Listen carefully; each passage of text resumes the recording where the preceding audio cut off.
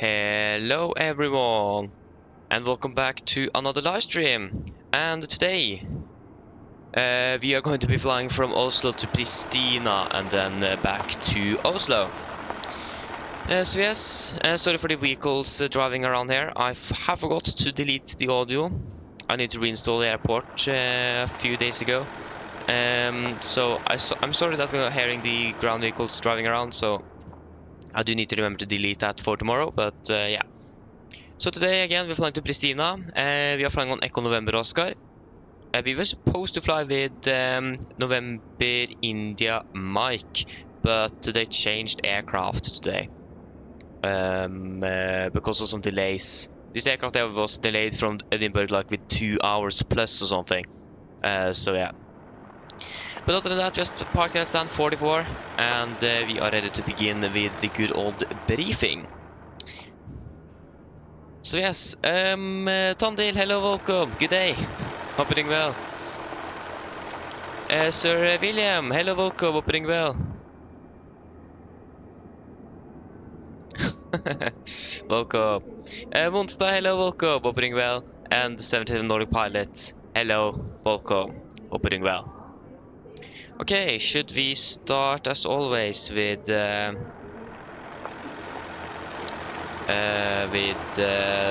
introducing the crew here, if I can just find it.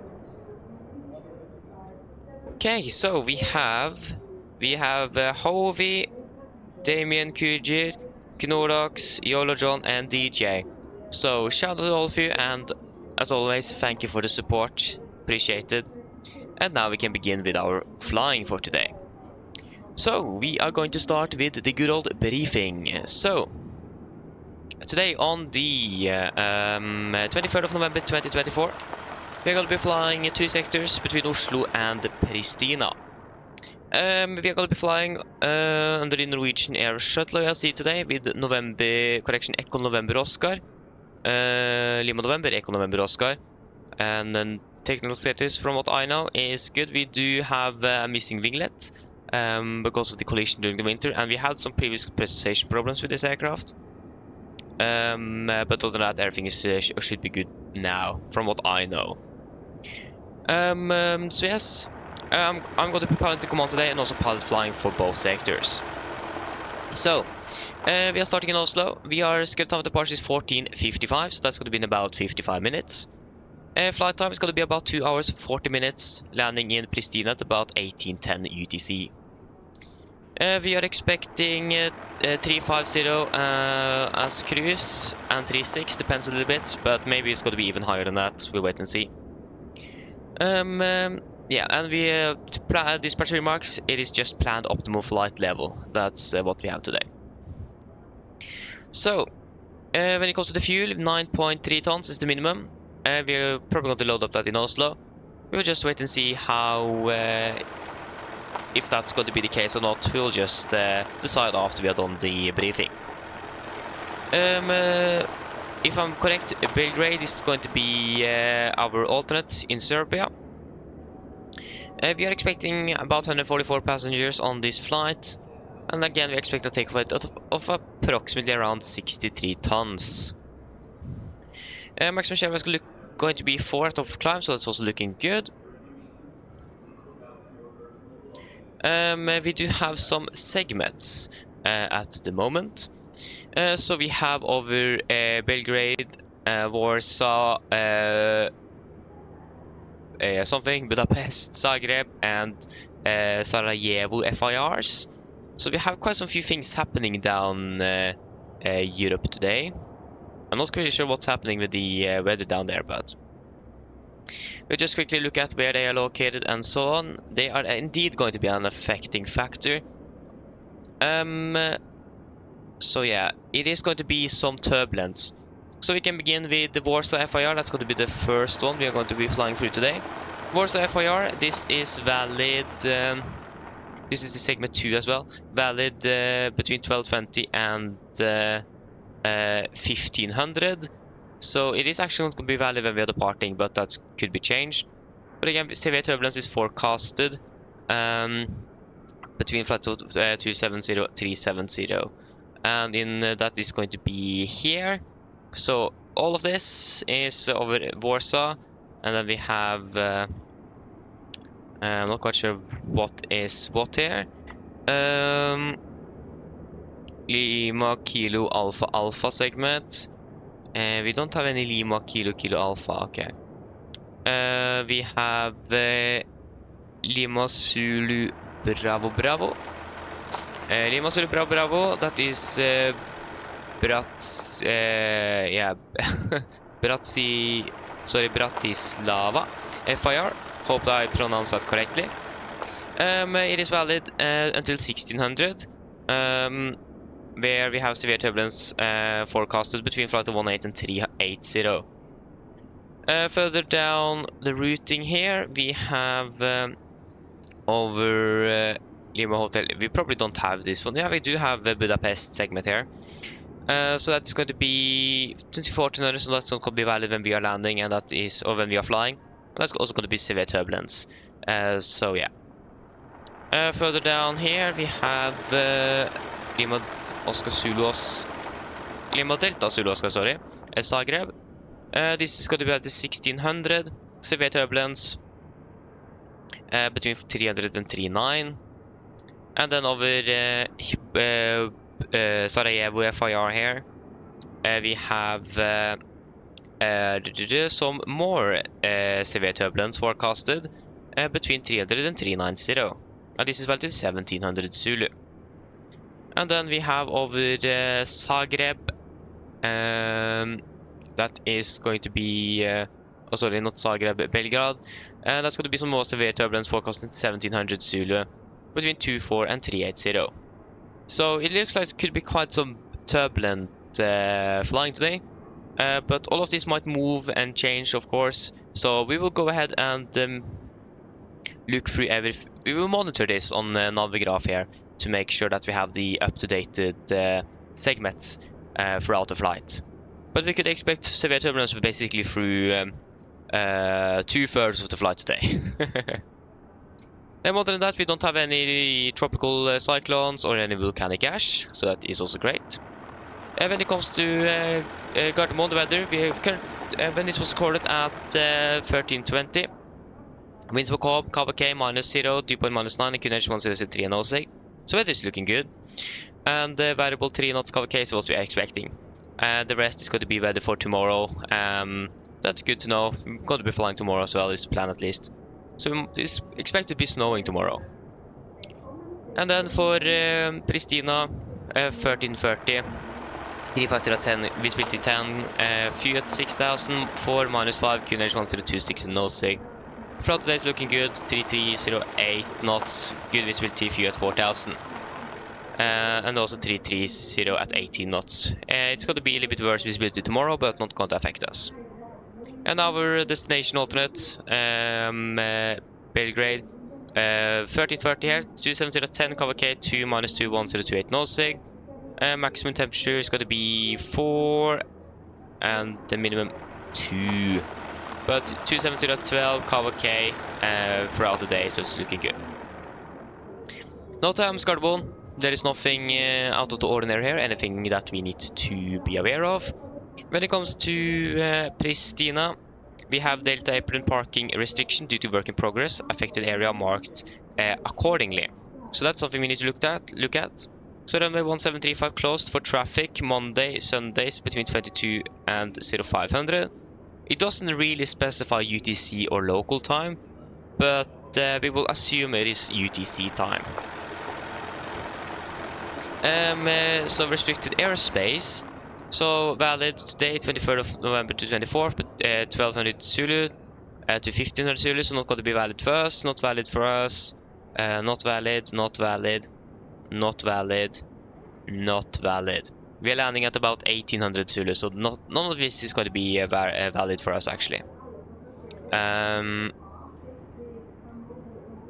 Yeah, because if I'm correct, this is going to be valid. This is going to be between 2nd and 24th of November to 23rd and 24th. 800 UTC and 1500 UTC. If I understand this correctly, though. But other than that, it doesn't look like there's going to be anything significant here either. We have so yeah, we should be good, but it doesn't look like it's going to be anything that we are going to be flying into. Yeah, at least it is not in the time zones where we are flying in there, so it should be good there. Other than that, we have unmanned aircraft will take place at something. Range 0.25 nautical miles, 3,500 feet AMSL, so that's something we need to look at or be aware of. And we also have temporary restriction area at the North 42260. Yeah, range 7 nautical miles, 12,000 feet AMSL. So yeah, and then we can go ahead and look at the significant, if we can find you anywhere. You will probably have some more information about the segments here as well. There you go. That's more like it. So this is valid 18 UTC on the 23rd of November 2024 between flight level 104.5. So we can start up in Oslo here. We have this entire window here with some moderate turbulence between 410 and 130, and that's what we're expecting from start. We're going to leave this area and then we're going to be landing in this area again. We also have a jet stream in here, but we are not going to be really passing through that. Yeah, that's basically it. There wasn't really anything more concerning about that. Most of the weather is happening over really like Ukraine and Russia at the moment, east parts of Europe. So yeah. Yeah, so we do have some quite severe turbulence though down over Greece, so south of our location. Actually, it's going to be right on, because the area is going here. So that's basically going to be right on with our route. So that's something we might be aware of, severe turbulence. But we are landing then, so we probably... It is a high airport though, but between 41 and 29 we have some severe turbulence, and it's going to be quite close to our route when we're landing into Pristina. Other than that, everything is looking good. When it comes to the winds, we can go up to flight level 34 first. It's going to be mostly across tailwind. Again, it's going to be really, really strong at about 100 knots plus through most of the flight. And at 390 here, it's going to be, again, at least on the start of the flight, 100 knots plus, and then it's going to be reducing a little bit. And then it's going to be vary a little bit in strength, so that's probably why we have a lot of turbulence forecasted. So yeah, that's good for you. So then we can go ahead and talk about the return flight. But yeah, first, hey, nice, Sir William. Earl Grey tea. That's great. Great to hear that you are doing good as well. Jesper, hello, welcome, opening well. ATC Swede. Greetings of Sweden. From Göteborg as well. Hello, welcome, opening well. Airborne Simulations, good day, welcome, opening well. DJ, god dag. Welcome, opening well. Skolvik, god ettermiddag til deg også. Welcome, opening well. Okay, we did long haul today, that's nice, Jesper.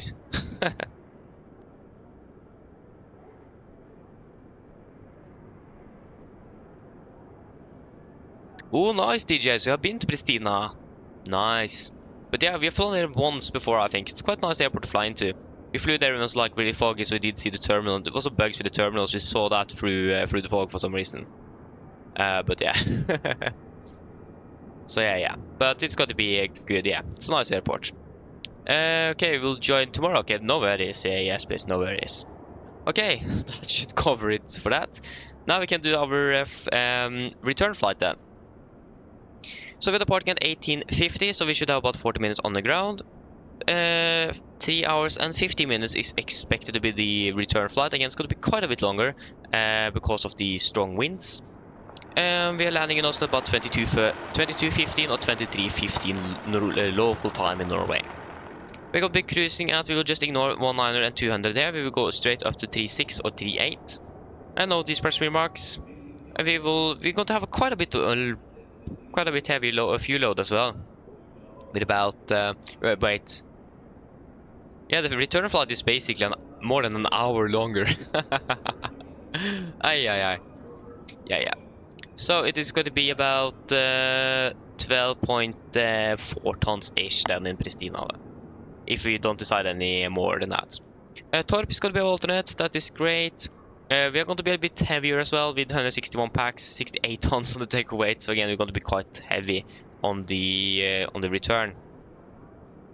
Maximum share is still 4, so that's also looking good. We have all the same segments. Yeah, this is basically all the same segments. And Torp wins at 2376, KVK 1 -7 1705 noseg, and this was at 1320. For today is looking good, and it's going to be quite some bad weather tomorrow, but not going to affect us today. And yeah, that should be it for that. And then we can go to the significant. So this is the significant. This is the same charts. We've already gone through that with the turbulence. I'll see. Yeah, we also do have the. So we have another one as well, the 00 UTC on the 24th of November 2024 between flight 145. So we are going to be flying over an area with moderate turbulence and moderate icing between 160 and below flight 100 on both. And we're also going to pass. Excuse me. We are also going to pass a jet stream at flight level 350. And then we're going to be flying north. So it looks like most of the turbulence and everything is moving a bit to the east and to the north. Actually, most of the east. So yeah, we could expect a smooth ride back, but we will wait and see on that. So yeah, and wind-wise, it looks like the winds are going to be a little bit calmer. But it is still going to be quite some strong winds. But it looks like it is going to dampen a little bit down. At least from the 00 UTC chart we have here. I don't think we have the 1800. No. But it looks like the winds might be a little bit nicer on us. But we'll wait and see how that goes. So yeah, that should be it. When it comes to Pristina itself, there is some things, if I remember correctly, that is good to note about. If we find our star here. So yeah, when it comes to like the arrival, for example, it is a really mountainous airport. You can see that we're going to be flying in basically into like a valley. It is a really it is, yeah, like I said, it is really a mountainous airport. We did see that last time we flew there. So this is good to be aware of the terrain, but we should be good on that as well. Nothing really significant to be aware of, and we did have some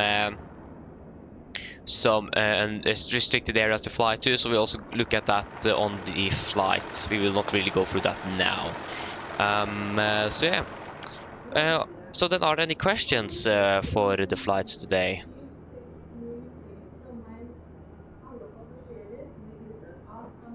Probably not then. Then our briefing is complete.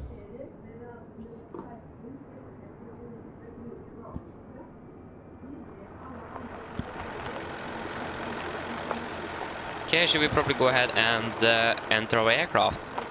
It is... yeah, there you go. It is right there. So it isn't really far away. It doesn't really look like the jetway won't... yeah, it doesn't look like the jetway was really nice, or... Yeah, it wasn't really nice to the aircraft today, or to the passengers to be more exact. But yeah, just got to sneak through all of these here, all of these people, and just sneak in through check-in. Oh, excuse me. We could just go through the. Yeah, we probably should just go through there instead. Yeah.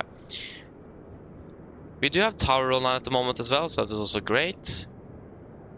Not really complaining about that. So yes. And we also did get some sunlight this afternoon.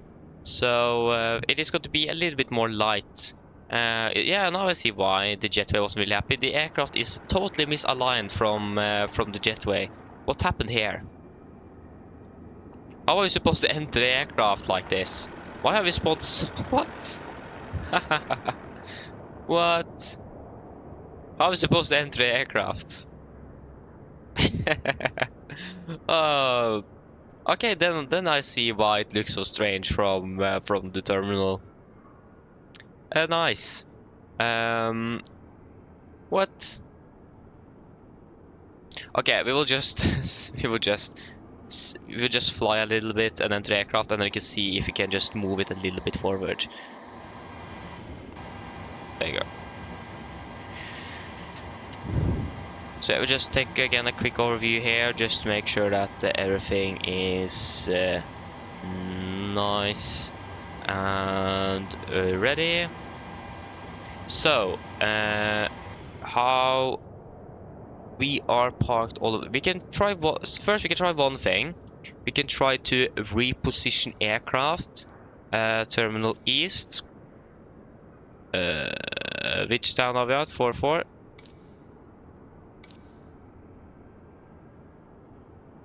That did nothing. Then we will just slew mode ourselves a little bit forward.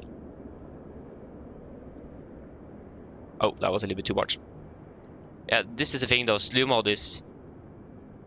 Yeah, okay. I think we're just going to...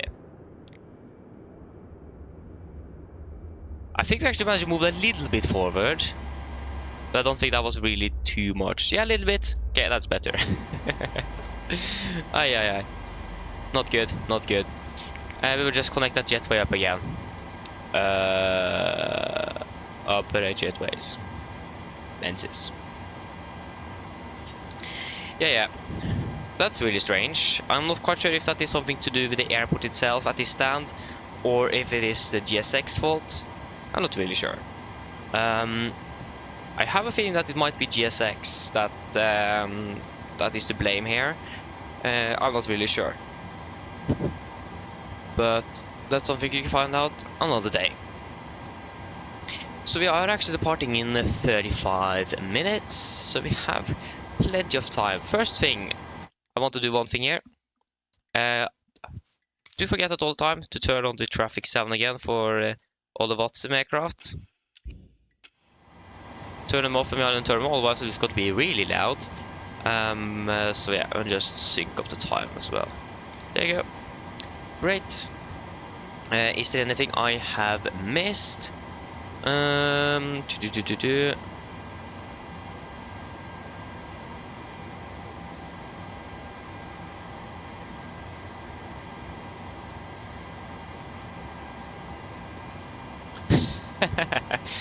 Maybe it's the slew mode? No, not really using that. This is like, how should I say it?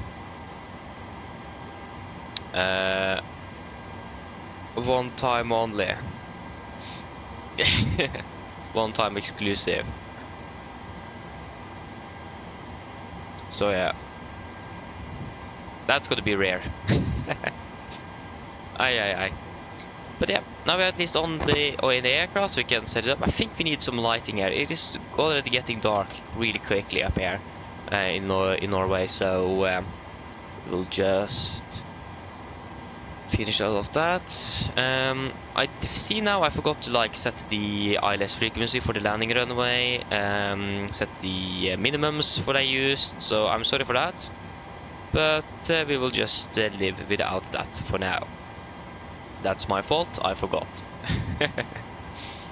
Okay, should we go ahead and request some fueling probably? Request refueling. Refueling truck is on its way. So yes, we can begin with innertreff, or position in it, sorry. We are currently standing here in Gardermoen. And we want to use the GPS. Yeah, both of them are the same, so that's also a positive thing. But GPS left, there you go. Flight from Gardermoen towards good old Pristina. Bravo Kilo Papa Romeo is that. We are Nordic 1908. We can disregard you. Nordic 1908. Departure, we are expecting 01 right via the Oxat 6 Bravo departure. After Oxat, we are going to be flying Lima 996 to Kelin, Lima 996 to Kelin, Kelin direct to Pokem. Wait, what? Yeah, Pokem. Puken. Puken Zulu for 9-1 first. Yeah, 9-1. So 9 first then. And then to Vavun.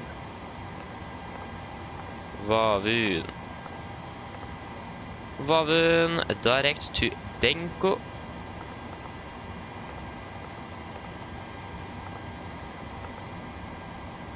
Denko Lima 616 to Desen. Lima 616. And then to Desen. Desen direct to Valpi. Wait, when I think about it, our block time today is 3 hours 15 minutes return. Our flight time is 3 hours 50. So our flight time is longer than our scheduled flight time because of all the wind. Ah, that's great. I just realized that now. I know. That means we're going to be landing way later than expected. Please don't load aircraft until the fuel truck arrives and ask to do it. Or 40 minutes. No, 30. Yeah, about 35-40 minutes. Vebal. So that's something we need to remember. We're going to be landing early in Pristina, but we're going to be landing. I mean, come on, there you go. But we're going to be landing quite late in Oslo because of the winds. Yeah.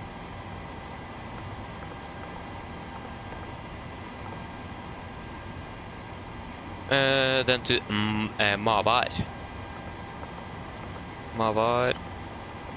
And then direct to Exaxan.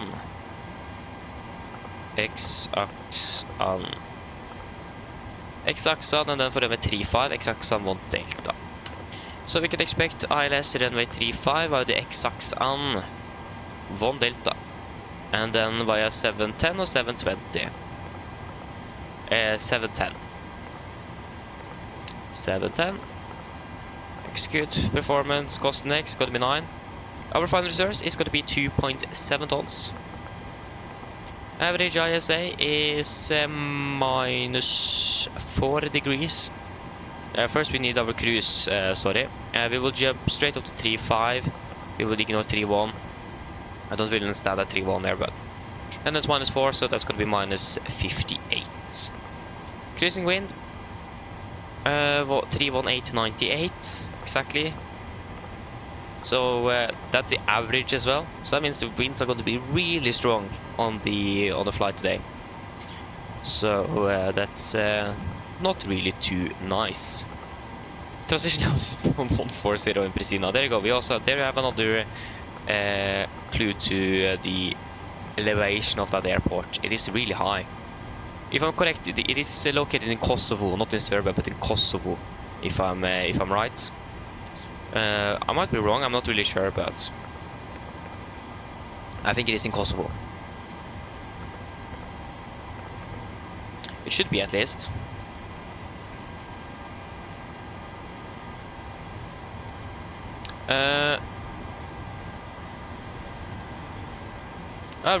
Was the reposition at current gate? Was that an alternative? I didn't even notice. Yeah. I mean, no worries. We should probably be good nevertheless. As long as GSX recognizes our gate, then we are good. Okay, so 12.89 compared to 13.09. Okay, 13.05, sorry. Yeah, that's a bit of distance. So then we will go through. It is the Yuksat 6 Bravo. Yep. So we have the Yuksat 6 Bravo to 01 right. That is looking good. So there might be some problems en route, but most likely not. It might be that it just doesn't have a calculator with the entire arrival, for example. Oh, that was actually a nice and simple arrival as well. Forgot that. It's a really nice airport to fly into, it is. So yeah, this is going to be nice. And here is my point. The sun is already almost down already, and the clock is not even 15:30. So that is fantastic. We just turn on some backlighting here. Oh, that was actually really nice as well. Are we still filling up? Yep. Again, we will just go with the standard. We will probably save quite a bit because of the tailwind. We'll probably save more than we expect. I have yeah, of course, self-funding cargo is what's missing now. Flight log, self-funding cargo, and SLC. I'm looking forward for an update on this application. That would be great to have. Yep, set the flight plan. Airline. Norwegian 310. We will start initially at 350. Unless tower or something, so the center control. We have, oh yeah, we are not going to fly with Copenhagen now, but we have Copenhagen control online. But yeah. One drink service for a 2 hour 50. There you go, 2 drink services makes more sense.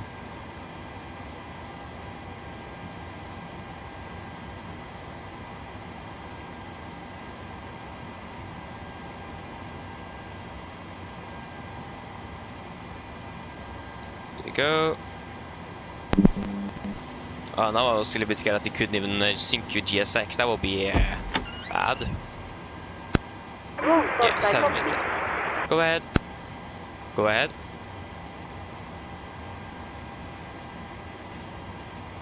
Exactly, DJ.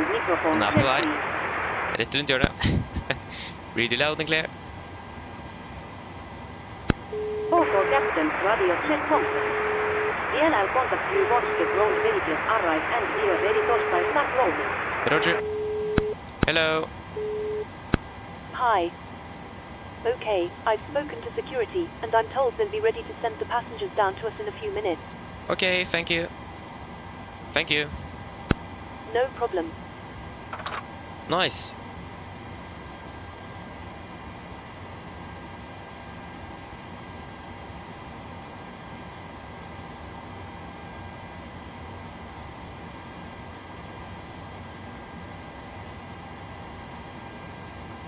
Nice goal. We could just read out that now.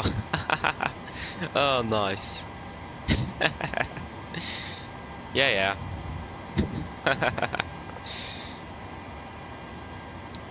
Okay, good.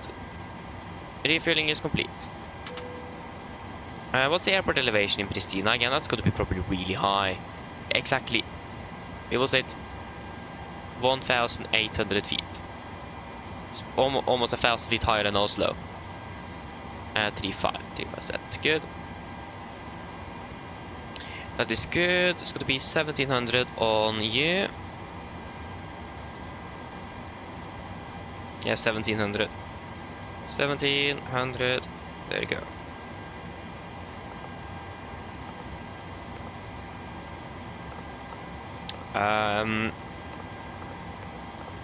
We will just take a normal 25 and hold on this one. Should be fine enough. Charts, departure charts. Oslo Airport, please. Thank you.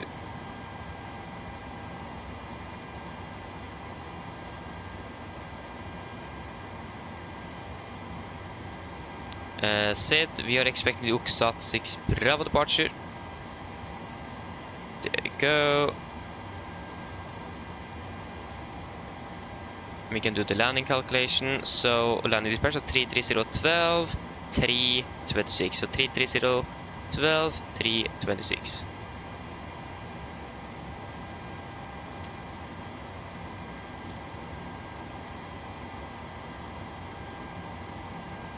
Uh, 3.5 is what they're expecting. That is good. Calculate. Should be good there. So that's great. Expecting again 0 on the right.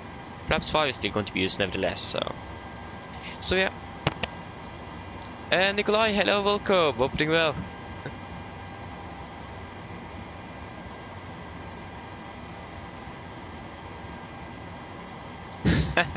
I agree with you, DJ. I do agree with you on that. Oh yeah, I can agree on that. It does sound a little strange, it does. Okay. We can probably listen to the 80s then, so 127, 15.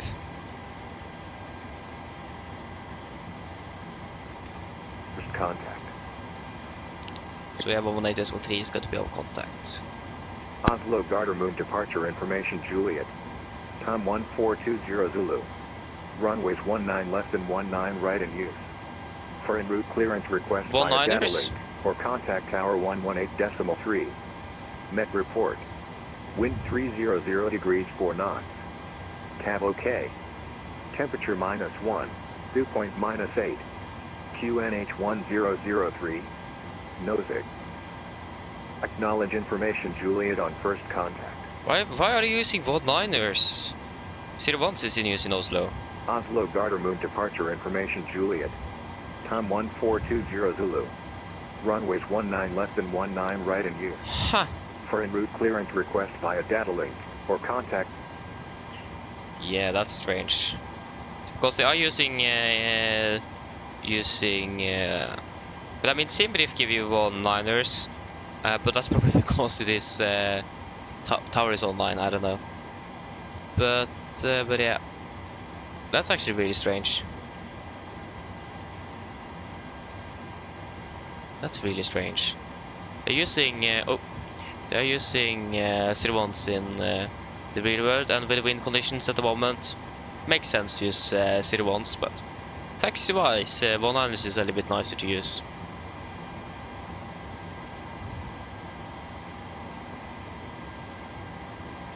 No, we have 1908.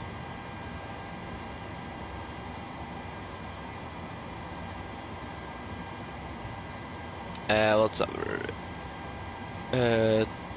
Yeah, still 55. Yeah. Should we request a clearance then? Yeah. Why not? Clearance it is. Over to tower.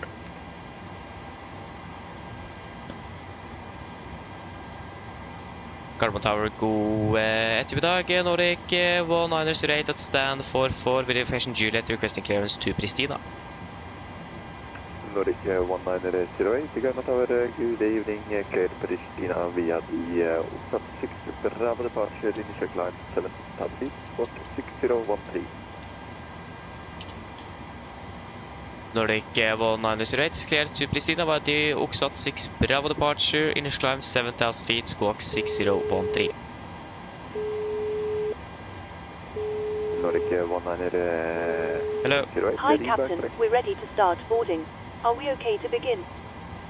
Yeah, I could just begin, yeah. Yes, you can start boarding. Boarding requested. No worries. I get the rest of 6013. the crew organized and we'll make a start in a couple of minutes once the passengers start arriving from the terminal. That's very All strange, stations because the prepare to Oxat 6 start Bravo boarding. departure is out of 01 right, but on the 80s it says 19ers. Or is it? If we take 1 on the left, Oxat 2 Charlie, 01 right, Oxat 6 Bravo. Because it doesn't really match up with the 80s. Should we just yeah,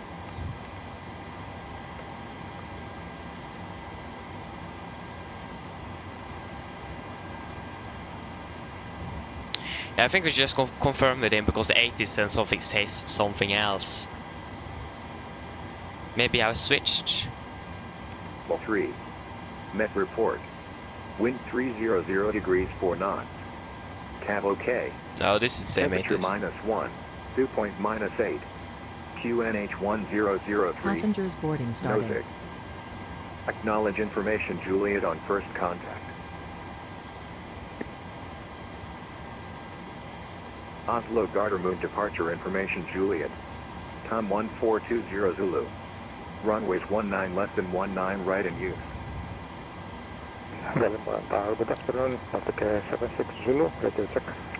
Yeah, we will just confirm with him, because this is really strange. Fine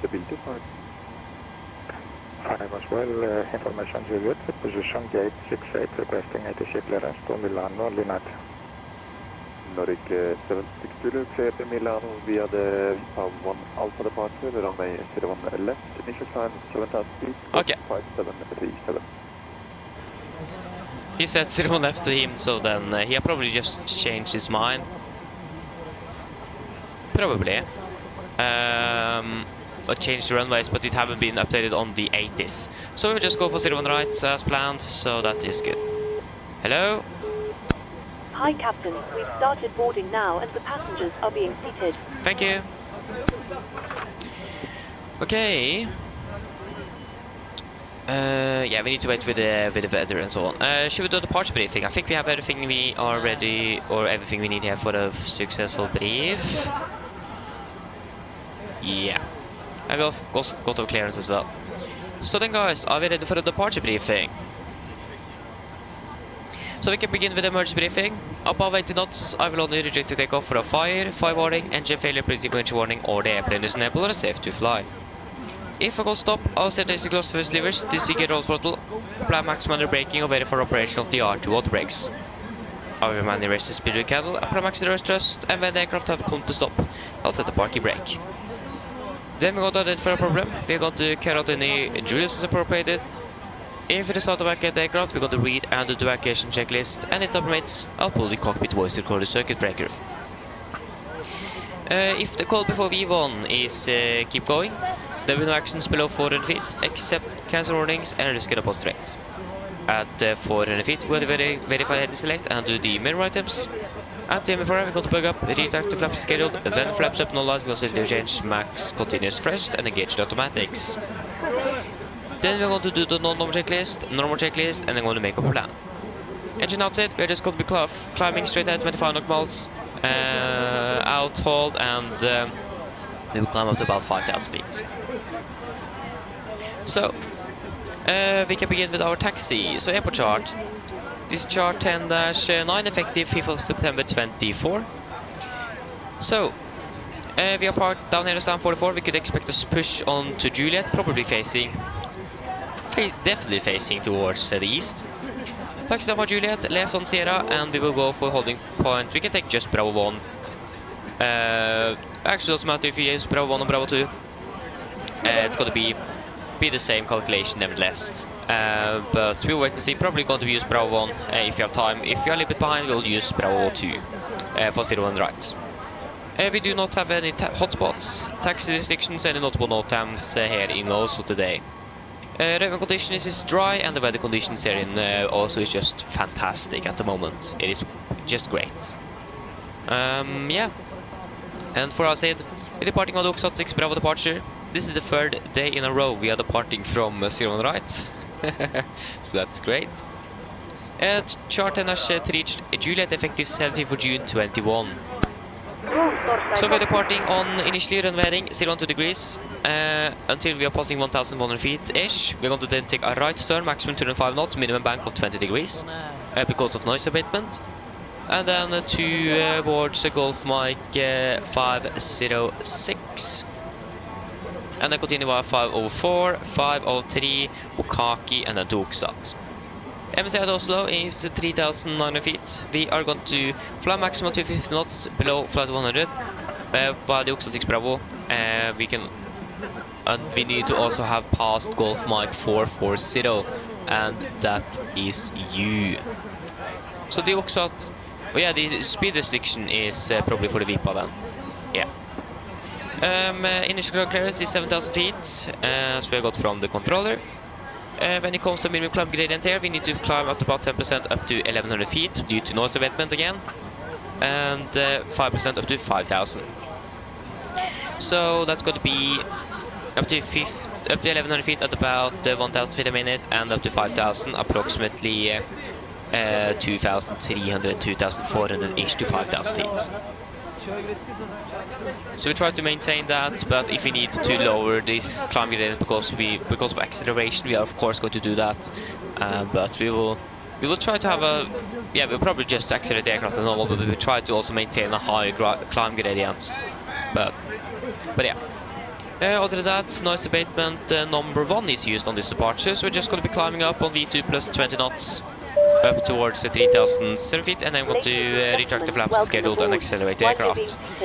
And other than that, we don't have any threats either. Any questions? No, or probably not. Then our briefing is complete then. Mine damer og herrer, velkommen ombord. Mens du sitter, må du huske at alle må gå i enheter nå skal settes i kjøring, og andre bærbare Brief for checklist to the line. Pins and covers removed. Oxygen tested 4%. Now transfer to display switches. Normal auto. Window heat on. Presentation mode selector auto. Flight instruments. Tracking 190 degrees. Kinech 1003. Reading 683 feet-ish. That's 85, so that's +2 on the standby. Park brake is set. Engine start levers cut off. Taxi takeoff briefing completed. Brief for checklist to the line is complete. Go ahead. Hi Captain, please Arctic update Dolphin, let you know that we will start the loading. I'll contact you again once we are done. Roger. Okay, that means we are pretty much ready to go. We're departing in about 10 minutes-ish, so we will go ahead and do the PA. So flight time is going to be approximately 2 hours 40 minutes, and we have like 3 hours 25 minutes on the block time, so we're going to be landing early today. So yeah, 2 hours 40 minutes flight time, yeah. We do expect severe turbulence. What's that going to be in sterk? We are moderate for moderate, but severe. What's that going to be on in Norwegian?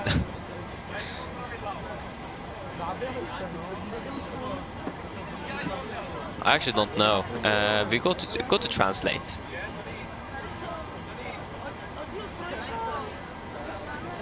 I actually don't know. Alvorlig. We just say sterk or something. Kraftig. We can't really scare our passengers either. And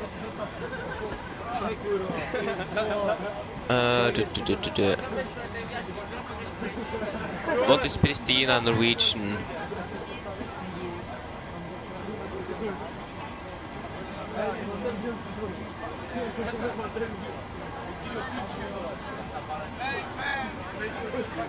I don't know, probably like Pristina. It's a pilot, hello, welcome, opening bell. Yeah. Okay, so should we do the PA? Mine damer og herrer, god ettermiddag. Mitt navn er Fabian, jeg er kaptein ombord i dag, og på vegne av Norwegian og resten av besetningen, så ønsker vi hjertelig å komme ombord denne flyvningen fra Oslo Gardermoen til Pristina. Flytid til Pristina i dag er forventet til å bli rundt ca. 2 timer og 40 minutter. Vi begynner snart å bli klare for avgang. Vi forventer å dytte ut av gaten om rundt 5-10 minutter. Så vær så snill, sitter ned, ta på oss sikkerhetsbeltet, og så for hans egen sikkerhet og andres, så anbefaler vi det på det sterkeste å følge på den veldig sikkerhetsdemonstrasjonen som kommer fra kabinbesetningen nå veldig snart. Når det kommer til taksturen i vår i dag, så forventer vi ikke at den skal være sånn alt for lang. Vi tar fra den østre rullebanen i Oslo, det vil si rullebanen på vår venstre side, så igjen taksturen blir ikke sånn alt for lang. Avgangsrytmen vår i dag kommer til å starte nordover, så kommer vi til å ta en ganske så rask sving mot øst, og da fortsette sørover ned mot Pristina. Vi forventer litt forskjellige marsjhøyder i dag. Vi kan forvente hovedsakelig rundt 35 000 fot gjennom flyvningen, men mest sannsynlig så kan at vi kommer til å klatre litt høyere. Vi forventer også ganske så kraftig turbulens på store deler av flyturen av det vi har sett, men vi er usikre på om dette kommer til å endre seg, og det kan fort hende at det gjør. Så vi holder dere oppdatert på hva vi finner ut av når det gjelder dette. Uansett, som alltid så anbefaler jeg på sikkerhetsbeltet på bare sin tilfelle vi kommer bort til en uventet turbulens. Været i Pristina for øyeblikket ser faktisk ganske så greit ut. Vi har litt grann vind, eller vi har litt vind kommende fra nord for øyeblikket. Det er 3 grader, og så ser det som det bare er noen få skyer som er rapportert i området. Ellers sitter jeg helt på, så vi får en veldig fin flytur med oss i dag. Ladies and gentlemen, good afternoon. My name is Fabian. I'm the captain on board today, and on behalf of Norwegian and the rest of the crew, want to wish you a warm welcome aboard this flight from Oslo Gardermoen to Pristina. Flight out to Pristina today is expected approximately 2 hours and 40 minutes. We are soon ready to departure. We are expecting to push back in about 5 to 10 minutes. So please sit down, take on the seatbelts, and for your own safety and others, we recommend you to follow the important safety demonstration that is coming from the cabin crew now very soon. When it comes to our taxiing today, it isn't really expected to be long. We are departing from the easterly runway heading Oslo today, so the runway to our left. So yeah, again, it isn't really expected to be very long. When it comes to our departure routing itself, we are departing initially northbound, and then we're going to quite quickly take our right turn towards east, and then continue southbound down towards Pristina.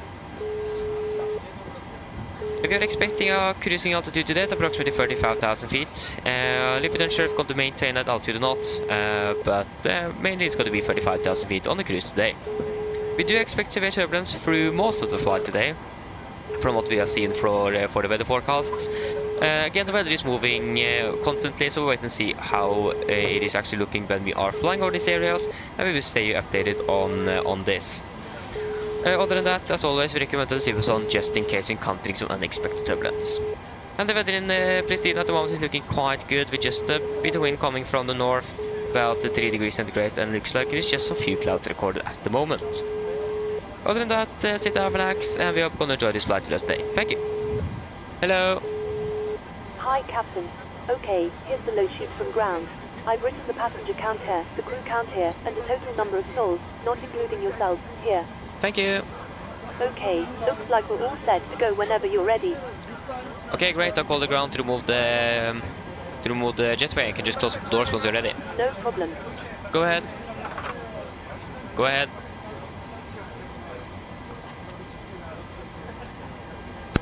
Rolling has been completed. We are sending the roll chair with Torstein you now. We are waiting for you Torstein's roll chair. Once the beacon light E and switches on the and contact you Torstein taking Pushback. Roger. 20.7. The winds or the weather currently in Oslo, it is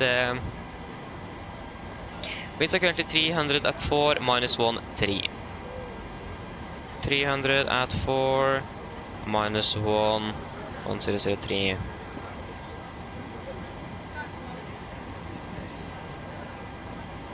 So that's going to be takeoff to 31.889. So execute takeoff to 34.88.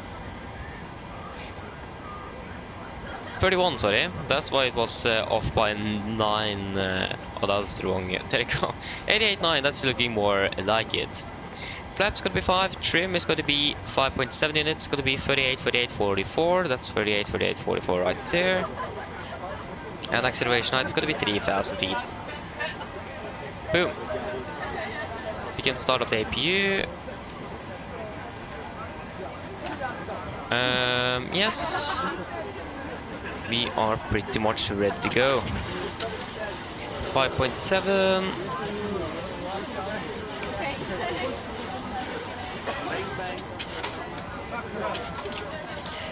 We have oil quantity and hydraulics are good. Forgot to check that earlier on. Again.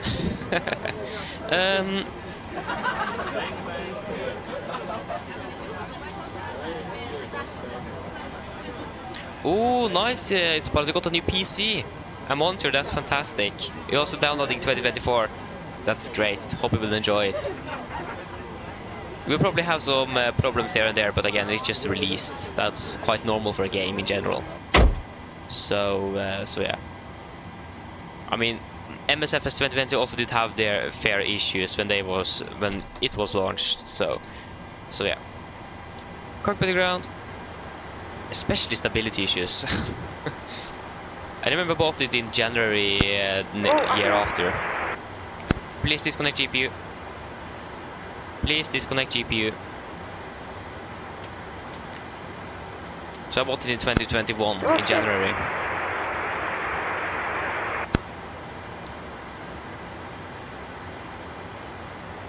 What happened there?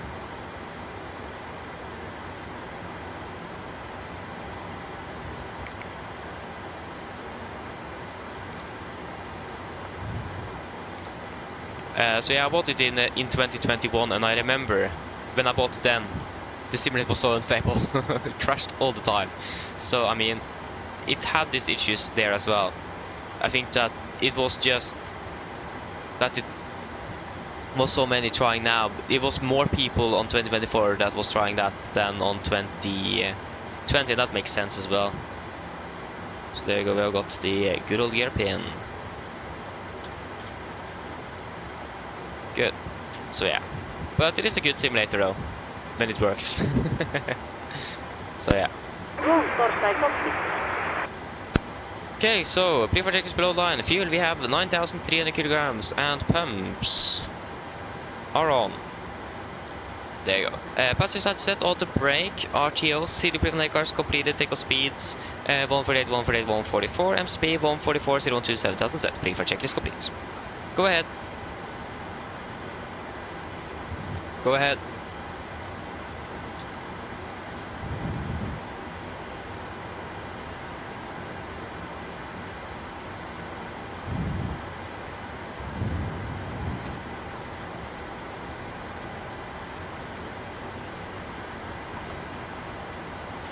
Great. I understand that, DJ. I understand. Seriously, I'm not quite. No, I still have not been able to watch it. I still don't have time for it. It looks like you're taxiing towards runway 100 right, so you could make next left turn on Papa, then taxi down Mike, you're holding for 11 left. My mistake, Scandinavian. Nordic 108, request push and start.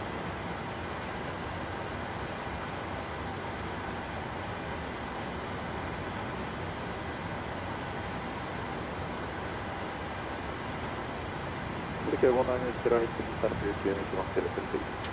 Push the PH 1003, Nordic 108. Okay, so release points.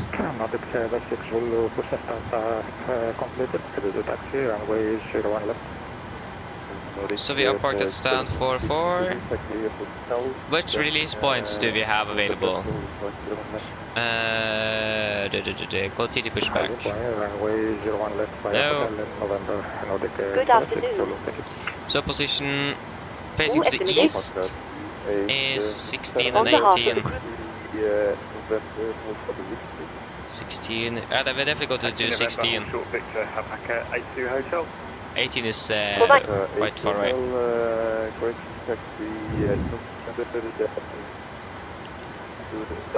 Okay, before start checklist. Flight tutorials. Close the lock, doors windows. Sorry, I missed the Closed, middle locked. part of that for Alpaca 82 Anti-collision Hotel, light we'll just turn right. on. Transport lighted off. Red interior is 3 and 0 before start check is complete. there are two Yes, copy ground, clear push, facing east release point 13, brakes is set. Mike Victor to stand Jack. 76, sorry about that. Alpaca 82 Hotel, thank you. Parking brake is released. should the cabin Oh, for captain, steer clear of the stand and your free dorsal sun ends. Thank you, starting 2 and 1 in sequence. Can go over to the dim setting now since we're pushing. To the cabin. And there you go, there's like the white winglet. Starting number 2. Roger. Okay, firing up number 2.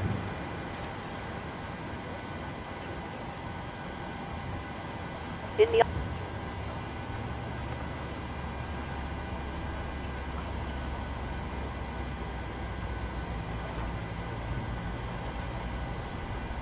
I det usannsyn.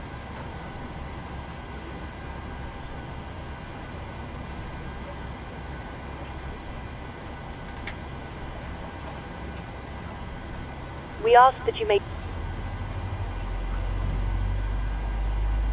Vi ber om at du please. Yankee Mike, make a left turn on the Tango, taxi Tango, Ta det. and Lima Orange, stand 49. Sorry, left on Tango, right on Lima, Thank you stand for your- 499, that's Lufthansa 6 Yankee Mike.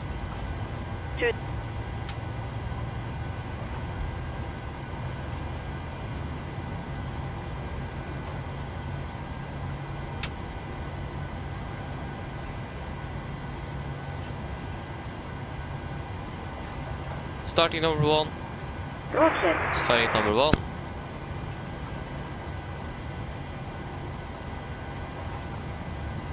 number 2 is stable.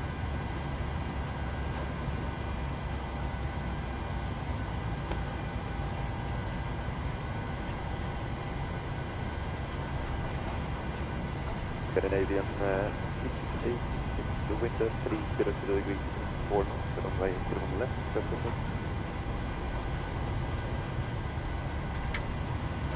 Scandinavian 56, clear for takeoff.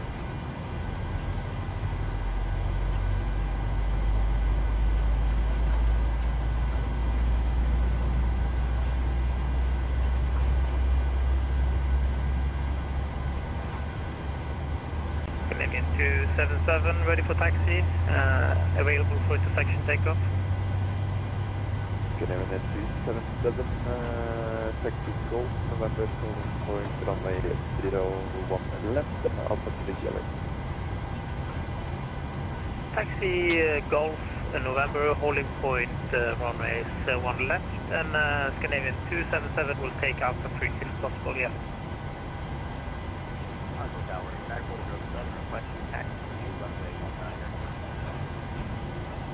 United 407, current runway 01 left, please contact, follow the Scandinavian. Okay, engine number 1 is stable. Parking brake is set. Stand by, please keep your parking bracket on while we monitor engine startup and disconnect the tow. Yeah, we have a good engine start so that you can just disconnect.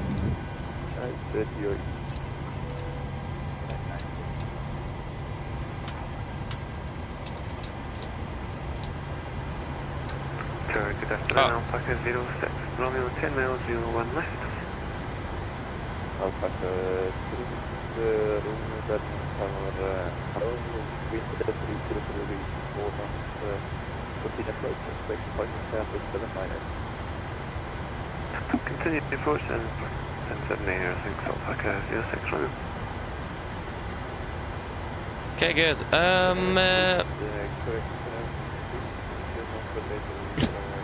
Exactly, it's about exactly. 37, I'm using another called self-loading cargo, so for the passengers and the cabin crew and so on. Just makes you able to talk to ground crew as well. So I'm not really talking directly to GSX. But you can sync it up though, so when the parking brakes are set from GSX or when they request it, it's going to go through self-loading cargo. Thank you for the help, pin on the right, have a great evening, see you later, bye. Or afternoon actually. Hello.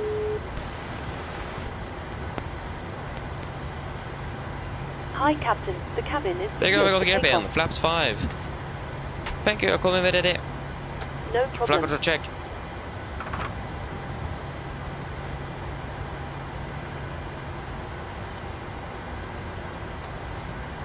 Flight controls, of course. I'm always forgetting you. I'm so sorry for that. There you go. There you go. Before taxi checklist. Generators on. Probit on. Hydraulic correction. Probit on. Anti-ice on required. Aircon and press.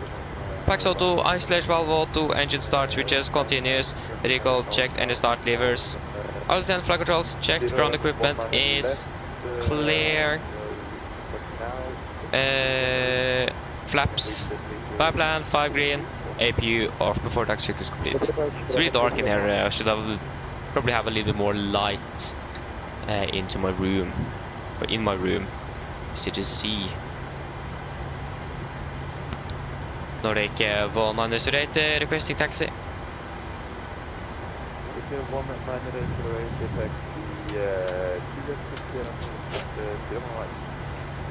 Juliet Sierra, hold point 0 on the right to Nordic 198. So yes, again left is clear and also the right looks to be nice and clear. Good afternoon, Nordic 980, starting clock line, show all left.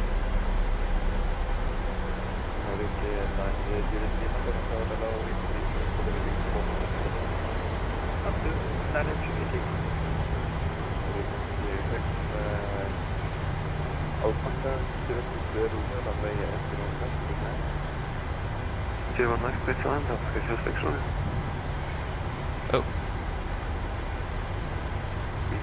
Lima Alpha, runway 19 left, Captain. Design 1 left, Lima Alpha.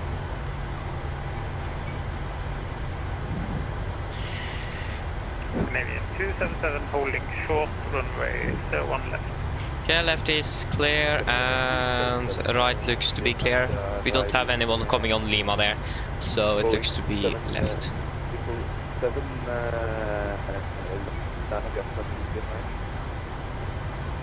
Line up behind Boeing 777 on out 3, Canadian 277.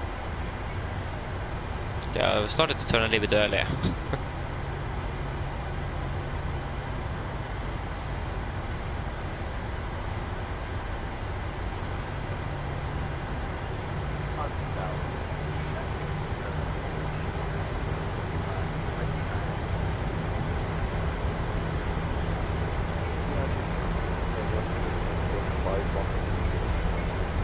Yeah, we can speed up a little bit, so that's also good.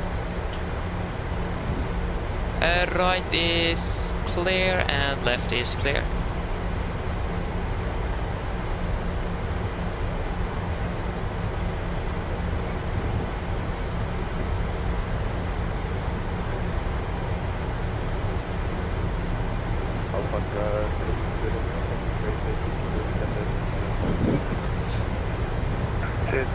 Okay.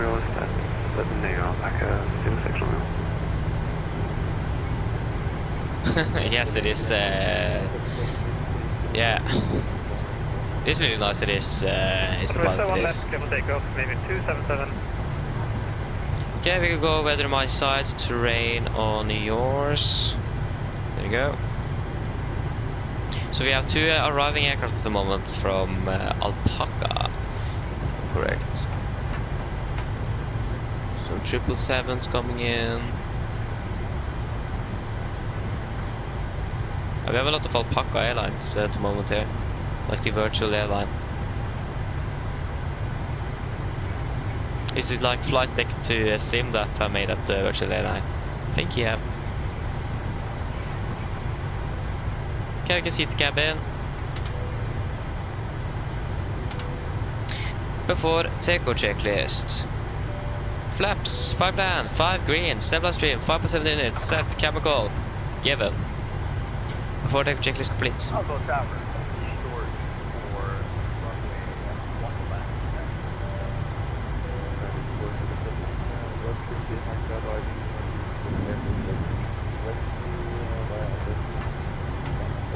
Yeah, probably done a share transport.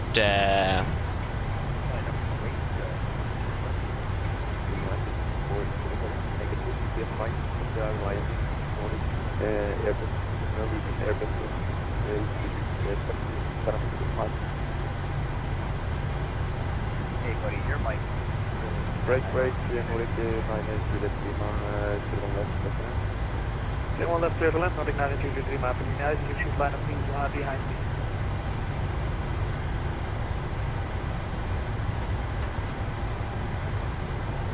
Oh, there you go.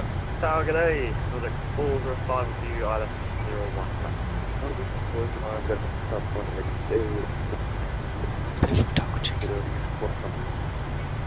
Yeah, so something wrong with this. Something wrong with this mic. It is.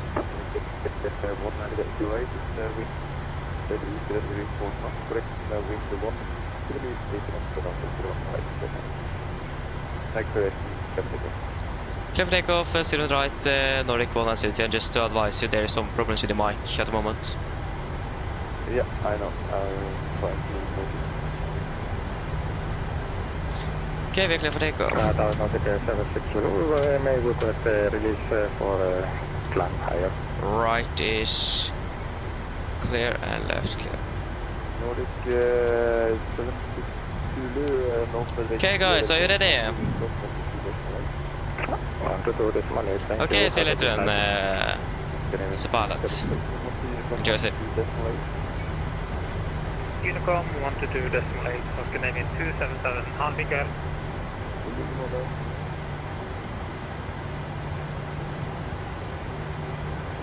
Okay, ready? Can just stay up here. Take off. Set the thrust.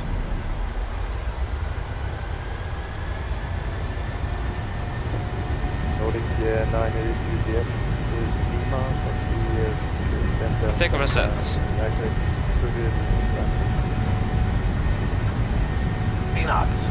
Checked.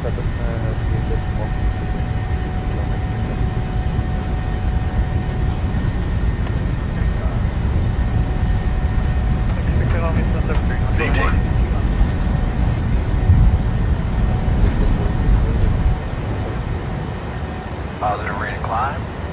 Gear up. Minimum price.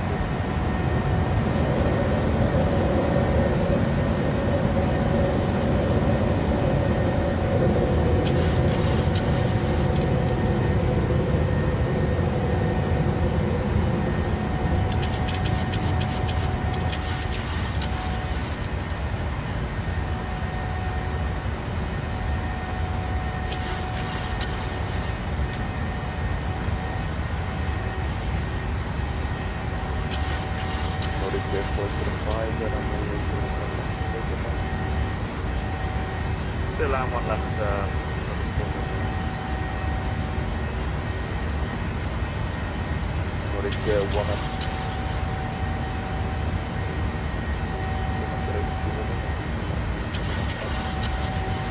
Order Unicom Nordic 108. Ha det bra.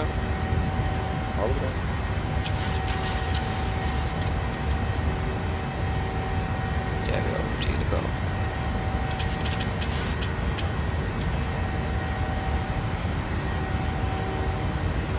Flaps 1 speed is checked.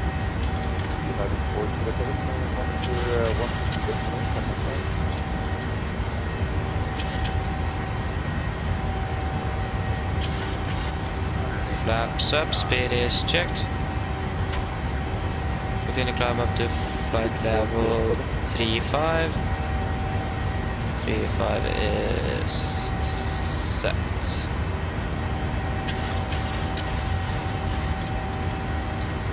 One, 2, 2.8.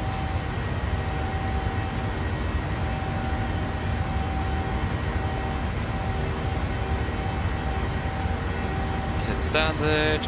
Standard. 1A. After takeoff checklist. Engine bleeds. On. Packs auto landing gear. Up and off. Flaps up. No light altimeters. Standard set. Passing 6,500 feet. Now. Plus minus 0 after takeoff checklist complete.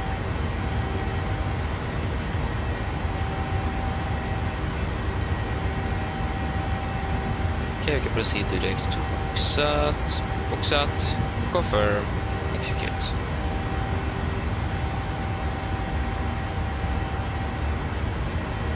Currently running 20 minutes out of schedule.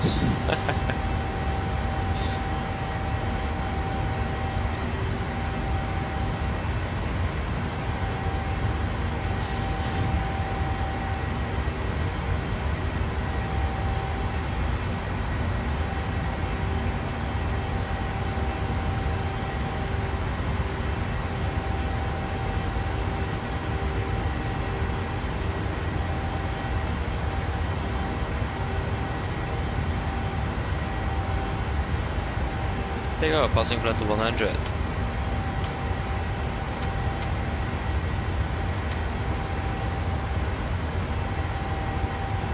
That is looking good, you're looking good, 3.5, yeah, that's great. Yeah, we're landing 1750, so we're landing 20 minutes early. Isn't that great?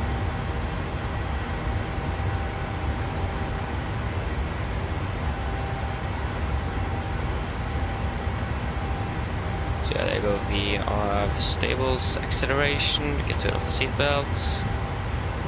Go to the fix, delete you. And now it's just to sit down, relax, and of course enjoy the flight. Nice.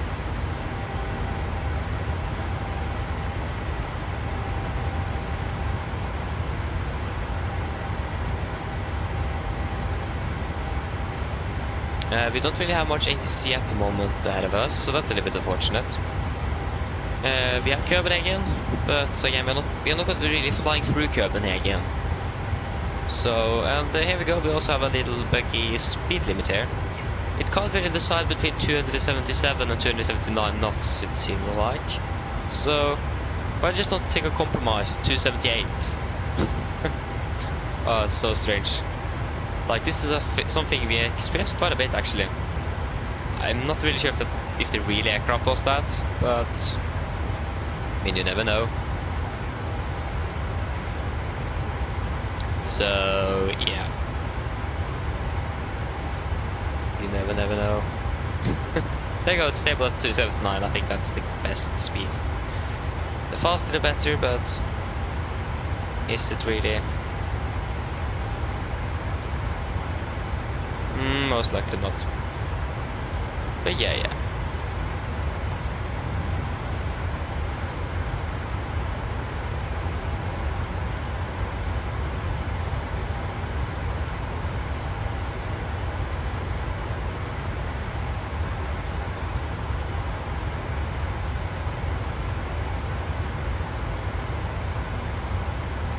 So yes, we are passing soon. Yeah, we're climbing fast though.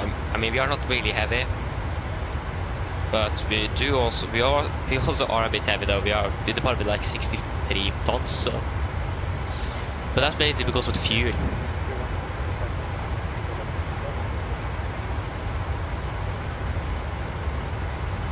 So yeah, tower is offline.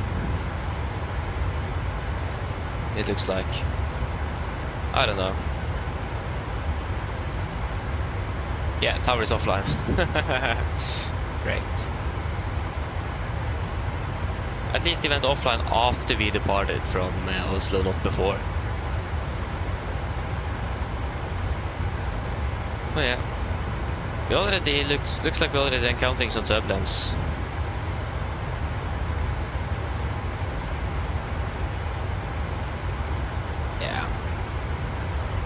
It isn't that much, just in increments as well, like in just small periods, so should be good.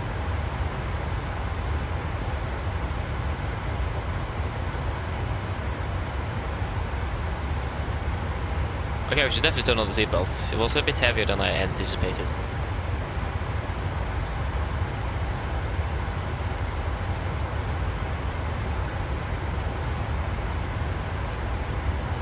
It's really nice actually to see turbulence. It is really rare that we actually have that. The main reason why we have that now is because of the change in winds, so.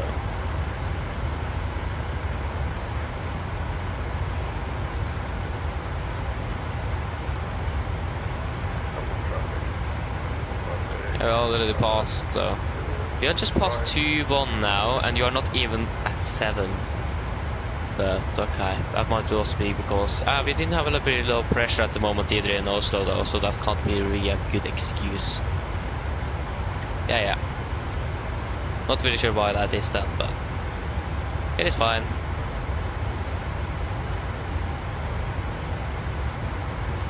Still a little bit turbulence.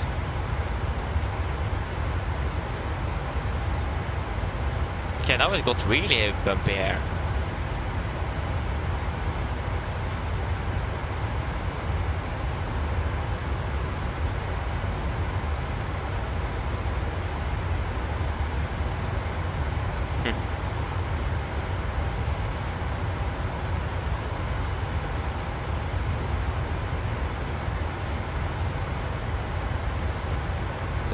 That's interesting.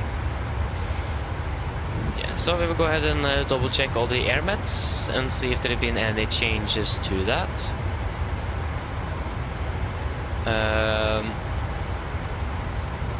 So the Warsaw one have been moved or been changed a little bit. It's really turbulent. Yeah, so this is now valid from 1500 to 1700, so that's actually when we're going to be flying over there, and this is over this region here, so just a little bit. So after the, can't even see the entire name, we can't, Bimpo I think it is, and until we're crossing into Czech I think it is. It says that it is forecasted severe turbulence. And then over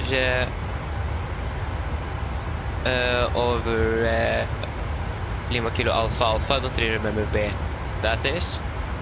We have, this is valid now between 1348 and 1530, so that's not going to be valid when we are flying over there. So we will go monitor that as well. But severe turbulence is forecasted over Budapest. Nope. Over Zagreb. No. Over the place I could really pronounce the name correctly. We still had it valid to 1600. So again, not going to be valid when we are flying over there, but that's also severe turbulence. And then over Zagreb. Severe turbulence between 13 and 1600, yeah.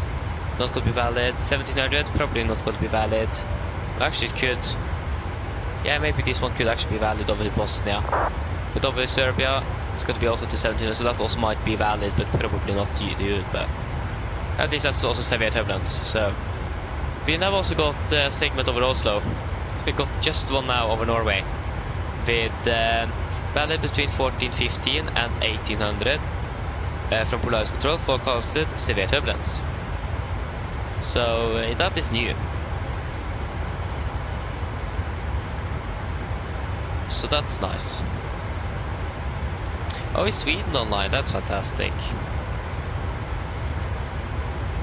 And we have such a high tailwind now soon. Yes, Sweden is online. That means some ATC for us soon, I hope.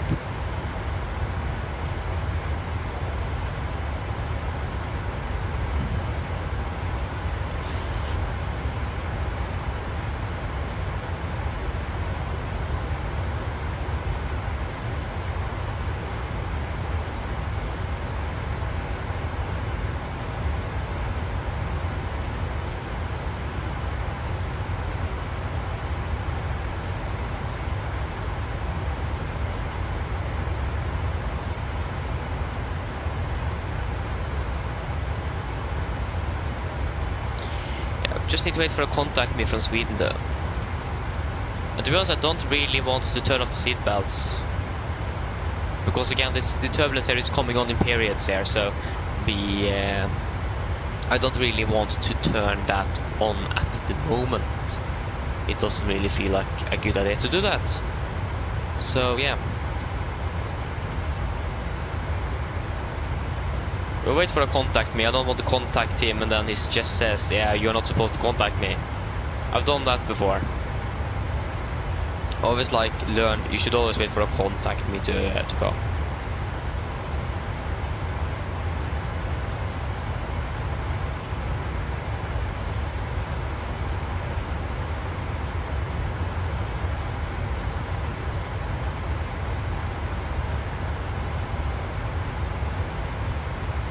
And then we already have a fuel master caution.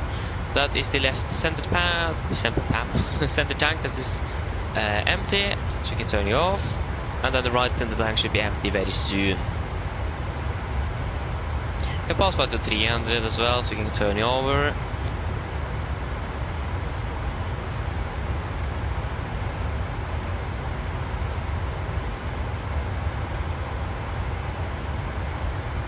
Personally, should we just contact Sweden?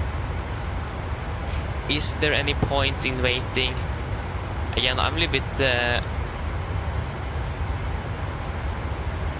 there should be like a website they're referring to, so you can see like the controlled airspace and so on they have. Sweden Control, Scandinavia, time 16 to 21 Zulu, welcome. ESA, SGG. I didn't actually note and say any websites where you can check the airspace coverage. I mean, it's covering, yeah, if it is covering Göteborg, then we're going to fly over it, so 1184.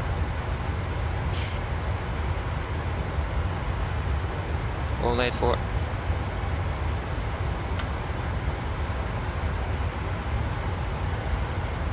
Or I think it actually is 118405, yes, exactly, it's 118405.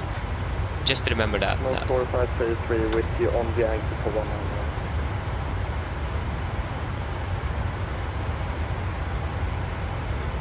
think we just maintain 3-5 all the way. 4533, good evening, speeding control, clear to Amsterdam Shippo, Peter 1 Golf departure, 5000 feet, scope 2. It isn't really evening yet, but we can just say good kväll, good evening. Okay, vector Amsterdam Table 1 Golf, initial 5000 feet, scope 2040, next 453. Red North 4533, Premier Banner right, clear for takeoff, wind 260 degrees 6 knots. 1000 to go. 4553. Speed control, god kväll, Nordic 1908 passing, flight LT 4435.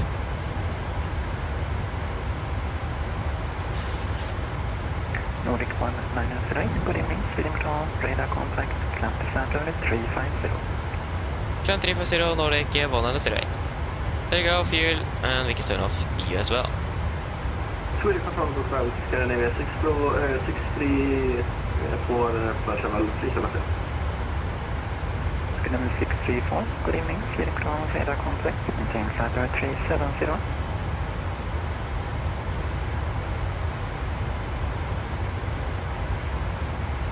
Number 634, clear flight 370.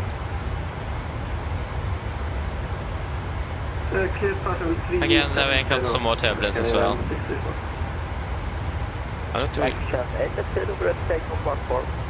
Section 88 kilo, runway 14, clear to take off into 10 degrees 8 knots. I don't really trust take off runway 14, section 88 kilo. this. Information Alpha stand 63 Airbus A321 requesting clearance to Delta.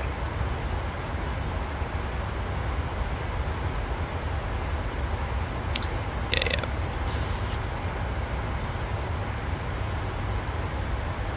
United 7 kilo Foxtrot. We should be out of the severe turbulence, both from Norway and from Warsaw, so we can turn off the seatbelt. Scope 5313, Alpha correct, QNH 1003. Clear Helsinki to British Coast Watcher, climb faster speed, squawk 5313 and... Okay, won't really sync anymore with self-flying cargo. United 7 kilo Foxtrot, feedback correct. I just don't really think it's that cost next. Okay, we are, it's a little bit, yeah, a little bit more flight time now, but that's just fine. We're still landing 20 minutes early, so... It's a little bit unfortunate though that, like, the return flight is going to be 1 hour 10 minutes longer on the return.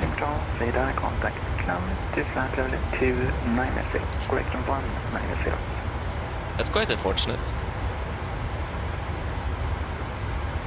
So yeah, but that's just how it is. Yeah.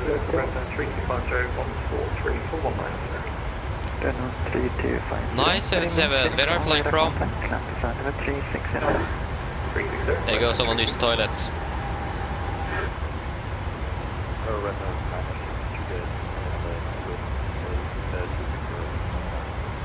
Red Nose 96 Yankee, good evening, Sweden Control, cleared for Alice approach 726, information Alpha valid, QNH 1003.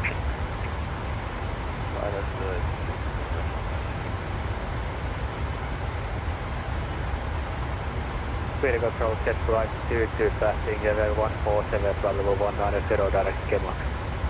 Yes, flight 2T, good evening, Sweden Control, radar contact, climb to flight level 280. Climb level 280, set flight 22. Yes, flight 22, speed 270 knots to climb full space. 270, set flight 22. Sweden Control, Scandinavian 847 stand 5 at Arlanda, ready for pushback in 7. Scandinavian 847, pushback and start up approved.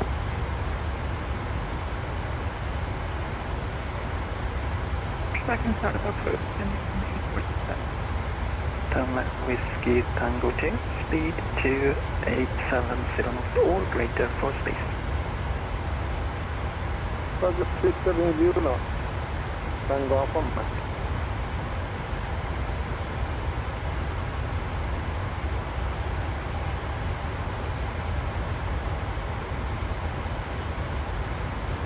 Right, kilo 600.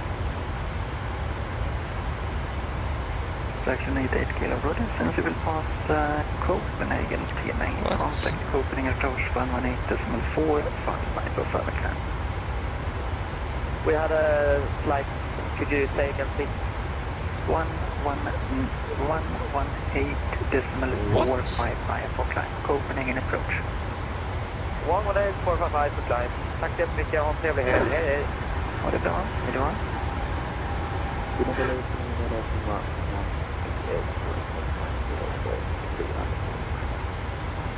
Dinner 9 Lima. Good evening. Sweden Crown radar contact. Climb to flight level 280. Speed 270 knots. All left due traffic. Yeah, flying from Bergen, that's nice, 77, that's nice.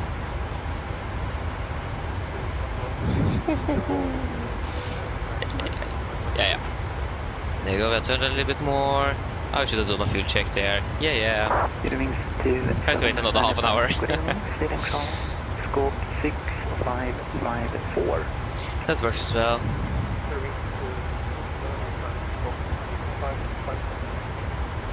Eurowings 2795 able to land level nice, colleague. traffic. Enjoy a pizza.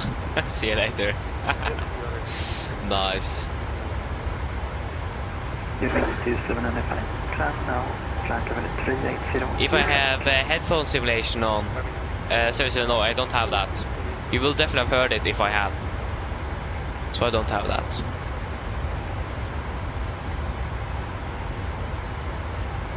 Good evening, 777 Charlie, 777 Charlie, is it 777 Charlie? Hello, Speedway 777 Charlie, Sweden Crown. Sweden, so the British Airways, Heathrow, I don't know. 5000 feet, scope 5457, Alpha correct, QNH 1003. Hade alla spark off att 5457 QNH 100 Charlie. Speedway 77 Charlie, feedback correct. Right now, line is 680, 726, cat land, wind 260 degrees, 6 knots.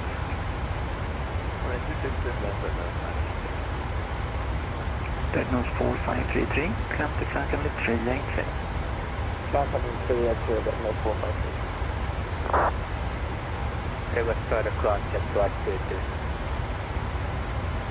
Jet flight 22, climb to flight level 410. Nice.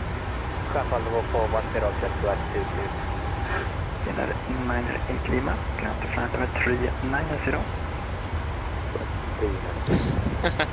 Yeah, there's not really much happening now. We have a good tailwind of 123, so 123 knots. We have a ground speed of 504. Not actually that much, to be honest. Yeah, we have a speed of Mach 0.73. Did we select cost index 9? Should give us Mach 0.77. But they might have changed it because of... yeah, it might have changed it because of the conditions. That could be it. To save more fuel.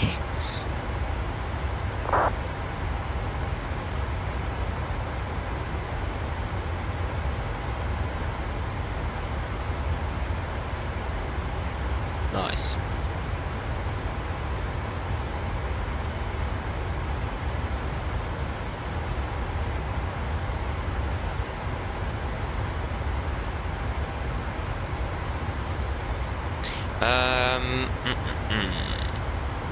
If we can just... Oh, that was not correct. There you go. There you go. No. Lufthansa 5 Tango November. Hello, Sweden Crown. Hello, Lufthansa 5 Tango November on the ground in Arlanda. Info Alpha. We send a PDC request, but we never received an answer. It's out of service. You can have clearance on voice if you like. Yeah, ready to copy Lufthansa 5 Tango November. Okay, so CPDLC is out of service at the moment. Not late time cost departure, 5,000 feet, yeah. 0414. Little back for that of 1 right now, 654, flight on route 0414 in the box for the 5 Tango November.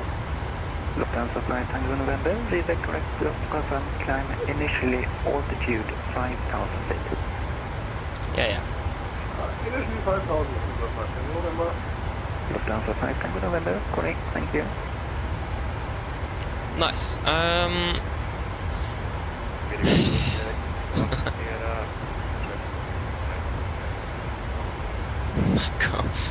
Nice, yeah. Nice DJ. Nice. Yeah. We're still landing 19 minutes ahead. Still landing really early.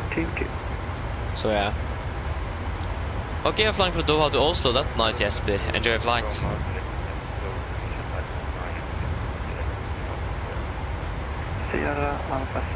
If I just check the scheduled our scheduled block time. When can we expect to start accelerating jet flight speed? Yes, flight 2G, I'm covering all the speed and all by myself, so sorry for that, but maintain Mach decimal 78. Yeah, Pristina, Oslo. I hope it is pronounced Pristina in English. So yeah, we are landing 22:15, 18:15, 19:15, 20:50, 21:50. So that's 3 hours and 25 minutes. 3 hours and 5 minutes. Flight time 3 hours 50 minutes. So basically half an hour longer flight time than the block time we have available. Isn't that great? Yeah. Typical. Hate the winds here in Europe now. Why does it have to be that way?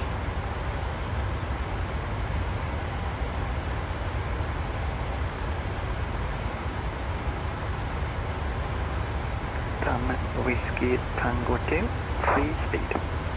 Free speed, that's great to have as well. That's something I don't really want to complain about on the landing, but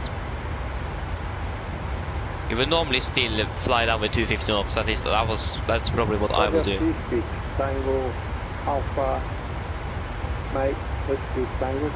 But like if you have a speed restriction at 22 knots for like 50 miles, then I understand free speed is a good thing to have. But yeah. I wonder what's I wonder what it is to dinner today. I actually don't know. That's something that would be nice to know. Good evening, leading control. Departure runway 14, wind 160 degrees, 4 knots. Temperature -15 and dew point -17, QNH -92. Yeah. Clear to baggage Nesland, Tindo 2 kilo departure, 790, scope 5452.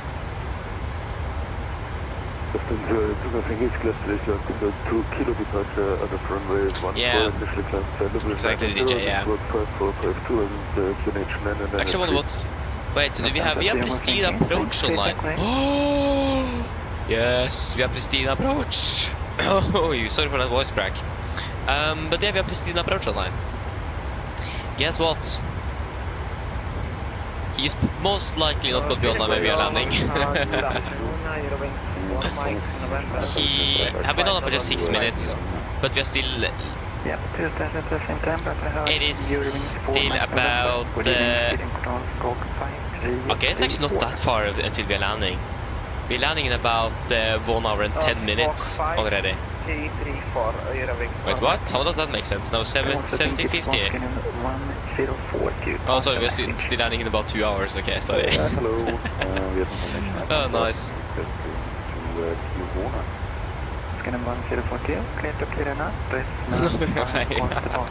Oh, thank you. Thank you, DJ. Like it myself, to be honest. Yeah. Great.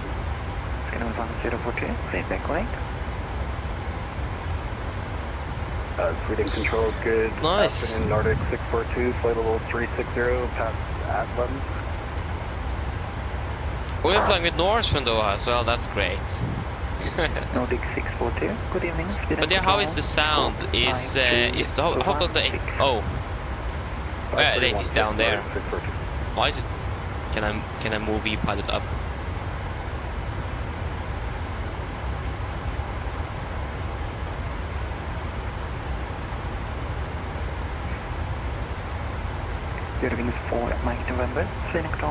How is it like the audio in ATC? Is it too loud? I mean, it's a little bit too loud for me, so I'm going to turn it a little bit down, but just to make sure that you guys actually can hear me well, that's it's not a good idea. So yeah. Skyline 35 November, good evening, speed control, climate 21, okay for takeoff, wind 240 degrees 7.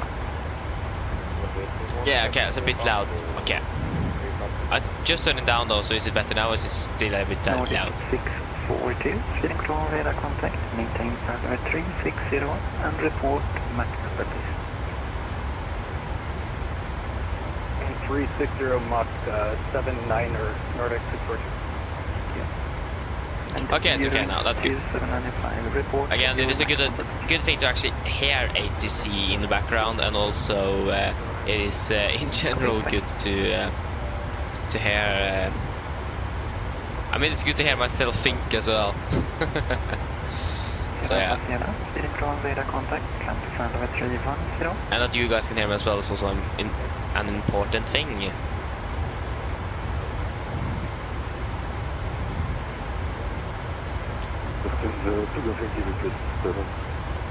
Lufthansa 2020, Pushback and start up left shift.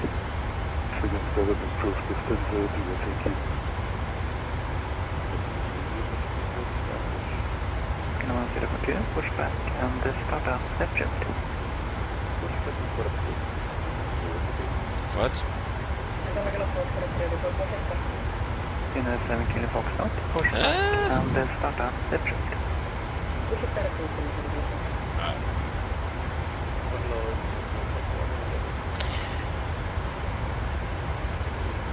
This is 75 Rock Romeo. Good evening. Spinning control, radar contact, maintain flight level 350. Yeah.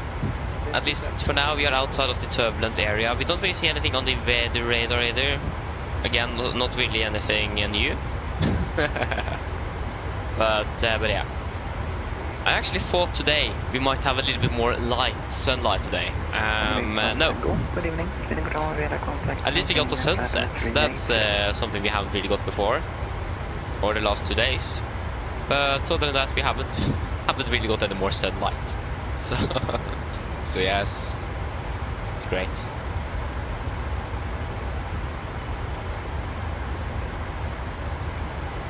We can control Scandinavian 306, right chip. Scandinavian 306, confirm. Sweden, radio 5. Okay, that's great to hear, DJ, that's great. But yeah. And thank you as well. I mean, it is important that you guys can hear me as well. I remember it was once when ATC was so loud that you guys couldn't even hear me talk. It was just too much, so... It is good that it is good balance. It's great to hear that that you haven't even think about it. But yeah, that's good. But like, it is really hard because some pilots might be louder than the controller itself. That's the issue. If the controller is louder than the pilots, that's great, because then you can turn down the volume. But if all the pilots are louder than the controller, then you have an issue because you need to turn up the volume to hear the controller. But that means the pilot's got to be extremely loud. So when you're encountering that, then we have an issue. Other than that, it is good.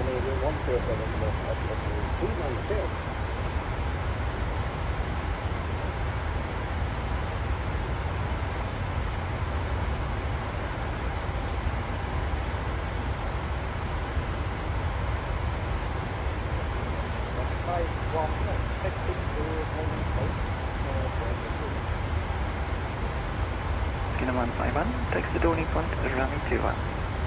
I'll be calling back shortly. I need to coordinate a little bit, so be a little bit patient.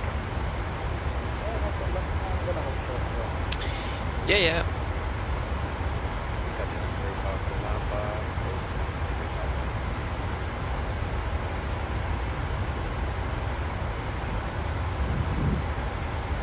Oh, Kaliningrad just said online. Nice. So with no one flying there as well. Oh, Stockholm is a busy airport of Volata today. We've now 2 MD-11s from Lufthansa Cargo there. That's great. It's so So sad that the Pristina approach is on now. We will shortly open ground and power, so be a little bit patient. So yeah.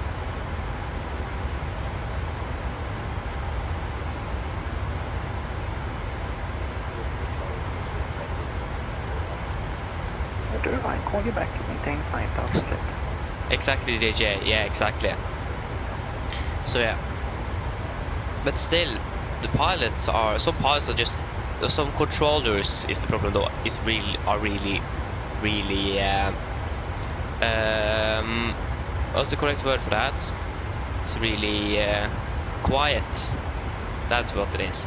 It's really quiet, so you can't really hear anything. So yeah, they need to turn the volume, and then all the pilots are gonna be extremely loud, so that doesn't really help with any limiters there, unfortunately.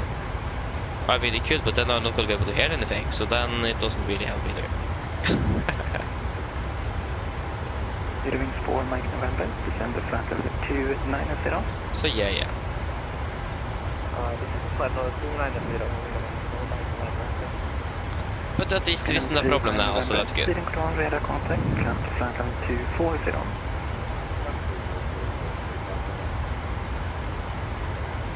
Skyline 151, running 21, clear for takeoff, wind 250 degrees 7. What's happening here?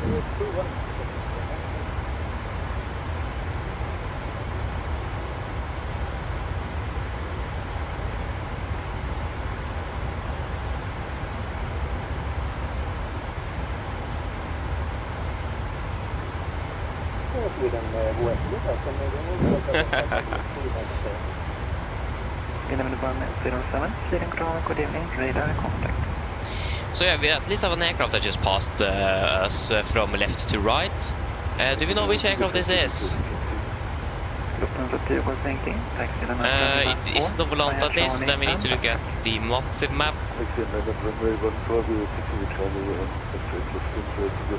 This is Lufthansa 6 Victor Romeo from Stockholm to Frankfurt, an A320, flight level 36. Nice. Always nice to have passing, like, I remember once we flew to Italy, I think it was. We had actually one of the viewers here as well. Flew the opposite way, so exactly when we was in a turn, the aircraft flew straight over us. It was just fantastic to see. It was really cool. Like that's the best, when you have an aircraft flying directly past you overhead. Straight in front of you and passing right over you. That's like the best. That's always cool.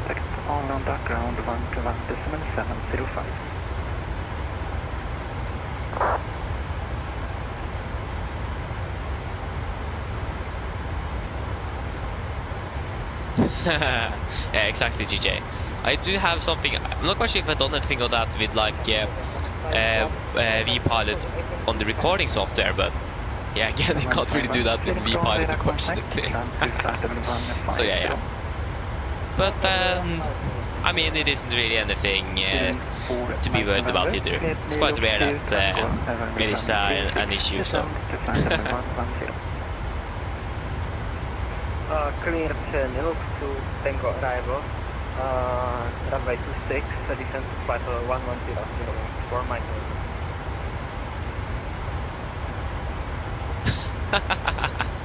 I understand. I understand, DJ. But yeah, so the symptoms at 440 Hertz, I didn't actually know that. Thank you for that. Then I know that then. Oh, that's great. 440 Hertz, okay. That's good to know. Yeah. So yeah, Puken is where we got to do the fuel check. Where is Puken? Puken, sorry, that's wrong list. Here is the correct list. Puken 6.4 and 2.8. Good evening, speeding control, radar contact, maintain flight level 390. Thank you, DJ, thank you. And sharing is caring, indeed. That's so true as well.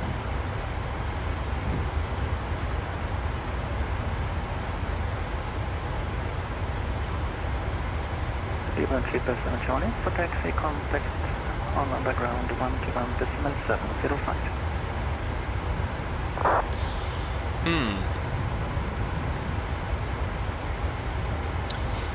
Okay. So yesterday we had some issues with the coffee. It was just got cold. That was not an issue today. That's good to know. That means it was the bottle itself that was the issue, not like the cork or the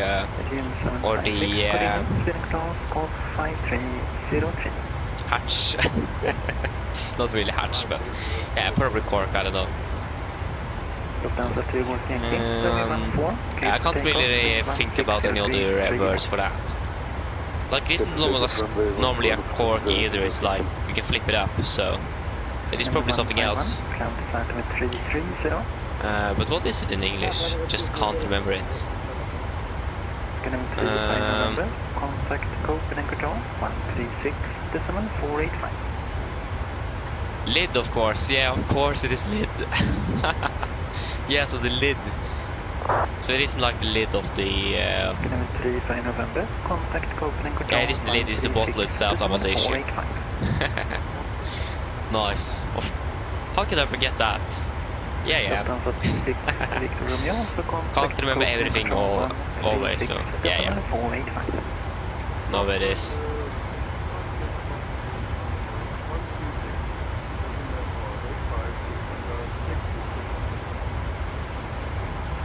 Again, 756, getting ground radar contact, maintain yeah, still 40 miles to Puken though, so it's still going to be a little while before we actually got to do any eventual fuel checks.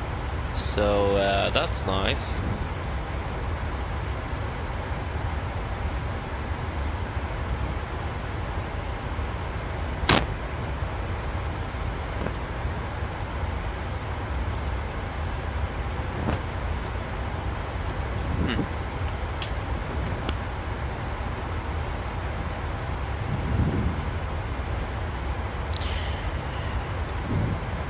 Airports, there you go. And at least a little bit more to see on the ND. Yeah, there's not really much weather build-up today. It is just the winds that's the problem. So yeah. I mean, the most weather changes is going to happen tomorrow. It's going to be snowing a bit. When I mean a bit, I mean a lot. There were aircraft holding over Stavanger yesterday because of snow, so yeah. They go north from Oslo to Bangkok, that's nice.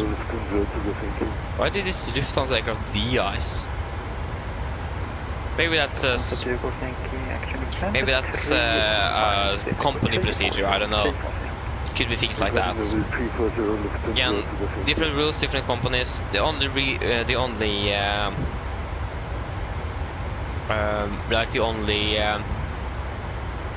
how should I say it? Yeah, the only thing the companies can't do from the normal operating procedures that the aircraft manufacturers making, they can't slack anything. You can either use it exactly the same or make it stricter. But yeah.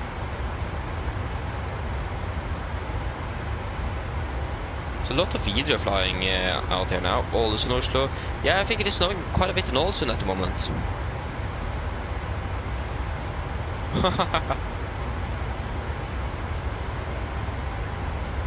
No.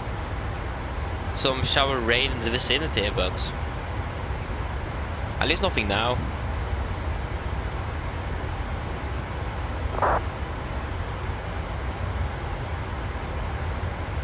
EasyJet Manchester Tromsø. I think Tromsø could be quite interesting. Okay, just overcast at the moment in Tromsø as well.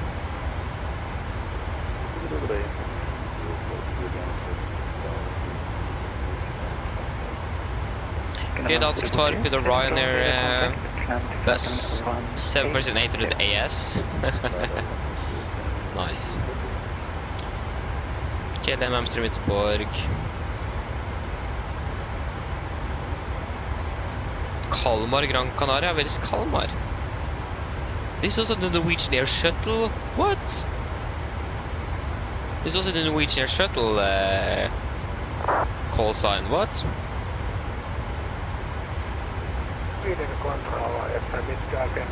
Isn't it supposed to be Norwegian Air Sweden?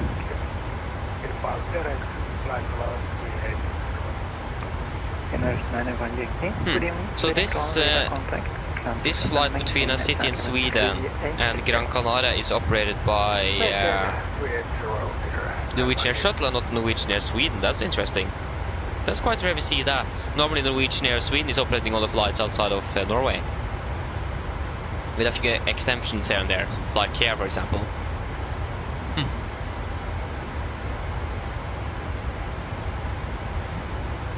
Interesting indeed. That wasn't really expected. Okay, Poken, fuel check in 6 miles.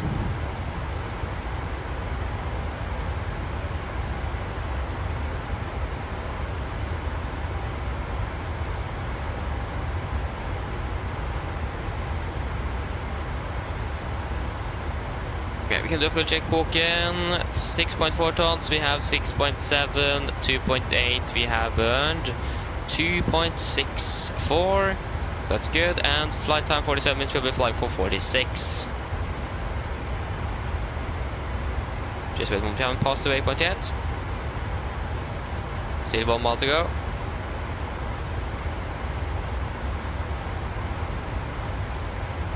There you go, 46 minutes still, okay. Yeah, I can agree with you, DJ, I agree with that. 151, 2 minutes is approved. Have you called us?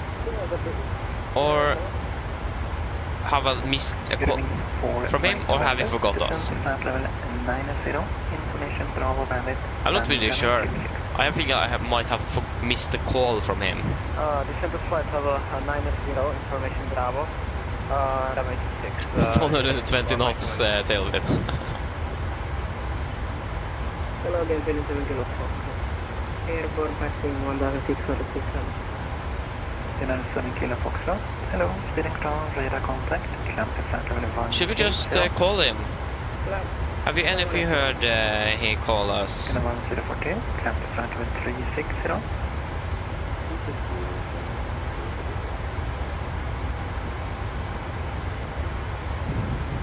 Sierra Alpha Sierra, and ready, descend to front level 100.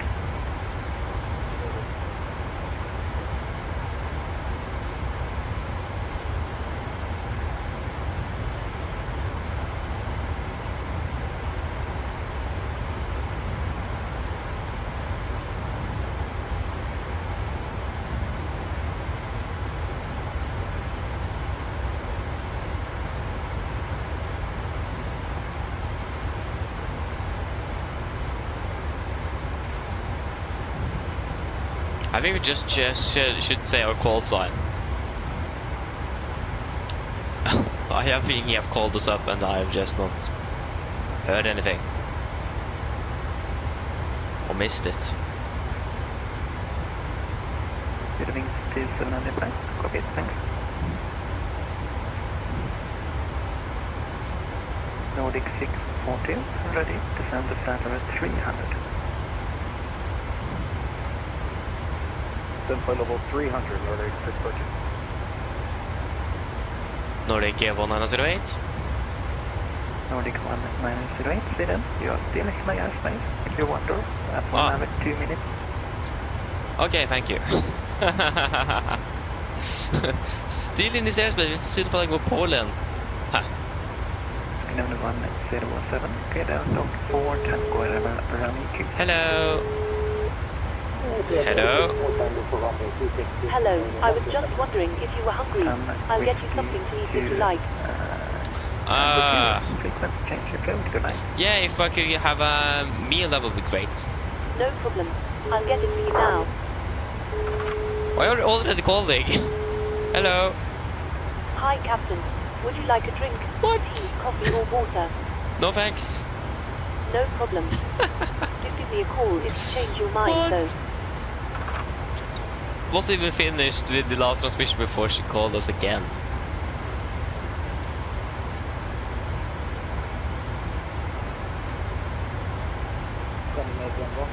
Microsoft Meal Simulator. Nice. I mean, why not? We're still landing 17:51, so still 19 minutes ahead of schedule. Nordic 1 minus right, now face the change approach, have a nice one. Martinicom, Nordic 1 minus right, god kväll. Okay. Oh, I should have said over to advisory, I forget that all the time. I was so stressed out that I might have missed a call from him or something. But yeah. It wasn't that.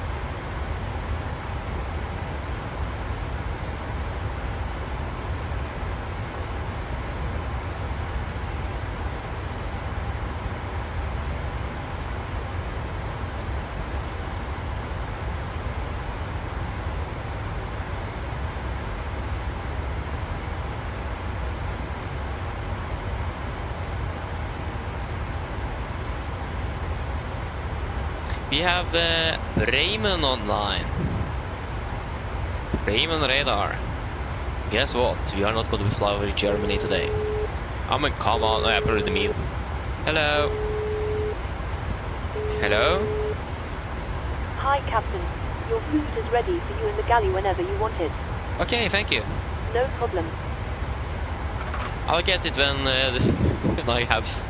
when I'm able to get food in real life. I'm not quite sure when that's going to be yet. We'll certainly find out.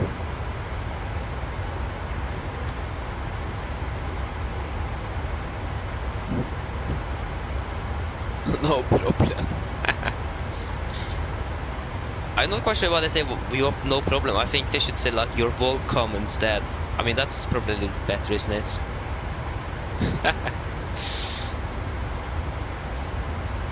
You never get bored from that. Oh, that's great, EJ. That's great. Yeah, you agree? That's great. Good to know.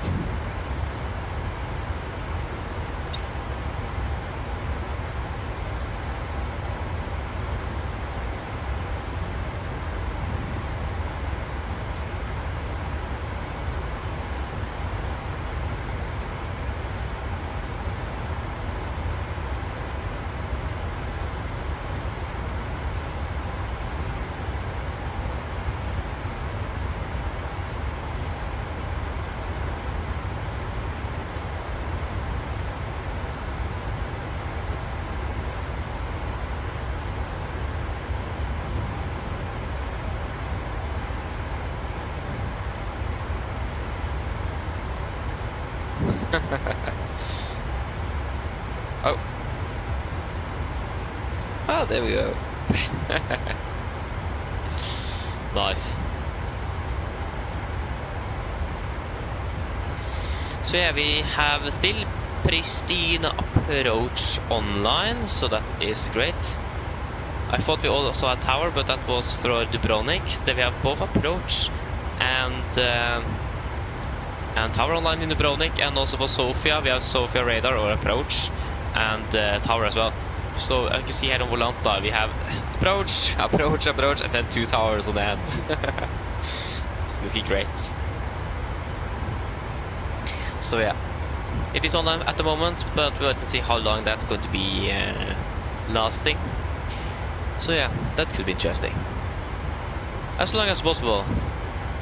Hopefully, at least for the arrival, that would be great, but we can live without it on the departure, but the arrival will be fantastic. I mean, we're landing an hour before we are going to depart, but landing 20 minutes early, so... So yeah.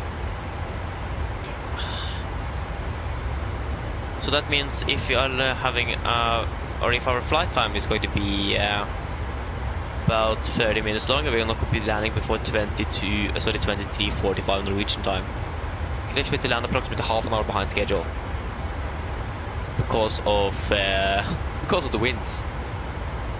So that is great. Yeah. I mean, why not? Why not?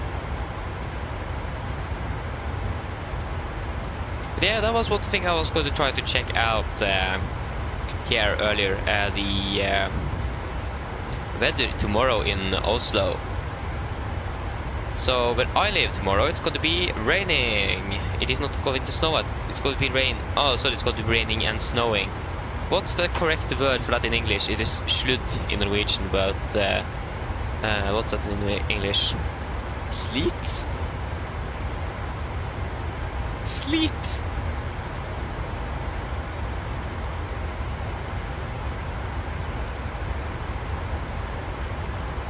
What? Is it called sleet? Yeah, sleet then. So it's going to be, there is some sleet at the moment. Or that's what we're expecting in where I live tomorrow. Gardermoen could be something else. Oslo Lufthavn. It is even a warning sign of heavy snowfall and icy roads. We even have a yellow warning when it comes to snow today, and it is not forecasted to snow at all, so that's great. Yeah, so it's going to be snowing. Yeah, it's basically going to be snowing and raining basically when we are flying. So what it looks at the moment, we will be flying at about, yeah, we will not be flying before, yeah, we will be flying after 12. We're landing at about approximately 12, we need 12 hours rest since we are on base. So we can't be flying anything earlier than 12 tomorrow. So yeah. So after 12 then. So at 13 and 13 degrees, it's going to be 1 to 2.5 millimeters of snow actually. And then at 14 it's going to be 1 degree centigrade, and it's going to be some sleet, 1 to 2.4 millimeters. And then it's going to be actually on 1500, 1 degree, 0.9 to 3.5 millimeters of sleet. I will say shower snow. I will not say sleet anymore. Shower snow. No, sorry, rain and snow. Rain and snow. So we're expecting basically rain and snow and quite warm temperatures actually to tomorrow after the 1300. Like tomorrow, like midnight, it's gonna be like -7 degrees centigrade. So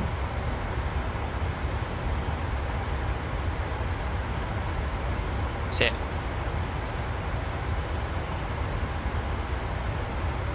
Actually quite a big area where yeah, so okay, so yeah, it looks like there's quite a huge area where we have the snow. I like how they're giving out a yellow warning about snow, like that's something new in Norway. Like the yellow warning is just snow, orange is a bit of snow, and red is extremely or extreme snow, like extremely or a lot of snow, if you say it that way. Like why do we have a yellow if that is just snow? yeah, I mean why not?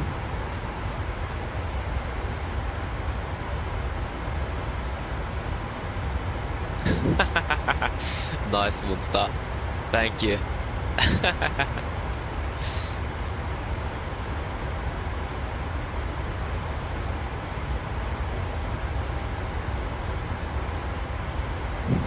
Yeah, I didn't also know that it was sleet. I didn't know that as well, DJ. I didn't.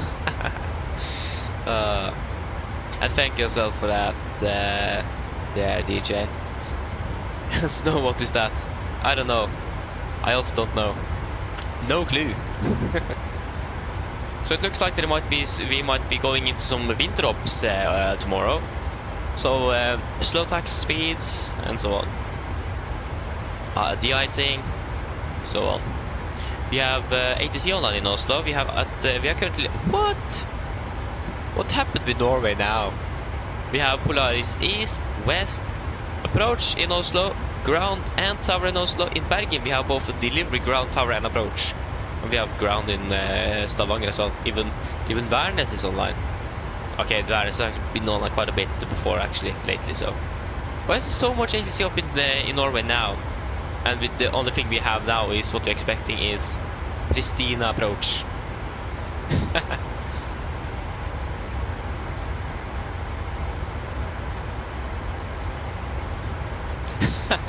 Nice, DJ.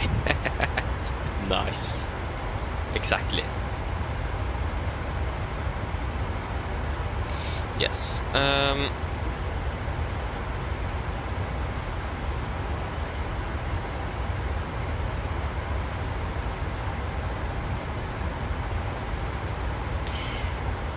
Yeah, we've been flying for exactly 1 hour now, so it's gonna be about 1 hour and 40 minutes left.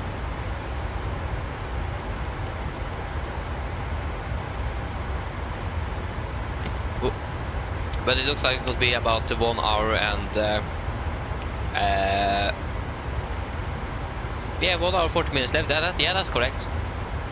Yeah. But yeah, I just need to go for a few moments, so I will be back shortly.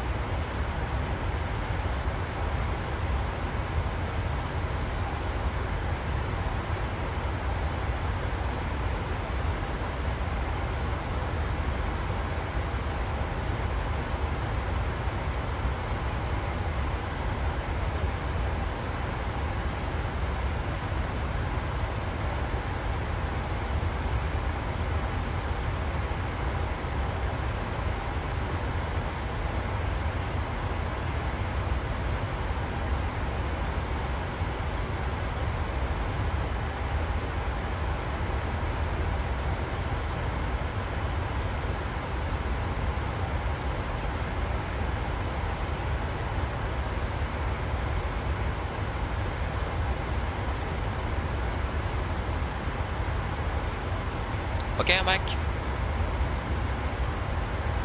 Oh. Oh, what have I missed now? Yeah,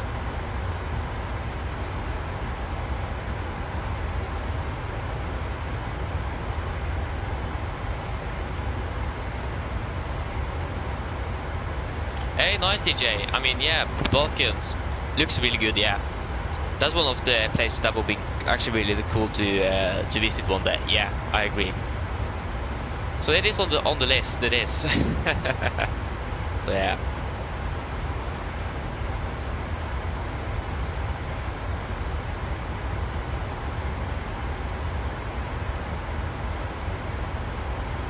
Yeah.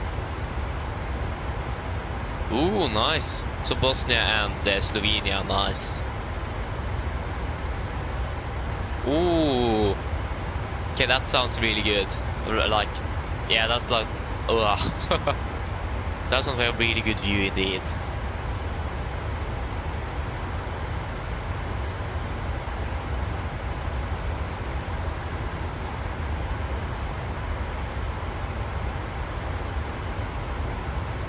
Ooh, okay, nice.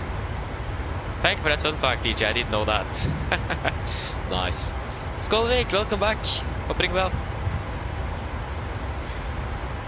Yes, now we're landing 52, so we actually we are not really saving much anymore.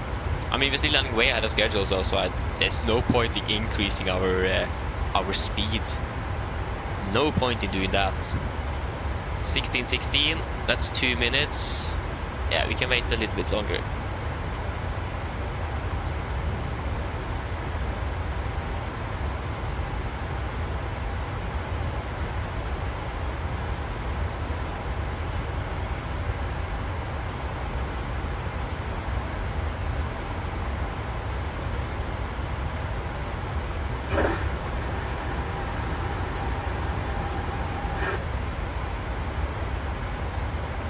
Nice. Some more toilet flushing. I'm happy because I've heard that in the 747 you can smell what people have done in the toilet back there. So I'm happy that I can't do that here. It is better to hear the sound than actually smelling everything. Oof. That doesn't really sound very nice. Yeah.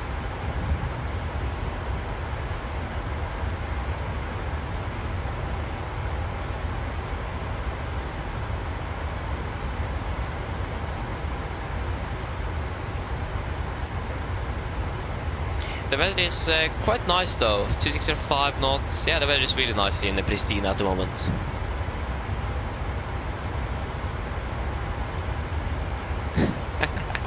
Exactly, DJ, exactly. Oh, nice. Ooh, British Airways. Oh, of course, the A380 from London to Kuwait. Turkish controls. Oh, there's so many A380s coming into Turkey now. And that's okay. 1, 2, 3, 4, 5. Yeah, 3, 4. Yeah, 5, 6, 7, 8. 8 currently landing soon in Turkey. Just a month below. And that's all A380s from Emirates. I didn't know that that route was so popular. That's something new.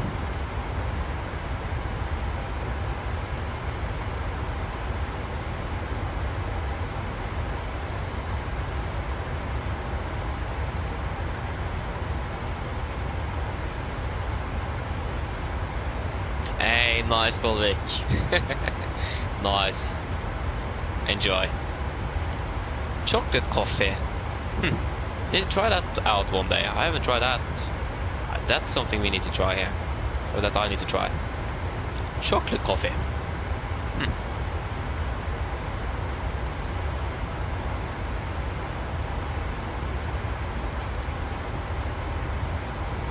Strange. It's really good. That's great. Then I need to try it one day. Do you just mix normal coffee and chocolate? Okay, yeah, or how do you do it?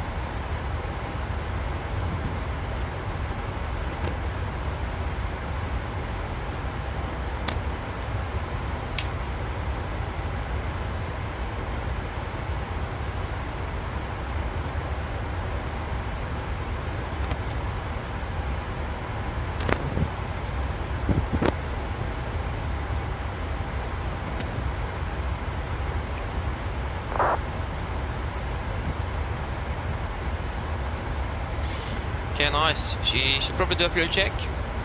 Should do it every 15 and 45. So you can do a fuel check here at Miska. It's really nice waypoint names, it is, but there are some really strange ones as well. There we go. We are actually flying now currently in the area with severe turbulence forecasted. We haven't really encountered anything, not really surprised. Miska. Yeah, we're ready to do the briefing. Oh, sorry, we're ready to do not the briefing but the fuel check. Okay, you approved as well, that's great, DJ. That's great. I mean, it does sound really good though. I do like both coffee and chocolate, so I mean, good combo.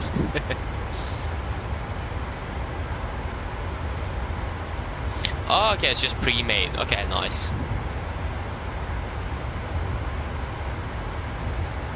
And I think I've probably heard of it before when I think about it.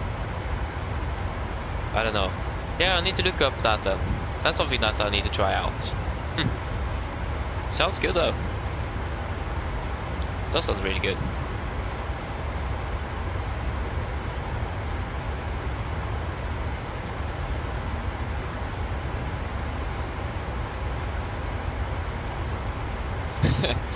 Exactly, it's pilot skills. You just missed it. Yeah, that's the thing, because I don't have the turbulence mode on realistic in the simulator. The reason for that is, for some reason, into Oslo, especially during the summer, it can be so turbulent that even the autopilot can't maintain the ILS. Like you're almost crashing. It is sometimes it's just too much. It is really strange how it is done there. So I turned it down to low. Like between realistic and medium, there's basically no change. Like you don't see anything. But between medium and low, there's a big change between those two. I did purchase a third-party add-on, Cat Relay Turbulence, but I haven't really seen much turbulence. But like, for example, the turbulence we had now with the winds up when we're climbing out of Oslo, that was because of the application, the Cat Relay Turb. So yeah, we just missed our waypoint, so that's great. We will do ethanol then. Talking too much. Now we need to remember. So yeah, a little bit unfortunate, because when you're expecting turbulence, it would be great to actually encounter it as well. But yeah.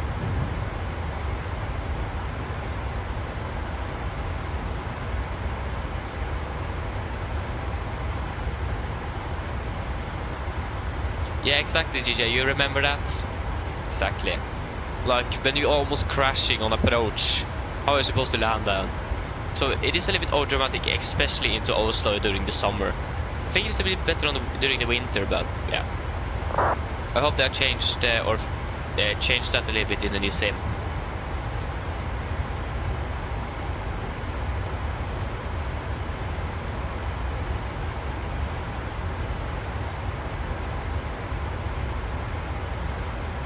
Hashtag good times as well. Exactly. Oh, that's great.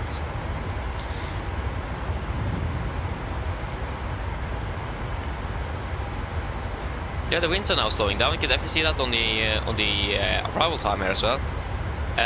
53 instead of 50, like we started with.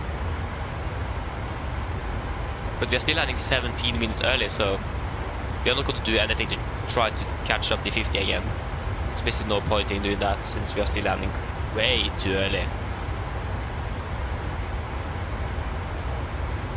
Okay, should we do a fuel check then at ethanol? So 5.4 tons, we have 5.7. That is going to be 300, so 3.7. We have burned 2.6. Almost, yeah, basically almost on 3.7. And 1 hour 16 minutes. Wait, what? 1 hour 16. Why would we fly for 1 hour 17 minutes? Yeah, now we're 1 minute behind. The winds have probably changed to yeah, you can see that now as the tailwind is decreasing, the Mach is also increasing, so the FSC compensating for the lack of tailwind with the increasing the Mach number.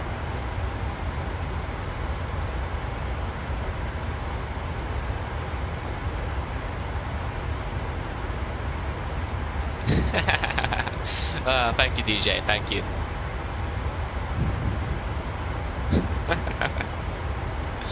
No, yeah, I like your hashtag as well. It's great.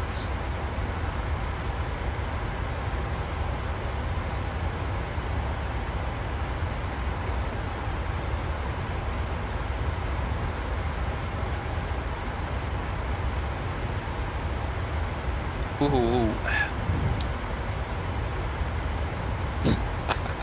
Yes.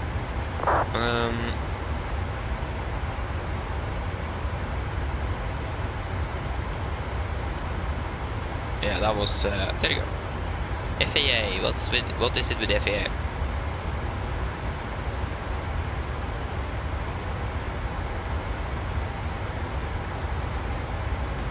Yeah. Okay.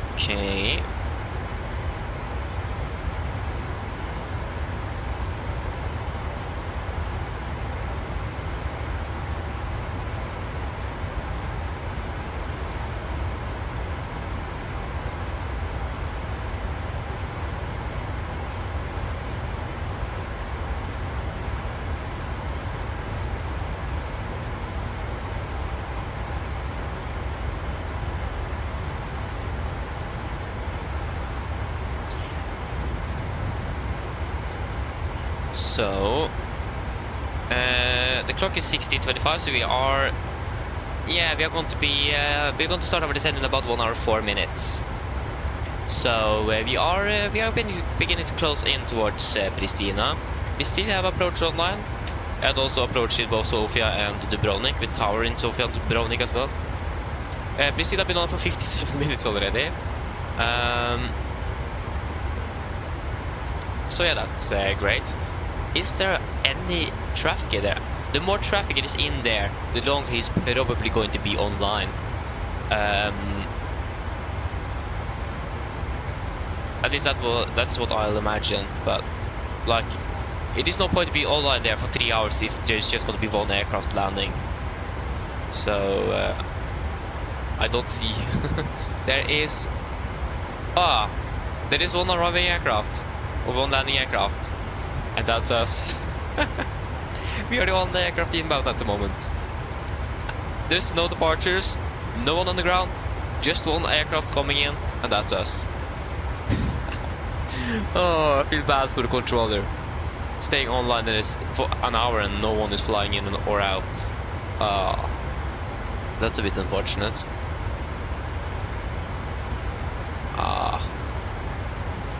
Like, we are the only one? So it is understandable if he's not online when we are arriving, but at least there is one arriving aircraft, so there's something to look forward to. And now the sun is completely gone as well. Probably it's already a bit of time since that actually happened, but I haven't really noticed that before now.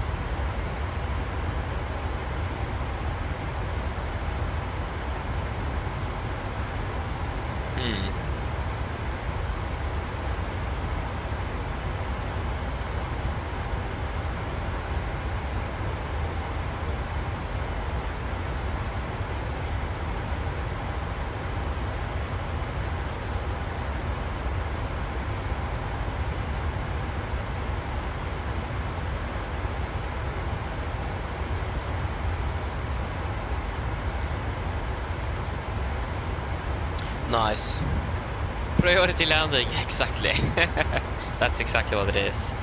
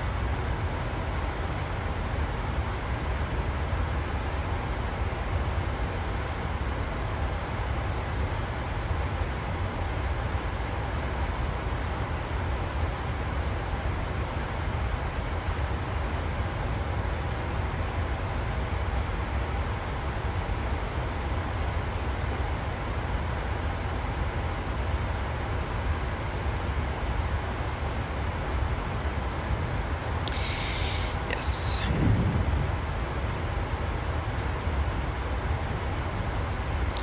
Yeah, so you can see that the wind is now decreasing as well. Our arrival time is increasing. Unfortunately for the one control that's online. Our max speed is not really increasing. But yeah, we could set target speed of to Mach 0.77 like we normally would fly, but there's no real point in doing that. We're still landing really early from what our scheduled landing is, or arrival time is.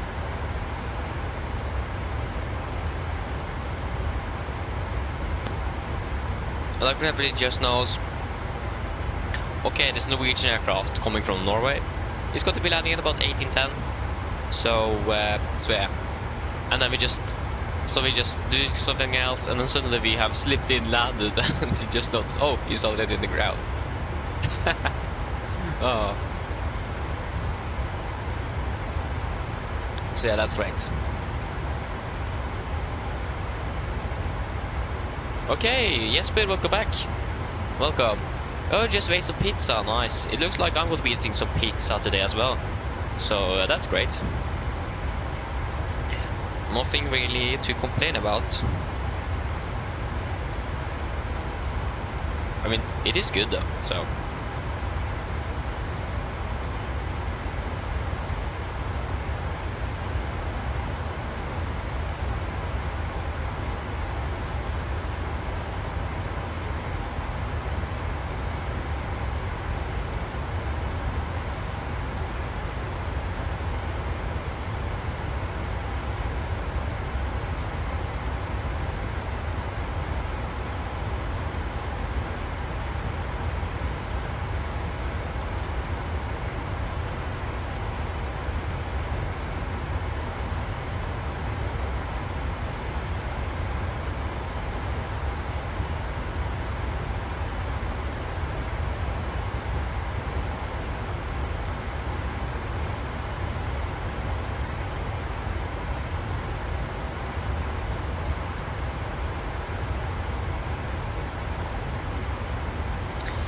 Yeah.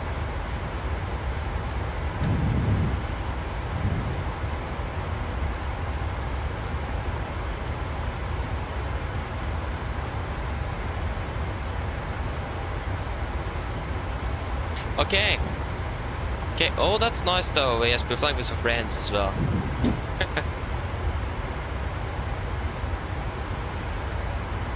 Okay, nice.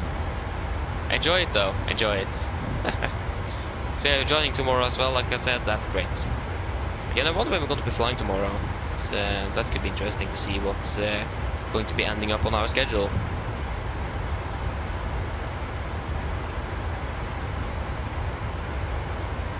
We'll certainly find out on that. I mean, yeah, I understand it's really relaxing doing a long haul. Yeah, it is. It is. I can agree on that.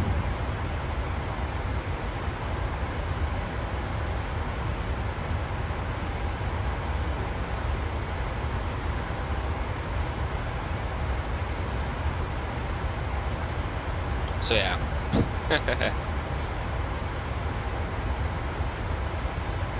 Yeah, yes, but we can just hope. I mean, that would be good, but to be honest, I think most likely that's not going to happen. Mainly because most of the domestic operations then are going to be ending up on outside on the domestic airports, and I can't really fly out of there a day after. So it's then we are basically stuck. So yeah. Most likely not, but you never know. So I'm not going to say no, but to be honest, most likely that's not going to happen. Unfortunately.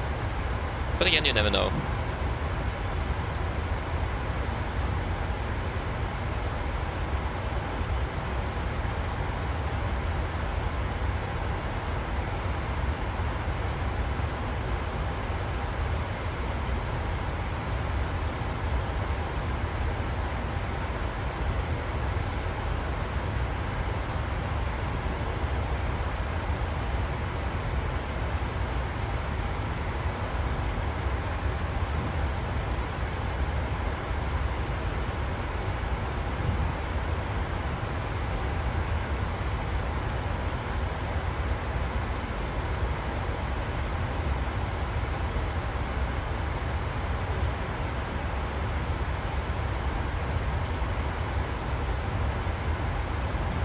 So yeah.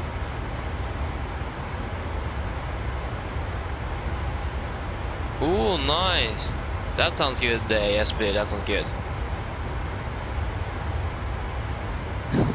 5 hours 55 minutes on Monday. That's a bit. One flight. I mean, that sounds good though. Like you said, it is relaxing to do some longer flights here and there as well. So yeah, it is. But just not too often.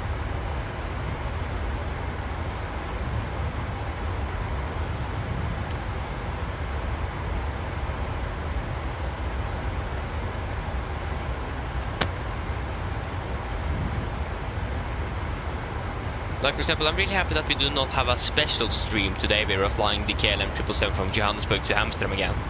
That would be with over 100 around. Approximately 100 knots headwind all the way back. That would be fantastic. Well, to be honest, over Africa, I don't think it is that bad, but still, yeah.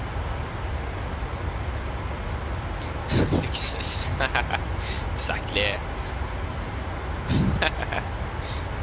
Looks good. Oh, nice. It doesn't really look like we're going to be able to land ahead of schedule, nevertheless, because the winds are currently decreasing rapidly, already halved. So that is that's great.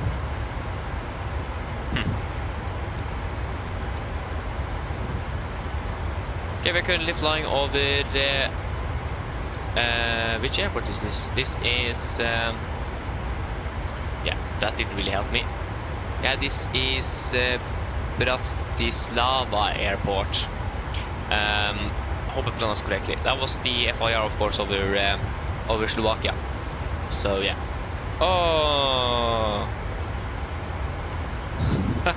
approach went offline in Pristina. Unfortunate, but I mean that was very expected. There was no one flying in except us.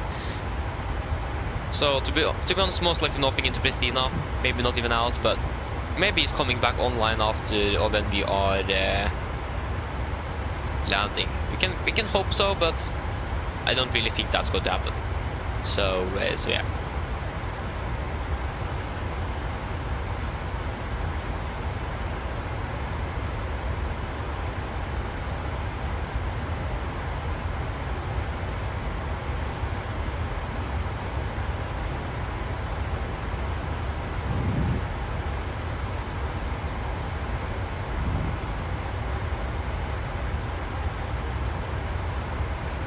Oh yeah, Luxor is quite underrated. I mean, it makes sense though. It isn't really a big airline, so it makes sense. It is flying in out of a really small country as well, so it is really flying much like compared to many other airlines. So it makes sense. Not many people are flying with it. Probably a lot, but you understand what I mean. Yeah, but we are landing back in Oslo, yes, but that's a good question. We are scheduled to land in Oslo 23:15 local time, or Norwegian time, but it looks like we're going to be landing a half an hour later because of the winds. So it looks like it's going to be 23:45. But we will just wait and see. It looks like also the winds is going to be slowing down a little bit on the return flights, but only time will tell.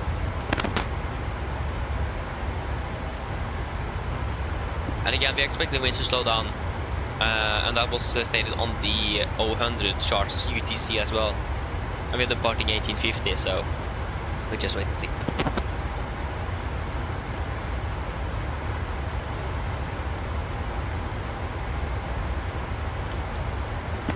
So again, only time will tell.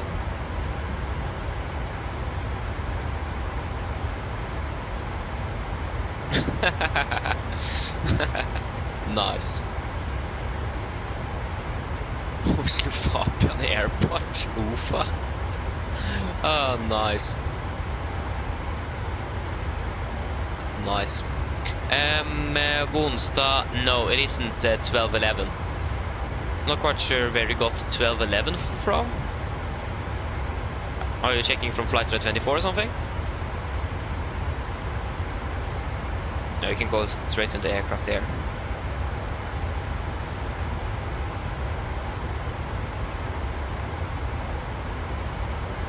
Yeah, they expected to land at 1855 as well.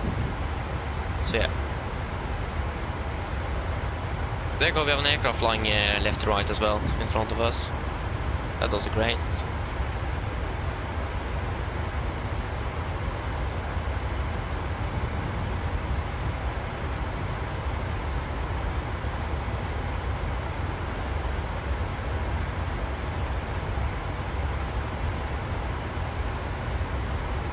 So yeah, we are not going to be, if not we are very unlucky, we are not going to be landing past midnight. But to be honest, depends vary on the winds. Like I said, the winds are now changed a little bit of direction, and it also have halved down to 50 knots instead of above 100 knots. So it really depends on the winds, if you're unlucky or lucky there.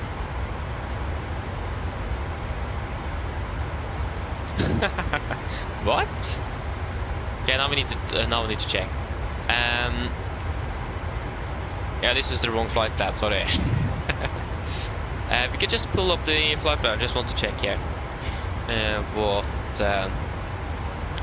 Yeah, you might have, to be honest, I think you might have read from the wrong numbers. If you just, yeah, because, yeah, 2311, yeah, this is, actually good question, what is this supposed to be? But the STA is our schedule of arrival. So that's what you're going to look at. I'm not quite sure what this is supposed to be, but I actually don't remember what this is supposed to be. This is at least the scheduled time of departure. I'm not quite sure what this is supposed to be either, and all of this don't really remember either. But this is the scheduled time at least. So, I mean, understandable that you was confused by that. I have been that before. So now at least understand where you saw that on the flight plan. But yeah, I mean, again, it's understandable that you saw that then. It's understandable. To be honest, I messed up that also a little bit before, so.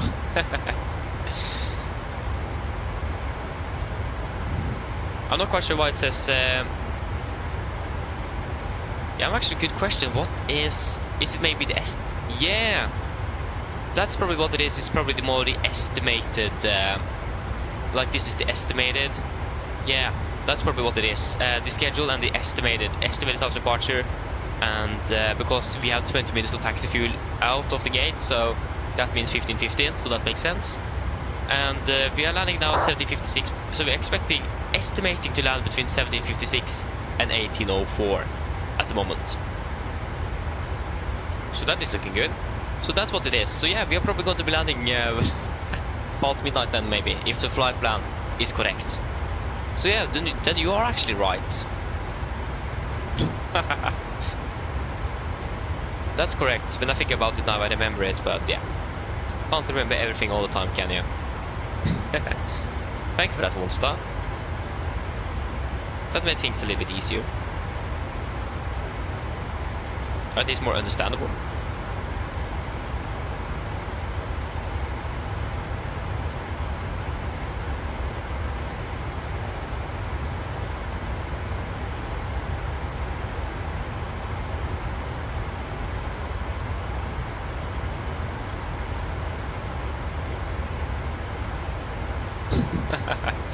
So yeah, at least now we know that.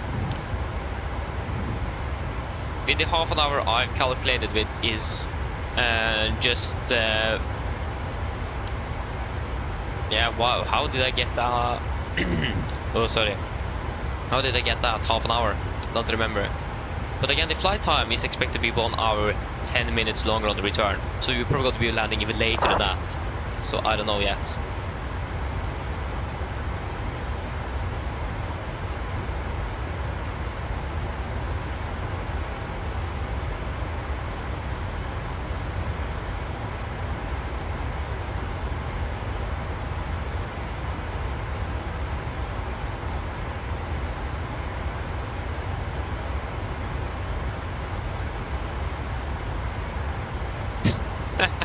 Yeah, DJ. I mean, Grande is basically the national dish. You should say it that way. I watched a video on YouTube actually not too long ago about the party, or like how airlines, if airlines was human, how that would be on a party, like a geography YouTuber or something. And then of course Norwegian was there, and just FedEx came and we have deliveries like Grandiosa and Norwegian. Yeah, that's our national dish and so on. So that was just great. So I recommend to watch that video if you haven't seen it. It's really a lot of fun. It's really funny. But yeah, Grandiosa is really famous. It is. I didn't like, this is a guy from the United States as well. So yeah, it is. But I mean, understandable though that people think that, because it is basically one of the most eaten foods. I think, if I remember correctly, at least the most eaten pizza in Norway a year or something. So yeah, it is really nice. So yeah, it's really famous indeed.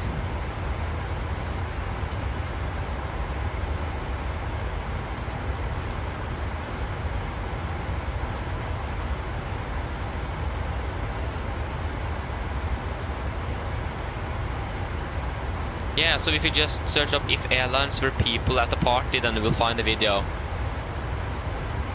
It's really funny.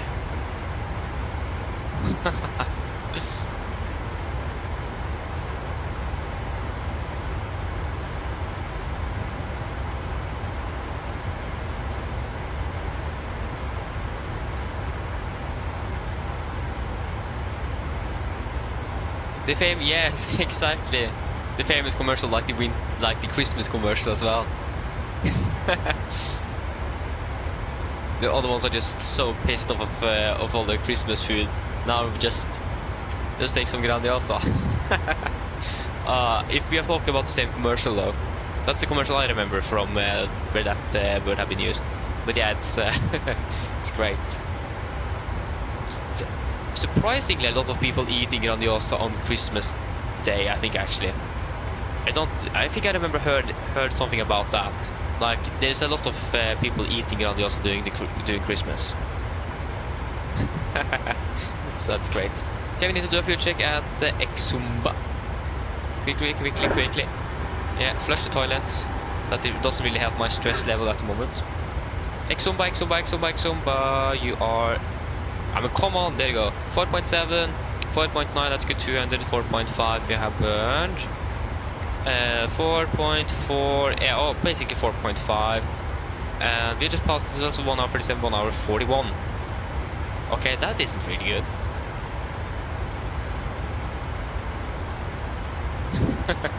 But yeah, there we go. We have done our check at least.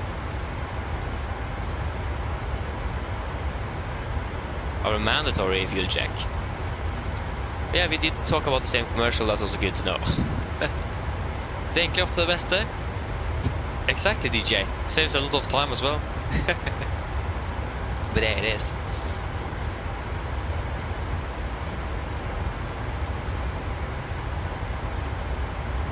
Yeah, exactly. That's the unfortunate thing, though, DJ. Yeah, it is. Exactly. That's like the unfortunate thing with that statistic there. But yeah, really unfortunate. Why is there so much ATC in Norway? Is there an event or something? We have Norway's fully online. Bergen clearance, ground tower approaches online. Gardermoen clearance, ground approaches online. Sweden is online. Arlanda clearance, ground tower is online and approach. Köpingen as well, without clearance. Same with Göteborg. What's happening over here? Is there an event or something?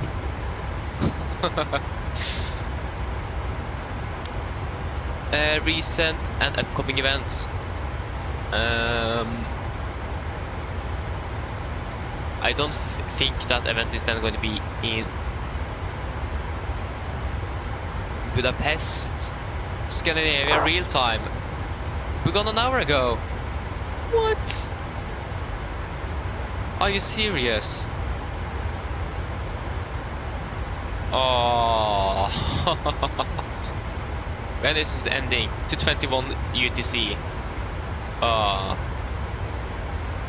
So experience Scandinavia like never before with Scandinavia Real Time 2024. Unique event invite pilots to book and fly from real world flight schedules and experience seamless, high quality air traffic control across Iceland, Norway, Sweden, Denmark and Finland for full 5 hours. From regional ops to long haul flights, pilots can expect a unmatched immersion with realistic ATC coverage from 1600 to 2100 UTC. Whether you're a commercial captain or a general aviation enthusiast, Scandinavia Real Time 2024 offers you the chance to enjoy Scandinavia's stunning landscape and bustling airspace under professional ATC. Book your route today and join pilots across the world in this incredible event in Scandinavian skies. Nice. This is the thing. I'm not updated to any events ever. I didn't even know that. What? Makes sense though. But like, we are still landing approximately 2 hours after the event is finished. That's why Sweden was online. Yeah, so Stockholm, Göteborg, Helsinki, Rovaniemi, Köpenhamn, Berlin, Bergen and Keflavik is online. Event added automatically from a lots of event calendar. Yeah, so we need to book your available booking will be available, yeah. So we need to book as well.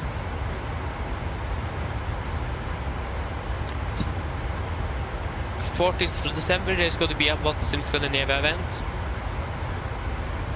both in Rovaniemi, Kiruna and Tromsø. Fly and See Santa 2024, the 14th of December. Which day is that? Between 17 and 2300 Zulu. That's even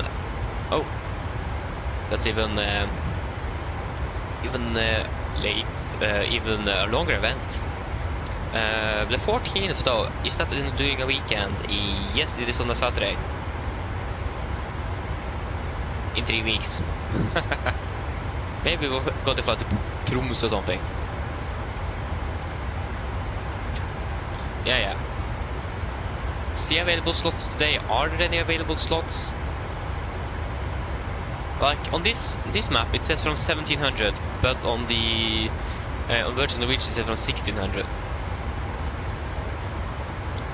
Stockholm Arlanda Scandinavian real time slot table.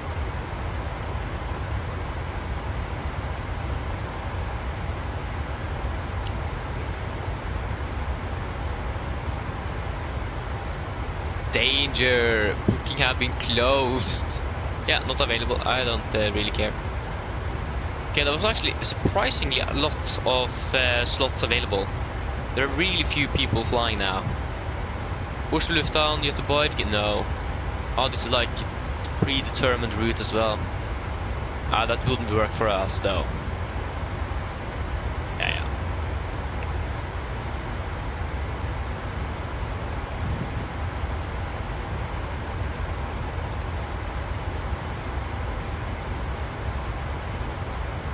Oh man, what? No!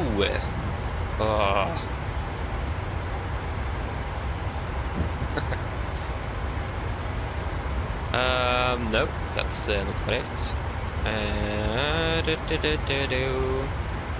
There you go.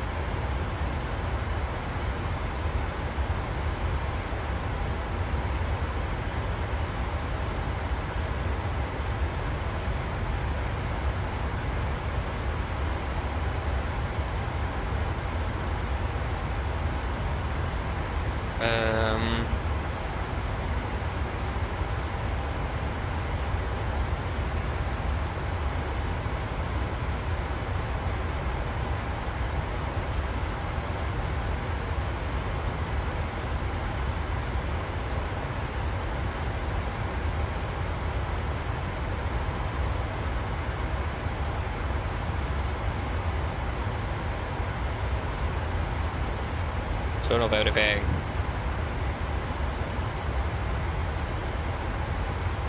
Okay. Great. We are 297 miles, 1735. Yes, we've been getting our descent in about 30 minutes.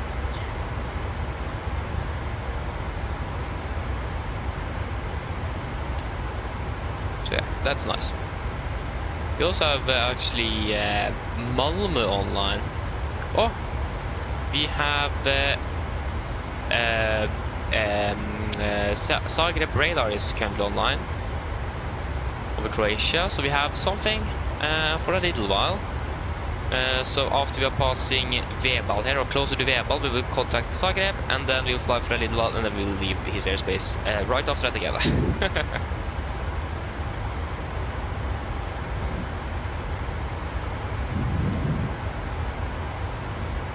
That's nice.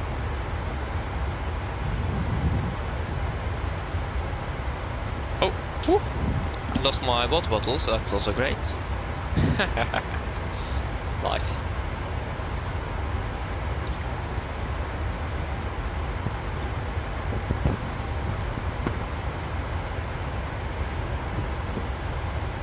Okay, I will just refill my water bottle, so I'll be back shortly.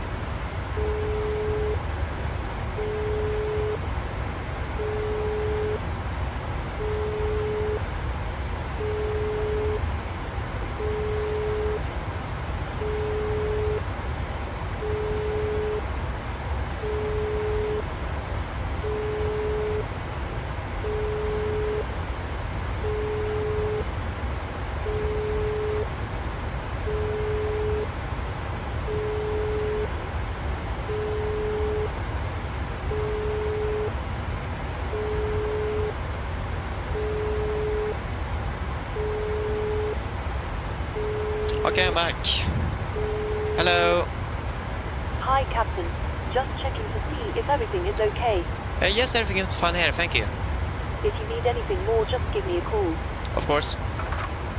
Yeah, so I'm just expecting to contact Zagreb in not too long.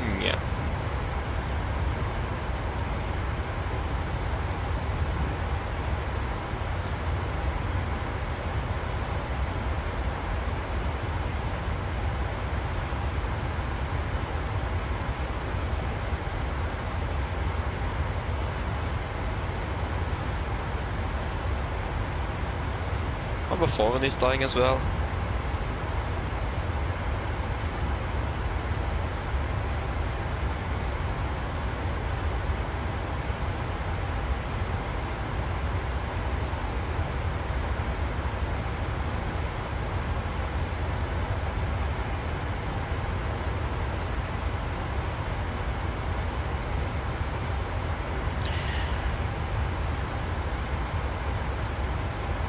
Now we're landing 1801.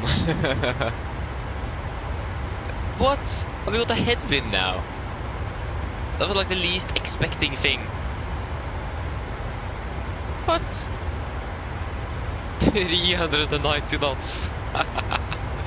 Oh, nice. Oh. It looks like we've been really unfortunate with all the winds today. Oh, we also split online. Why didn't we fly the split? Okay, that wasn't even an option, to be honest, but yeah. It's so unfortunate that the event, to be honest, would be even have been possible for us to fly. Actually, it isn't that much traffic, so I think we will be fine. Like, I remember when Across the Pond was after doing the first 2-3 months after. Actually, I think it was the first month flying on the channel. We flew to Copenhagen, and we landed perfect fine. We got the request of clearance, and then he said, "It's too much traffic. You need to disconnect." I just, what? Yeah, there's an event, you need to slot and so on. And then I checked, Across the Pond was that day. I didn't even know. I just, yes, I'll have to wait to see, and then I can't even use it. Yeah, that was a bit unfortunate, but that just happens as well. Okay, I think we should do a fuel check, because, yeah, we're 28. Oh, no, sorry, yeah, we can wait. Oh, whoa. What was that? Just, the ultimate just went down. That was really strange. What? Why? What?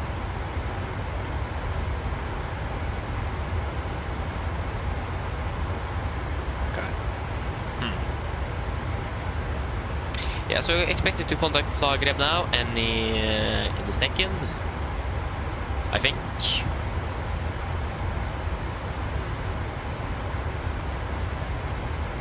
Yeah, we're basically entering his airspace very soon. There you go. 128275. 128275.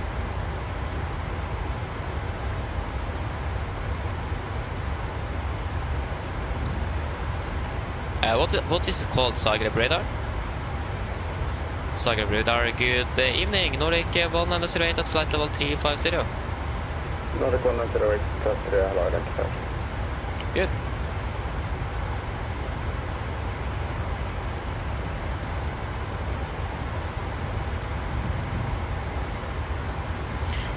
Again, I wish there could have been more ATC online on Watson, but yeah. I mean, it is. If it was paid, then that would be something else. Pay a subscription, but yeah, because then the controllers need to get paid to be able to sit there for like 8 hours straight. Hello. Hi, Captain.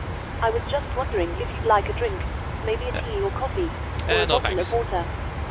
No problem. Sorry for interrupting you as well. If you change your mind, just give me a call. Of course. Nice.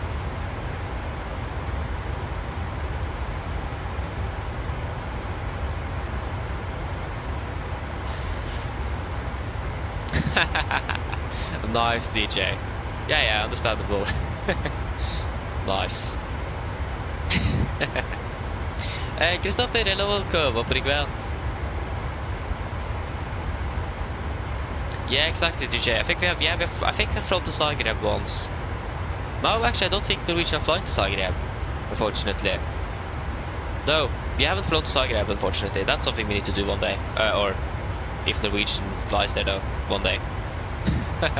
So wait to see what Norwegian are going to do. Thomas, hello, welcome, hoppas det väl. Still 230 miles until descent. So still a little while, but yeah.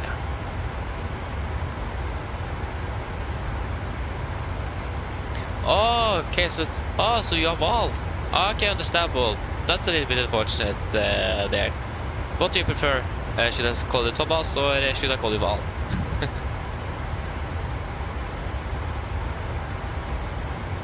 Ah, that's a little bit... Okay, that's interesting again, Kristoffer.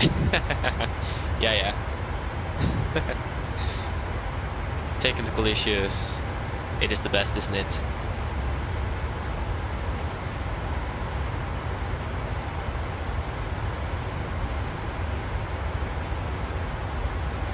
Okay, that's good to know. Then I will call you Thomas then.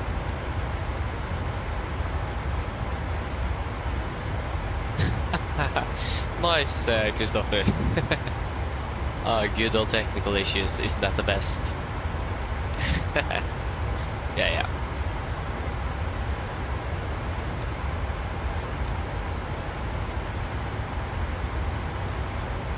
We still have a crosswind of 65 knots. At least we managed to bump our ground speed up with like 32 knots, so that's good.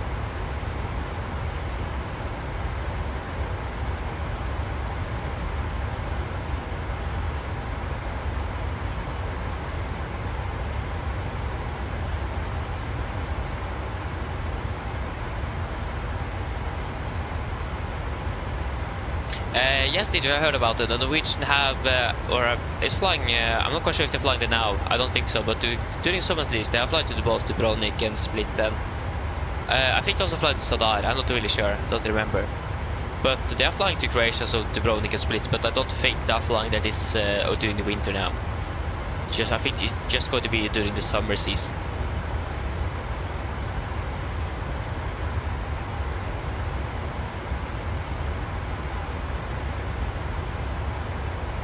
Oh, Thomas, that's unfortunate to hear. Yeah, there are some issues there. Or when did you last time try out 2024?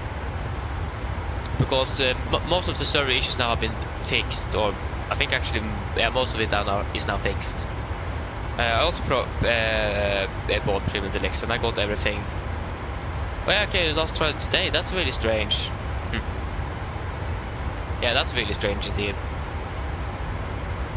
Yeah. That's a little bit unfortunate, but if you just wait a little bit and try out a little bit later, it probably will work. Again, the servers are probably still a bit, yeah.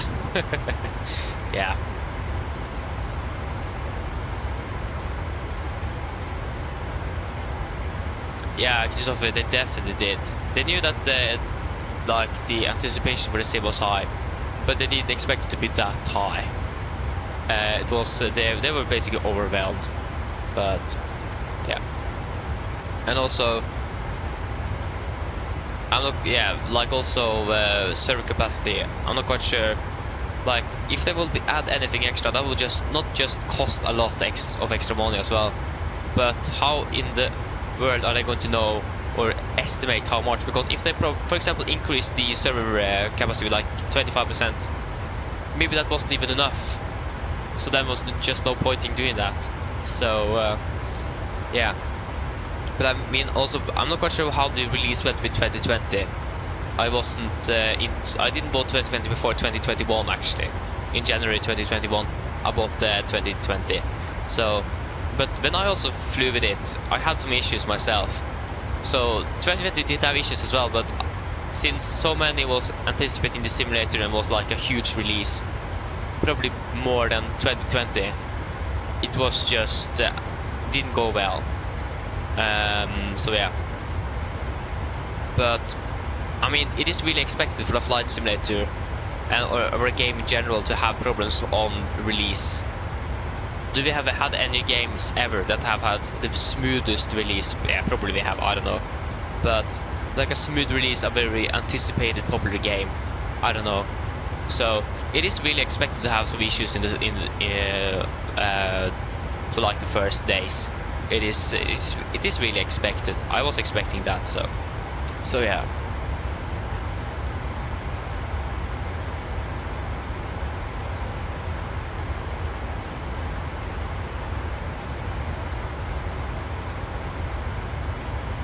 Yeah, exactly, DJ, exactly. So yeah. Again, it was really expected. It was.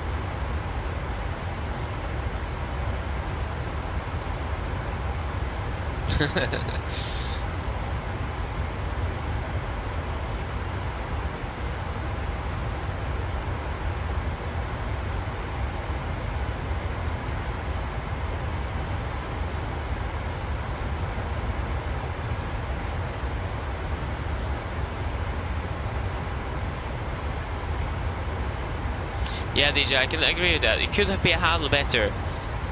But again, there is probably something that is going on behind the scenes that we don't know.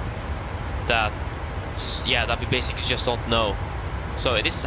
Yeah, I don't know how it went through the Microsoft and Asobo meetings and so on before this simulator was released. I'm not quite sure what they talked about and so on. It's really hard to say anything about that. But even though if they, for example, scaled up the capacity on the servers, it was probably still more than they anticipated. There was a lot of people trying it out. So yeah, I don't know. It's really hard to know. But yeah, I can agree. It could probably been handled better, but yeah. It's really hard to say anything when we don't know what they have talked about prior to the release itself. Looks like we're going to be leaving Zagreb soon as well. You need a new challenge, Christopher.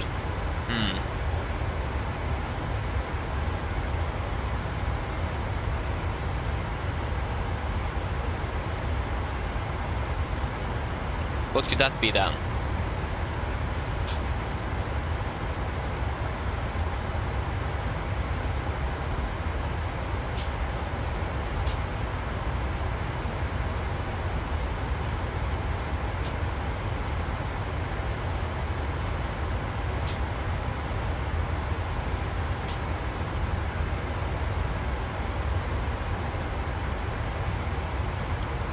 So yeah, nice.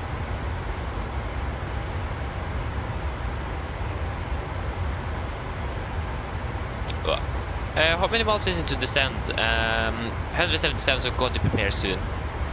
Is it 100 miles to the next waypoint? 28. Yeah, I mean, I was expecting that, but yeah.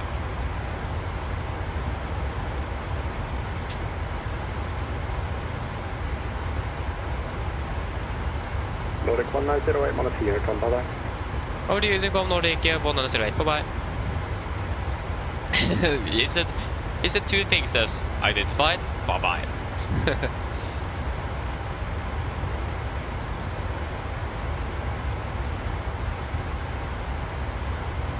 Okay, DJ, so you're working with that, okay. Maybe you should start in Microsoft. Yeah. Again, you probably know things better than I do when it comes to this. You probably do, so if I've said anything incorrect or something, then correct me. But it's really hard to know. Again, I'm not really an expert in this this area. You are, so yeah. But maybe Microsoft needs you then. But yeah, many have criticized Microsoft for their like the cloud-based client or game, and I do understand, but they have said that you are going to be able to download certain parts of the sim if you want to, but it isn't available yet. So yeah, so you can download the aircraft and so on, so you can have it locally installed to reduce the use of your network and so on. And it did look like you did a lot. But also again depends on how the servers are doing as well.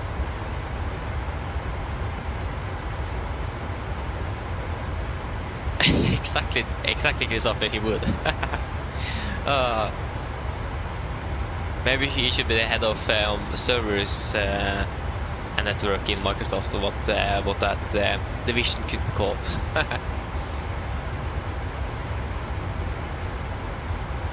Oh yeah, thought about working for Microsoft. Nice. yeah. So yeah.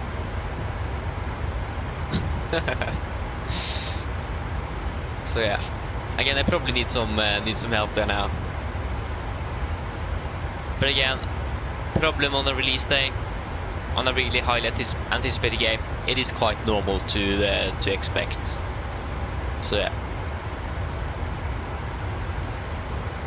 I think there's other games that have like had worse release days than Microsoft 2024 have. So yeah. Could have gone much worse, but again, it didn't really go well either, so.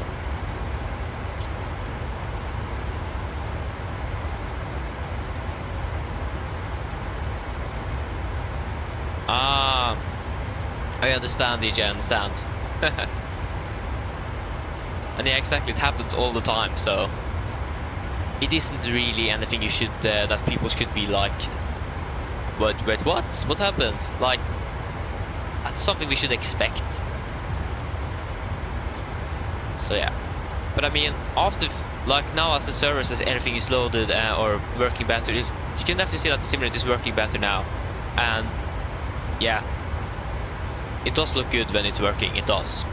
So yeah, the only problem now is that many of the aircraft are not compatible. Like for those of you that fly the Phoenix, it isn't working, of course. PMDG aircraft doesn't work, or it does work, but you will have some issues. But I think the DC-6 is the aircraft working the best, and then the 77, and then the 777 on. Yeah, you can't even fly the 777, I've heard. So so yeah.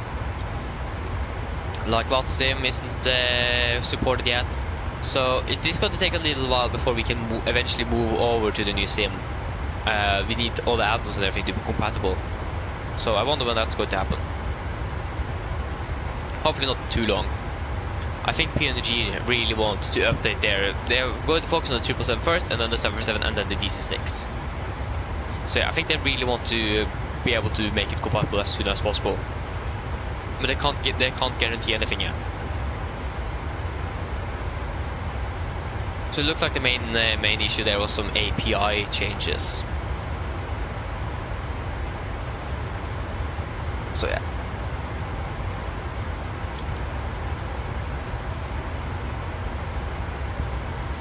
Like especially with the 777, with the A-cars implementation, the EFP and so on, it is the API between there that isn't really working, and some other things like communication wise, and of course some other stuff. So at least that was what I read from the PMDG forum from Robert. So yeah.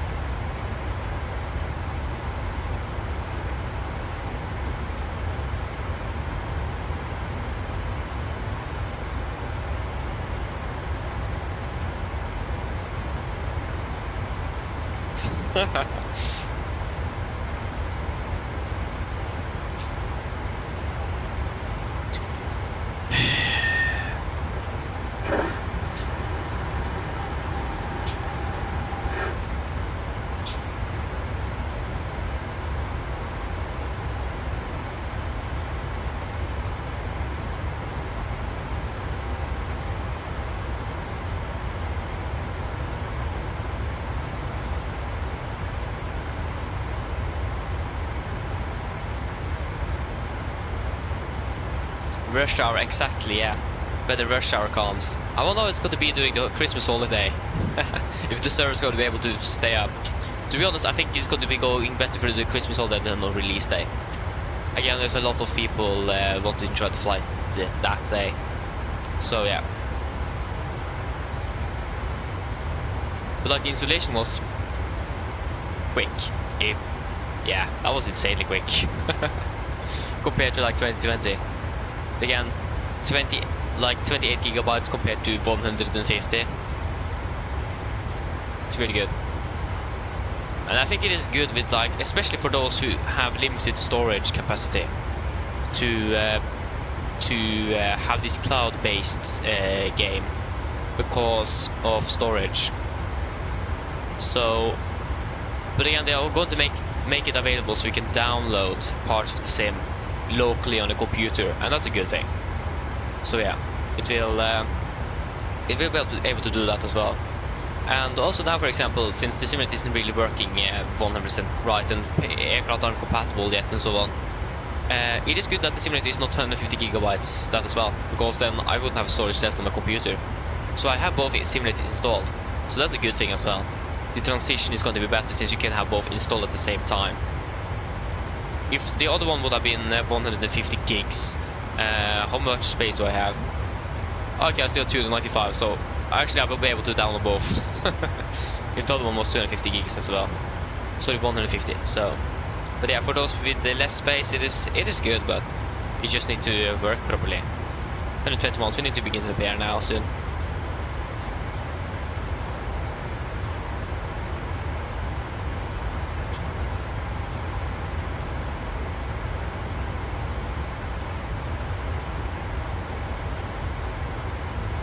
Yeah, exactly, DJ. That's the thing. You can't really have too much either. Just going to waste more. Just going to cost too much and compare to profit. So yeah.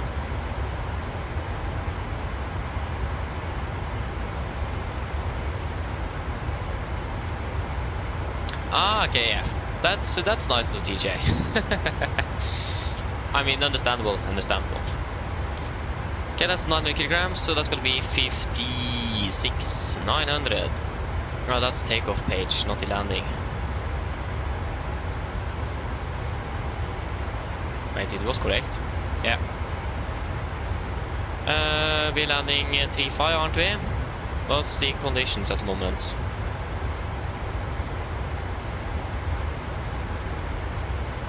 Yeah, so 3.5 into 310 at 5, minus 0 and 29. So 3105, 029.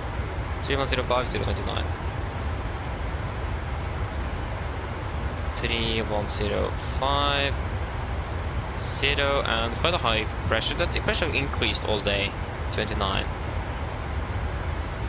Yes, we are just 1700, so we're going to definitely use normal reverse stress on this. 143. Yeah. Wait, what? Yeah, that's 4. Yeah, 148 is going to be correct. So 149 is also good. Yeah, that's correct. We do have an ILS, I think. We haven't even set the charts yet. Yeah, we do have an ILS for this one. Airport charge, and we want the airport. Yep, and the parking stands. Yep. Star, we are flying the Exanab 1 Delta. I think it is the 1 Delta. Yeah, 1 Delta. So Exanab 1 Delta, and then approach ILS runway 35. Good. So, runway heading is 351 degrees.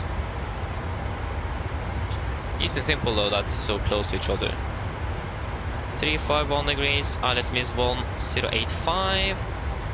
1085. And 1085. 1085, and it is going to be 19. Yeah, this is the decision height, not the MDA. 1993. Oh, that's the wrong way. Got the increase. 1993. 19. If you want to stay there though, 1993.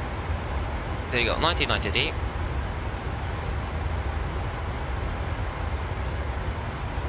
And we can turn on Pristina VR 11105. 11105.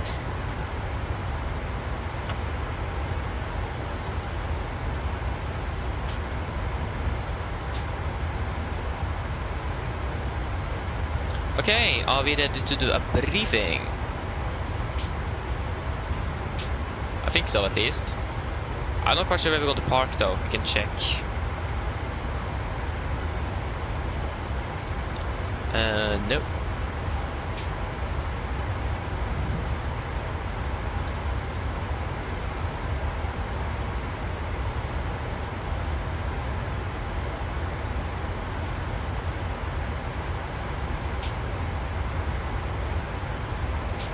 Wait, is it written with a H? I didn't know that. Okay, then I actually written it incorrectly. Oslo is what we are looking for. Brief it. Exactly. Oh. Oh, whoa, whoa, whoa, whoa, whoa, whoa, whoa, whoa, whoa, whoa. Are we able to make this up again? Like, yeah, we'll turn on the seatbelt now. Just for a little while. Okay, don't climb too much now. Okay, that was a rapid change in speed and wind speed and direction. We'll just have the seatbelt on for a little moment just to make sure that we're all good. Norwegian. Yeah, we don't know. We just don't know. Okay, we'll also just monitor here a little bit to make sure that we are able to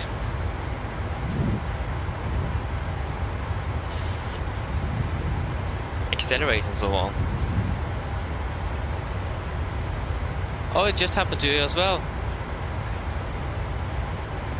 That's interesting, Skolvik. Are we actually able to accelerate? Yeah, we are slowly able to accelerate the aircraft.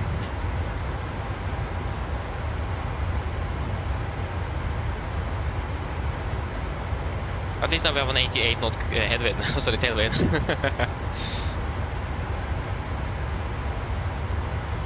Okay, we'll have the seats on a little bit longer just in case. We will also do a fuel check at the Nitlu, something like that. Nitra, is it? No, Nilku. Where's Nilku? Oh, there you go, there is Nilku. The fuel check at Nilku as well. Whoa, whoa, whoa. Yes, exactly, DJ. Nice. Yeah, exactly, Scotland. This is the thing with MSFS2020. This is the thing I don't like. The winds change are so rapid sometimes that the aircraft just falls out of the sky. Okay, we can do a fuel check at the Nilku. So 3.5, we have 3.5 we're exactly on now.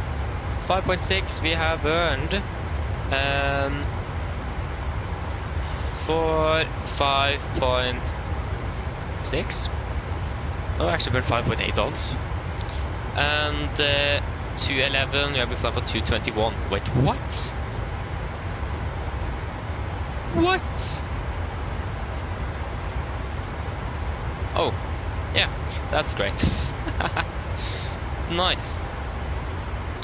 Okay, we can turn off the seatbelts now. It looks like they're good. Okay, we are currently flying. We are 11 minutes behind. We are right on fuel, and we have burned more than we expected to. Nice. That's again how it does with the winds here. Yeah. So briefing then. We can begin with our star into Pristina. So we are expecting the Exaxan 1 Delta arrival. This is chart tenders to Alpha effective 1st of December 22.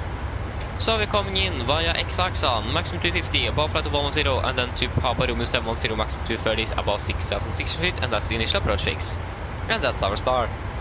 MSA at 10 nautical miles around the Pristina airport.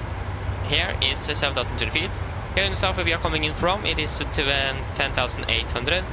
In the northwest and north it is 7,700, and in the west there is 5,200.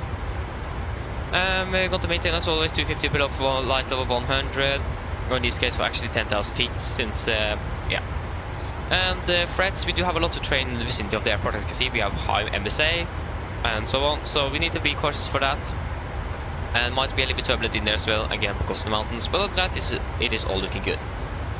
When it comes to the approach itself, we are expecting ILS for runway 35, chart 11-3, no effective date. So, we are coming in from Papa Romeo 708 is the plan. 701 here, maximum 230, 60, 6006. We'll just continue to Papa Romeo 708. maximum to 10, 4,000 feet, and then we're going to be approximately 9.1 miles out of the runway. Runway heading is 351 degrees, I'll estimate 108.5 Papa Romeo November. So 351 is set 1085 is also set, and we also have set Pristina VR on standby number 1. It is going to be a bit steeper than normal at 3.5 degree glide, so that means we're going to configure the aircraft and so on a little bit earlier than we normally would do. Minimums 1,993 feet, and that is with a missed approach climb gradient of minimum 4.5%. So that's really important that we maintain that. Yeah. So we're going to be manned to the 3,000 feet at 4.5, so, but we should be on that if we are on the glide nevertheless. So yeah, for the transition level, flight level 140 set, and for the missed approach itself, we will climb up to 6,600 feet, on course 351 degrees. At Papa Romeo 802, turn right, maximum 240 knots, direct to Papa Romeo 720. At Papa Romeo 720, hold and follow HC instructions. If unable to reach 6,600 feet at Papa Romeo 720, continue to climb in the holding. Refer to minimums for missed approach climb gradients. We already done that. Yes, landing with flaps 31, 39 on the VDF, wing correction 5 on minor braking, and normal reverse thrust. Other than that, there's nothing else really specific to say about the approach. Again, it is steeper than normal, and again, it is some high terrain in the vicinity of the airport. For the airport chart, 10-9, no effective date.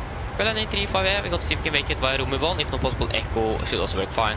Then we taxi down via Alpha, I think this taxiway is, to Apron Kilo. We have maybe one hotspot that's going to be applicable for us, hotspot number 1 at the Romeo 1. That says, so traffic on Alpha correction. Traffic on Alpha 2 and Alpha 3 taxiways can become conflicting with respect to traffic vacating runway by taxiway Romeo 1. When in doubt, hold short of intersection and await instructions by tower. We can go to the parking stand chart as well, 10-9 Alpha, no effective date. So again, we will taxi down via Alpha here, and then we will go ahead and taxi via Bravo 2 into the April Kilo, and we will see what stand we're going to be using. Other than that, weather conditions in general is looking good, runway condition is dry, so it is looking like it should be a nice and easy approach. Should probably have changed over there a little bit earlier. So then guys, are there any questions for the briefing? Probably not, and our briefing is complete then.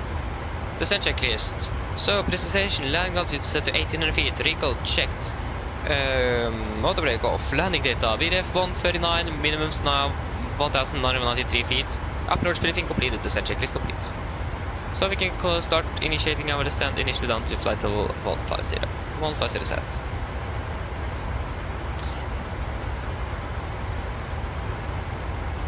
Yes, we're over Turkey now, nice.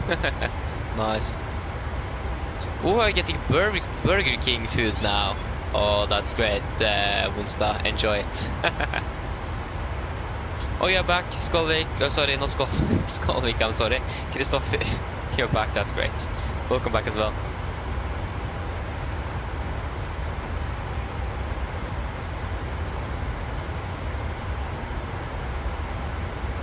Oh.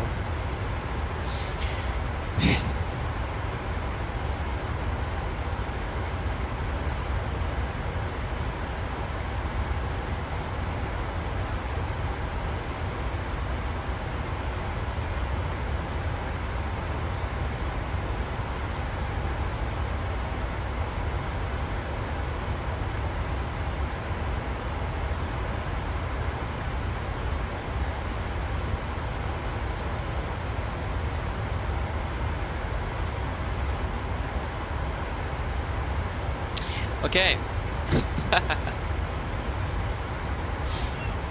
So yeah, we are ready for a descent at least. Again, we also do have a tailwind on the most parts of the descent, but other than that, it should be good. You even a clearance in Dubrovnik as well. It's insane to see how Scandinavia is online now. Someone is enjoying the A400M in the new sim up in northern Norway.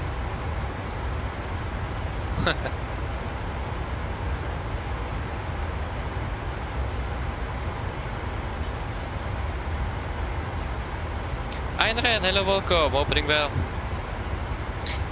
Yeah, I don't think there's anything else specific to note about the approach, to be honest. Again, like I said, there's some mountainous terrain, but other than that, it wasn't really anything else. It is a really simple approach, just a little bit steep, like I also said. So yeah. Yeah, I'm doing well too, thank you. Indeed.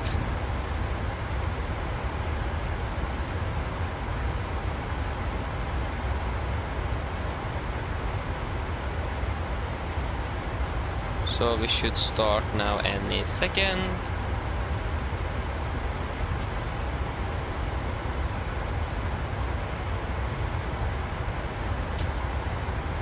Yep, we are arriving in Pristina shortly. We're starting our descent right now.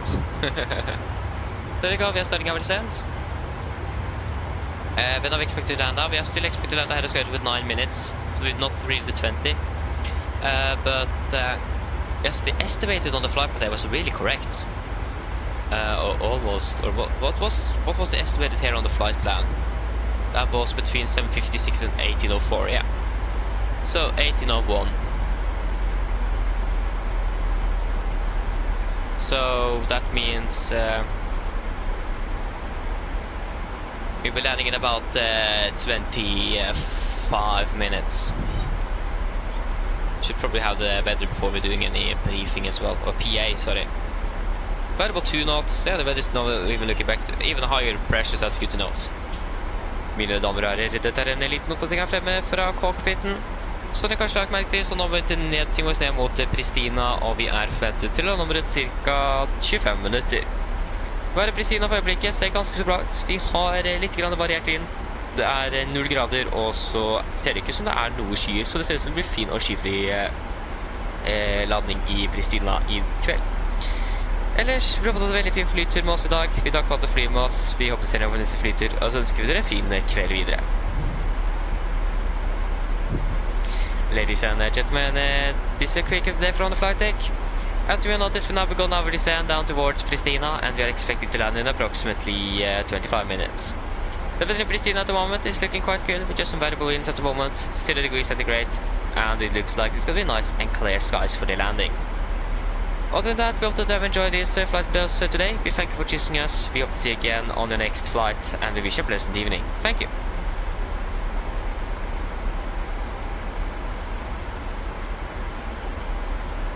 Okay, great. I should probably do it here on you as well. Send starting 30 minutes. Should probably also decide on the fuel we are going to use for the next flight before I forget that. I already forgot it. We should have done it before descending, but yeah. We don't really have the quickest and easiest access to the flight plan in flight. We're landing on 01 right here, not 19 right. There you go, generate.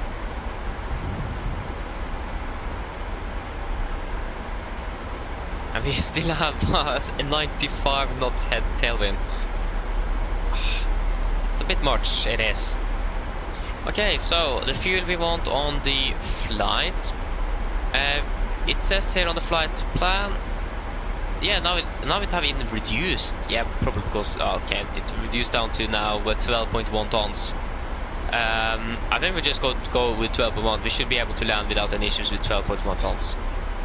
So yeah, we should just hold ground, but with 12.1 tons on the tanks, or in the tanks, not on, but in. What?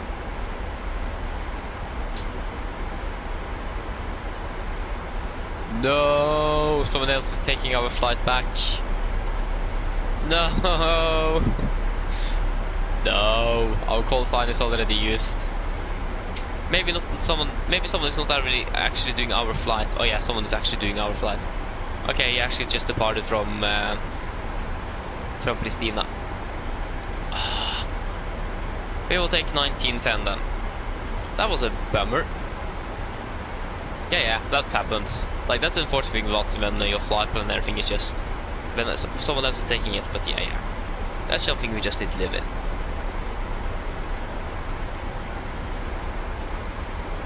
Rip headwinds on the return flight, yes. Indeed. We already passed flight to 300 as well. And the connection is now 1030, so we just enter that here in the forecast. Yeah, the increase by 4 hectopascals since we departed. So yeah.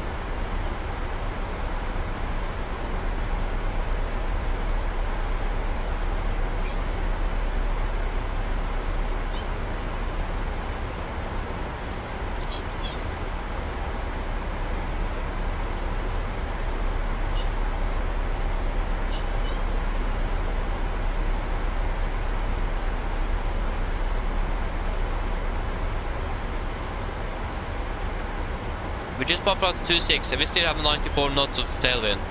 What is happening? Gonna be interesting to see when we're turning turning now.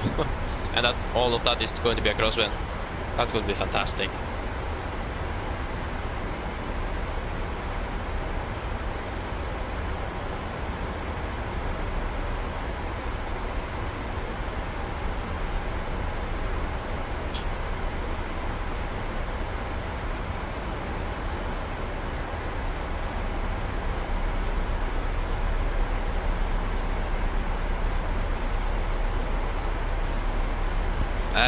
Which sound are you talking about? Are you talking about me eating? I'm just trying to eat some dinner, so you might be. That might be what you're hearing.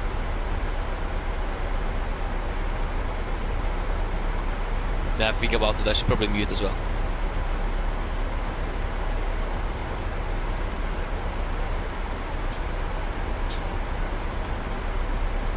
Oh, I hear some chatting in the cabin. Yeah, that's probably most likely. Or maybe. What are you hearing? Maybe it is because my brothers are doing some strange things right outside my door, and it isn't really the most quiet thing I've heard. So yeah, maybe that is them. I don't know. Not quite sure if you can hear them through my microphone though. But maybe it's the chatting from cabin. But I don't really hear anything myself. But you guys might be able to hear it.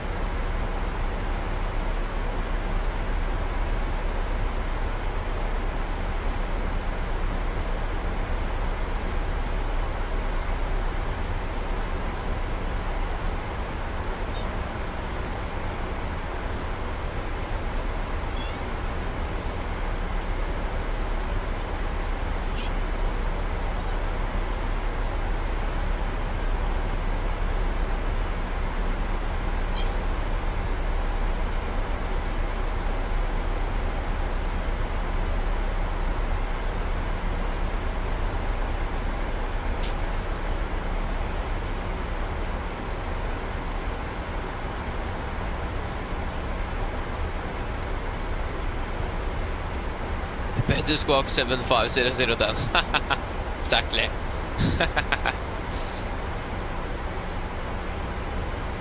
Yeah, maybe. I actually don't know. It's a really good question. Oh, this 90 knot of crosswind, that's great.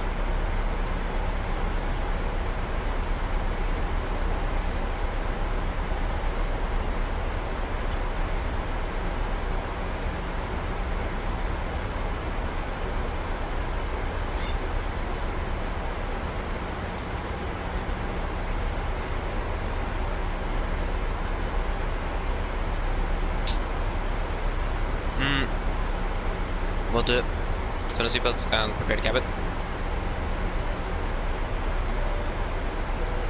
Cabin crew, prepare the cabin for landing.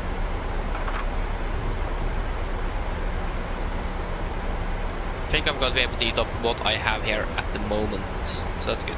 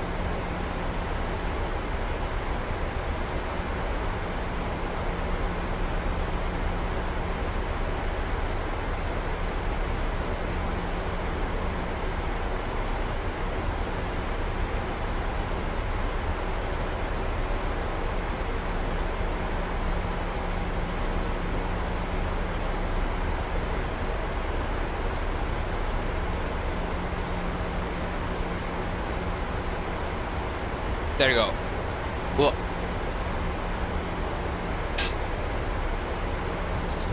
Now we're ready for landing. Don't have an empty stomach, so that's good. Okay, 1,000 to go. Yep, we can continue down to flight level. Yeah, I mean 7,000. Connection 030.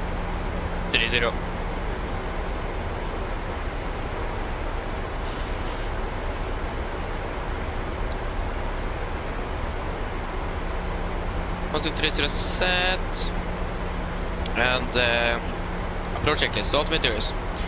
QNH 1030 set, passing flight level 153. Now, plus minus 0 after correction approach checklist complete. Not really after takeoff checklist. And again, now we've got some turbulence here as well. That wasn't really much, but a little bit. Can expect it because of the mountains. We're going to be catching about 4,200, so we'll descend down to maybe 5, maybe we'll descend down straight to 4,200, I don't know yet. Hello. Hi Captain, all passengers are seated and secured for landing. Thank you, I'll call them ready. No problem. Oh. A little bit fast, but we're still above flight 100, so no worries with that.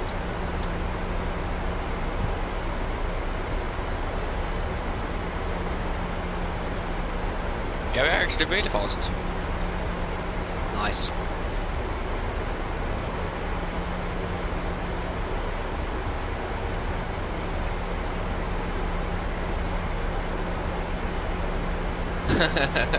Nice, so that's a good thing. That's good, Christopher.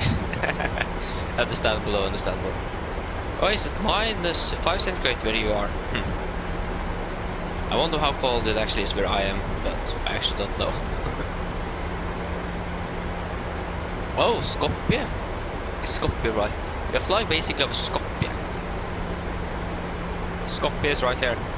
Heard of it before.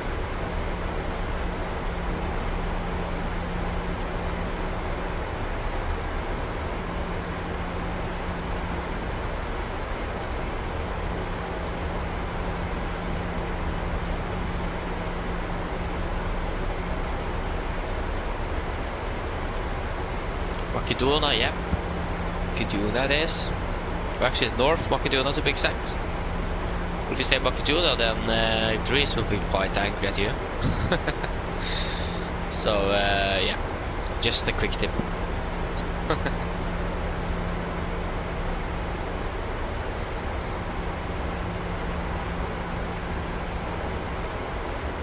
That looks like we're catching the speed as well, so that's great.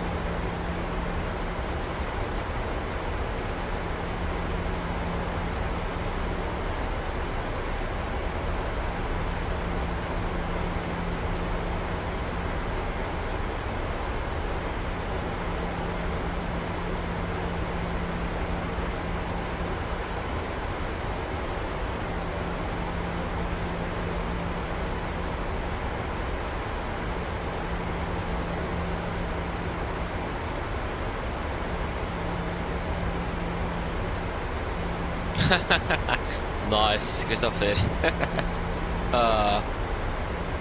Yeah. That happens as well.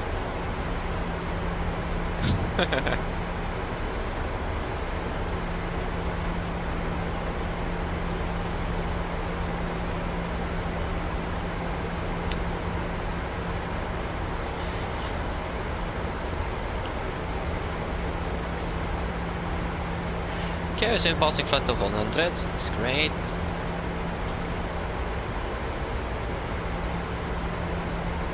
We did turn on the. Yeah, it's really hard to see. Yeah, just the flashlight.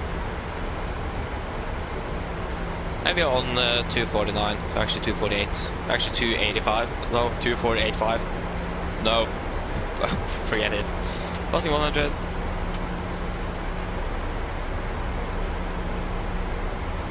Okay, I will go terrain my side and weather yours. It's probably good to have the weather on this, sorry, the terrain on this side because of the terrain in the vicinity. Steep descent after Papa Robo 710, disregard.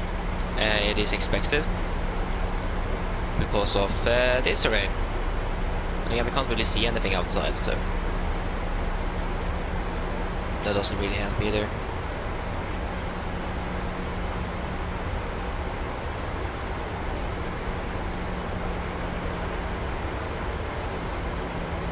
If I'm correct as well, the pop is, or the glide slope is going to be more reliable than the pop is on this one. I actually don't know. Pop is was a little bit off the glide slope, not just a little bit, a lot.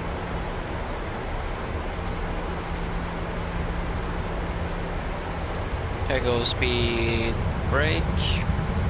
A little bit high on energy, but other than that, it is good. Base. Came a little bit fast, but what happened with like the steep descent? I continue down to 4,200. 4,200 feet set. I just got to confirm the mist at 6,006. There you go, we have the airport in sight already.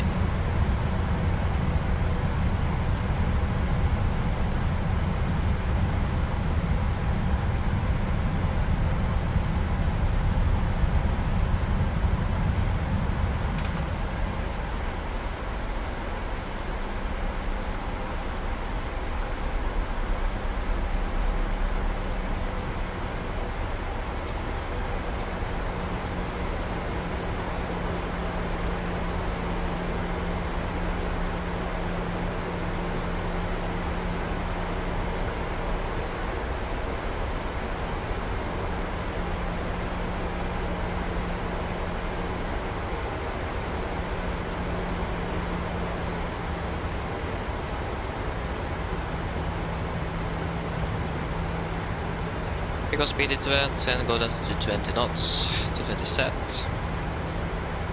Flaps 1 speed is checked.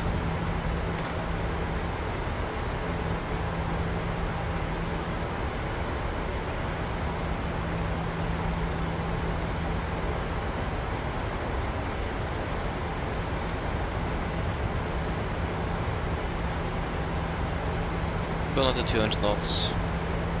200 set. Flaps 5 speed is checked.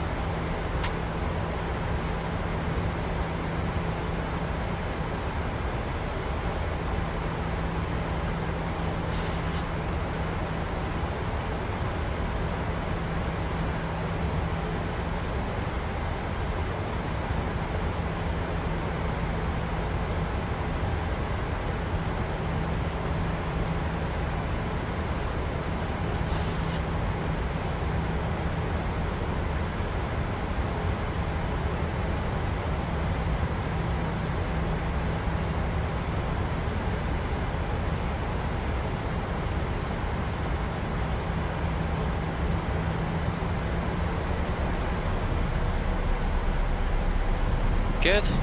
Let's hit turning final.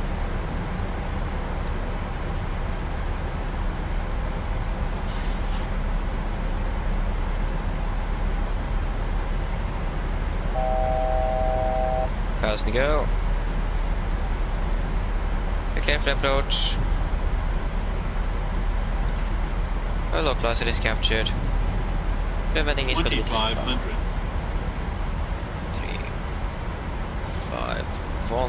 351, there you go. Pristina traffic, Nordic 1908, established ILS 358.5 miles out, Pristina traffic.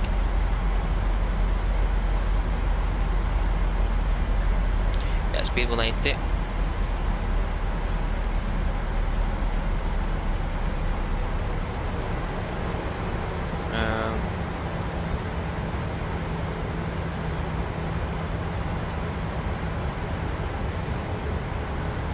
Just level off and wait for the glide slope to arrive.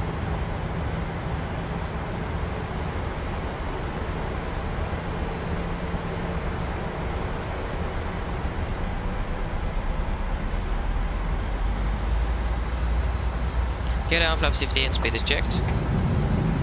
Flaps captured, 160.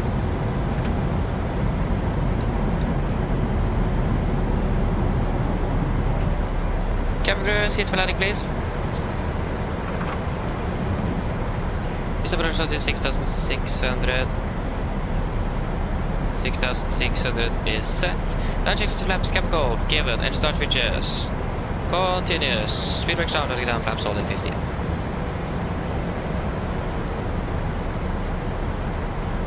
Go final, Venus plus 5, 144, good.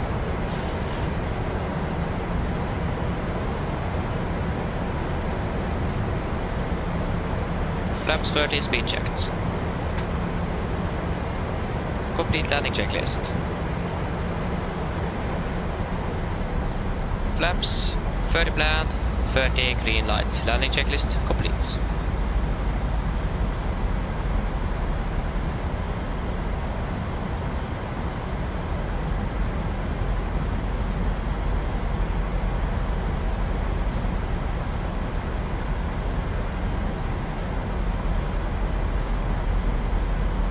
Okay, we are approaching 1000, we are stable, clear to land. Disconnecting.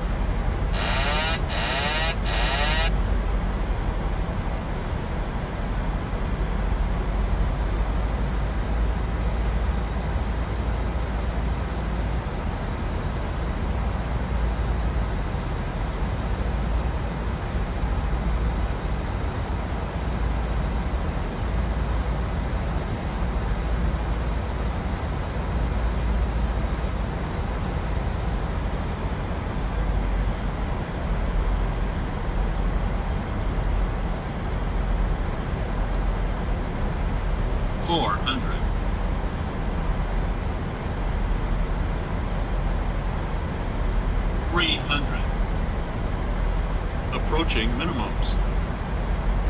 200. Minimums. Continue. 100. 50, 40, 30, 20, 10.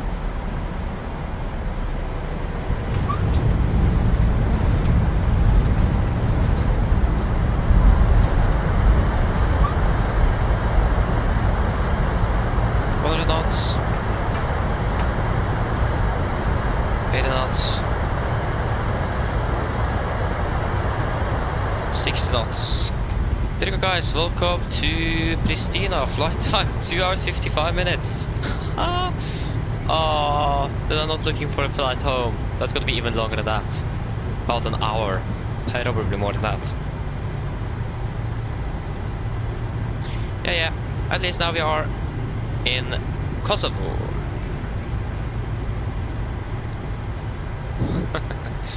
Nice.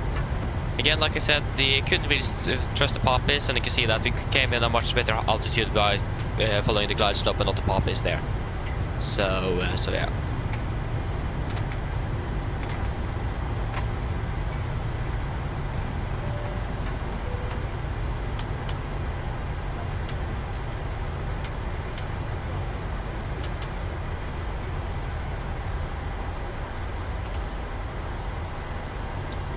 Right is clear, left is clear.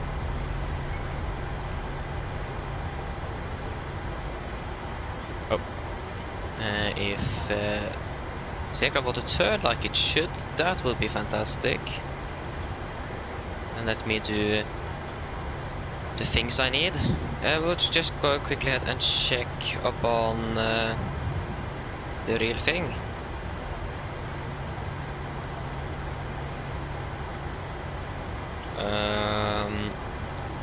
Where they have probably parked. They are at least finished. Yeah, Pristina, playback. How did they manage to land so early? Oh, they got some directs. We need to fly like here and there. They even did a circle here as well, or a whole little thing. They went in for the 2-3, I think it is.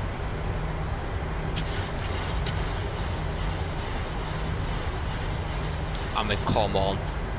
When you are crashing, that doesn't really help anything here. 203 is what they went for. Taxi in here, we can turn on the APU.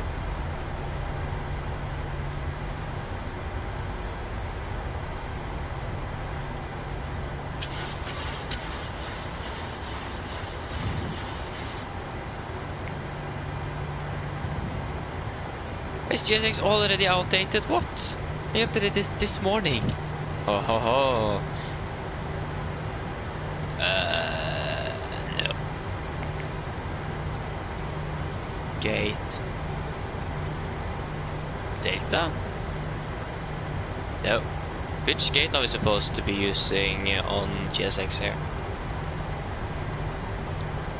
Juliet. No. Power gen's just park ramp. There you go. 203. No.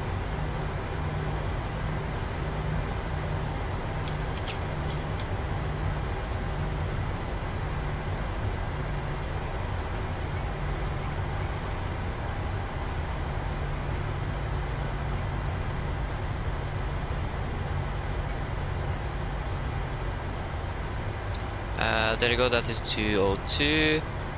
202. Is this 203B? This is 202A. Yeah, we are going on over there. We have then 202, so the 203B, and 203 is right there. Turn in straight in here. Oh, we should probably taxi a little further first. Maybe have some some speed as well. 1 knot is probably not enough to get us on in here.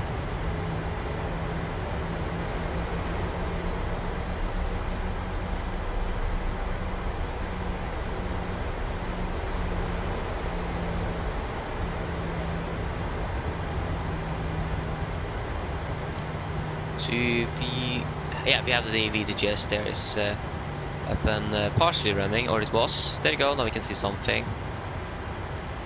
List, so that's good. There you go.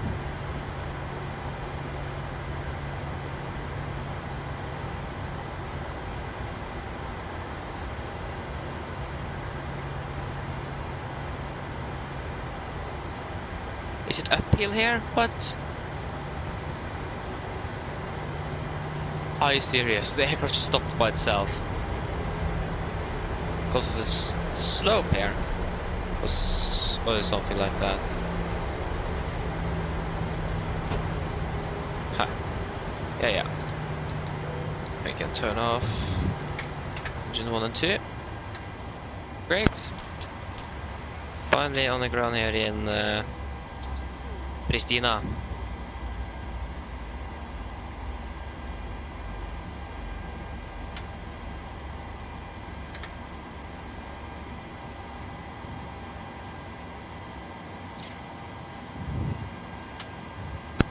Ground to complete. Go ahead. Go ahead.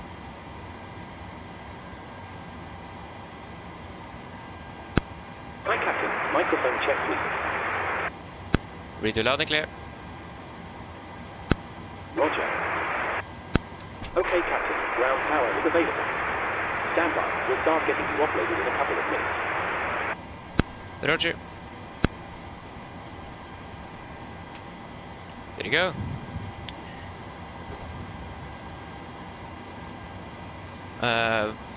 There you go. Now my lights here want to work. So, shutdown checklist to the line. Fuel pump off except one for APU. Probe heat off. Autopilot is set. Flaps up, no light. Parking brake set. And the start levers cut off. And AMD radar is off. Shutdown checklist to the line is complete. Now we can just request deboarding. The boarding requested. Should probably just bump up the brightness a little bit, especially now during the turnaround, so we can see something.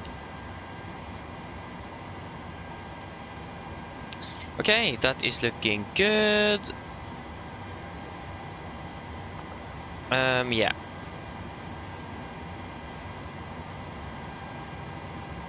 Yeah, so flight time. A little bit, should be about 2 hours 40 minutes, so we flew 15 minutes longer than expected, 2 hours and 54 minutes.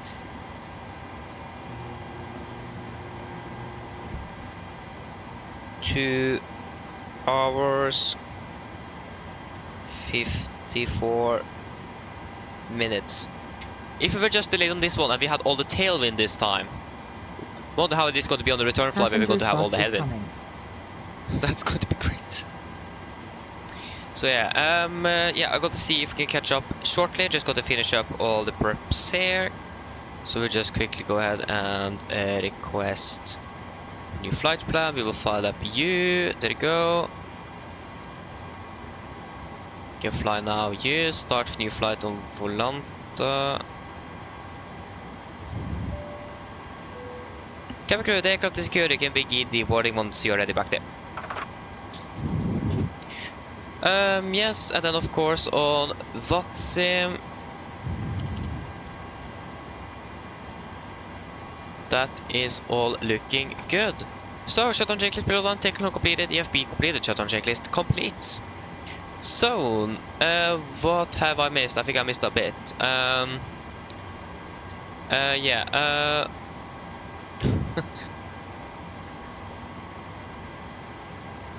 However, yeah, it's going to be probably more. It looks like there's probably going to be more than or more like 4 hours back. Passengers yeah, boarding started. something like that. Maybe even more than that. We wait and see. So yeah, yeah, I agree.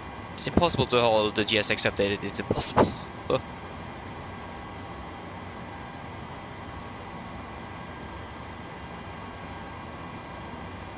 The passenger bus is coming nice.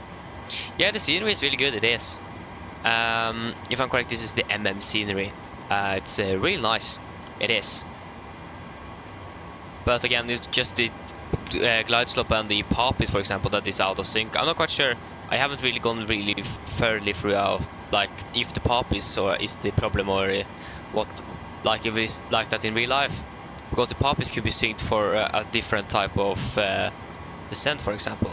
So yeah, but probably not.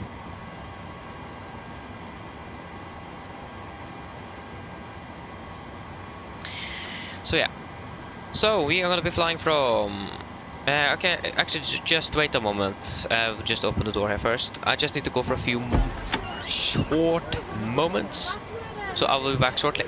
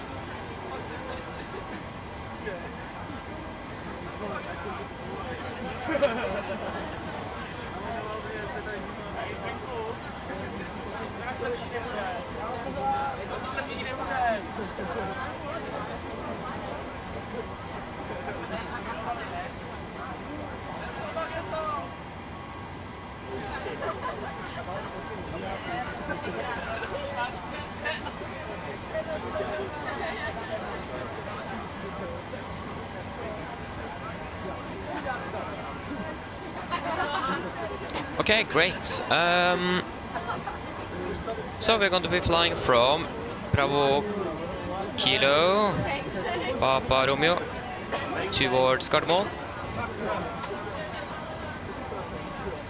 Echo November Golf Mike. We are going to be Nordic 1910. Departing. That's probably going to be runway 35.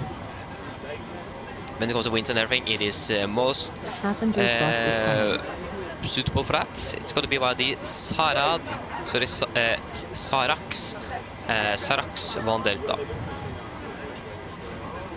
Oh yeah, just Sara, I thought this was a D there as well. Yeah.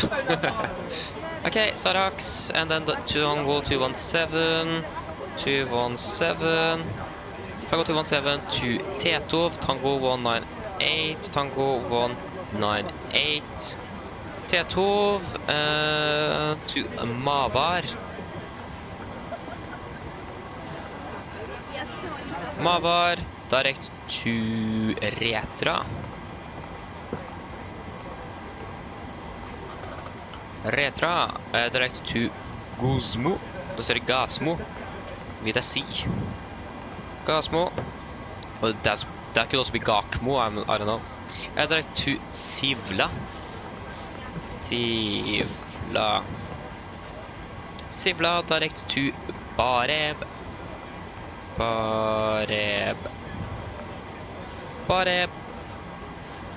Just wait a moment here. Passengers deboarding starting. Yeah, Bareb, direct to Exumba.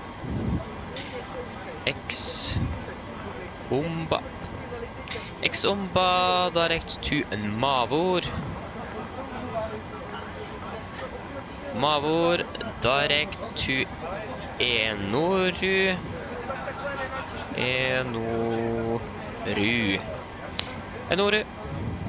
Enoru, direct to Binka.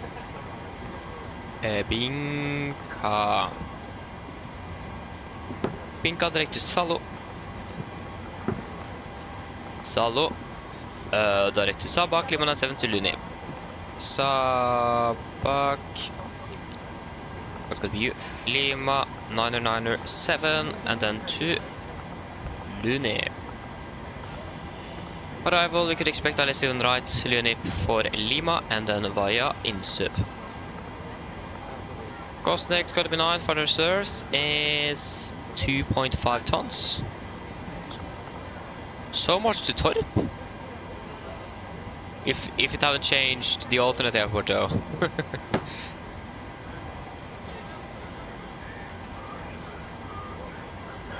Yeah, it's still Torp. But at 2.5, that was a bit. Cruising, we are going to ignore 19200. We're going to go straight to 36. You probably climb as high as possible now. 311, 83. 311, 83.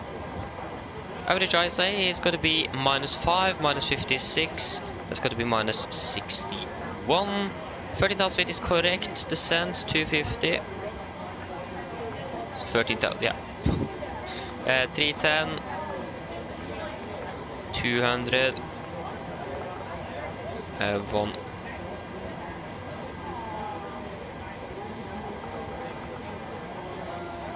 There you go. 100. QNH in Oslo at the moment is 1004. And we can execute. 1298 compared to 1304. Yeah, that's close enough. We have still no ATC online here. We still have Norway online, but again, not going to be online when we are arriving. So that is fantastic. Yeah. Yes, but I don't know yet. The flight plan says that we are estimating to land between 22:55 and 23:03. So basically 23:55 or 00:03 local time. So we wait and see. Not really sure yet.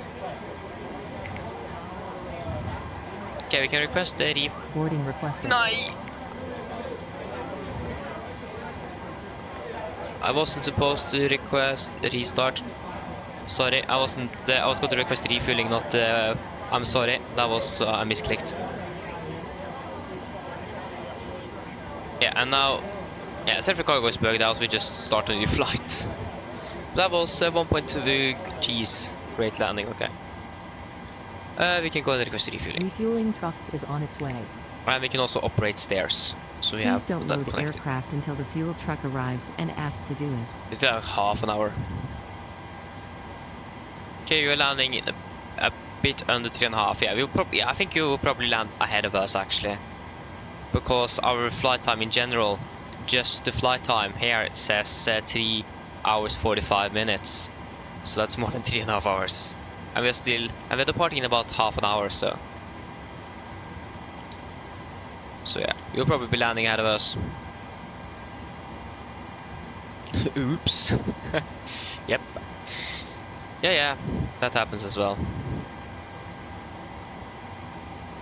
Yeah, we're going to check the initial climb clearance here. Sid, start. Ground to copy. Where's the 1 Delta? Oh, there you go. Go ahead.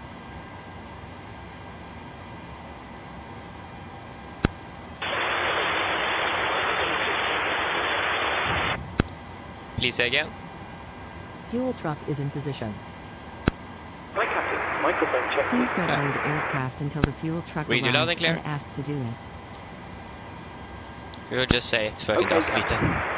Radio check is complete. We'll contact you when we're ready to start loading. Roger.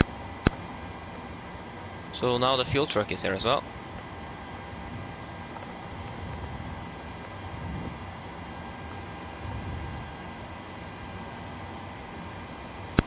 Ground to cockpit. Go ahead. Hi there. Just to let you know that we've started fueling the aircraft. We'll let you know as soon as it's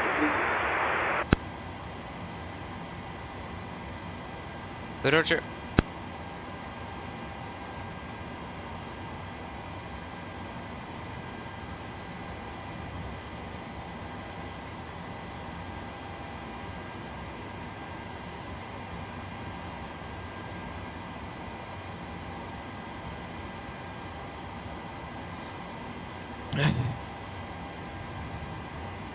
Okay, just wait a moment here. Yeah. Ground to cockpit. Go ahead. Still using a little bit too much right brakes. Hi Captain, just a quick update to let you know that we've started loading. We'll send the final load sheet up once we're ready. Roger. Hi Captain, fueling has been completed. Roger. Nope, it haven't. Okay, good.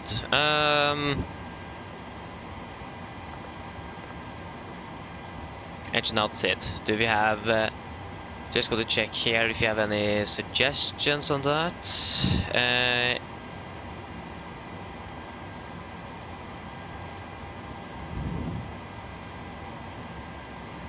No. So our sit is going actually... Why are we... Wait, what? Why are we flying south?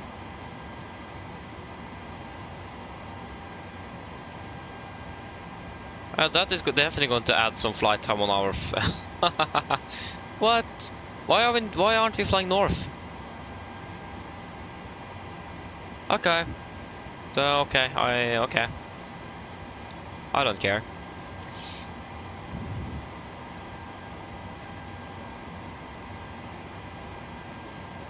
Well, actually, I do care a little bit, but yeah, can't really do anything with that at the moment. So I think we don't have. Yeah, the door isn't even open.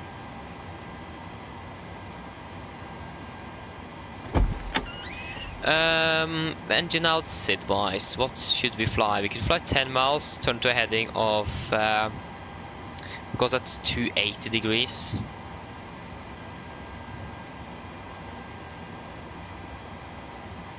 Yeah, we can fly straight ahead 5 miles, turn heading of 280 to 15 and hold. That could be good.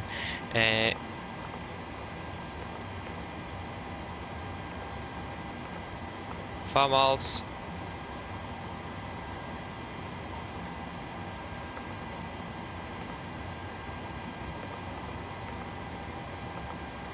And then 15. 280 though. How could we make that? If we could make it after you. So if we take below 250. Oh, I copied it. Okay, that's good. We just do this. We can. I think we can go and do that here. Where did it end up? Oh wait, this is the 15 one. Yeah, that's not correct. We need the 5 one. Like that.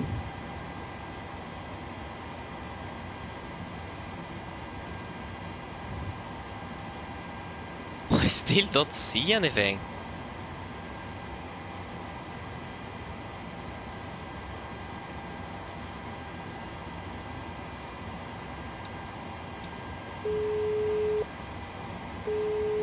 Hello. Hi, Captain. We need a jetway to be attached. 1,000. Okay, that's. Oh no, sorry. The passengers. Can you arrange it, please? I mean, the stairs are already connected, so. But yeah, I'll ask. Thank you. Stairs are connected. Yeah. This doesn't really help. Yeah, we can go to the fix again. Rev heading is 351. 351. 5. Come on. There you go. Can we then copy you in there? Thank you. That took a little while to fix because you are going to be on a radial of yeah, that's the wrong. There you go.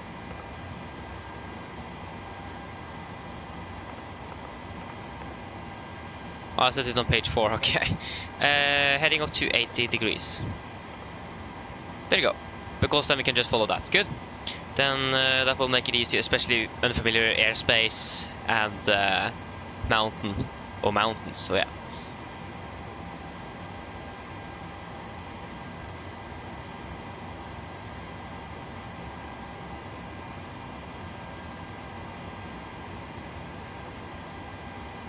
Oh yeah, of course, DJ. Yeah, of course, yeah, that makes sense. Serbia isn't really happy about Kosovo, that's correct. But I mean, we do have a direct departure routing though.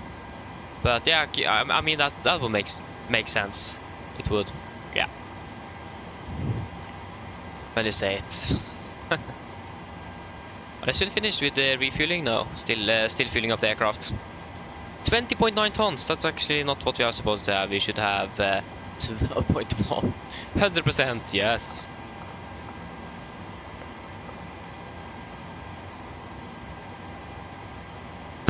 Ground to complete.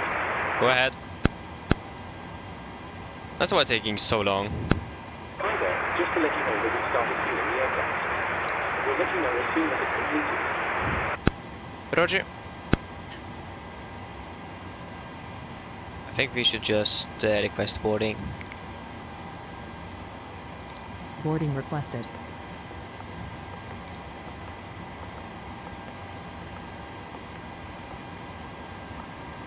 Passengers bus is coming.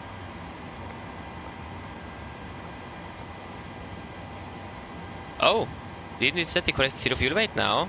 I think it did actually. No. Zero weight is gonna be 56. Go ahead.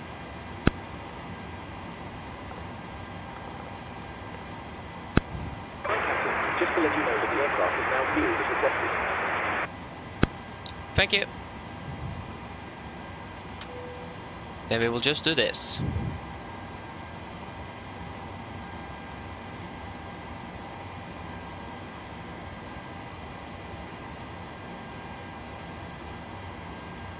I understand, DJ, yeah, that's understandable. It is. But yeah, it makes sense now, thank you for that as well. Welcome to the Balkans. Yeah, I can agree, it's a really diverse place it is, yeah. It is.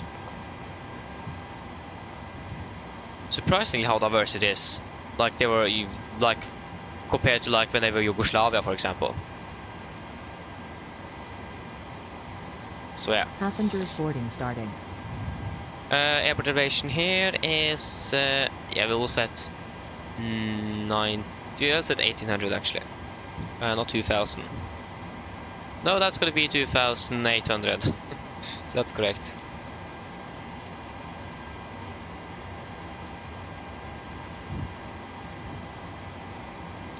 Okay, nice.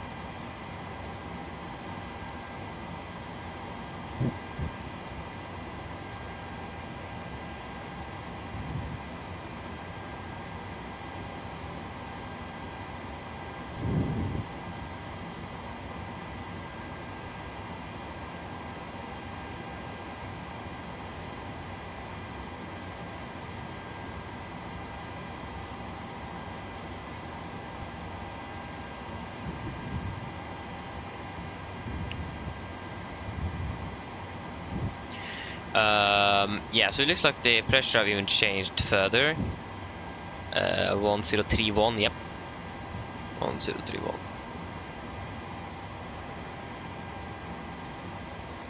How long is this going to take? Texaco. That's nice, Texaco. We did have a... I think it was Texaco, yeah. We did have a gas station in Texaco here once where I lived, but it got replaced by apartment building, so... yeah.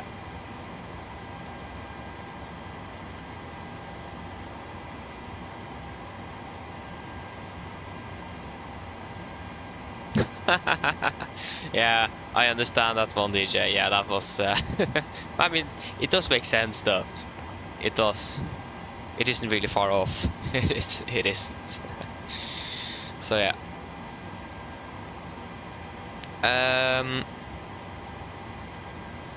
We are going to cruise at 3.6. There you go.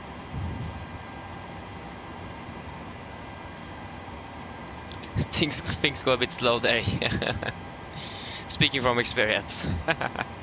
That's good. Good with someone with some experience down in the Balkans here.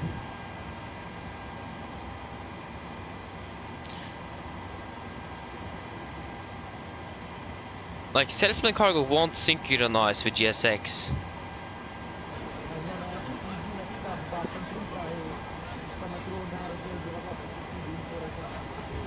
All stations were about to start boarding. It loaded 1 passenger when I released this synchronization from GSX, so that's good. And Passengers bus is coming. Yeah, should we just do the departure briefing? If we could depart a bit earlier, that would be fantastic. So yes, the emergency briefing, we already done that on the first flight, so we don't really need to go through that again, unless there's any questions. But for now, we will just go to the taxi. So 10-9 Alpha is the parking stand charts here, and there's no effective date. We'll begin here. So we park the stand 203 here. We could probably expect to push facing towards the south. Taxi Bravo 3 and Alpha. Going over to the airport chart 10-9 again here. No effective date either. Got taxi down by Alpha all the way down to holding point Golf for runway 35. We do not have any. We do have one hotspot 2. So traffic on Alpha 3, Alpha 4 and Hotel 2 taxiways can become conflicting with respect to traffic vacating runway by taxi with Romeo 2. When in doubt, hold short of intersection and await instructions from by tower. That sounds good. Other than that, we don't have any other no times, hotspots, or nothing special regarding Pristina today. Power running condition is also dry and the weather conditions also are good. When it comes to our SID, we're departing via the Sarax 1 Delta departure. Chart 3 Alpha effective 11th of August 22. We're departing on the remaining 351 degrees towards Papa Romeo 602. Take a left turn towards Papa Romeo 620, maximum 230 knots. Continue Papa Romeo 622, maximum 250. And then we're going to fly down to Sarax. MSA is going to be 7,200 feet, 10 miles from the airport here in the north, east and south. In the west it's going to be 5,002. In the north and east it's going to be 7,700 feet. And in the south 10,800 feet. Again, as always, we're going to be flying maximum 250 below flight 100. And again, we're going to be flying maximum 250 all the way up to Papa Romeo 622 minimum. Please don't load aircraft until the fuel truck arrives and ask to do. What? Yeah. Other than that, initial clearance, we're just going to climb up to the transition altitude of 13,000 feet. We don't really have anything specific here other than that. We do have a minimum climb gradient though of 4.3% up to 3,800 feet and then 3.3%. So that is going to give us about more than 1,000 feet up towards 3,008, and then still more than 1,000 up towards not specified altitude. So yeah. Other than that, when it comes to threats, we do have a lot of terrain in the vicinity here, so it's really important that we make sure to be aware of that, and we are briefing of that as a threat. But other than that, everything is looking good. So again, the only threat is going to be the terrain. So then, are there any questions?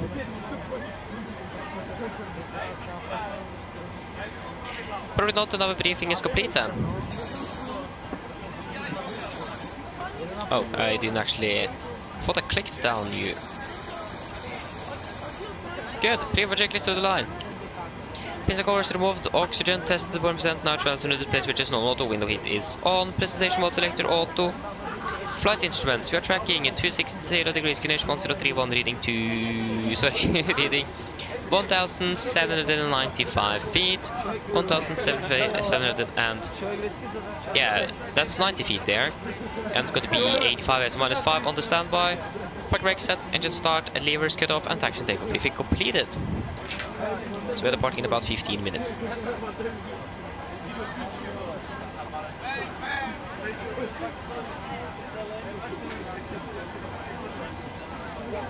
Ah, so you took the train from Sofia to Belgrade. Okay, nice.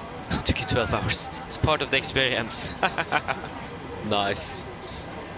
Yeah, that's a little longer than expected.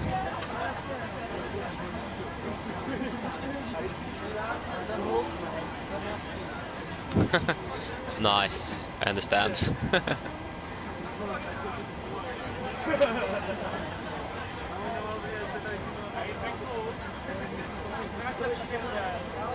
It's something wrong with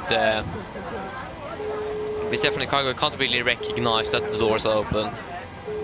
Hello.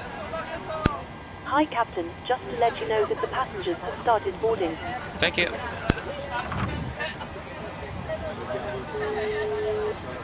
Hello.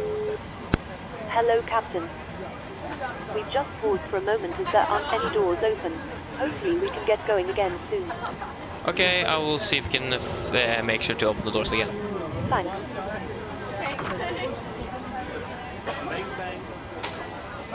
The doors are open though, so I'm not really sure why. Yeah. That is interesting.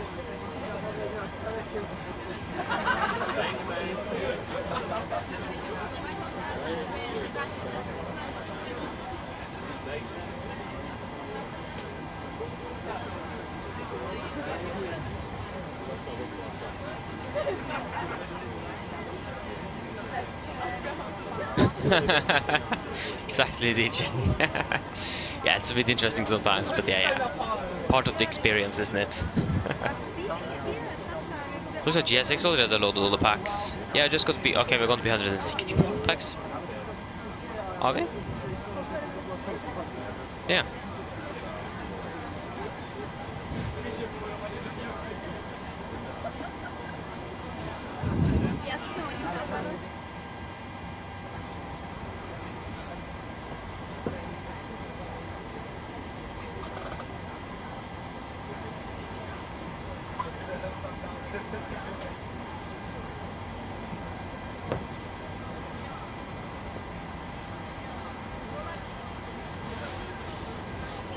Part of the experience indeed, yes. Exactly. Oh, but Zephyr Cargo is so much slower than GSX to load up.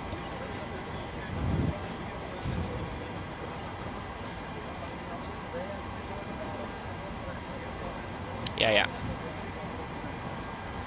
We just need to wait a little bit. Departing actually in 10 minutes, but I think we're going to be behind schedule because of all of this. So 0 cover K, yeah, so -7 and 4.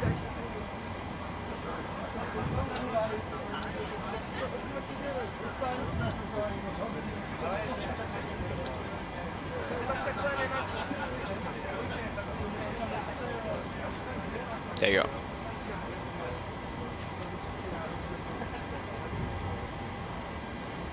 So yeah, we can't really do a PA until the crew have done it, otherwise they're going to, or the cabin crew, because they're going to interrupt us.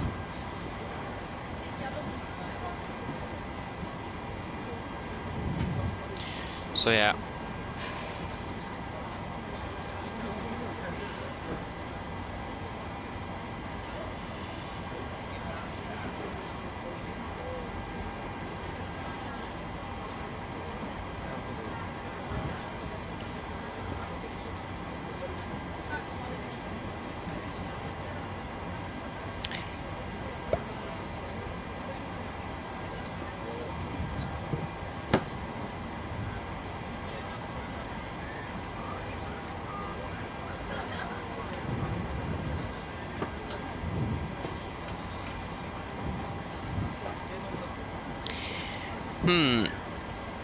Yeah, we're still missing 100 passengers. This is going way too slow. If we try to do this synchronization again. Nope, that doesn't work. Then the doors close again. But why? It doesn't make sense. Oh, there you go. They just spawned. Okay. Oh, there's some perks here with both GSX, it looks like, and Refueling cargo. Yeah.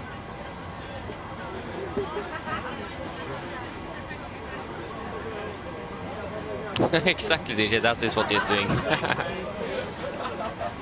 I think I'm actually going to be able to do one of... I don't want to go do the PA because the cabin crew is going to interrupt, so I want to wait, but we are going to be delayed because of this. So that is great, we're going to be landing even further behind schedule because of technical issues, so that's fantastic.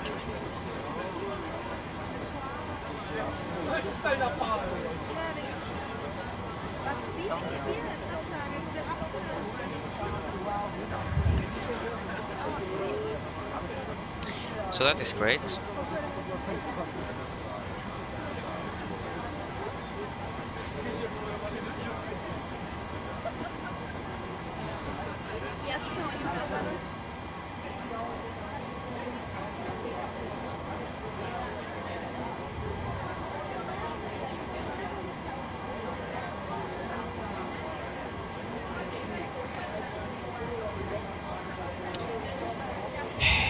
Yes.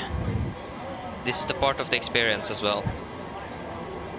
Like everything is a part of the experience.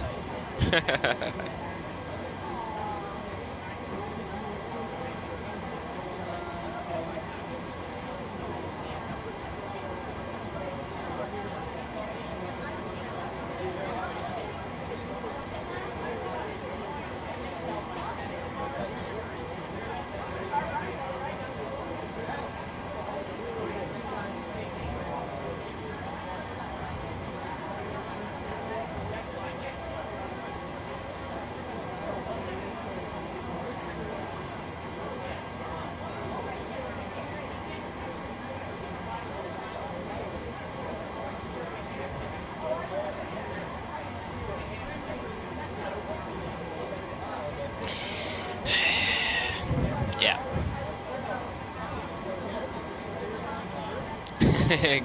Indeed. I've got it now. Yep. So yeah. But I mean, that's a part of the experience with flight simulators to resist technical issues all the time.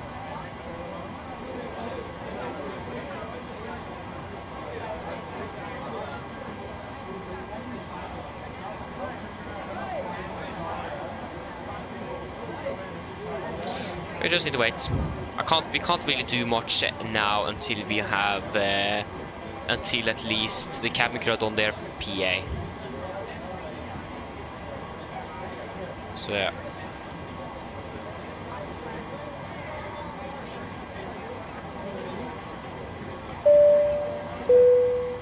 Ladies and gentlemen, welcome aboard.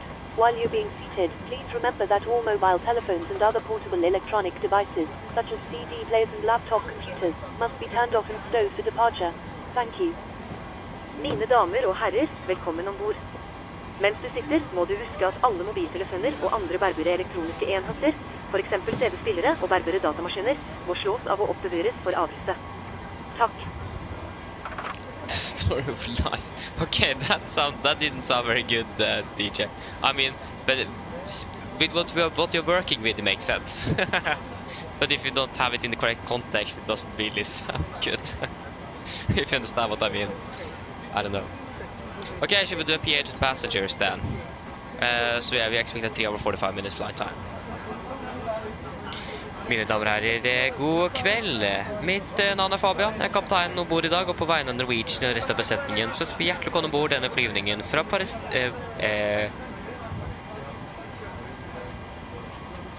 Pristina til Oslo Gardermoen. Sorry for det. Vi forventer en flyt I dag for ca. 3 timer og 45 minutter. Vi begynner snart å bli klar for avgang her fremme. Vi har hatt noen problemer med bagasjelasting og når det gjelder lasting av dere passasjerer også, så kan det bli litt bak skjema ut herfra. Men vi håper at vi skal få tatt igjen så mye som mulig gjennom flyturen, og så takker for deres tålmodighet også for dette. Ellers, når det kommer til taksturen I dag, så ikke den forventet til å bli sånn kjempelang. Vi skal bare takse rett ut herfra fra gaten og ned mot rullebanen. Vi kommer til å ta av nordover, så kommer vi til å snu rundt. Vi kommer ikke til å kunne fly over serbisk luftrom på grunn av dette greiene med Serbia og Kosovo. Så det ender med at vi må da fly rundt for å da komme oss videre oppover mot Oslo. Når vi da først oppe og klatrer, så venter marsjhøyde på rundt 35 000 fot. Vi forventer gode flyforhold gjennom mesteparten av flyturen, men som alltid vil anbefale på sikkerhetsbrettet på basen til fly kommer bort nyfødt turbulent. Vi kan forvente at vi kommer bak skjema inn til Oslo. Vi har veldig sterk motvind gjennom flyvningen I dag, så vi kan forvente at vi kanskje blir forsinket inn til Oslo med rundt 45 minutter på grunn av det, kanskje til og med nærmere en time. Vi litt usikre på hvordan dette blir, men vi kommer til å bli ganske så greit forsinket på grunn av motvinden som vi da har hele veien opp mot Oslo. Utenom det, så vær I Oslo for øyeblikket. Det ser da ganske så greit ut. Vi har for øyeblikket ikke noe vind. Det er minus 7 grader, og så ser det seg fint og skyfritt. Ellers sitt ned, slapp av, så håper vi på en veldig fin flytur med Norwegian. Ladies and gentlemen, good evening. My name is Fabian. I'm the captain on board today. On behalf of Norwegian and the rest of the crew, we want to wish you a warm welcome aboard the flight from Pristina to Oslo Gardermoen. Flight time to Oslo today is expected to be approximately 3 hours and 45 minutes. We are shortly ready for departure. We have some issues with both boarding and the loading of the baggage on the aircraft. So it looks like we're going to be a little bit behind schedule on this. We apologize for this, and we also thank you for patience as well for this little delay that we could expect. Other than that, when we are ready, or we are pretty much ready, so if you can please sit down, take the seatbelts. And as always, for on safety notice, we recommend to follow the important safety demonstration that is coming from the cabin crew now soon. When it comes to our taxiing, we are expecting to depart from the southern runway here today. The taxi is not going to be very long until we are ready for departure. Our departure thing goes initially northbound before we're going to turn towards the west and then fly south, west, and then north again up towards Oslo. We can't really fly through Serbian airspace because of the conflict between Kosovo and Serbia, so we do need to fly around there to get up to Oslo. Other than that, when we're first climbing, we're expecting to climb up to approximately 36,000 feet, and we are probably going to be climbing higher as well throughout the flight. We are expecting good flight conditions for most of the flight, but as always, recommend to have the zippers on just in case encountering some unexpected turbulence. We do also expect to be delayed. We do have quite a strong headwind all the way up towards Oslo today, so we might expect to be delayed by 45 to even an hour into Oslo. This does depend if the winds are changing or not, so we wait and see how it goes, but we do expect a delay to Oslo today because of the winds, and a little bit uncertain, but we're going to have you updated on that later on. Other than that, weather in Oslo at the moment is looking quite alright, with no winds at the moment, minus 7 degrees centigrade, and it looks like it is going to be nice and clear skies. Otherwise, sit and relax, and we hope you enjoy this flight with us today. Thank you. I will try one thing, because this seatbelt light isn't even synced. So if I just try this, is the seatbelt light functioning then? No. So I would just try to restart the flight. Oh, I clicked on start new flight though.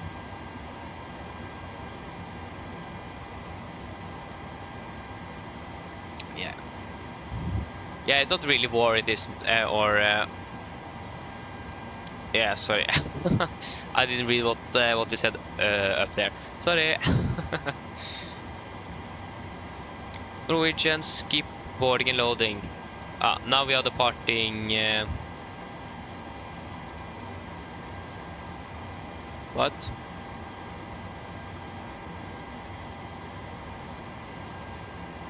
There you go.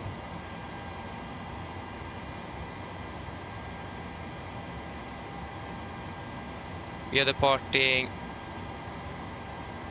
18, we can take AFD51. There you go. And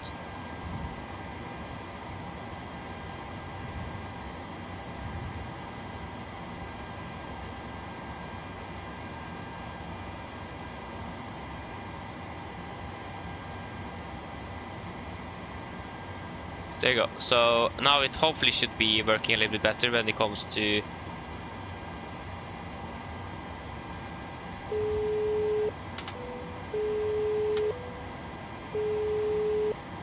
Hello? Hello? Hi, Captain. Okay, we've received the load sheet from ground. There's the passenger count, the crew count, and the total souls count, plus yourselves, of course. Thank you. Okay, looks like we're all set to go whenever you're ready. Okay, great. I'll call the ground to remove the jet. We can just close the doors. No problem. But it haven't recognized the doors are actually open, and it still won't recognize my seatbelt sign.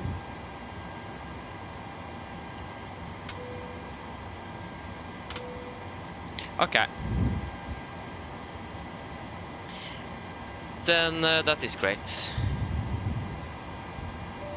Welcome on board. Short delay is expected. This is supposed to cause a baggage issue. No taxi time. The departure weather should be good. extended en route delay as well. So it's going to be 68 tons blank. Yep, it's looking good. 68 19.8 Parameter 5 weather 31010 131 31010 131. Ace is 2. Yeah. Calculate. Takeoff 131 91.2.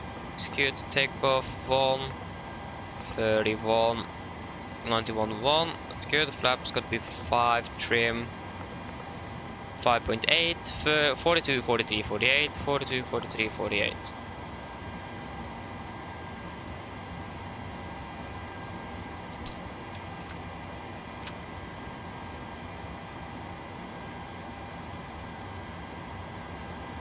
I can actually just turn on the rest and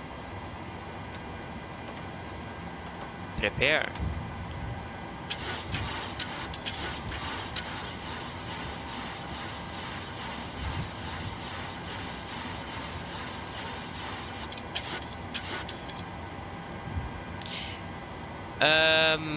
Yeah, V500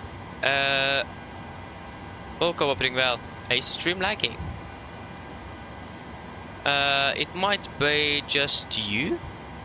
It is looking all fine on this side. I'm not really sure. For me at least it looks fine on this side. Yeah, so basically Serbia and Kosovo have some tension. Basically, because Serbia doesn't recognize Kosovo as an independent country and so on. Blah blah blah. That's basically why. So they don't really like Kosovo basically.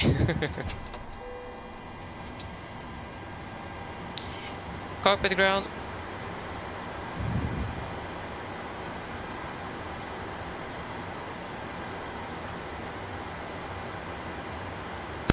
Go ahead.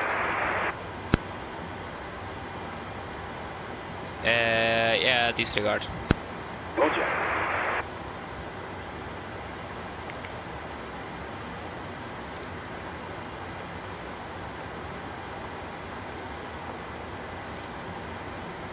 There you go. So pre-for checklist. Below the line. Fuel, we have 12,100 kilograms aboard, and pumps of course is going to be on. Passengers set. On the brake, RTO, Silver Venet cars completed. Takeoff speeds 142, 143, 148, 149.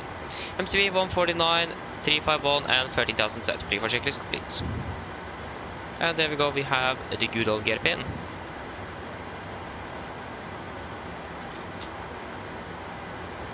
And everything is good and disconnected. Good. Now we're finally ready to go.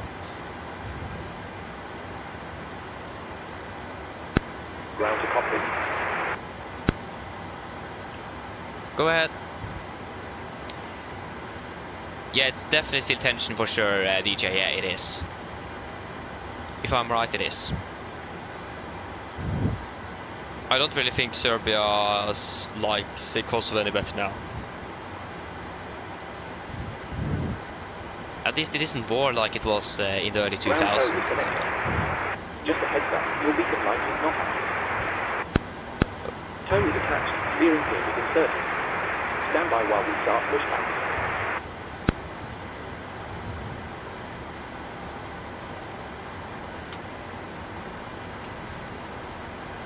Okay, before start checklist, flight doors closed, locked, doors with outside closed and locked, that glitch light on, transponder altered off, entry free and 0 before start checklist complete.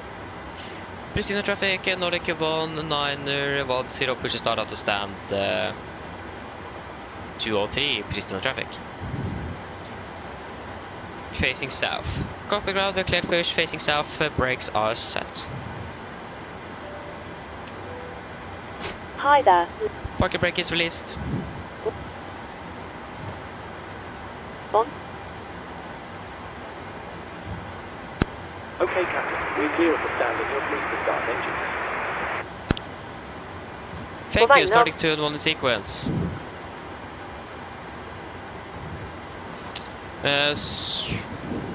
No, I haven't. It is just taking here 1909 from Pristina to Oslo, so no, I have forgot it is up and running. Starting number 2. Roger. If I remember last time we did this pushback, we crashed, so I think we will monitor this pushback closely.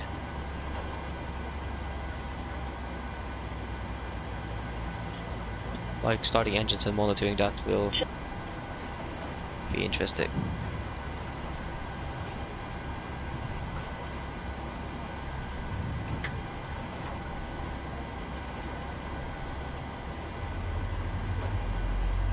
Okay, looks to be good now.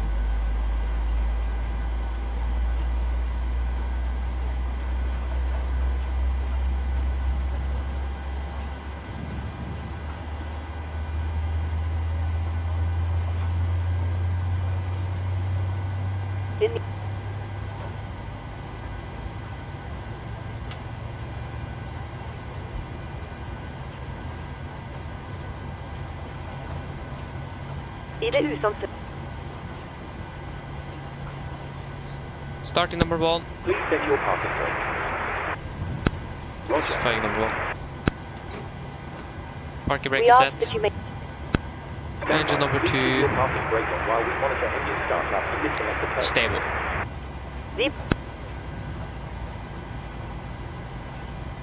Please take a moment.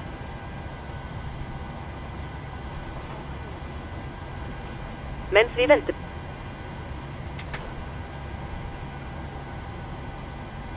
Thank you for your...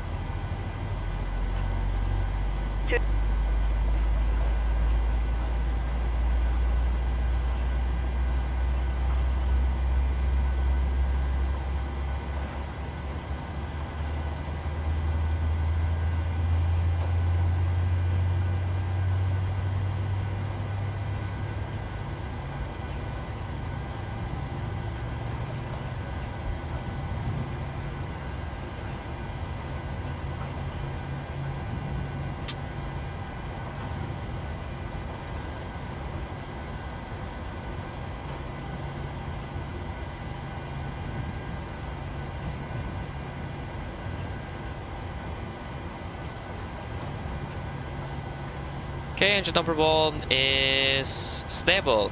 Copy the ground, we have 2 good engine starts, you can disconnect.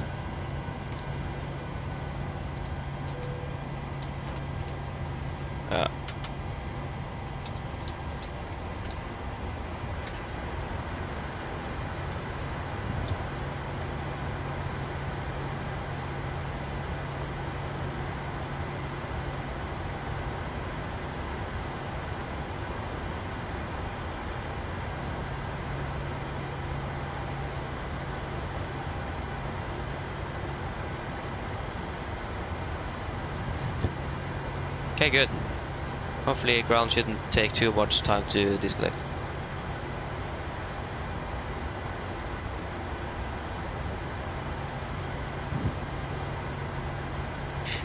We already like 10 minutes behind schedule and we are expected to land almost an hour behind.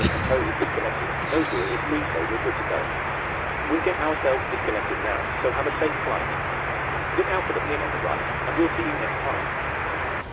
Okay, fake fail, pin the right, have a great evening, see you later, bye. And the thing is that we can't really see anything outside this aircraft.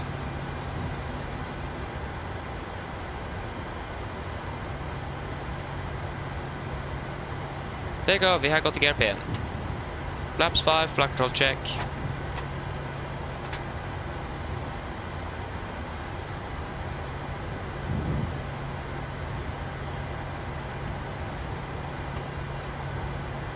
Before taxi checklist, generators on, probe heat on, anti-ice not required, air press, packs auto, ice/valve, auto, engine start switches, continuous, recall checked, engine start levers are detent, flight controls are checked, ground equipment clear, flaps 5 land, 5 green, APU off. Before taxi checklist complete. That is Bravo. Pristina traffic, Nordic 1910 taxiing via Bravo 3 and Alpha 12.35 Pristina traffic. Okay, here we go. Left is nice and clear, and that should be same as right here, so you can just begin taxi. Oscar, hello, welcome, pretty well. Estimate for at the moment is 22:40. It's already half an hour behind schedule. Hello. Hi, Captain. Everyone's seated and secured for takeoff. Thank you, coming with it. No problem. Like, we're just about 5 minutes behind schedule here now, but we're already half an hour. 25 to be exact. But the reason why is because we have like more than 100 knot headwind for most of the flight back. So it is, yeah, just a lot of headwind. Left is clear and the right is clear.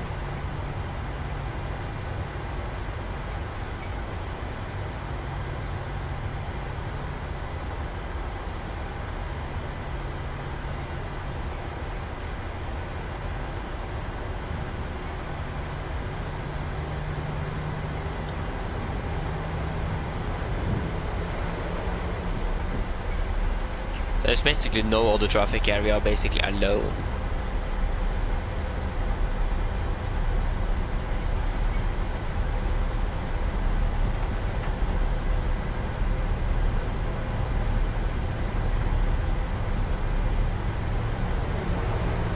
Okay, we got to rate my side. And whether yours.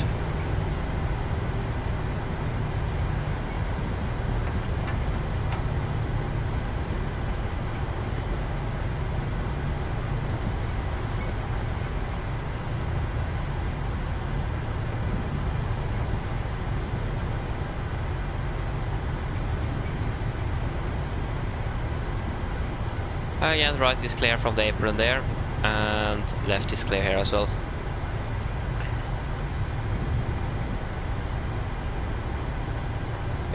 Bruno, hello, welcome. Well, I saw you earlier here. I forgot to say hello, I think, so I'm sorry for that. I'm sorry for that. That I missed you, if I did. But yeah, thank you. Okay, we can go ahead and see the cabin. Before takeoff checklist, flaps, 5 land, 5 grid, stabilized trim, 5.8 units, set, chemical, given before takeoff checklist complete. Are we good to go? Or we are ready to go?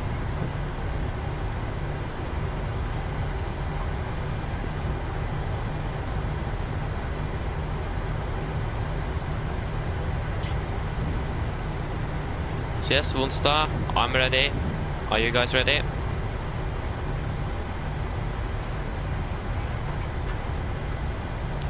Or taco checklist complete. Oh, nice.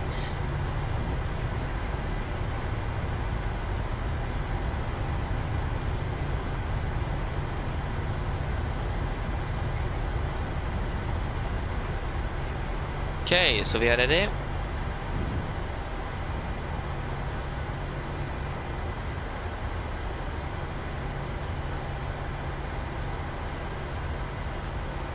Approach path looks to be clear, and the runway is also clear on the left area. Pristina traffic, Nordic 1910, landing up and departing out of runway 35, Pristina traffic.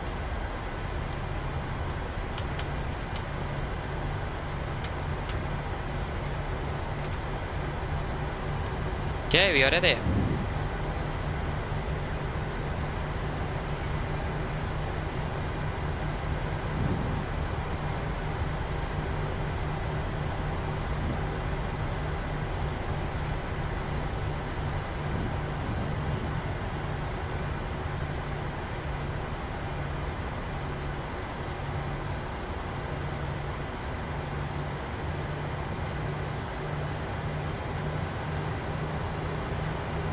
Okay, we are ready.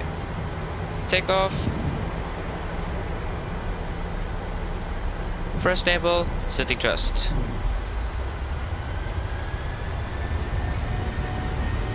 Takeoff reset.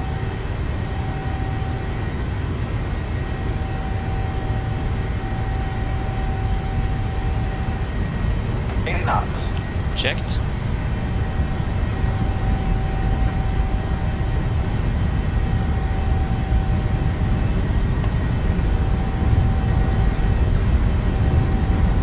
V1T.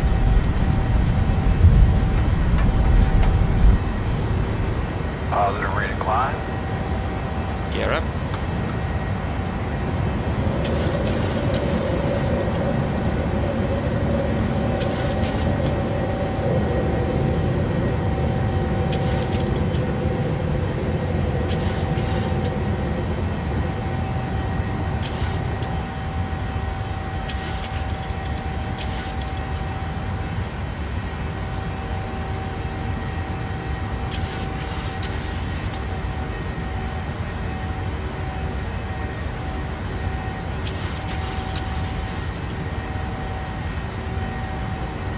Flaps 1 speed is checked.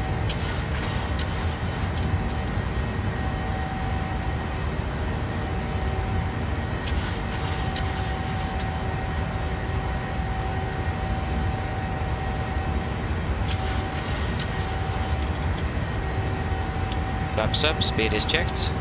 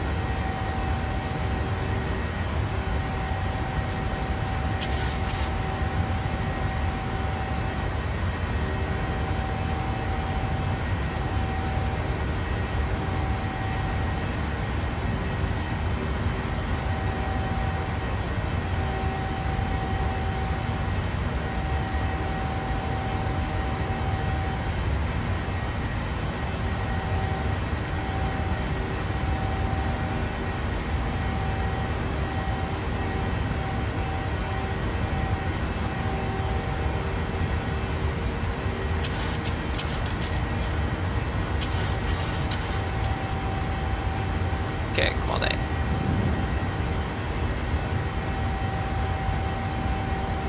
Oh.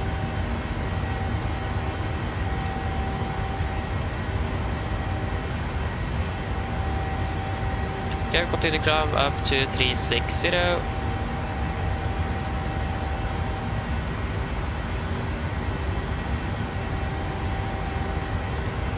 We can set standard. After takeoff checklist. Engine bleeds, on, packs, auto, landing gear, up and off, flaps up, no light and altimeters. Standard set, passing flight level, passing 8,900 feet. We can actually take 9,000 feet easier. 9,000 now. Plus 20 after takeoff checklist complete.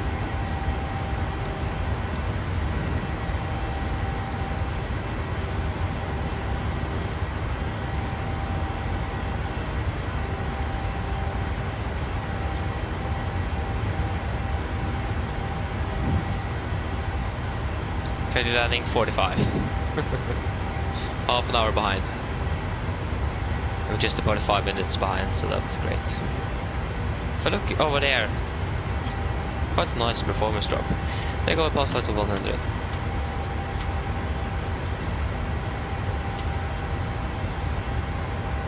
There you go, that's looking good. Looking good. Yeah. To be honest, the rotation was a bit fast, so that's something I need to improve on is the rotation. I feel like I'm rotating a little bit too fast sometimes there. So, but that rotation was a little bit too fast, but yeah.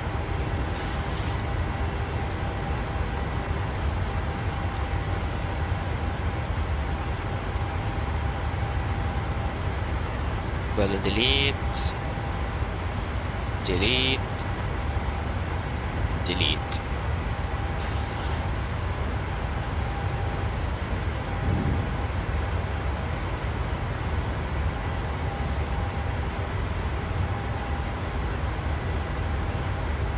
It's impossible to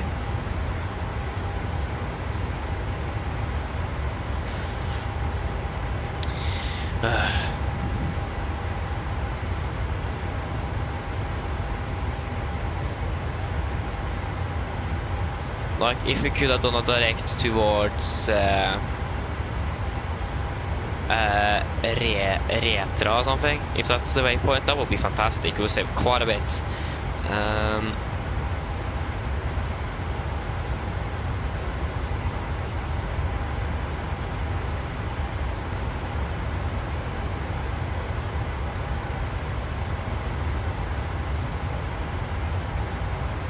And they got direct to Retra, so we're going to fly direct to Retra then. Retra, confirm, execute. The real aircraft got something like that, so... we saved, okay, we just saved like 10 minutes, but... I think the aircraft got in general another departure procedure than we did. Like another SID.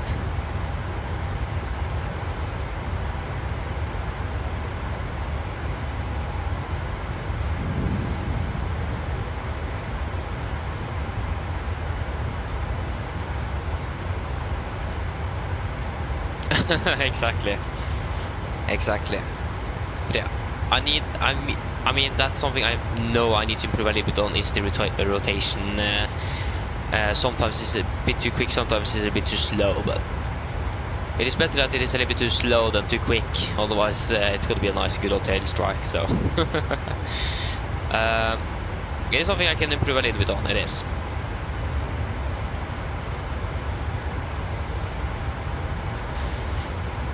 Okay, Bruno.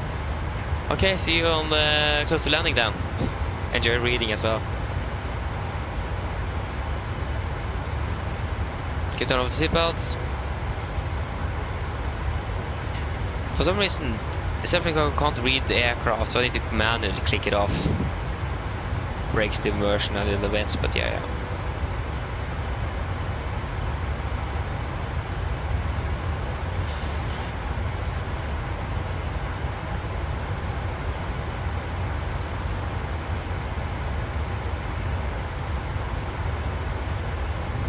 Here in Volanta, Kosovo isn't even their own country. It's part of Serbia on Volanta's map. Ay.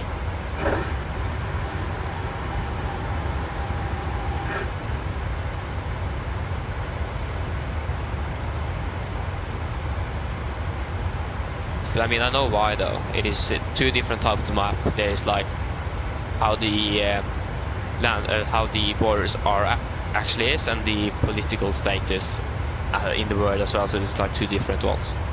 Like for example, Crimea here on this map is part of Ukraine, because that's how it is recognized internationally. So there's like two different types of map, if I remember correctly from what I've learned from, I don't remember where I learned it, so I don't have any source of that. Okay, we're passing flight level 200. Okay, we're a little bit low on the PSI at 6, it should be about 7. So, but yeah, that's still probably nice. Again, we did have a real high pressure, so that might have, yeah, interfered with it.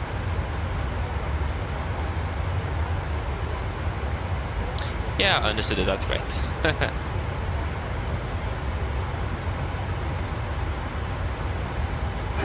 Exactly, yeah. So, yeah.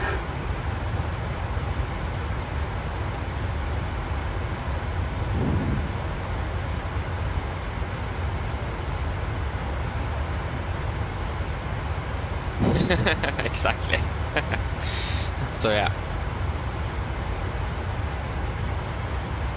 I mean, it's probably a while since I actually learned it. I don't even remember when I learned it, so yeah, just good that.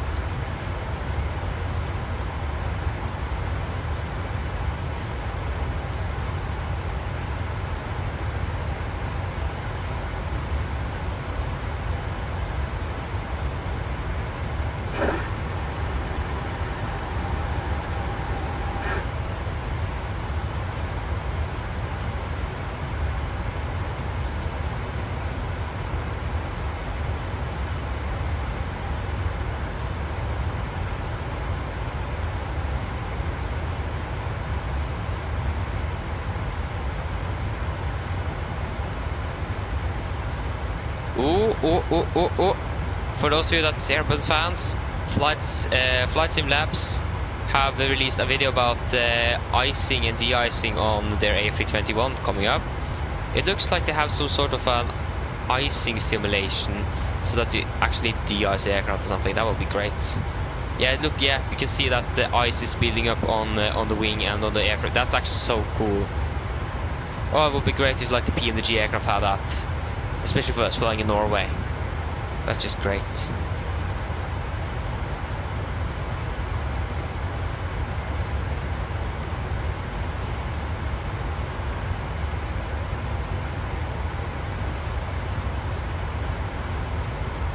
Oh, that's actually really cool. It would be great if the PMDG had that, or just Microsoft had it natively, and then you can see the fluid is still on the wing after the ice. Oh, that's just great. Oh, that's actually really cool. It's really cool. Oh, I wish that someone on the company could do something like that on a 737. I mean, the PMDG aircraft is good, but it could have been even better. So yeah, I'm not quite sure what it is with Airbus and MSFS, but yeah.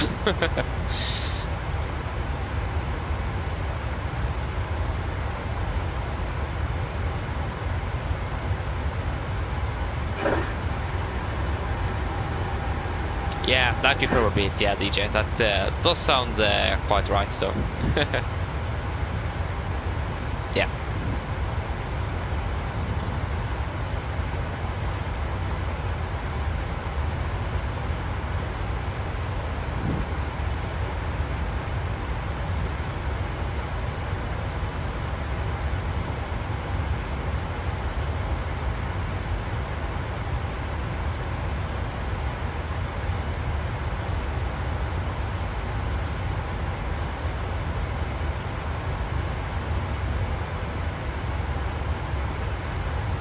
So yeah.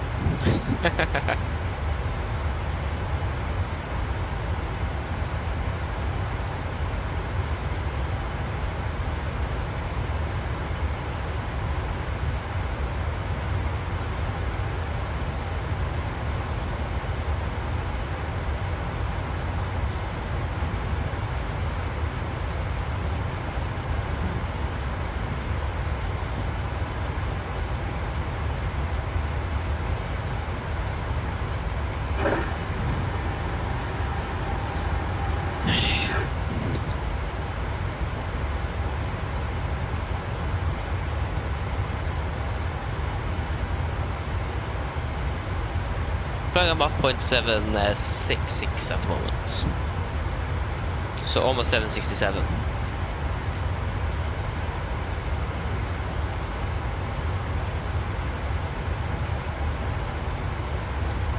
You can definitely feel that the aircraft is quite a bit heavier now. We are not in power flight 300, we are climbing already less than 1,000 feet a minute-ish. Okay, now it is picking up again, but you can definitely feel that the aircraft is a bit lighter now than it normally is. So a bit heavier.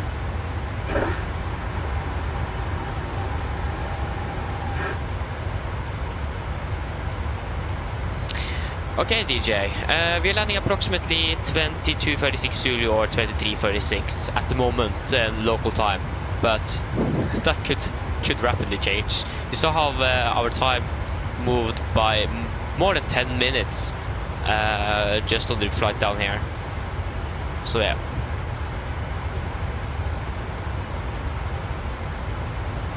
Nice Woodstar. Nice.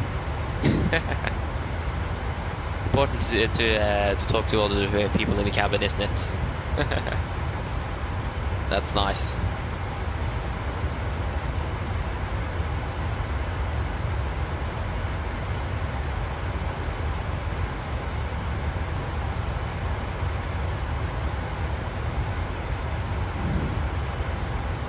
There you go, we are turning.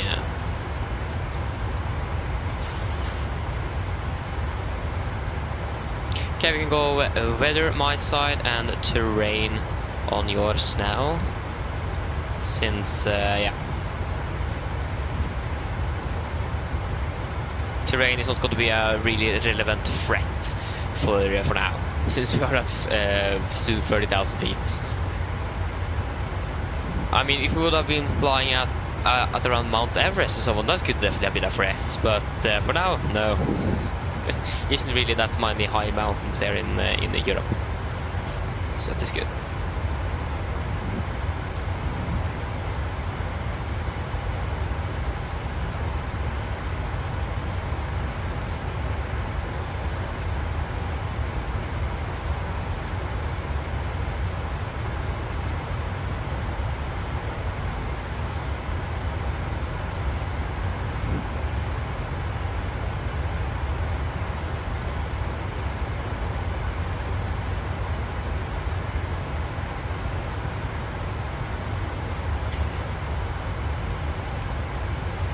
Okay, the time haven't changed yet, but our fuel have changed. That I've reduced already by 100 kilograms. Just by doing this turn. That looks really promising. The thing is that we are really heavy though, so we are quite limited. We can maximum climb up to 39,000 feet, so we can climb up to 38. But we'll wait to see how it comes to the winds and so on, if we're actually going to be saving anything up there.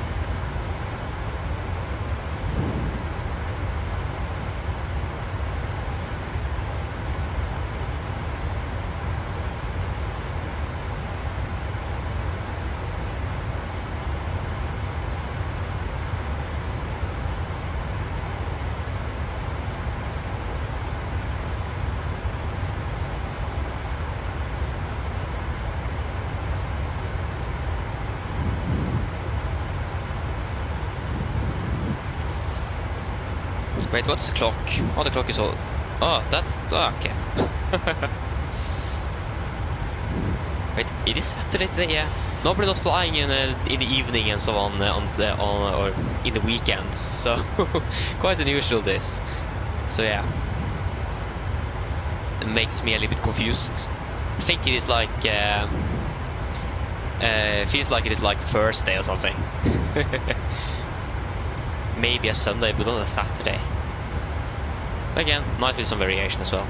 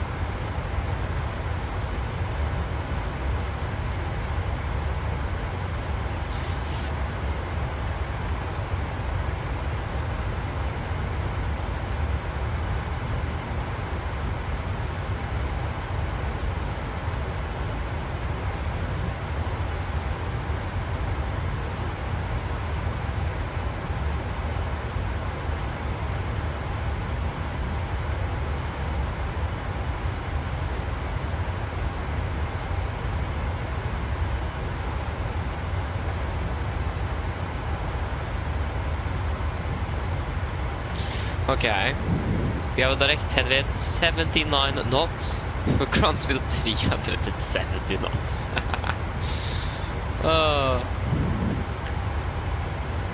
It will be interesting to see when we're actually going to be landing in Oslo.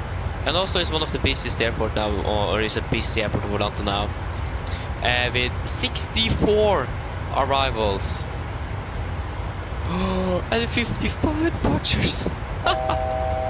1,000 to go. What? Okay, that's a lot indeed. Oh, that was more than expected. I mean, Heathrow is probably even more busy. 113 arrivals into Heathrow and 187 departures. Oh, that's insane. Even Stockholm Arlanda is really okay. That looks really busy. 53 departures and not 53 arrivals and 56 departures. So Oslo is even busier. I mean, in real life as well, Oslo is busier than Stockholm and Copenhagen.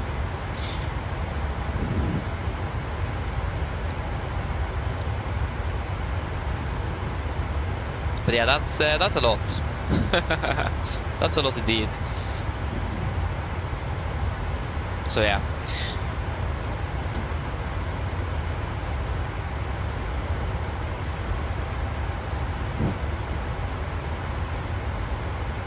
It's 1,000 nautical miles to top of descent, 2203.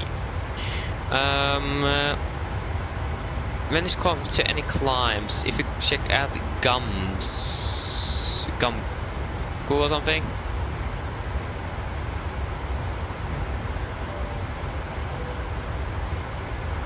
Yeah, Gusmo. Yeah, this is wrong. Yeah, wrong one. Gusmo. We can check out. Yeah, what do we have now? Winds at 324 at 79, 87, 82. So it's already lower than it should be here. But at 38, it is actually going to be increasing a little bit. Yeah, at least in the initial start here, we will actually not save anything by climbing up. There's going to be a little bit strong winds, yes. But the good thing is that the air density is lower, so we will save time and fuel by that. By that, we will be able to fly a bit faster. But again, the change is about 1 knot. What's like the maximum for something difference. So in that case, we will probably actually save more climbing up. Especially now we're turning and we're probably going to have a little bit more of a crosswind. We will even save more then. So when it comes to like fuel, everything, it is probably a good idea to climb. We are already now saving a little bit more time here as well. Again, the maximum is 391, so we're fully able to climb to 380 with 1100 feet margin. We will be landing. Yeah, we will save a little bit at least. The question is, are we going to be saving anything long term? That is the question. It's really hard to answer that, especially now. So yeah, I actually don't know how this could end up.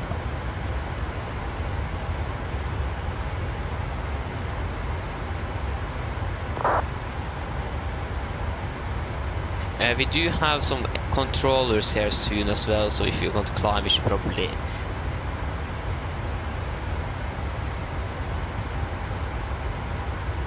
I mean, the best is probably to climb though, to be honest. Again, we will save a little bit. The air density is lower and the winds in general is still going to be basically almost the same. Maybe just a few knots difference. So with the low air density, we'll probably save more than climbing up than actually being down here. So 380 set, altitude intervent, and 38 here as well. So 38, 1, 2, and 3. Wonderful. We already saved. Okay, we actually saved 2 minutes just now. We saved even more fuel than anticipated, for now at least. So that isn't really looking bad. We'll also do a fuel check at Gusmo.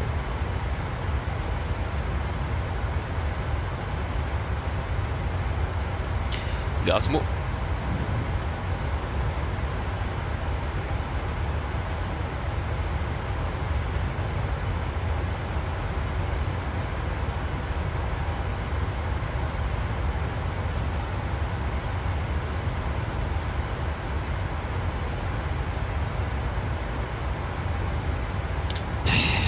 Again, there's not really much to see outside the window at the moment.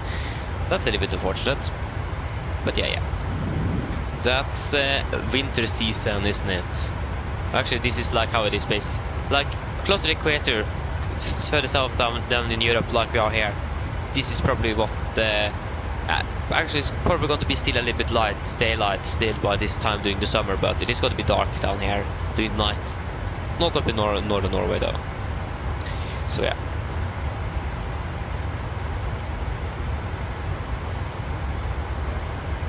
Van Bayern, hello, welcome, opening well. Oh, it is you that is flying the same flight from Pristina to Oslo now. Great.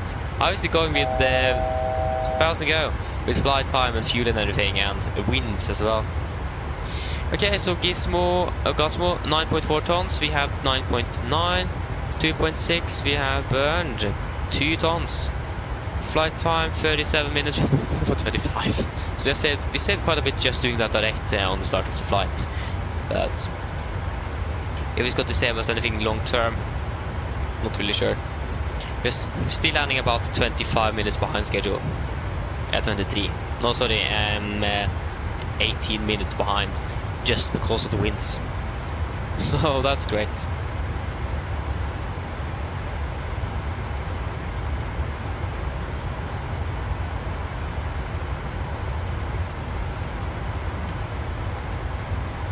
So yeah. And now we have a little crosswind as well, or little. It is quite strong, so yeah.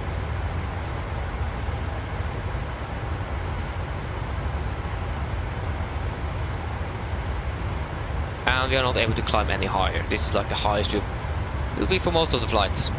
I'm not quite sure if we're going to be able to climb the 400. I think we're actually never going to be able to do that. At least not that is worth it economically wise, but we'll wait and see. Oh. So we can at least, yeah, again, we basically have still the same wind. Now, thankfully, this is more of a crosswind, and we are higher up, thinner air density, or thinner air basically, so we'll be flying a little bit faster.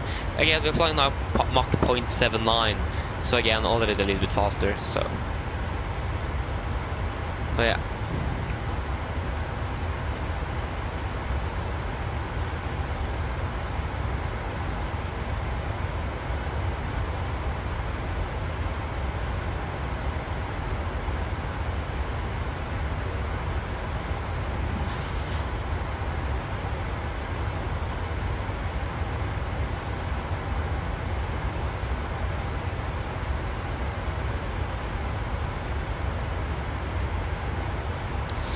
Yes. So we're going to be flying through Zagreb and also Budapest, and then over Warsaw, a little bit over Bremen, Sweden, and then into Norway. But probably both Sweden, Norway, Bremen is going to be offline by the time we are arriving. When it comes to Budapest, he might also be offline. He's been flying or online for now 2 hours and 45 minutes. So we wait to see. Yeah, we'll just wait and see on that.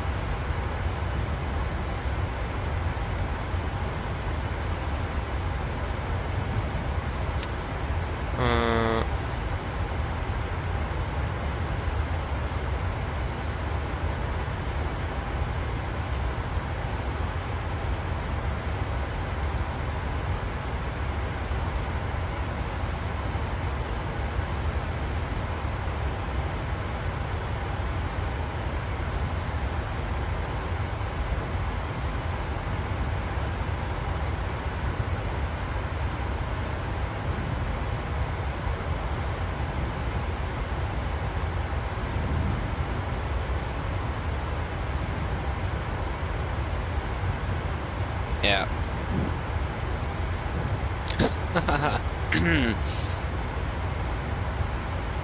Okay, yes, we're over Romania now. Nice, you are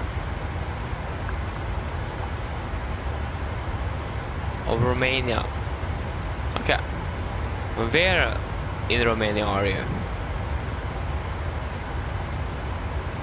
Oh, there you go, found you. Yeah, you're soon finished already. When you are lucky flying on 787.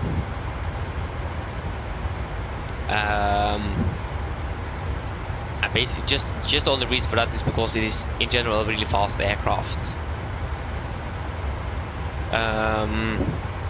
Like the 78 is one of the faster commercial aircrafts in service at the moment.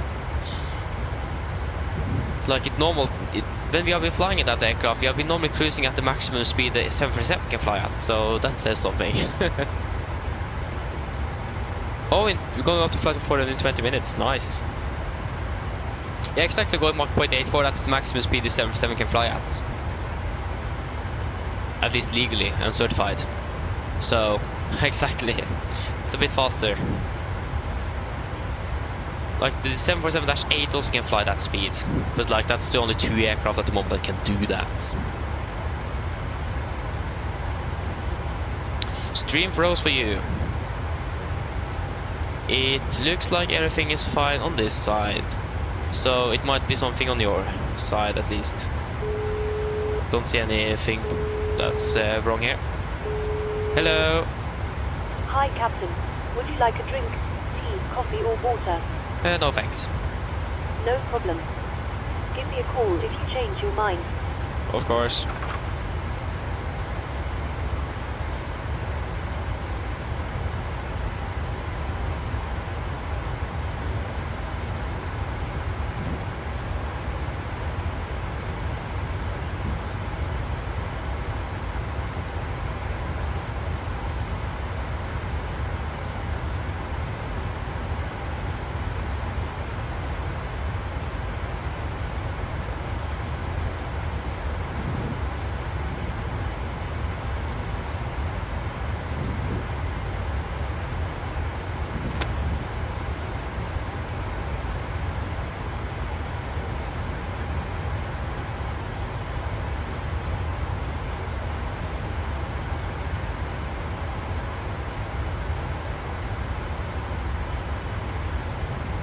Yes.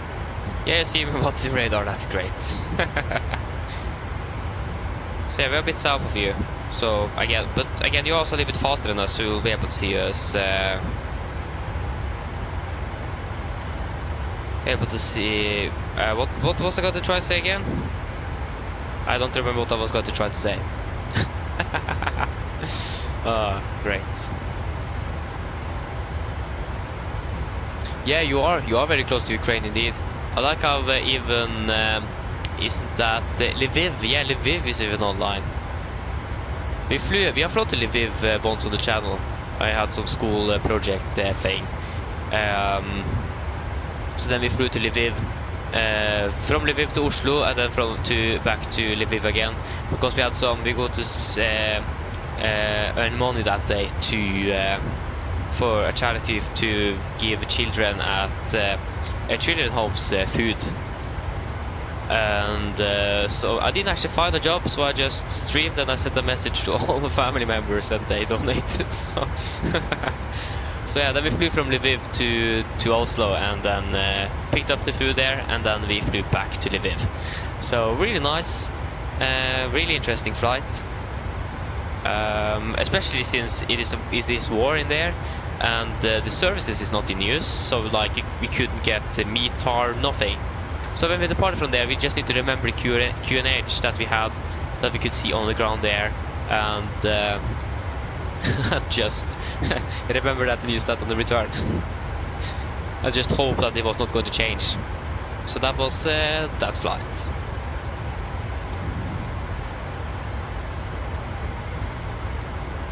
Okay, stream is always freezing for you, then it's probably a problem on your side, because I don't see any problems on my side here, but it might be a hidden problem as well, I don't know. I just don't know.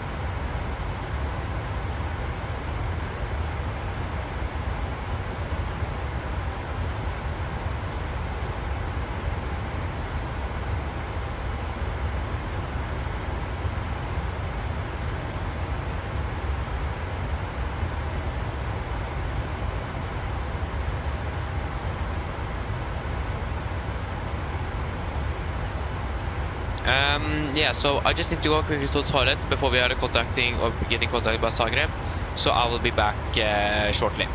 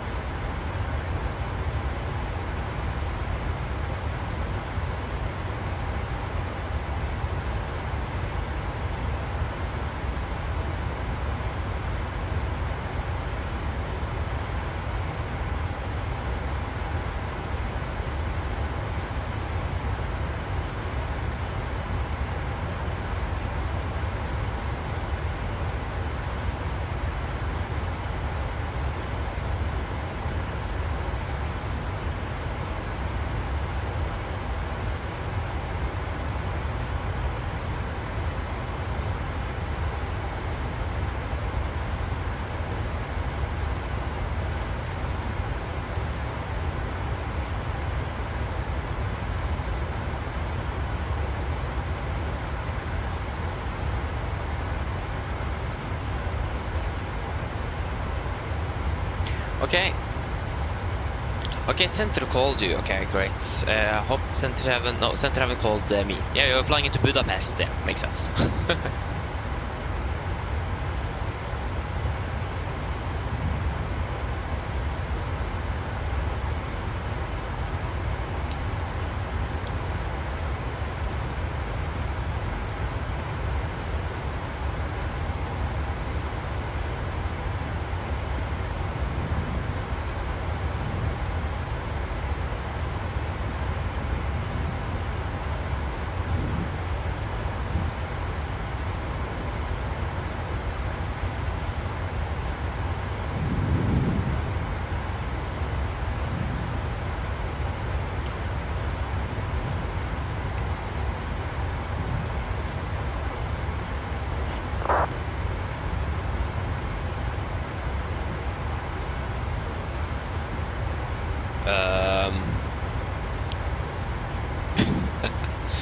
Yeah, we should be contacting Zagreb soon and then over to Budapest control. So it is going to be some more action going on in the background hopefully soon, if there's a bit more ATC than or a bit of traffic at least. So yeah.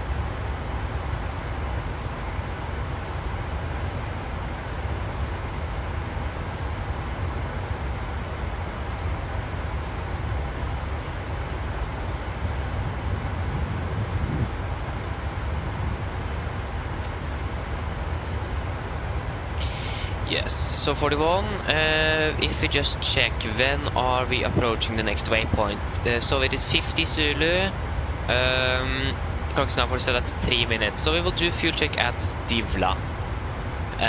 Where they go? Sorry, Sivla. Yeah, Sivla, not Stivla. Sivla. That's got to be right when we're crossing into Zagreb control as well, I think. Yeah, and then the next waypoint after that's going to be into Budapest. So that is correct. Good. Ooh, I've still not eaten up my dinner. I still have some pizza. I even got some dessert. I haven't even begun on that. Wait, was it ice cream? Oh yeah, it was ice cream. I didn't even notice that before now. It is already melted. Ah, typical. Yeah. I just saw there was some cookies as well, but I didn't see the ice cream, so that is melted. And yeah, a lot of it's great to eat that when it is fully just soup and warm as well. Is that great? Yeah. Typical.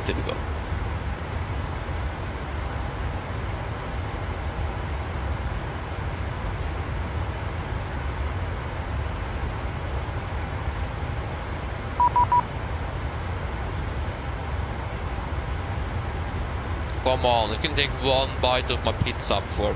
Oh, I lost it. Okay.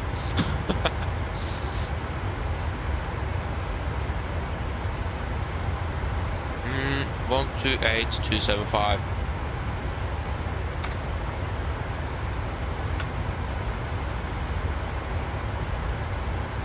Zagreb control, good evening, Nordic 1910 at flight level 380. Nordic 1910, hello, score 5275.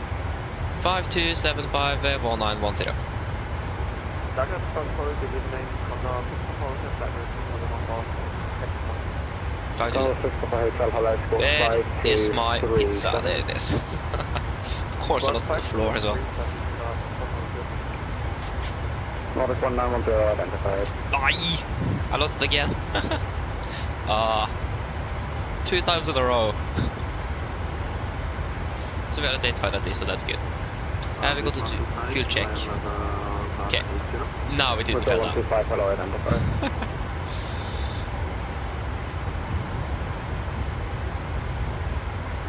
We're looking good on the fuel as well. We are saving more and more. I think it was a good idea climbing up here.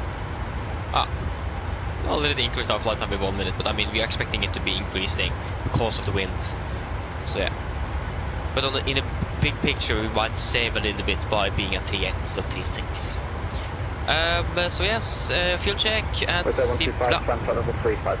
8.6, we have 9.3, 3.4, we have 2.6, 2.7. 56 minutes, we have 544. So that's looking good.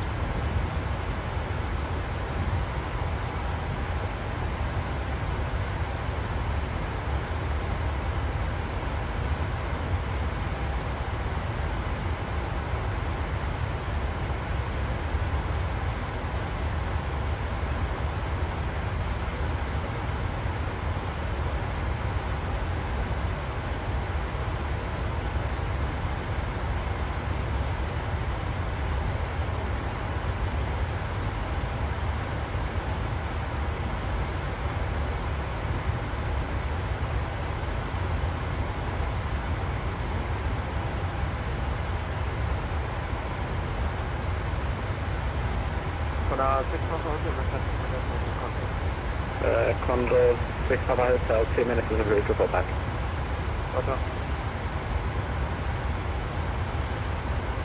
Okay, just to let you know guys, I'm eating a little bit now, so if I'm a bit silent, it is because of that, so just to let you know, so that you guys can be aware of that. So yeah. I hope that I could be finished with my dinner soon. It has been taking about 2 hours now to be eating it, so so yeah, probably good idea to finish it.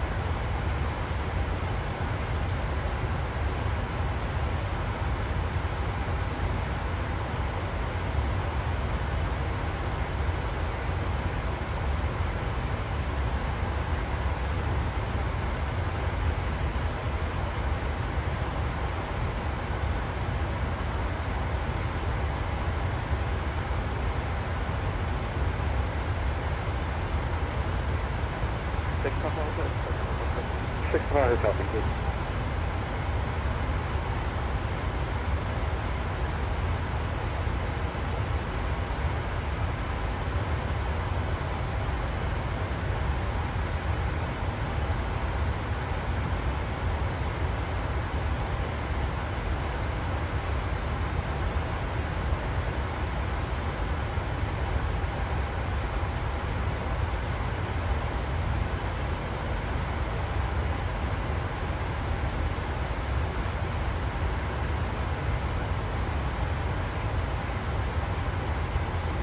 Nordic 1910, code Budapest 120.375. Budapest 120.375 Nordic 1910. Good night. What was the frequency? I already forgot.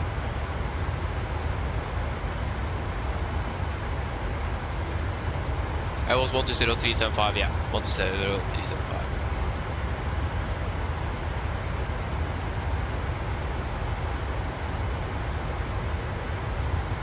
Pristina advisory, bye.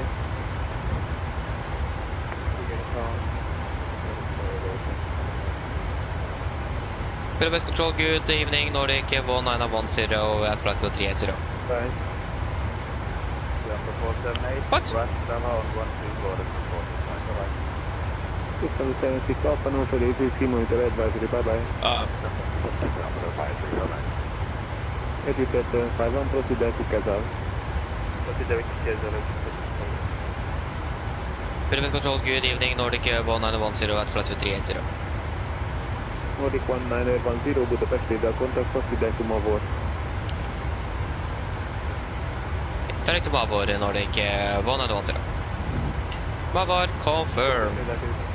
Execute. Not really a significant upgrade, but just gonna give us a word of head then.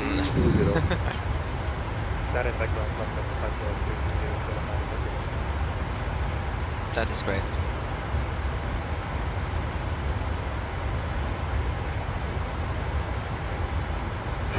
KM 984 kilo, please confirm climbing flight 320.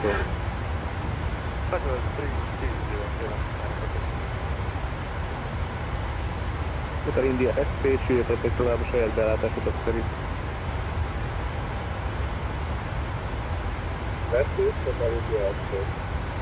Utal India SP nyugtáztam, akkor meg jelentsétek, amikor már a végsőn vagytok.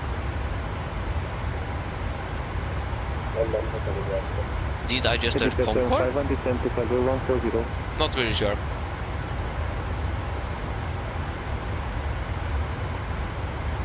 Exit 751, descend to flight 140. Detected level 140.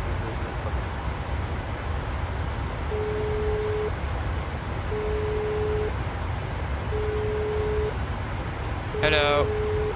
Hi, Captain. I was wondering if you'd like anything to eat. Anything from the menu, or maybe a snack.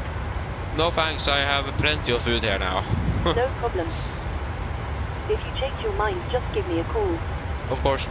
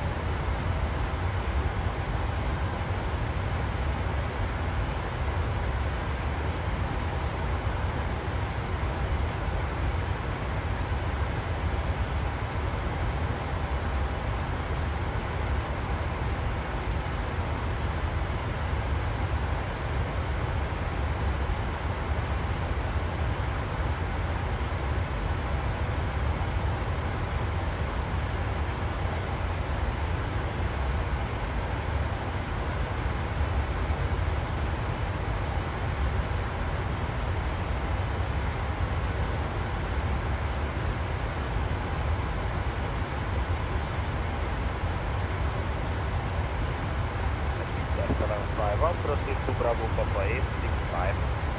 Bravo Papa 865. I don't really want any more food. Feel quite, how should I say it? I don't know.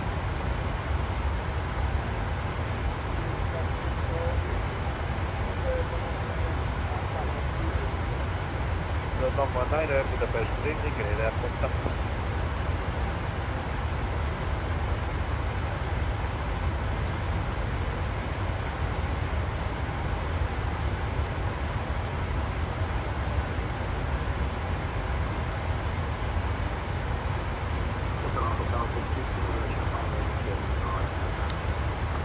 Alfa Bravo fogjuk Viszkinek megszállni a területeket egészen.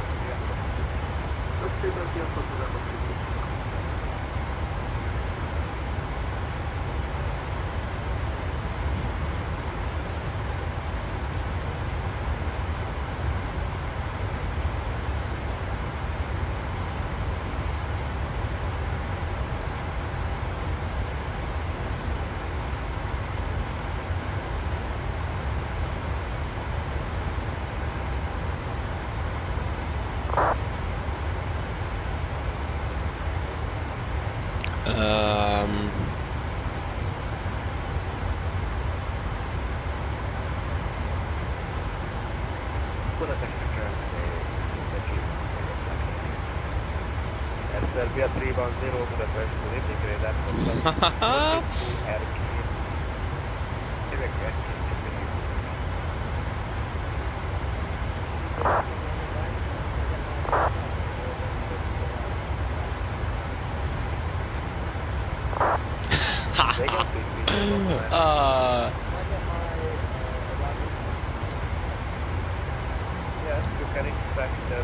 Okay, 747. Where's the clock? Clock is 9.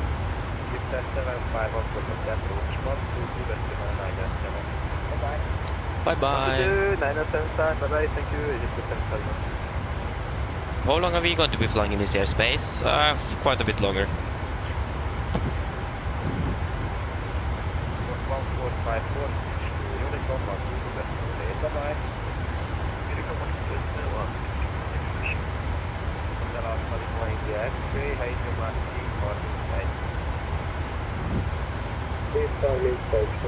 Ah.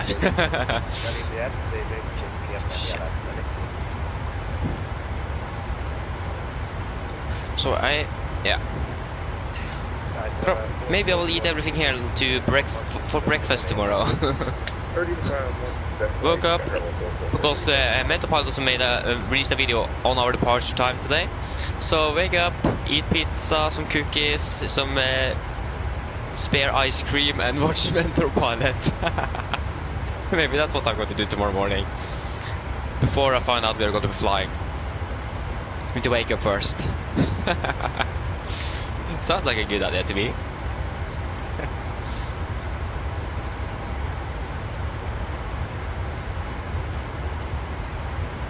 So yeah, we went to see. But I don't really see that's a bad idea.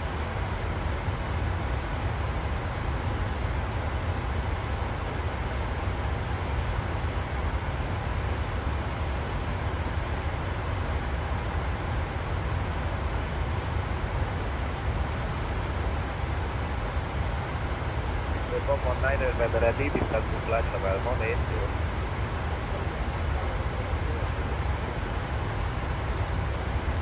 KLM 9 Airport 0 report your request to flight level.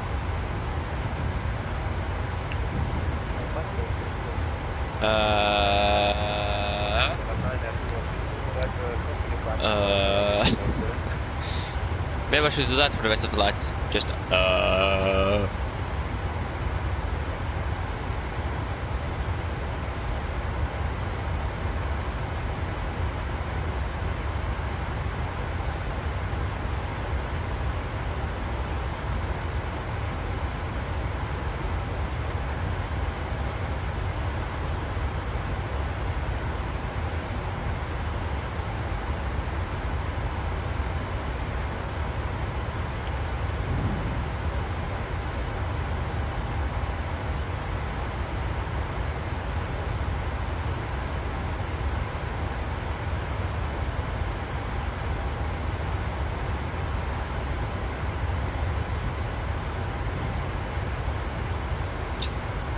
Okay, Jesper, welcome back. Yeah, you were flying in Budapest, weren't you? Wait, where are you now?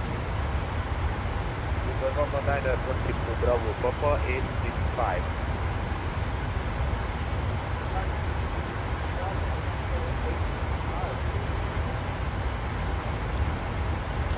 It's not could be. That was. We have 315 Budapest leaving radar contact. Proceed to Lamptey. Proceed direct Lamptey, so I can do it. Oh, there you go, I found you. Yeah, you just left Budapest and the other controller there. That is Bratislava radar in Slovakia.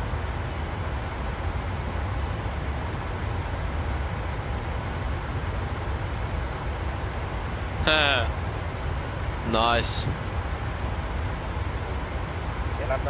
Yeah, it is very busy. There's an event today. There's an event at in Scandinavia, so that's why. Budapestre Sziasztok, Mike Papa Tango, felszálltunk Szolnokról, 1500 lábarat maradva megyünk Enderesre. Sierra Mike Papa Tango-nak 500 QRH 1030 rendeles elérését kérem. QRH 1035 és rendeles elérését adni fogjuk. Papa Tango.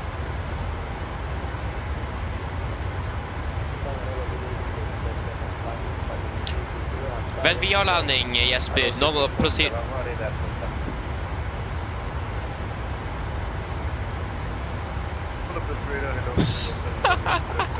Okay, sorry. Double position to Oslo after 22:30 or 21:30, I think it is local time. 01 right is going to be used for landing, 01 left for departures. If one is used, 1 on the right for landings and 1 on left for departures, so you could probably expect 0 on the right for landing. We can double check that actually. We can double check that chart. That's correct, 3 on right. Because it is because of noise abatement. Preferred runway system, here it is. So again, between 300 and 2400 the following rules apply. Between 24, yeah, wait, what?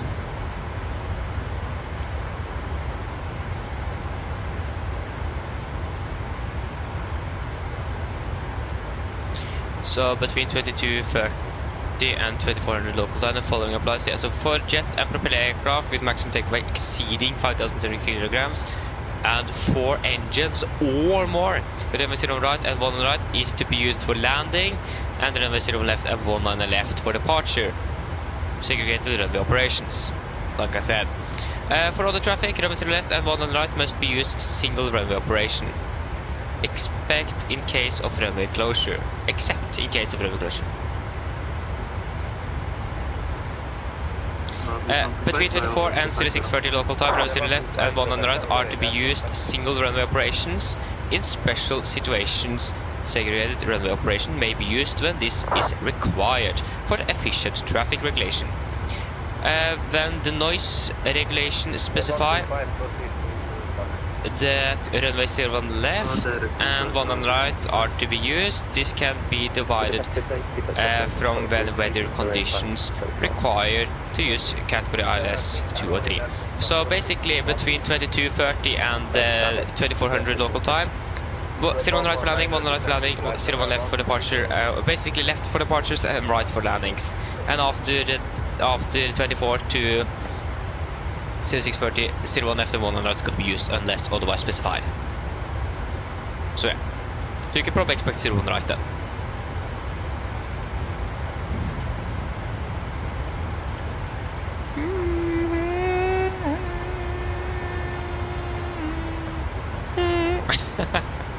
No, I hope. Okay, I can't say this every flight. I think I've said it the last 2 days now as well. I hope I'm not going to go in that direction where I'm going to be laughing constantly for 10 minutes without being able to breathe, like that happened to Paris once. I almost passed out because I couldn't breathe at all. Not really the smartest thing.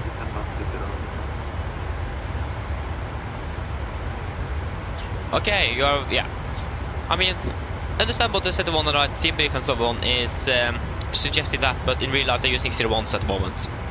So it is more recommended to check flight level 24 or 80s on if the airport is online. But unless that, you can just use flight level 24. It's the most accurate. It's quite annoying when people just follow SimBrief, because SimBrief might not always be correct on that. Quite frustrating, but that's something. It is understandable though that people do that. It is much easier to do it that way and so on. So I mean, it's really understandable. But always a good idea to either check out the 80s for your airport if it is online, or check flight to the 24. It is better to use that than SimBrief, because SimBrief might not always be 100% correct. Just to let you know. Yes, but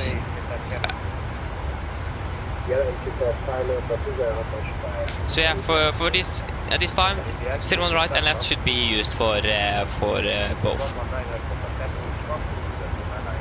So that's expected.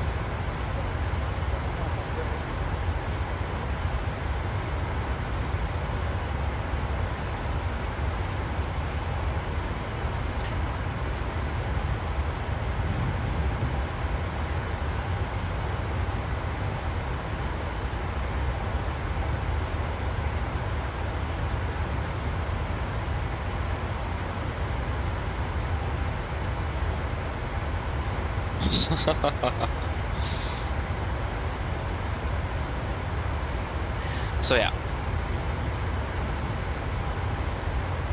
Tommy. Mondjad. Gyere majd sor, kérlek itt. Tommy? Maybe that was Tommy Jet he was referring to. Elég akkor leszálltam kenderesen? Igen. Okay. Again, yeah, we are a little bit over halfway through.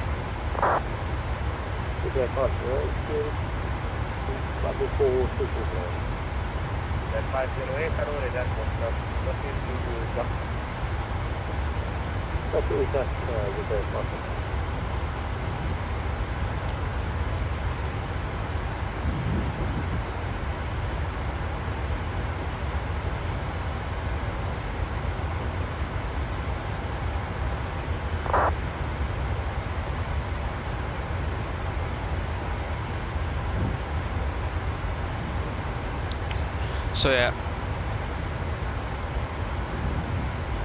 The 508 by ready to come to flight level 130. Someone please with the 508.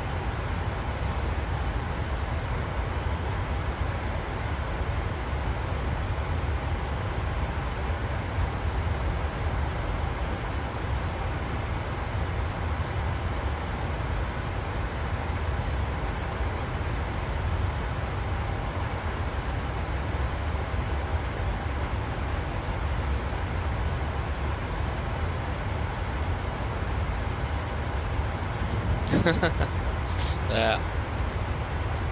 But unfortunately for us though, ATC is not going to be online when we are landing. I mean, nothing new for us, but that just how it is. Can't really do anything with that.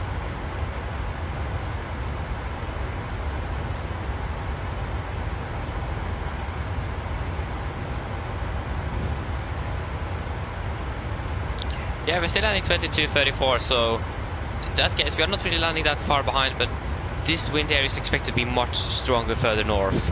So we'll see how that goes. Like I said already, a lot of times.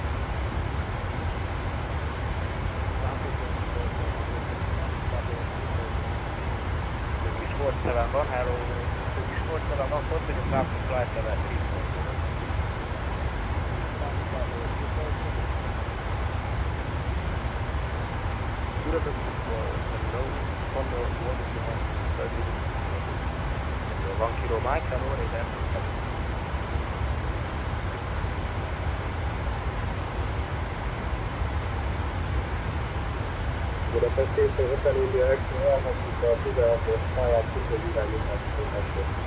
Tudta, jó lesz a látszírtok.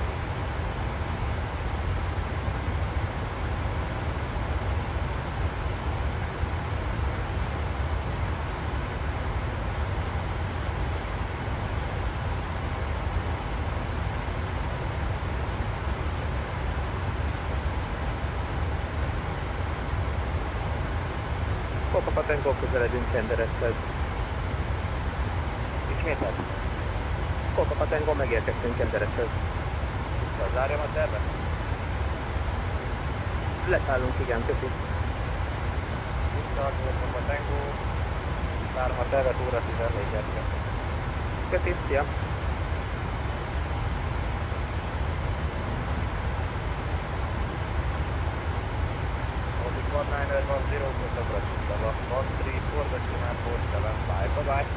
One three four 175 Nordic 1910. Good night.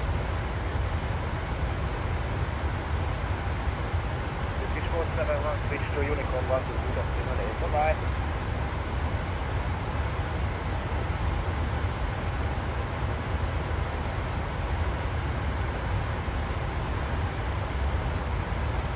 Wait.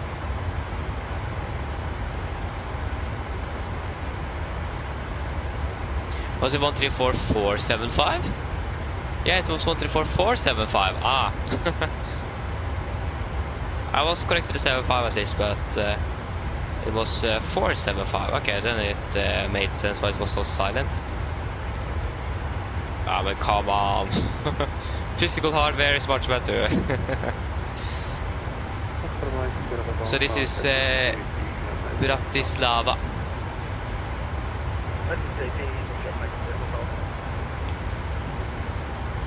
Bratislava radar, good evening. Nordic 1910 at flight 380.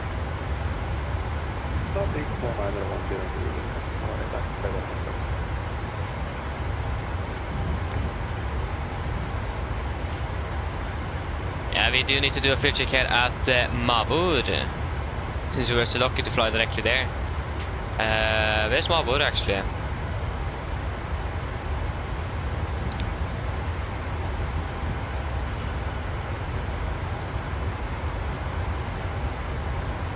What?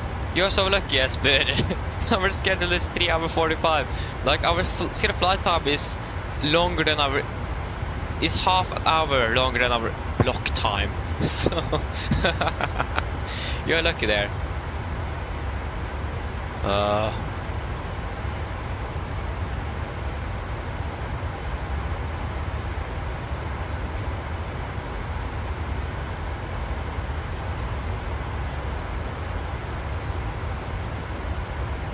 Okay.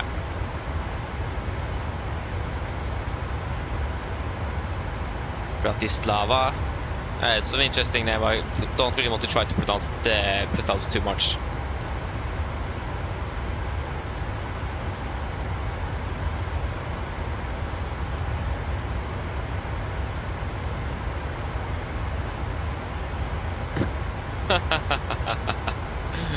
So good.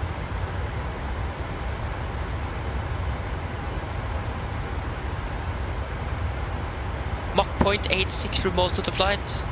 Oh, that's so fast. you have like almost yeah, we're flying Mach 0.79. Yeah, you're flying fast then. I fly to 400, nice. Okay, now Mach 0.8 though.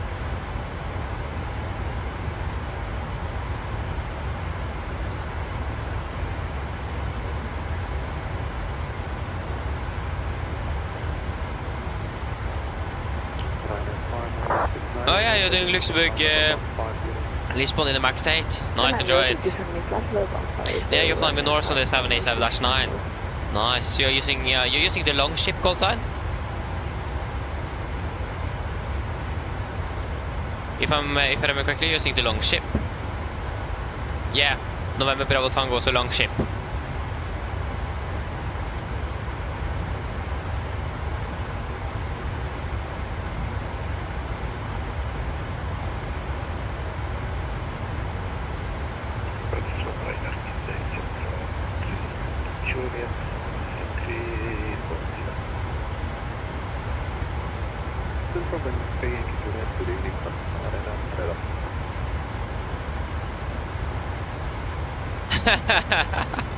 Oh, that's so understandable, Jesper. Oh yeah, I relate to that, yeah. I've done that myself in flying with long ship. Sometimes also said Nordic, I think, if I remember correctly. I probably have. I remember when I was trying to fly in the United States one, and I flew with Southwest. That was the time where I was still quite new to the 747, did fly with STS on the side as well. And of course, like for almost every call I did, I first said Scandinavian and then, oh sorry, Southwest. So I messed up Southwest and Scandinavian all the time. I feel bad for the one controller that was controlling me in Washington. Low Heart, I think. No, what's that airport again? The smaller Washington airport, I think it was. If you just find Washington here, Norfolk, no. That is North Carolina. Where is that was Pennsylvania? No, Kentucky, Virginia. There you go, Washington, Dallas. No, maybe it was Baltimore. I actually don't remember. But at least I feel bad for the controller controlling because I said Scandinavian, oh sorry, Southwest all the time. I think I maybe remember to say Southwest twice, but for the rest it was just Scandinavian first. So yeah, I feel you with that. That's the thing though. Especially when you're flying flight simulation, when you are flying with maybe multiple different airlines all the time, you can mess up which call signs you're using all the time, so yeah. In the real world, you're basically flying for one airline at the most, so yeah.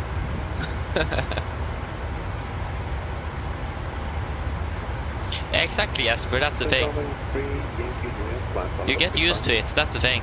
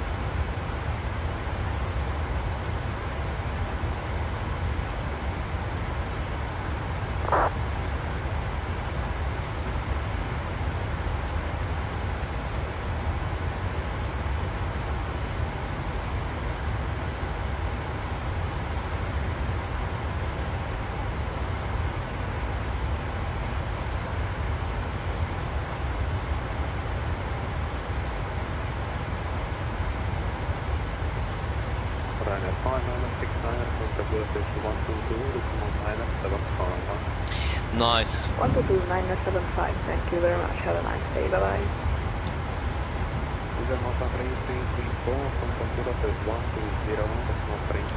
Budapest.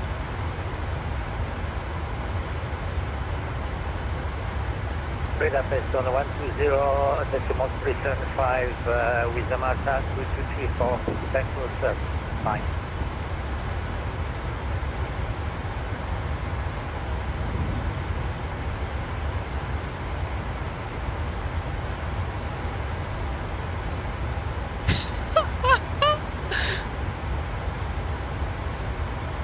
What? Oh, nice. What? Okay, that's nice.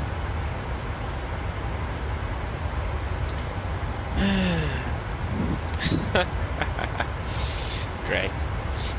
Yeah, we should actually have done a fuel check 2 minutes ago, but we can't really do a fuel check now. We could technically do some sort of a fuel check, but it is just better to wait.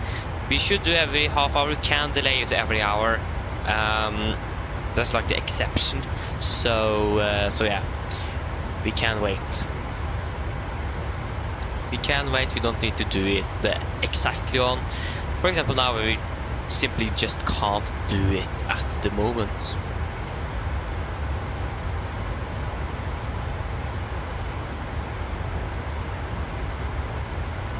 It's really silent over on the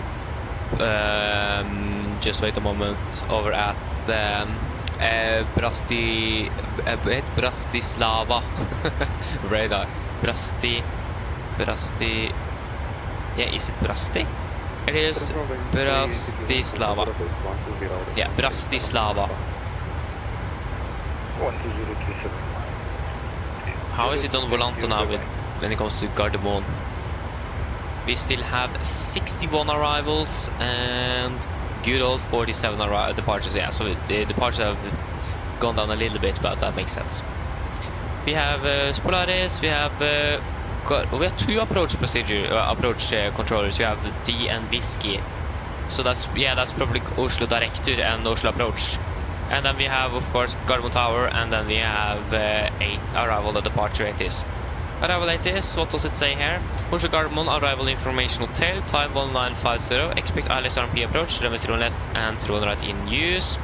Transition level 85, metaport, wind 350 degrees, 2 knots, cover K, temperature -9, depot -11, QNH 1005, no sea. And no information hotel on first contact. Again, we do not really expect them to be online when we are arriving so late.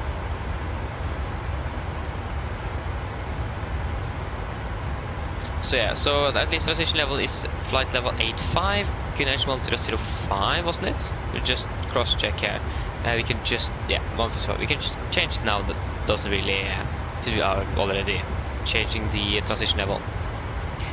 And you can see the winds are increasing a little bit, and you can also see that the time here is increasing. And we're going to turn now, even going to have a high more of a direct headwind. And we saw ground speed is going to go down, going to be arriving even later. I like how we're going to be landing half an hour later than another just because of the winds today. It's quite annoying, to be honest. But yeah, we can't really do anything with it. But we haven't really encountered the 100 knots winds yet, but don't really expect to encounter it before, like, at least over Poland. Because the strongest winds were over Scandinavia and northern Poland. That was where the winds were the strongest. So we can also check on the wind chart as well. I actually should do the fuel check here first, before I do that. Otherwise, I'll forget.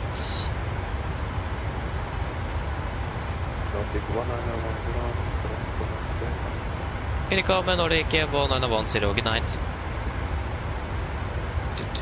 122, decimal 8.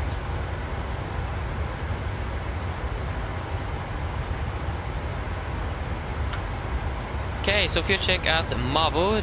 Mavor, 7.2 tons, we have 8 tons.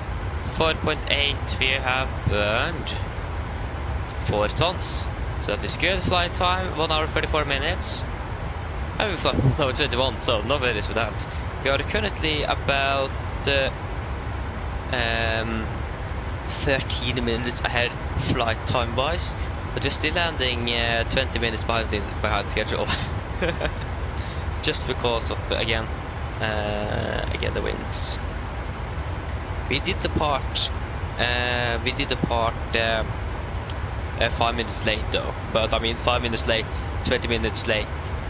5 and 20 minutes is just quite separate numbers. So yeah, especially in minutes. So the clocks, yeah, we'll be flying for 1 hour 21 minutes. So we do it now. We fuel check every 20 and 50 instead.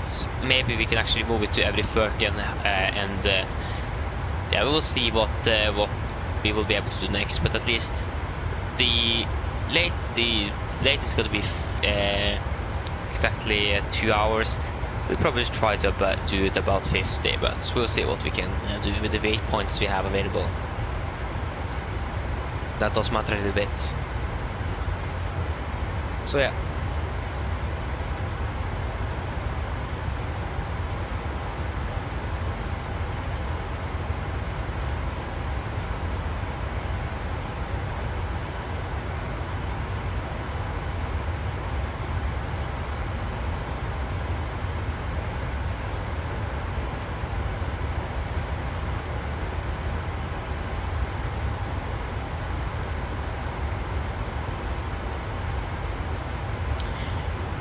Yes. I was going to check something. That was beyond ATC. That wasn't really what I was going to check.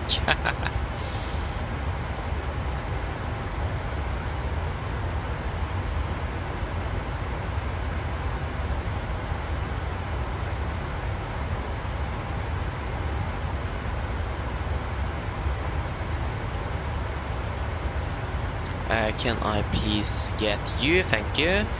And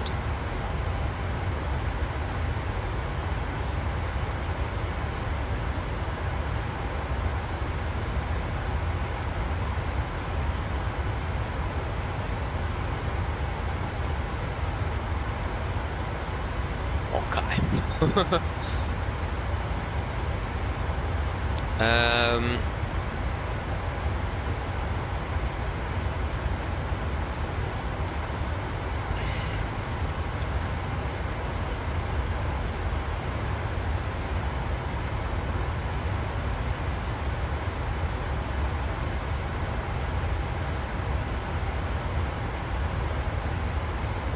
Wait, what? There you go.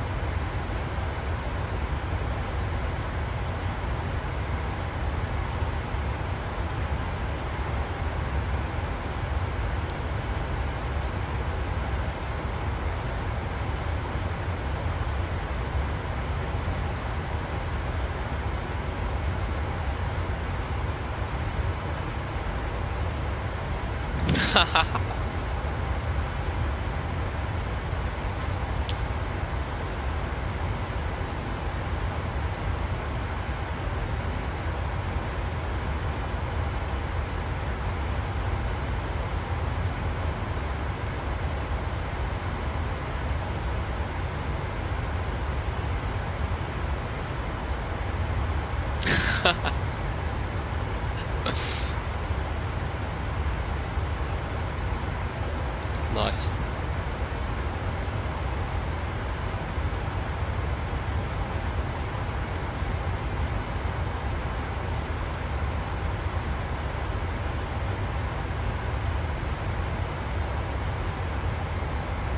There you go, fuel was the caution.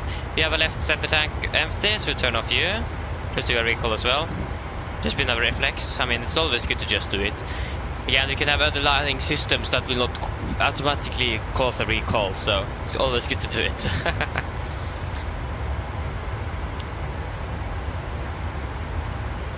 But yeah, I mean, we don't really need to do it, but why not?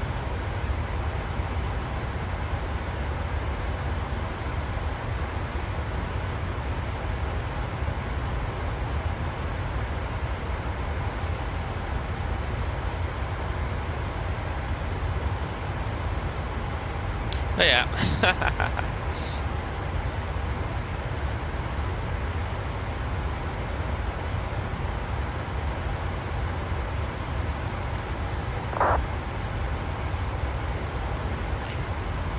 Yeah, exactly. Now again, 92 knots is currently the headwind, and we can already see that the time have now increased with 1 minute.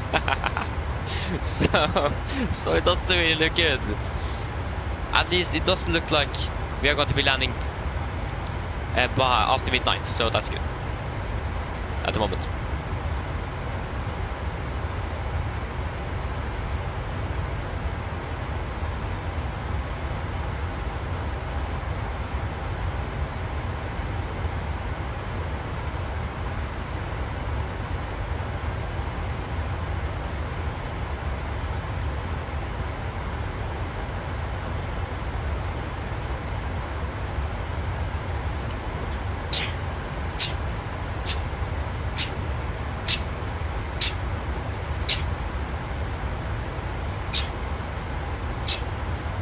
Excuse me.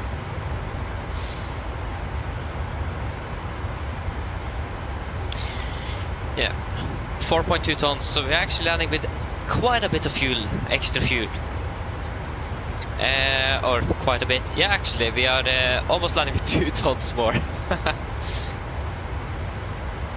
We are landing with 1.7 tons extra at the moment.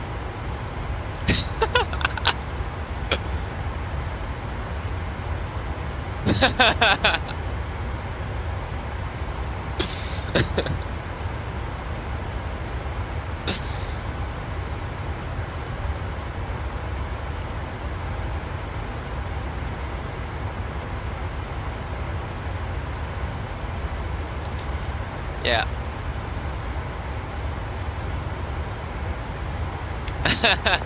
You see how the stream up in the background. That's nice, DJ. That's nice, DJ.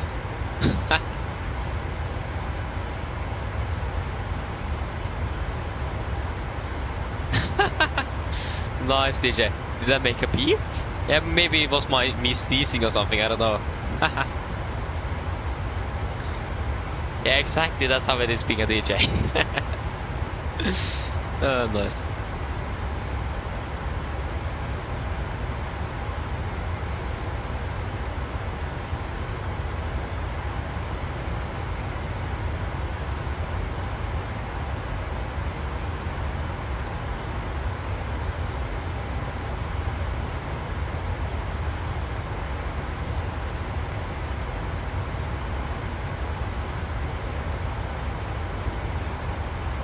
Oh, yeah.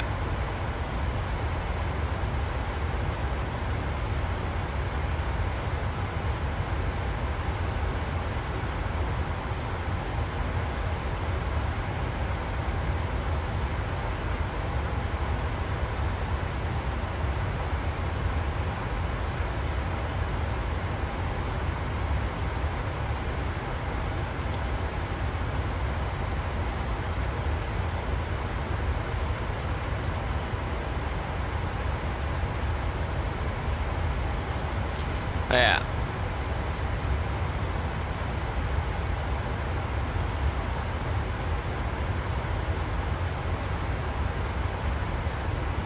There you go, the last fuel pump, or the last fuel tank is open. It is it's empty.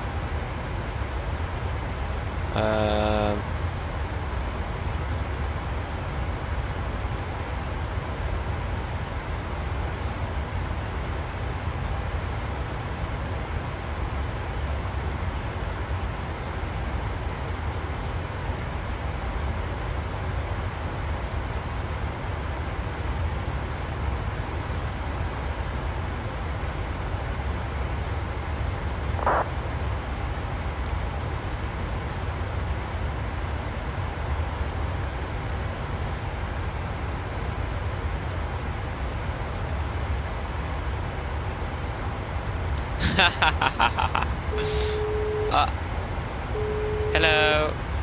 Hi, Captain. How are things? All good? Yes, everything's fine, thank you. Great. Call me if you need anything. Of course.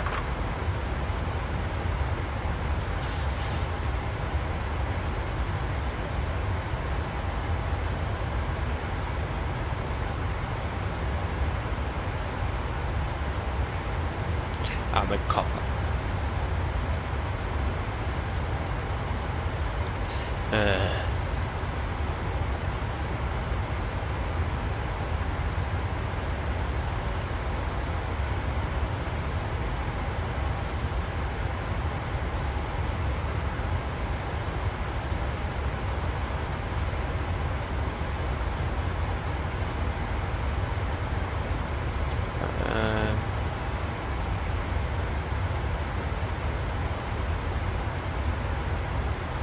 There you go.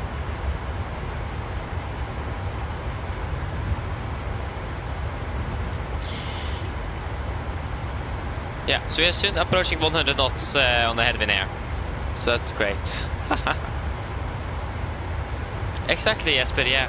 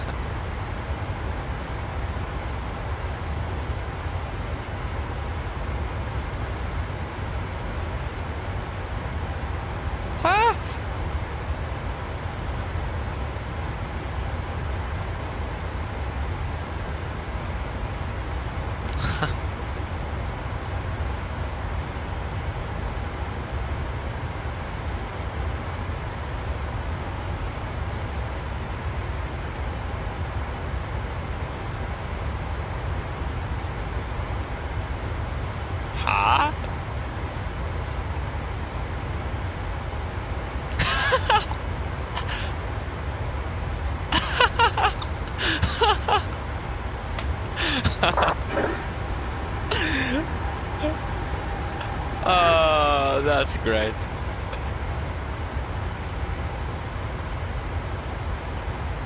Oh, that's great. That's great. Oh yeah, okay, I need to stop laughing now. Yeah, so yeah, C36.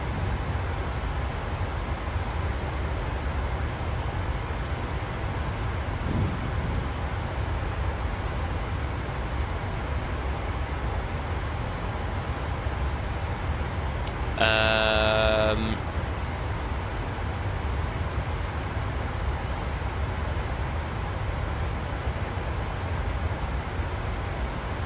21.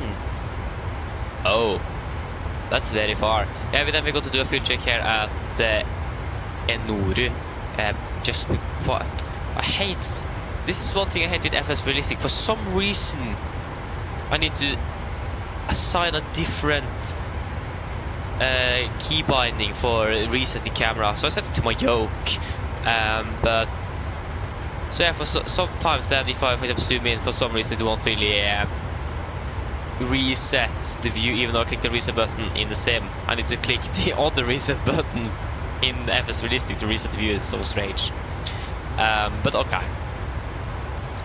Yeah, 6.5, 5.5 and 1 hour 52. That's looking quite good.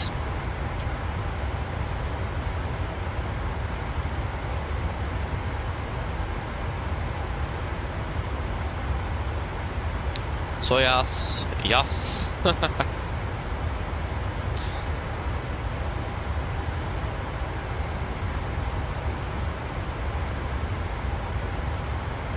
Yeah.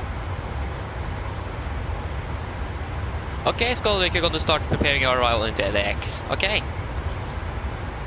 You will probably be landing before we even are close to Oslo, to be honest. So we'll probably see you later then.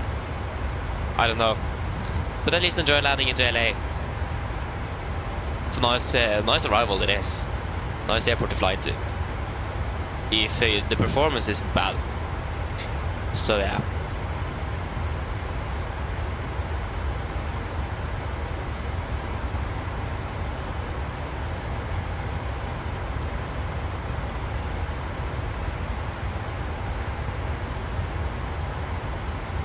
Yeah, landing 21-23 Zulu. Yeah, then we are still in the air. Then it is still more about half an hour until we are starting our descent. Yeah, it is more than half an hour, and it is more than an hour until we're landing. Okay, Skullwick, okay, I understand. Then see you later, and again, enjoy landing in LA. And Travis, hello, welcome, hope you're doing well.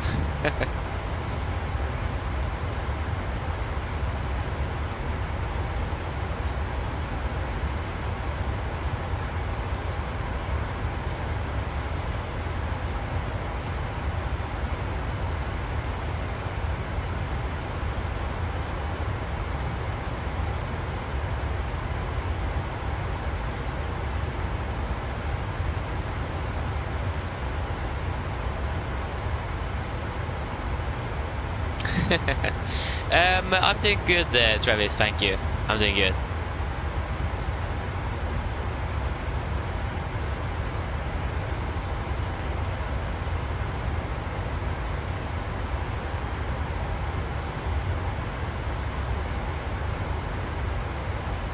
So yes. There you go, we have reached the 100 knots marker, and we should go to do a fuel check. So Enoru 6.5, we have 7.4, 5.5, 2.6, correction 4.6, 1 hour 52, we move from 1 hour 48. So in general now, fuel-wise, flight time-wise, we're doing good. Regarding D-block time, we're not really doing good there. So yeah. Travis, yes indeed, we're going to be flying tomorrow as well.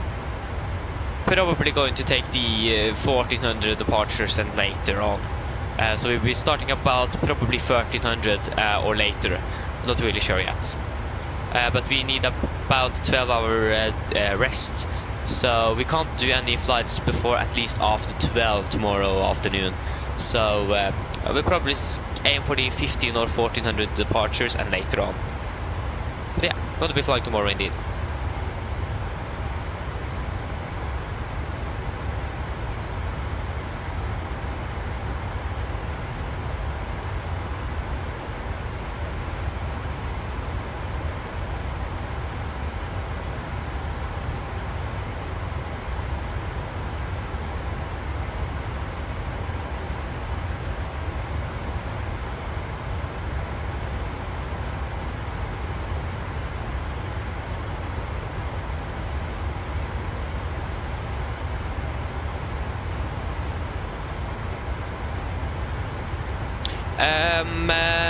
No, I have no idea.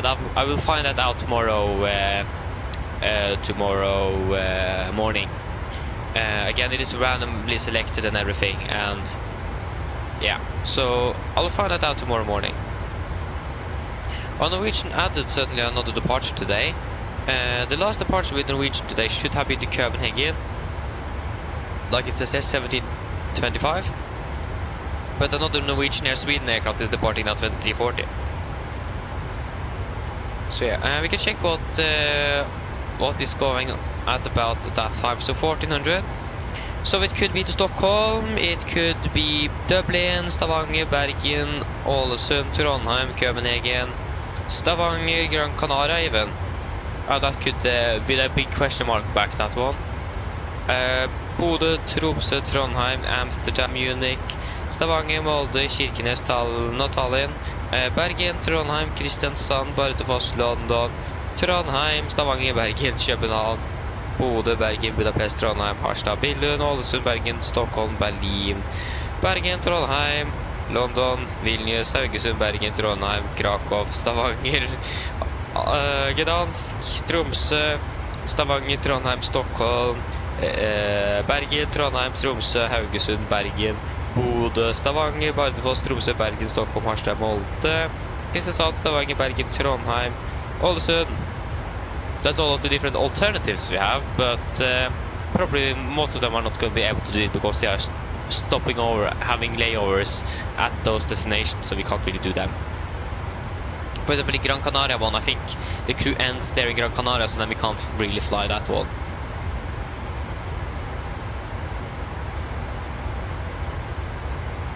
No, Travis, so basically since the time I'm able to fly tomorrow is going to be about 1400 departures, I just take all the departures from Norwegian that we can fly.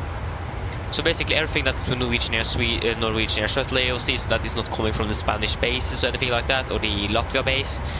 Taking everything there in the wheel of name, spin it around, it lands on a flight. I find a flight, check if it is possible. If not, I will just spin it again and try again and continue like that until I find a suitable flight. So I will do every flight that I get from wheel of name. If I'm able to do that flight, then I will do it. But I will spin again if I'm not able to do the flight. For example, the crew ends today. For example, flight between Oslo and Ålesund ends today in Ålesund. We can't really do that tomorrow because we don't really have a day we can fly out of Ålesund again. So yeah, so it is randomly selected, it is. So for example, Pristina was the flight that was randomly selected today. So it is randomly selected. So I'm not choosing them myself. And that's how it is in real life as well. Not really randomly selected, but you are not really going to choose most of your flight yourself. You can like request, but you can't. You're not going to choose them yourself. So yeah.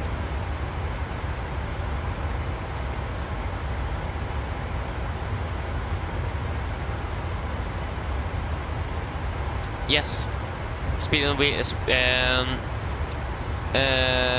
Spin the wheel, yeah. But yeah, the wheel I'm using is called Wheel of Name or something. Or names, I don't know, I don't remember, but yeah, something like that. And yes, the schedule is from flight radar 24. Yeah. So that is correct. Eric Gore Gaming, hello, welcome up, well.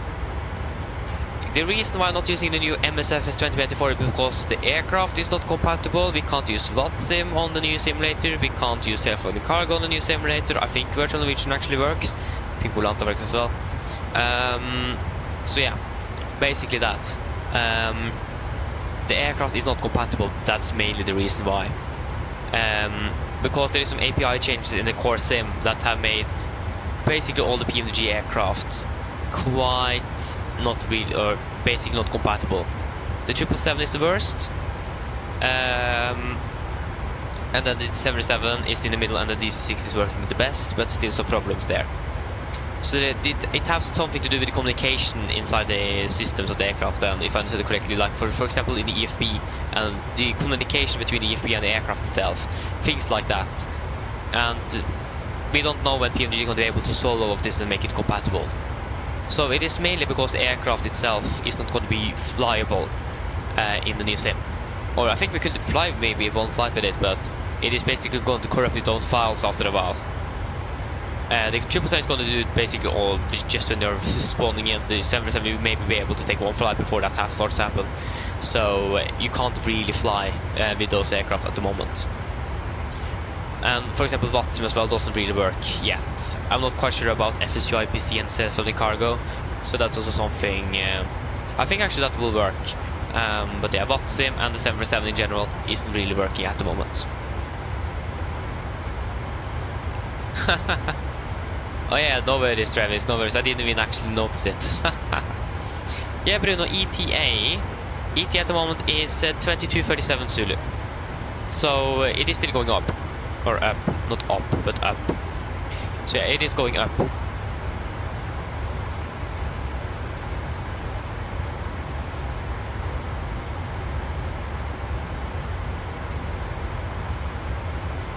So yeah. So we will probably be landing in Oslo at about 40, I imagine. Because we will probably expect a direct or something in towards Gardermoen. We'll wait and see regarding that, but yeah. And there is also an event in Scandinavia that is ending in about 8 minutes. So it is probably going to be Unicom all the way in, unless we're really lucky and some of the controllers might be online a bit longer. But again, we are landing close to midnight, so. But we had the controllers before that have been staying up longer than midnight. I remember that. I remember one of them almost falling asleep at his desk trying to control us in, so he just need to quit and go to bed. So yeah, that's dedication from his side as well. It's great though when they do that, but probably not to the point where they're almost falling asleep where they're sitting. That's probably a bit too much. but yeah.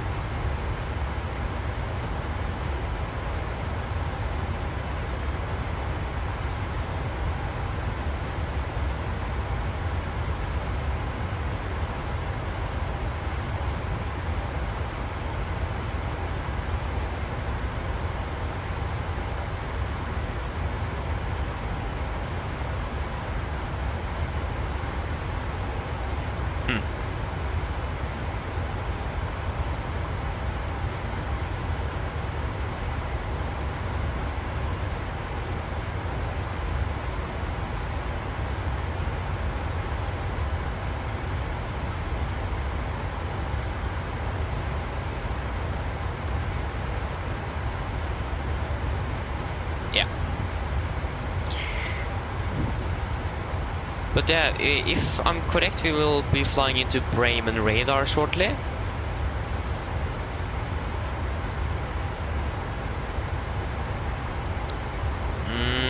Yeah, it looks like we're gonna be flying. Yeah, Bremen is online, and our routing suggests, or routing is going through parts of Germany and then over in Sweden. We are very close to Danish airspace though, so I'm not really sure if we're going to be actually flying for Sweden controlled Copenhagen, but most likely Sweden.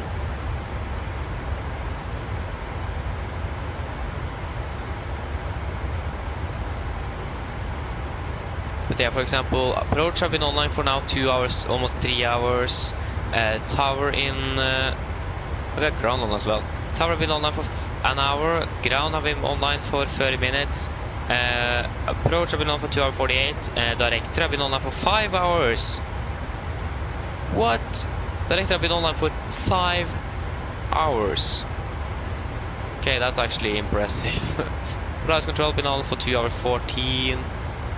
So yeah, Sweden control was online when we flew down here, so he is online. Yeah, it says Scandinavian real time 1621 welcome. Yeah, so it's probably going to be offline at 21 Zulu or after that. So he have been online for 6 hours.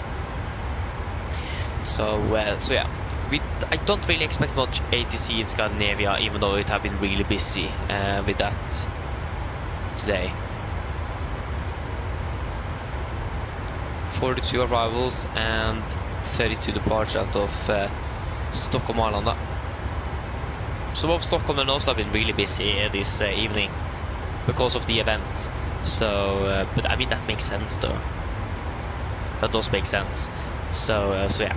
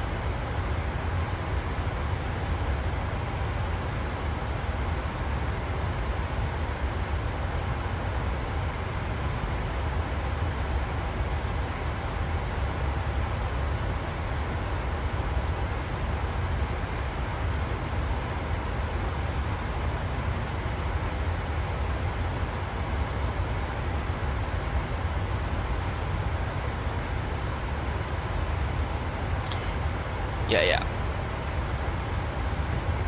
The winds is still increasing, now 105 and again 22:38, so the time is also increasing. So, and when we flew down to Pristina, we had winds up above 123 knots. At least what I saw, 123, probably was some places where the winds were a little bit higher than that. So we do expect that arrival time to increase a bit. Still, again, we should have about an hour longer flight time on the return flight because of, again, the winds. So yeah, our flight plan, for example, suggests us to be estimating us to be landing at 22:55 or 23:03, and when our schedule is 22:15. So basically 45 behind. So yeah. And again, when it comes to the wind charts here as well, if we check 39er, we do expect. Actually, this chart here, we don't really see the. We don't really see much winds on this one actually. Here I could expect the winds to be less than 100 knots, but it isn't. So, but this is valid 00 UTC, so way. After we have landed already, so yeah. Oh, good question. We are currently going 348 knots. How much is that going to be in kilometers an hour? It is not going to be very fast.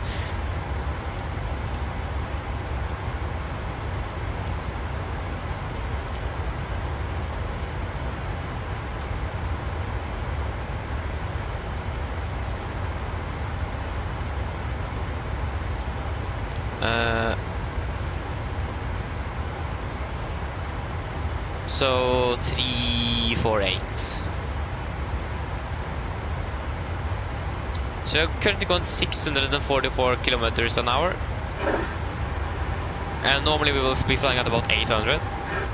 So yeah, we are not going really fast. And we have a headwind of 105 knots. Now even this one won't work. There you go, now it's working. If we have 105 knots, 1005 knots is a little bit too much. So about 54 meters per second of headwind do we have at the moment. That equals about 194 kilometers an hour of wind straight towards us. That's quite a bit. So it makes sense that we are very slow. Yeah, I mean, yeah, it isn't bad, but still, we are normally flying at about, we normally have a ground speed of closer to like 500 knots, so like 480 is like quite normal, so then we are flying at about 888, so, I mean, yes, it isn't bad, but it is still quite, it's like, from what we are normally used to, it is quite a bit slower than usual though, but I mean, yeah. It isn't still, like for the amount of headwind, it isn't really bad, it isn't. It could have been much worse. You can also see here we are currently cruising on Mach 0.79. Again, with the cost next we have, it is probably currently now offering a little bit more fuel burn. Because cost next is like balance between fuel burn and time. But it is now probably to balance it more, we need to burn a little bit more fuel, so we're not landing too far behind schedule either. So yeah. There you go, Sweden is offline. Approach is offline, also the approach is still online. Both approach and director is still online.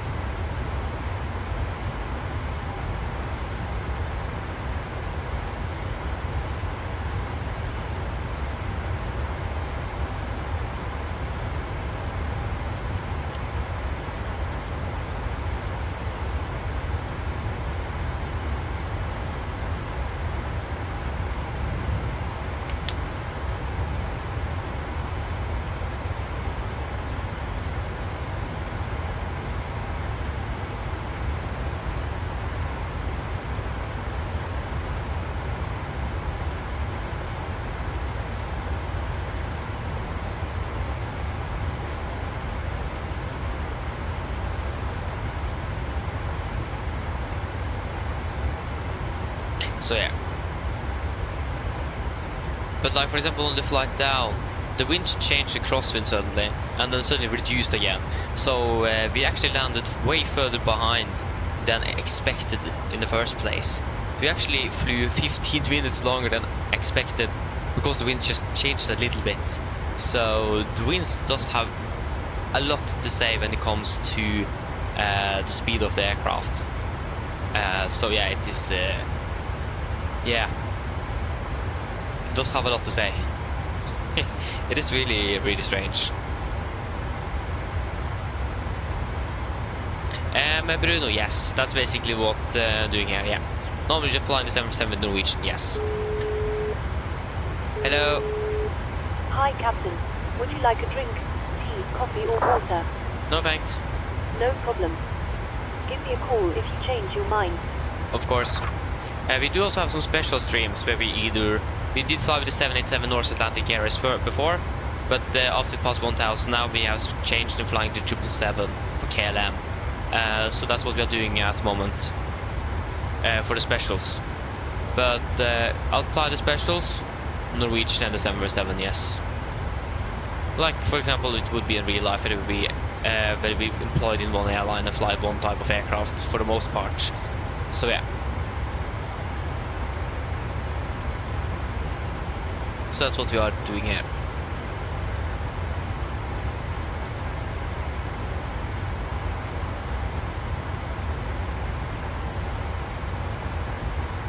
But I mean, both, I do like, in general, like Norwegian as an airline, and I also do really like the 737 as an aircraft, so I mean, that's a perfect combo. So yeah.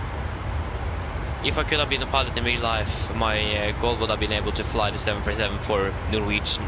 So yeah. basically living the dream life in the sim. So yeah. Then, like I said, normally in real life as well, we'll be employed in one airline and fly one type of aircraft. So, and if as again we're trying to do it as realistic as possible, it isn't really. I don't really have a pilot education or anything, so it isn't really the most easiest. Might be things I'm missing, and so on. I don't have any SOPs for Norwegian, nothing. But this is one part of like the realism, the flying, the schedules, and of course one airline and one aircraft or one type. We actually done to be exact. We do have 2 type ratings, both for the 78 and 777, and this another type rating for the 737. Because the 78 and the 777 share the same type rating, but we're not really flying much the 777 or 78, so they are just the special aircraft. So yeah. But I mean, it's really enjoyable though. Like the network, the route network for Norwegian is very. It does vary quite a bit. You have like the shortest one to Kristiansand or something like 25 minutes airtime, and the longest one down to Las Palmas. Maybe not even Las Palmas. Actually, they fly to Egypt as well. The longest down to Egypt about 5 hours one way. So so it does vary a bit. It does. So and so many different destinations and everything. So it doesn't really get boring.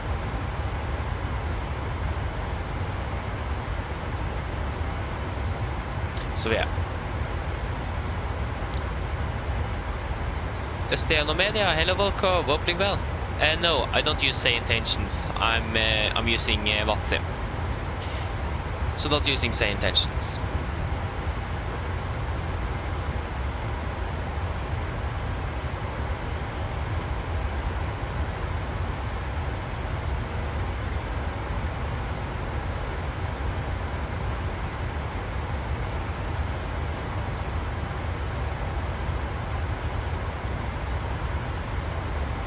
If I recommend GSX, yes, I will say so.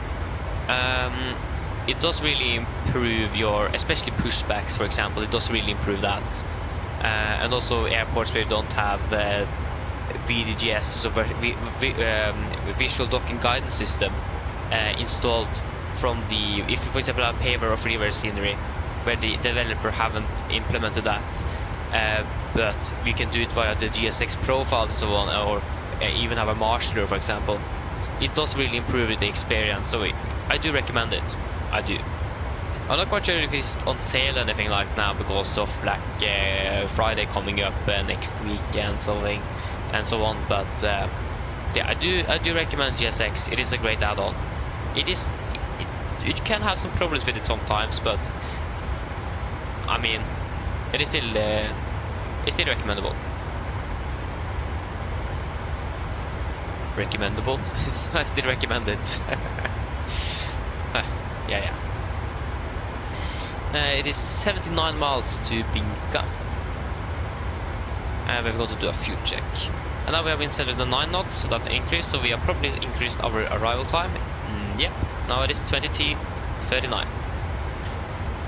So again, Sweden is offline. We still have Polaris though. We still have both approach and director. So not really bad, but they will probably be offline when we are arriving. Yes, we are heading to Oslo right now.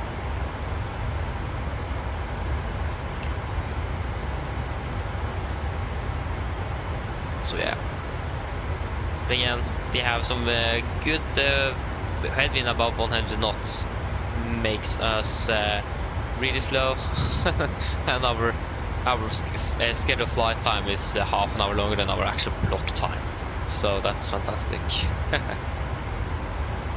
Oh, for how long have I been simming? Good question. I bought this simulator in 2021, and this is the first and not really the only. I do have a copy of X-Plane 11, got it from a friend, never using it, used it for, I actually didn't really use it at all. So this is basically all the simulator I have purchased, and I bought 2024 as well. Haven't really used that much yet, but 2020 is the first simulator I bought. I bought it in January 2021, so I have been simming since then. So in January now 2025, I've been simming for 4 years. So yeah, 4 years in the simming world, but the interest in aviation, I have been doing that for 5 to almost 6 years now. So I got an interest in aviation before I actually got into the simming. It took me a little while. I need the computer and so on first. So it took a little while before I actually got into the simming itself. But yeah, I've been simming for almost 4 years now. I won't say that's too bad. And I almost have 6,000 hours in this simulator since January 2021. So I also say that's quite alright of a number. So yeah.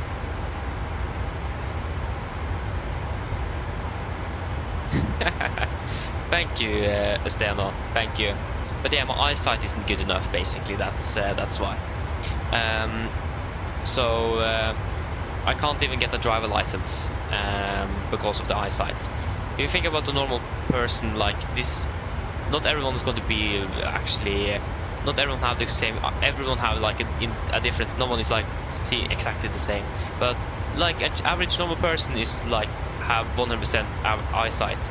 I'm reduced to about between 40 and 20%. I'm not really sure where I'm where I'm in that between 20 and 40. I don't really remember, or haven't really checked for 2 years or something. So it is permanently reduced, and there is no way to increase it further. Like there's not possible to do any corrections on it or any operations, anything. So there is no way to actually fix it, basically, because it is a quite rare eye disease I have. So we can also say that I'm visually impaired, or svaksynt in Norwegian. I mean, when you listen to it, it does hear, like, it sounds like my eyesight is really bad, but I need to emphasize it isn't that bad. So when you just hear those words, you think almost blind or something. No, I'm not really that. So it isn't bad, but it is just not good enough. So yeah, a little bit unfortunate, but to be honest, without my bad eyesight, I wouldn't actually have got into this interest in the first place. So yeah, that's the thing.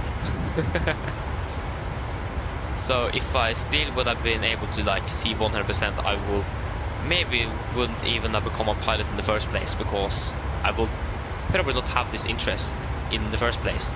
I got it from my bad eyesight, basically. So yeah, typical, but that's just how it is. Can't really do anything with it. So yeah, but I can be a flight mechanic though. So I'm currently going VG1, first year high school or videregående. So plan is to become a flight mechanic on this aircraft with this airline is also the plan. Takeoff, AMD Radar is contacting us as well. 124 175. 124 175. 124 175. 175. AMD Radar, good evening. Nordic 110 at flight level 380. Nordic 110, AMD Radar identified. Proceed direct saldo. Direct saldo, Nordic 1910. Saldo. Confirm. Excuse, that didn't really check. No, that got rid of our waypoint for our fuel check. No. I will need to delay that even further. Nice. So yeah. For November, Bremen Radar identified. Pushback Delta Bravo 460 and this at flight level 140. So yeah, to say that way when it comes to my eyesight, if you would have just met me in real life, you would probably not even have noticed it if I hadn't told you. So yeah. I especially heard that when I was going through 8th to 10th grade, my teachers basically almost forgot every day. You don't really notice it if you don't really either know or really look like try to find it, if you understand what I mean. So yeah, you won't really notice it, but in some cases you of course will. But especially when it comes to like reading text from a far distance, that's like the problem with just seeing things further away. That's it. My eyesight and everything is clear, but it is just reduced, so it's hard to see things further away. So that's basically the main problem here. So yeah. Thank you, appreciate it. Thank you. Yeah, I'm really excited. But the thing is that it's really hard to get into those schools. The grade average is really high. There is a few, just like 4 schools in Norway that actually have this. So you need a really high grade average. You need at least above 5. That was an issue for me out of 10th grade. But since I'm going in the first year high school now, that is a little bit concerning since I need to do everything I can. But we wait and see. It isn't really. It is. I'm going to be applying within the next 3 months. I need to apply a little bit earlier again because of my eyesight. I need to be have applied before 1st of February compared to the rest who need to apply before 1st of March. So yeah. So, and I don't really have a plan B either. So I should probably have something. I have this channel though, so I could just use this for 1 year.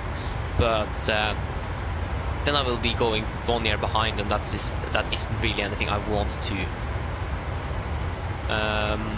I've thought about like taking up any subjects I then eventually need any high grades in, for example. But yeah, I don't know. Depends how I'm able to do that as well. So we're not really sure. We'll see.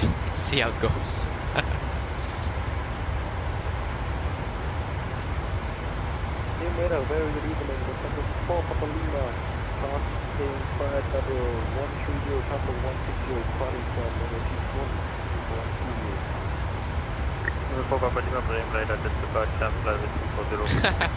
Thank you, DJ. Thank you. Exactly. So yeah, thank you for that. So yeah, I just need to live with it. But it might be able to fix it one day, since healthcare and technology is going forward all the time. It is probably possible to correct it one day, but not yet, at least. So we'll just wait and see. Maybe one day, maybe never.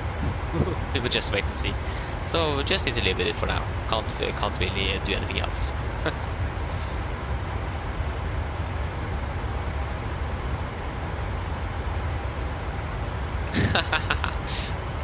Fair point. Yeah.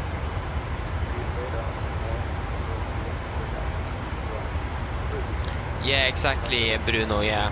Yeah, but they ended up in IT. That sounds good, though. Technology. So yeah. But yeah, exactly. That's also one problem, is that the pilot education is so expensive. And there is a shortage of pilots as well. Depends which country you're living in and so on. In Norway we have one school that's owned by the state, where you can get the pilot license for free, basically. And we also have a system where you can also loan money from the state.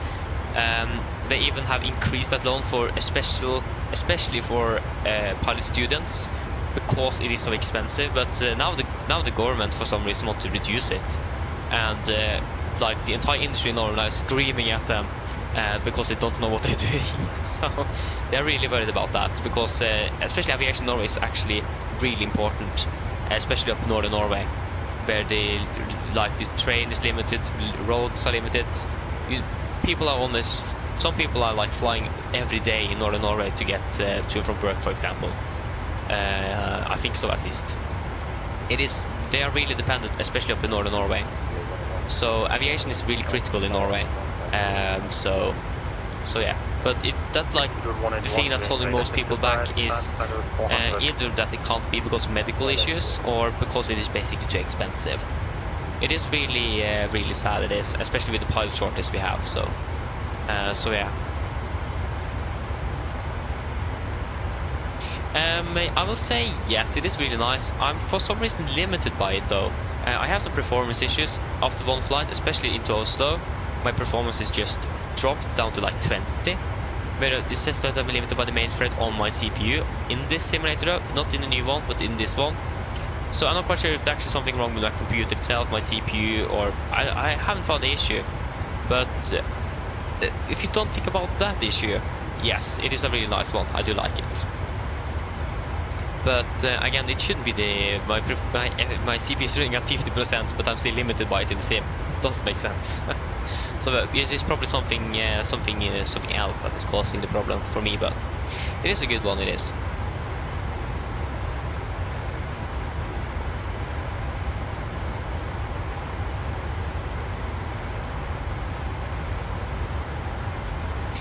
Hey, nice DJ. Maybe. That would be great though. I know that there's a company or something making... Okay, to the advice, stream will be away for 30 seconds. Yeah, so there is someone now making a contact lens where you can just move your right hand or something if beside your eye, and you can zoom in, and you can like zoom in times 7. I don't think it is on the market yet. I think it is still like testing or something, but it is at least something that people are working on. So yeah, like just think about that, where you can if you just move your right hand forward or something, you can zoom in times 1. So that would be really cool to have. Not really, to be honest, I don't think I really need that, but but yeah. So it is going forward, it is. And I also heard that for example, most blind people, the reason why they can't see is because of something behind the brain, in the brain. So people have already been able to get people that have, I think actually was first could see and then become blind for some reason, and actually been able to let them see something again. So technology is going forward. So we will just wait and see. And especially now for the last years, it has been going rapidly. So yeah.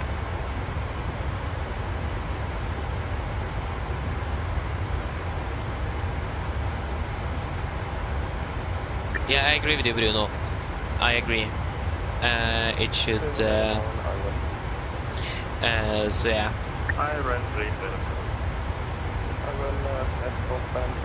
So yeah, it is great when people are going with that mindset to improve something for humanity and not just for the money. Yeah. Tune 81012 and number for the condition. Taxi runway 27 via Mike. Yeah, DJ, I'm thinking about upgrading one day, but I need a budget for it first though. So yeah. So again, yeah, I know I'm a bit limited on that, but one day I'm going to upgrade, so. But not yet. My PC is just a little bit over 1 year old, so. So yeah.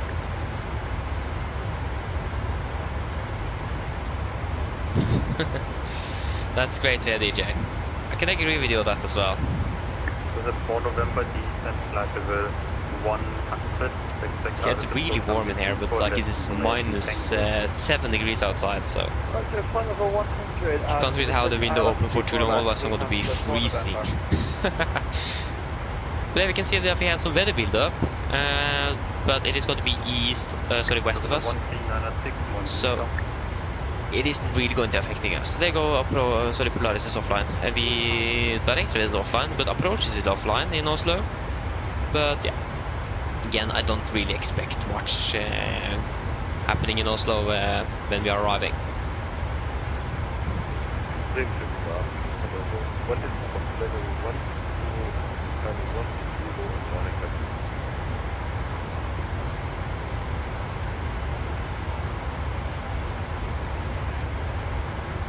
Radar servo 02 Charlie on 360 inbound bar requesting with the 81 kilo Bremen radar 1055 and flight level 140.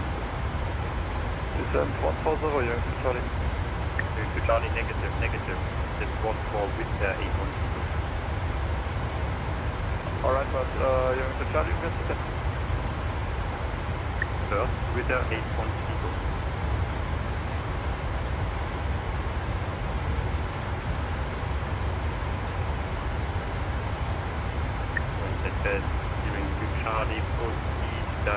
from 433 descent flight level 100. Navigator Bravo 433, descent 100, during to Charlie. Today going to hello, descent flight level 100. Can you say again, please? Descent flight level 100. Flight level 100 for Wizard 81 So, yeah. kilo, thank you very much.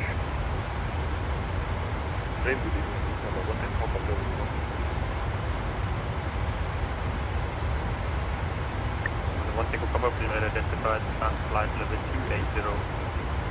Yeah, exactly, DJ. I tried to update my motherboard. It was actually 1 year out of date. That didn't really help.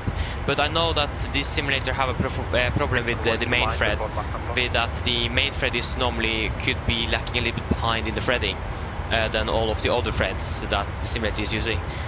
This is something that's improved in the new simulator though, on 2024. So that shouldn't be too much of an issue anymore. So I know that's also a simulator problem in itself, but it has been quite severe for me. And again, you're always going to be limited by something, so that isn't the problem. But that the problems in just drops after one flight is really strange, like halves basically. We flew into Ålesund once from Alicante. We landed 20% or 20 FPS. When I departed from Ålesund the day after or something, 2 days after, we had 50 FPS. So really strange. But again, we also did fly a bit, so.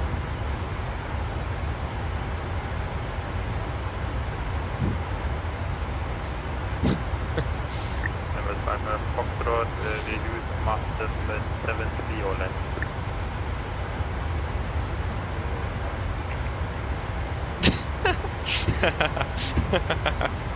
Nice.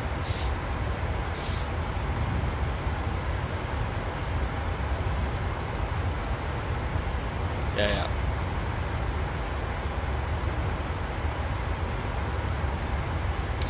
Så ja. Stoffer, god kveld. Velkommen. Hope you're doing well. Welcome. So yeah, we need to do a fuel check soon as well. We need to need to do a fuel check at Salo. Okay, and I don't I'm sorry I can't talk now. It is probably because of combination that I'm overtired. I'm almost trying to laugh, and for some reason I'm also shaking a little bit. So I'm not sure why. So that doesn't really help. So I'm soon going into that. How should I say it? Okay. For those of you, I'm not quite sure who of those of you that actually watched that stream, where we first flew to from Bergen and then flew to Paris on the first day, a few weeks ago, where I just got to laugh a little bit, and then I laughed constantly for 5 minutes. And again, I almost passed out because I couldn't breathe. And I'm feeling that this is going to happen again. Again, I'm probably a bit overtired now, and then you basically become, you can just laugh at everything, and now that I can't talk properly because I'm tired, that happens. So we'll see how it goes. Yes, I confirm. So, yeah. I cannot enter it. So yeah. Copied, expect ILS 24 left. Expect ILS 24 DJ, yeah, I did update the BIOS, yeah. help. I did. I think actually it was the second time I did. I think I tried once last year as well. I actually don't remember, but yeah. It was quite, took a little while to actually find out where, how to do it. I needed to Google and so on. But I understand that most people don't do it. It also can be some risks on it, but it is mostly safe though from what I understood from the videos, but I wasn't really concerned. So yeah.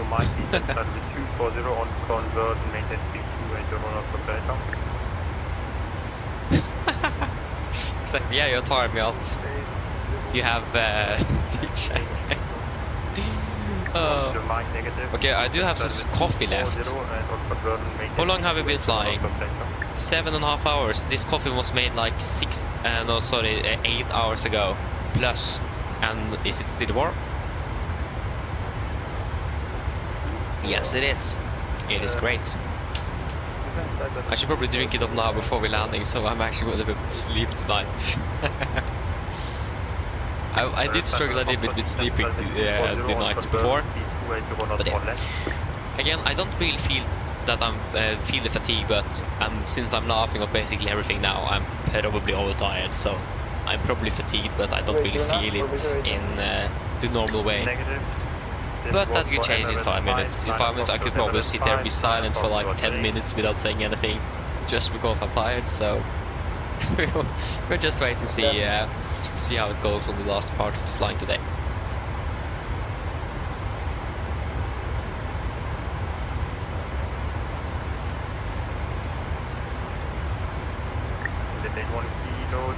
Heading 340. Turn heading 340 for reservation here. The November descent 4000 feet in 1015. Descent 4000 feet in 1015. Yeah, exactly, DJ. Oh, so yeah. But I do understand why pilots drink this all the time. Makes sense. But to be honest, I'm not really sure if I'm not really much affected by the caffeine, because even though I've been drinking coffee, I normally just fall asleep nevertheless. I don't really feel much more awake by drinking coffee. So I'm not really sure if I'm actually very affected by it. I'm actually not really sure. But yeah, normally when I'm drinking a little bit later than I probably should. For example, when I've been flying, when I'm finished, I go to bed, I will fall asleep straight away because I'm tired. So I'm actually not sure if I'm really affected by it actually.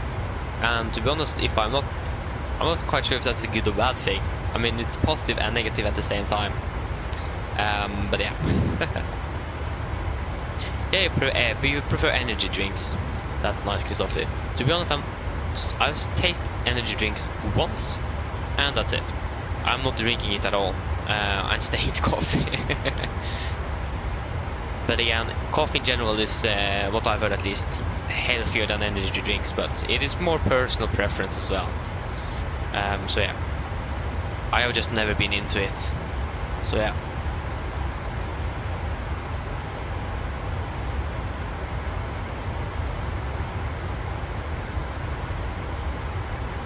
Yeah, exactly, DJ. So yeah, I might not be much impacted by the caffeine in itself. We will certainly find out when we are when I'm going to bed. Hopefully not too long. So yeah, but I think probably going to be able to sleep quite well nevertheless. So yeah. Okay, Stoffer. That's nice. I mean, everyone has different tastes though, so I mean, it makes sense. Yeah, I do understand your point as well. Yeah.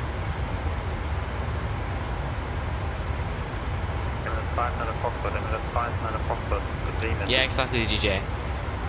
That's also what I've heard. But they also they contain how much sugar in it and so on, and stuff. So yeah, I don't think energy drinks is the most healthiest thing you can drink. I think coffee in general is more healthy for you than energy drinks if you drink this exact amount and so on. But yeah. But again, it's just personal preference though. I've just never been into it. I've never really drank anything, bought anything. So yeah, really personal preference as well.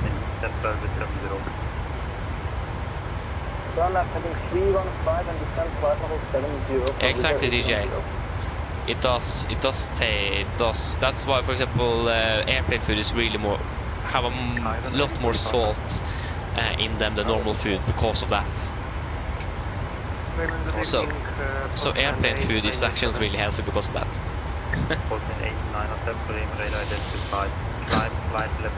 They said it also now, that's great, yes, babe. Okay, I got to do a fuel catch saldo. 4.6, 5.7, 7.4, 6.4, 2 hour 41. 2 hour 30. We are Nordic 1910, one Unicom. Unicom Nordic 1910. Good night. I like how some controllers don't even respond with a good night back. Some does. It's really interesting.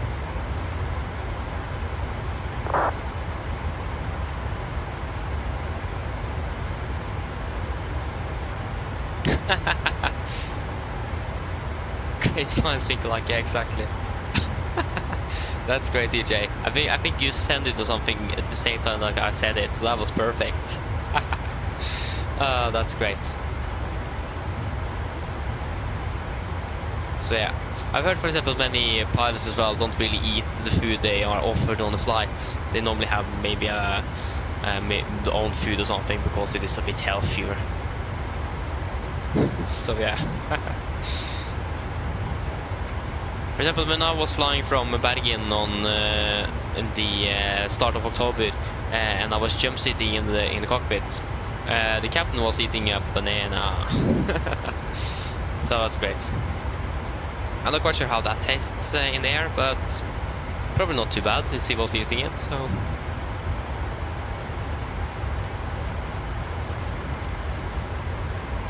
And also, I don't think Norwegian sell really much food on. We don't even have any services on those flights because it looks like Norwegian policy is if a flight is shorter than 1 hour, there's not going to be any services. I'm not really sure why they have chosen to do it. They probably do have a reason, but like for example, Videre, if a flight is like 5 minutes, they still do a service. So yeah, no. There's something Norwegian chose to do, or chosen to do. I'm not really sure why, but yeah.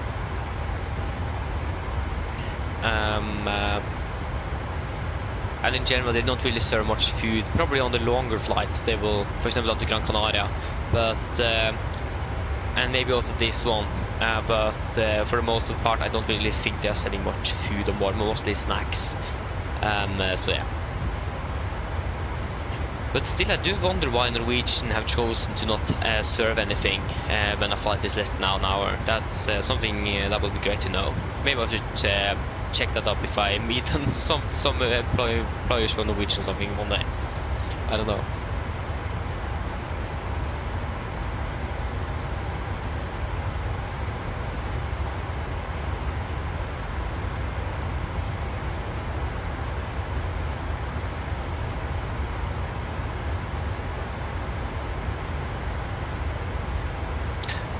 Stuff, yeah, I understand you have some regulations about that and so on.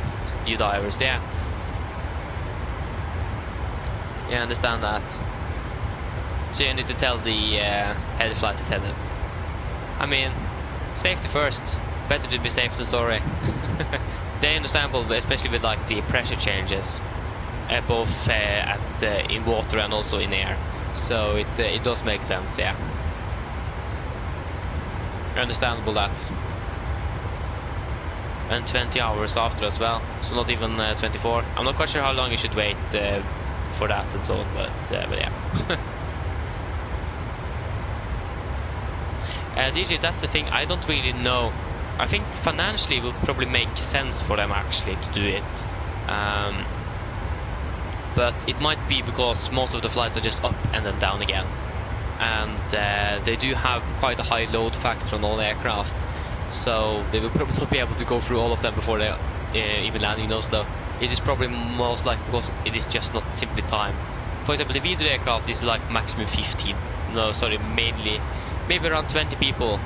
I think maximum on those routes that's so short is like 30 people in the aircraft compared to like 189 on Norwegians. So I think it is more time relevant. But again, I'm not really sure. Ask ChatGPT.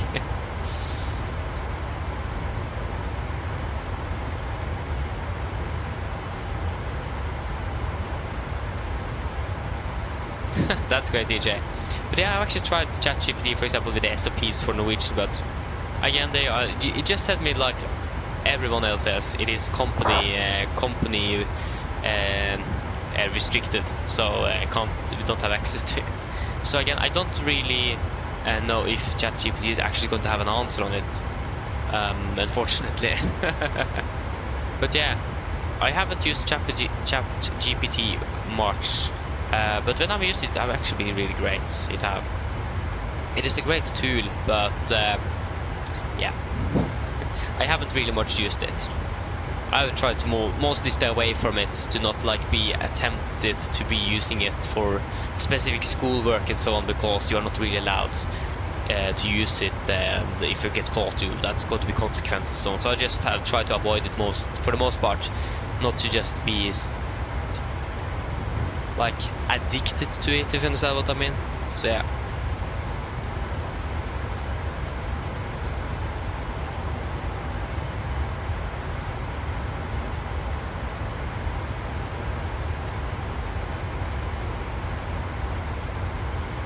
Yeah, exactly, it does make sense, DJ, yeah.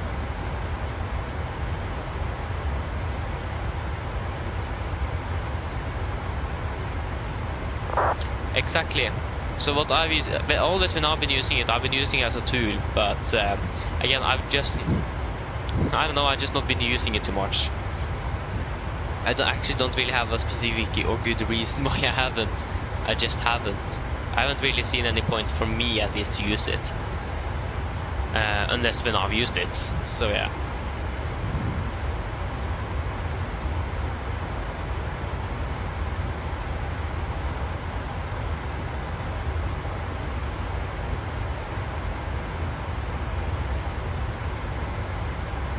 Okay, Stoffer, then I understand, okay. That's how it works, okay. Understandable, yeah. I mean, makes sense if they don't want to have you on board then. But yeah. Understand. Exactly. Thank you as well. We learned something new. Like I said before, we're learning something new every day. Every single day.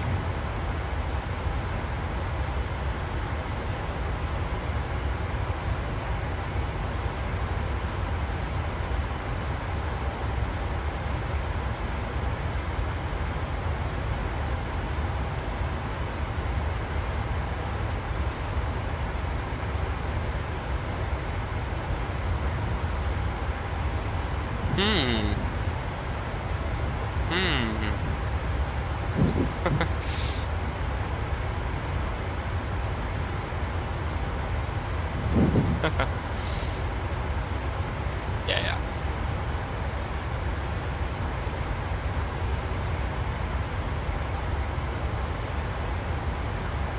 Yep, never stop learning.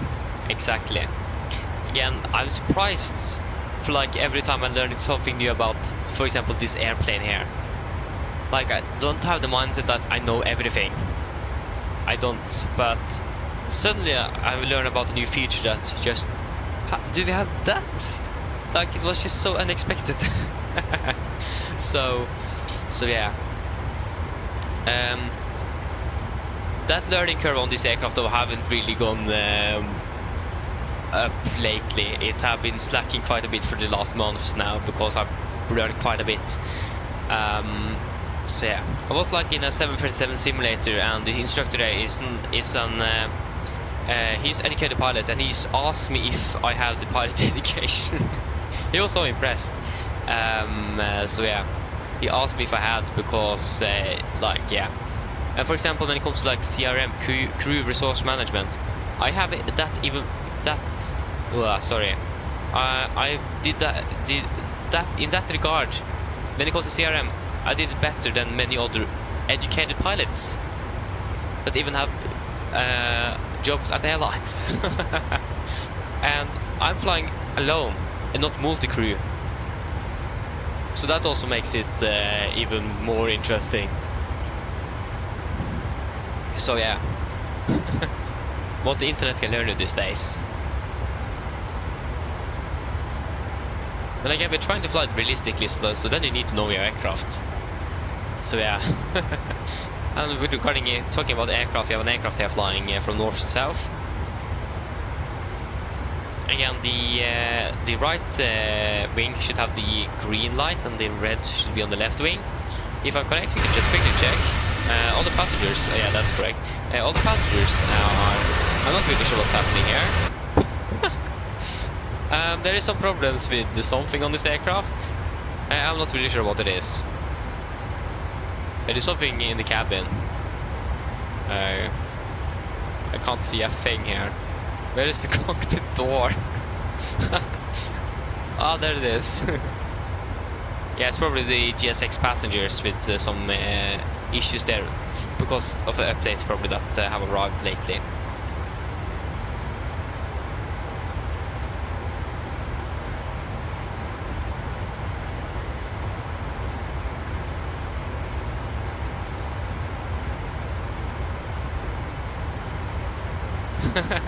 Thank you, DJ. Yeah, thank you. Again, it is important to just have the right mindset. If you have the right mindset into the different things, it will for the most part go good. So yeah, it was me. It was probably a bit loud. It was. It is actually all. Yeah, it's really loud sometimes. These engines here, these CFM56 engines are can be quite loud sometimes.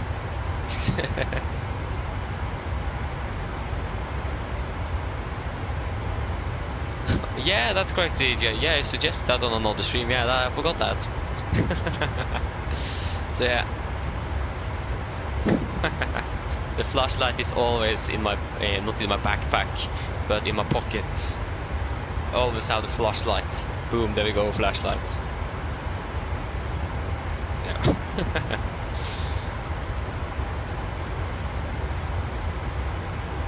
Mindset is everything. Exactly, DJ.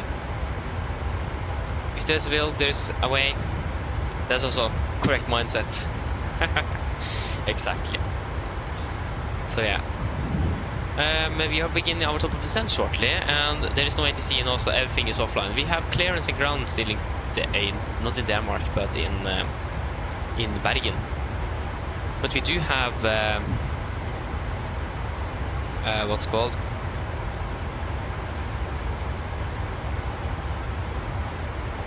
We do have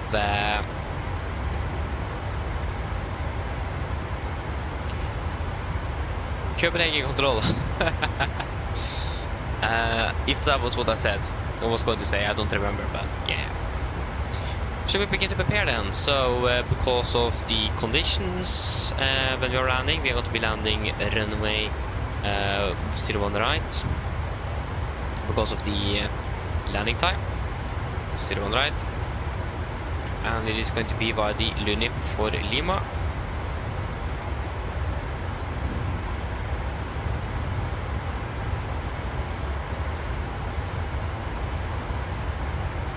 And it's going to be 11195.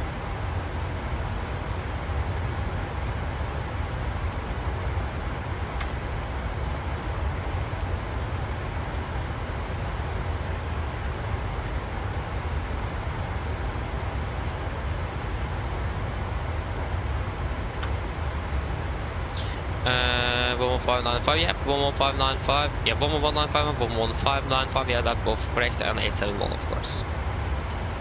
Like, that's the only thing I don't remember from the approaches into Oslo, is the minimums. That's the one thing I don't remember. The courses, the frequencies, everything, but the minimums is something else. But I mean, for example, the ILS frequency for still one left is 10.3, but for one right it's 111.3, so it's easy to remember that in the minimums. So yeah. That's 1 ton, 60.1. 60, 100. Still on right. Yeah. Weather. How is the weather in Oslo? We haven't really checked that in a while. That's looking good. 350 at 4 knots, minus 9 degrees. QNH 1005.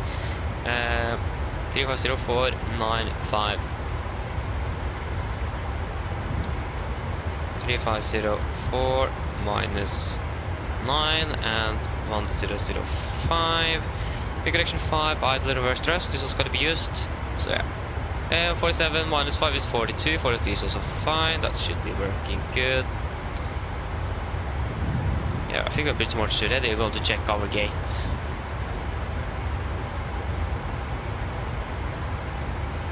Okay, you're arriving now, Jesper. That's great.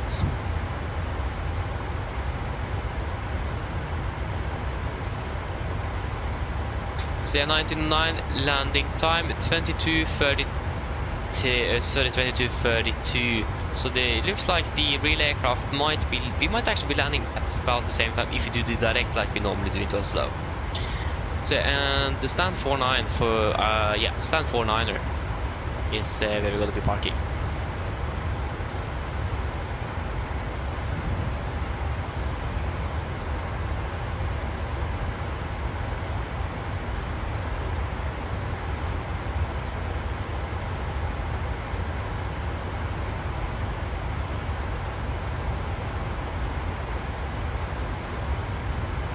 Oh, nice stuff. So I got, yeah.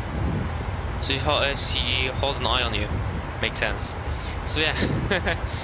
But that's great though. Hope you enjoyed that. Enjoy the flight. Yeah.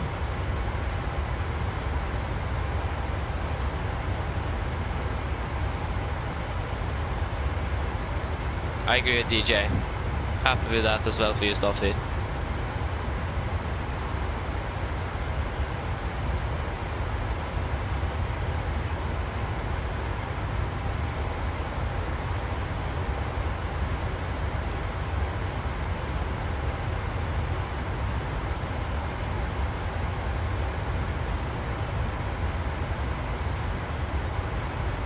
Oh, that's unfortunate to hear, Staffy. That's unfortunate. That's really unfortunate to hear.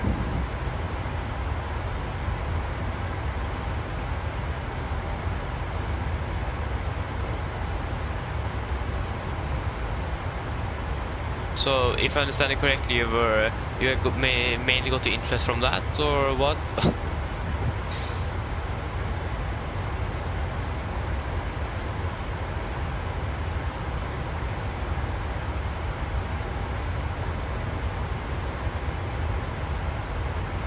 But yeah, that's unfortunate to hear though.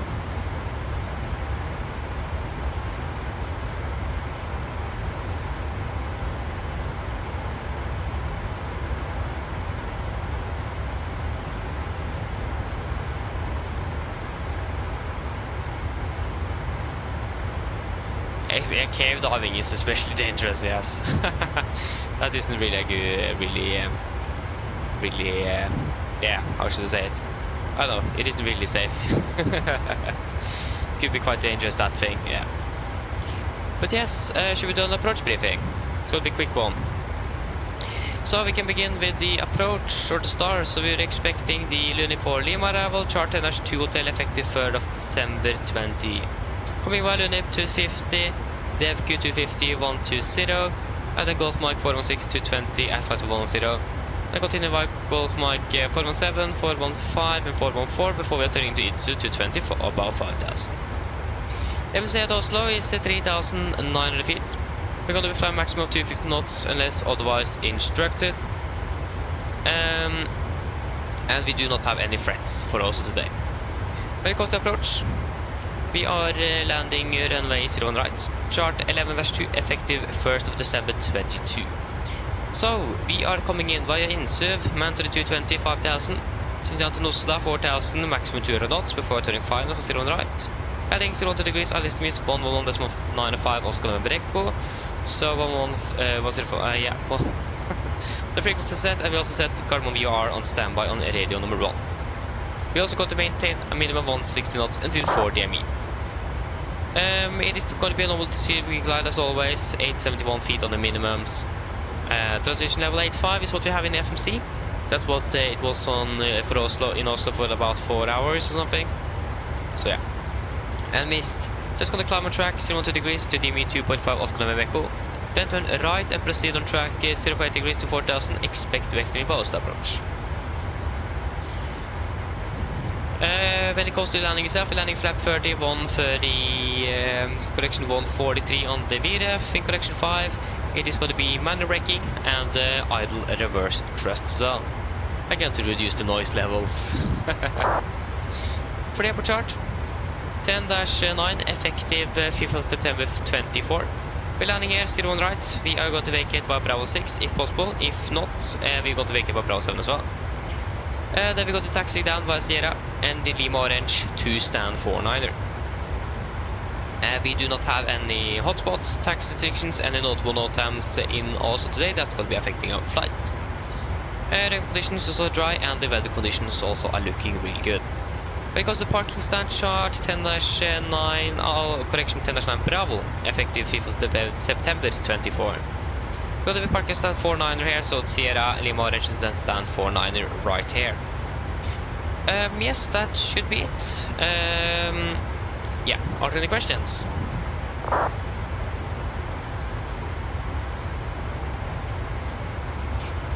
Probably not, then our briefing is complete then. Descent checklist. Presentation, landing altitude. Set to 0 feet, recall is checked, auto brake off. Landing data, VRF 143, minimum 871 feet, approach briefing completed, descent checklist complete. Good. We are starting our descent in approximately 9 minutes.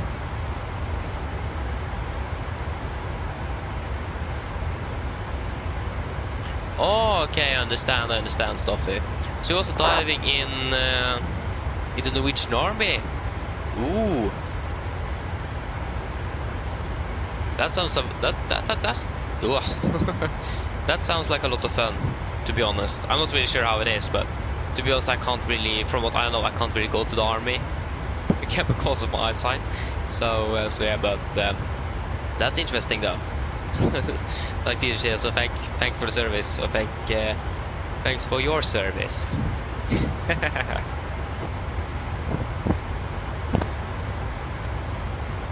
But that's nice. Oh, sorry, I was drinking coffee, so yeah. But that's nice. So yeah. Skolvik, welcome back. Hope you are doing well. We were quite lucky today though that we didn't need to deviate from any weather that is so unrealistic on this weather radar here. So yeah, again this weather radar is not really the best.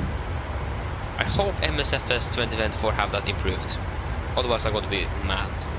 Or I'm not going to be mad, I'm almost going to begin to cry. We haven't had a functioning proper weather radar for 4 years. They said that the windshield wiper should work. I tested it out today. I didn't see anything. I didn't see that it was working. So that is a lie. So yeah, at least I couldn't see that the windshield wipers was removing any rain from my A330 windows. So yeah, that's a shame. But okay.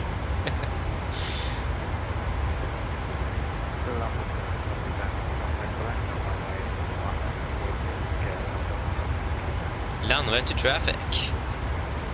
That is nice.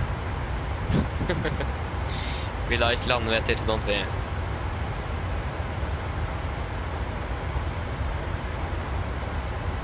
Always at your service. Thank you, DJ. It's always great to have a flight engineer with me in case something happens. So yeah. Actually, that's one thing I thought about when we were flying over Sweden, passing through Kastrup, or passing parallel to Copenhagen. What if an engine failure or anything like that would happen now? It didn't happen, but to be honest, it's quite rare that these things happen. So, actually, many pilots don't even encounter any emergencies at all throughout their careers. It's quite rare that things like this happen, or that. So. I mean, yes, it could be interesting to encounter, but it is quite rare. To be honest, we haven't really encountered many failures. We have had at least 2 generator failures though, where we couldn't fly because our generator wouldn't work. I mean, we could fly though. We could just have used the APU, but then we would have been limited at a certain altitude. So, and we don't really have the minimum equipment list either. That would be great actually to have for this aircraft. We don't even have any other non-normal checklists either. We have 6. We have the single engine landing checklist. We have the external de-icing procedure. We have the no engine bleed takeoff. We have the engine cross bleed start. the go around checklist and the RVSM checklist as well that we are never using. Page real. Okay, we can reload the Watson radar. That's so yeah. But I know that Virtual Performance Tool does have this, so that's a good point in itself to just get that with the minimum equipment list, non-normal checklist, and so on. At least when we're ready, we can start our descent to should we say 250 set. So yeah.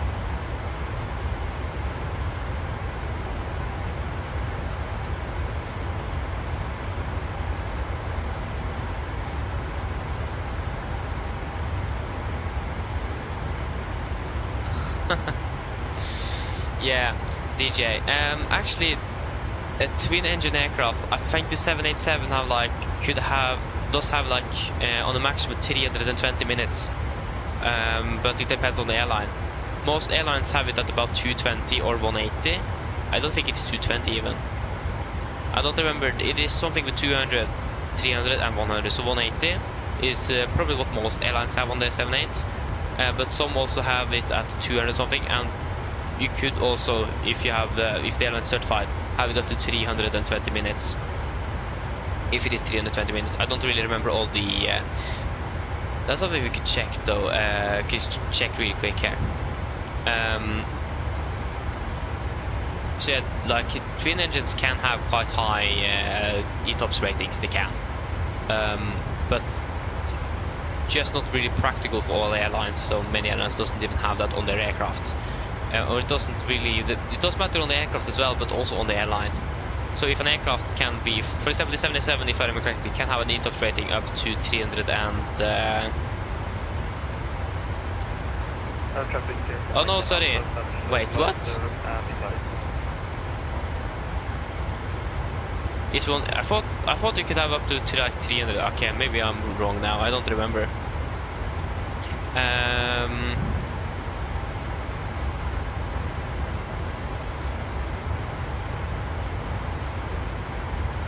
Because I could find the yeah, exactly. So the Boeing 777 gets 330 minutes ETOPS certification.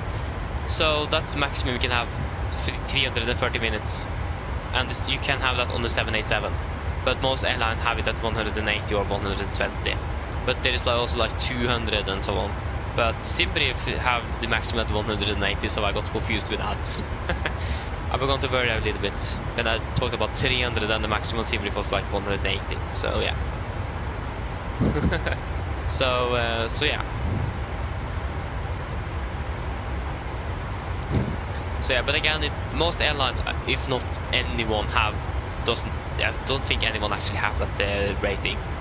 But because it just isn't practical unless you're going to fly over the entire Pacific Ocean where there's no islands. So I don't really think anyone actually have that on the 78s, but it can have it if an airline wants it. So yeah.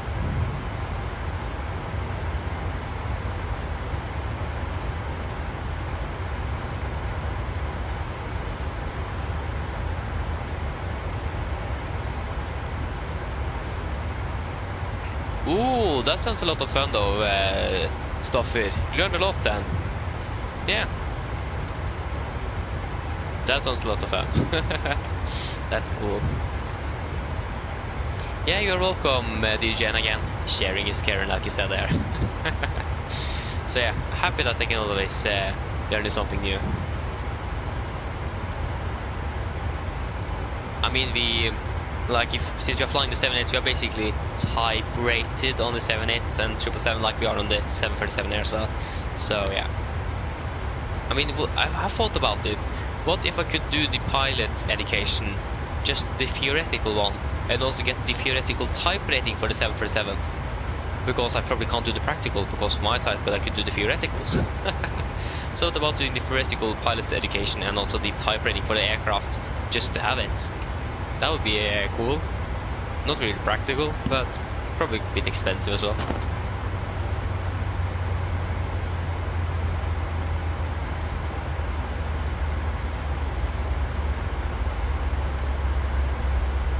Like then I basically have the pilot education. That would actually be good to have. I wouldn't say no to that if I had the chance to do it. And we are starting our descent. We are expecting to land. We will, of course, take the expected one with a direct, so 34. Så vi expected to land in about 30 minutes. Mine damer og herrer, dette er en liten oppdatering her fremme fra cockpiten. Som dere kanskje lagt merke til, så har nå byttet nedstigning vår ned mot Oslo Gardermoen, og vi er forventet til å lande om ca. 30 minutter. Været i Oslo for øyeblikket ser veldig bra ut, med litt grann vind kommende, eller akkurat nå så er det faktisk veldig lite variert vind. Det er minus 9 grader, og så er det fint og skyfritt også. Ellers, vi håper at det er veldig fin flytur med oss i dag. Vi takker for at du flyr med oss. Vi håper vi ser deg for neste flytur, og så skal det en fin kveld videre. Ladies and gentlemen, Ladies and gentlemen, this is a quick update from flight deck. As you may notice, we now started our descent down towards Oslo Gardermoen, and we are expected to land in approximately 30 minutes. The weather in Oslo at the moment is looking quite good. We just have a little bit better winds currently, minus 9 degrees centigrade, and it looks like it's going to be nice and clear skies. Other than that, we hope that you have enjoyed this flight with us today. We thank you for choosing us. We'll see you again on your next flight, and we wish you a pleasant evening. Thank you. The toilet is still being heavily used. On some flight, the toilet is used 24/7. Sometimes it's never even touched, so it's really strange.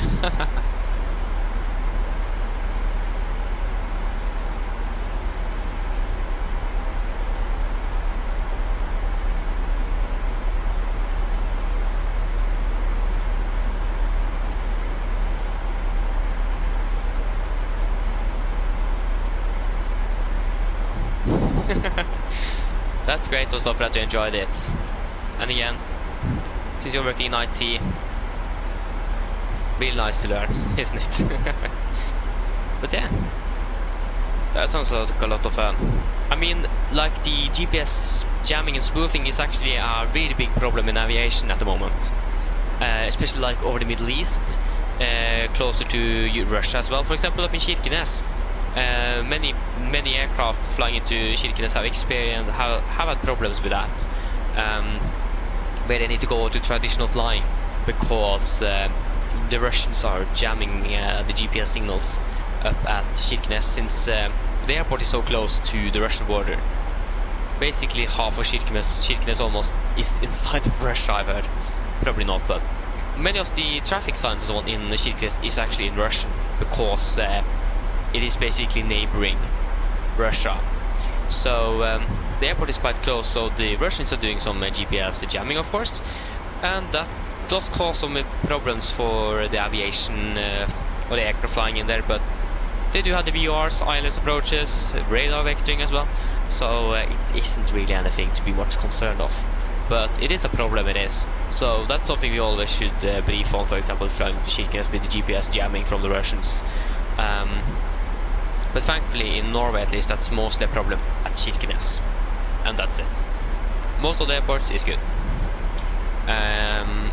In many other cases it could be the worst. The worst thing is that when the aircraft thinks it is somewhere else, and since the IRS system of the aircraft, because it is really accurate, but it's going to be a little bit more and more inaccurate after a while. It is going to be then aligning itself again to be more accurate via the GPS signal, and this is doing it, or it's doing it automatically. So when for example when an aircraft and the GPS signal of an aircraft is spoofed and the aircraft thinks it is a different place and the IRS aligns to that, then you have a problem. Then you have a real problem.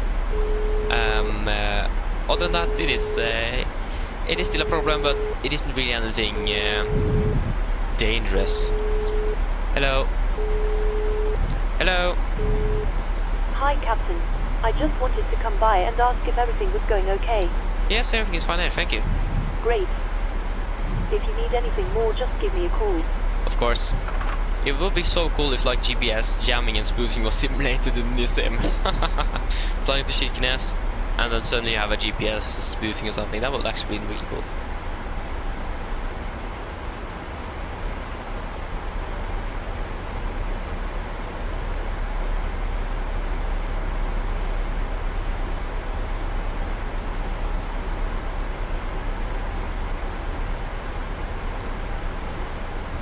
exactly, DJ, exactly. Bruno, welcome back. Welcome back. Doing well. So you managed to get back to the landing. That's great. We still have a little bit to go before the landing. We do even have an A380 following us behind us, a British Airways one from Berlin actually. So we have an A380 behind us. And there is a lot of arriving traffic at the moment. And there is like 1, 2, 3, 4, 5, 6 aircraft landing in front of us. So that's great. So we will wait and see how it goes when it comes to the arrival route as well.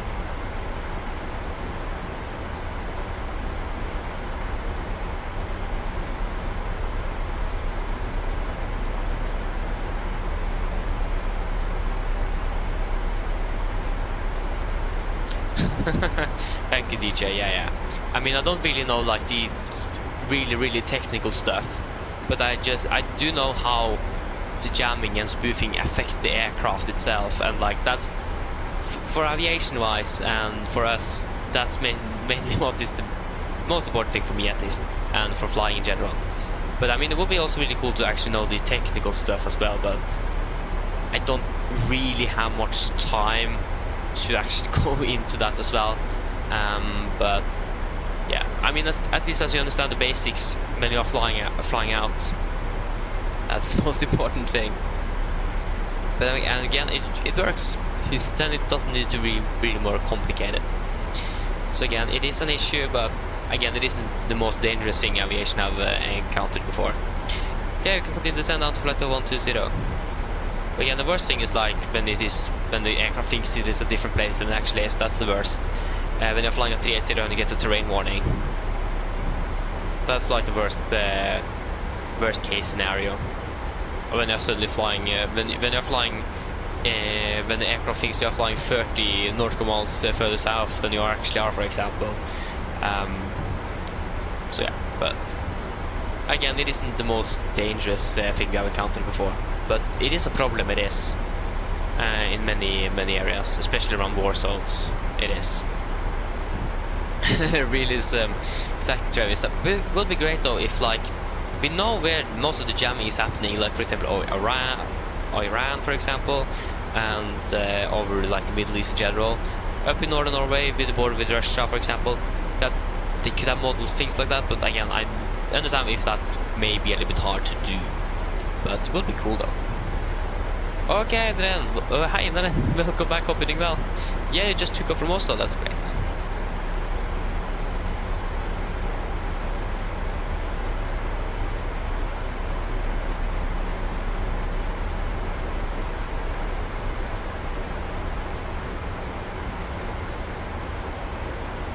Oh, nice stuff there. So yeah, you need to send it to Polaris Control, yeah, exactly. So yeah. But that's nice though, you got to interview some pilots flying to Kirkenes, that's cool though.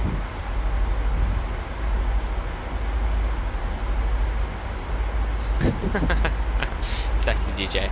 Plenty of things to learn in the future as well. Maybe I will be able to get more into the depth of exactly that in the future, but yeah, like I said, I don't really have much time for it at the moment. School and so on is the more preferred, or what is it called, more higher priority, and also aviation in general.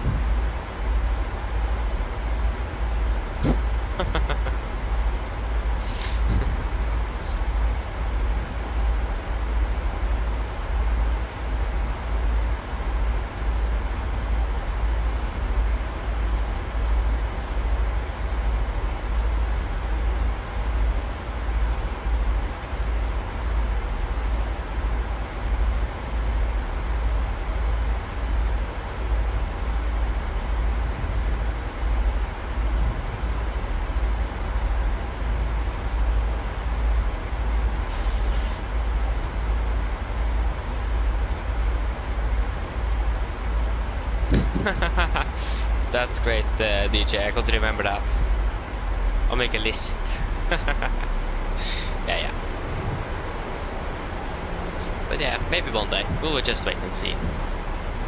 again, for now, it is that problem, especially that with jamming and spoofing, is a problem that is just getting worse and worse for now. But yeah, the aviation is trying to now find another way to do the navigation work. But if no aviation, it is going to take maybe at least 20 years or something before that's going to be working. So yeah, at least 10. You see how long it does take to make a brand new aircraft. So yeah, not even just a brand new. The 777X was launched. When was the 777X launched again? It have been. It is not even a clean sheet design, and they're taking Boeing almost 10 years now to make or certify.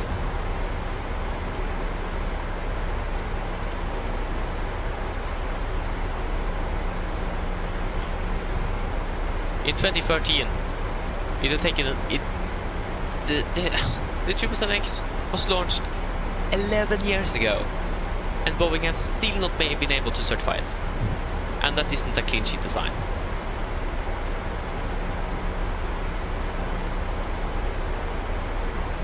But they have had issues though since they acquired McDonnell Douglas, and basically the McDonnell Douglas executives that basically made that, or like the bosses and the bosses in McDonnell Douglas that basically made that manufacturer go bankrupt. When they then took over as bosses in the Boeing, doesn't really go well, does it? So yeah, that's mainly the reason why Boeing have had some issues for the most part lately, because of the merger basically.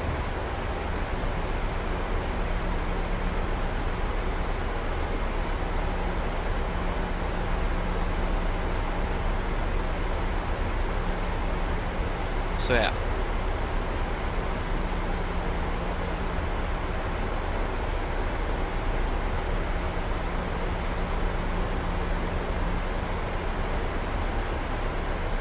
Okay, exactly, DJ, exactly. Okay, yeah, landing was horrible. What? Like, can't have been that bad, yes, but can it? Should probably also sit the cabin crew now. Or sit the cabin, basically. Not cabin crew. They can wait a little longer. Cabin crew, prepare the cabin for landing. So yeah. Firm landing, exactly. That's what it is called, firm landing.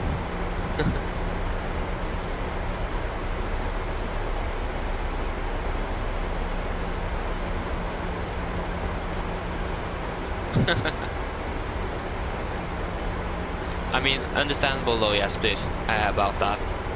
Understandable, but you need to have some firm landings as well sometimes. So yeah.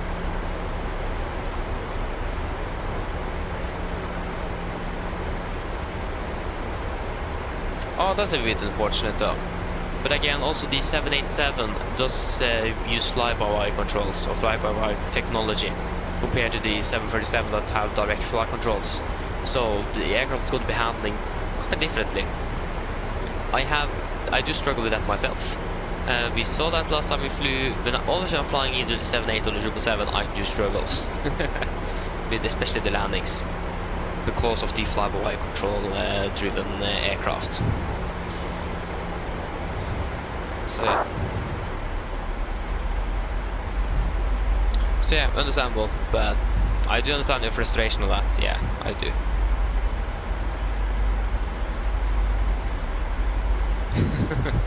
Also fair point from DJ there as well.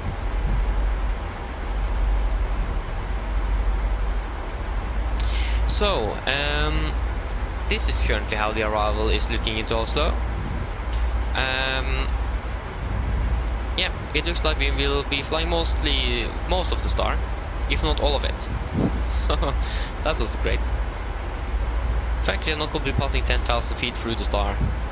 So yeah, that means we can actually talk. If it was 100 or 1100, 1100, yes, nice. So yeah.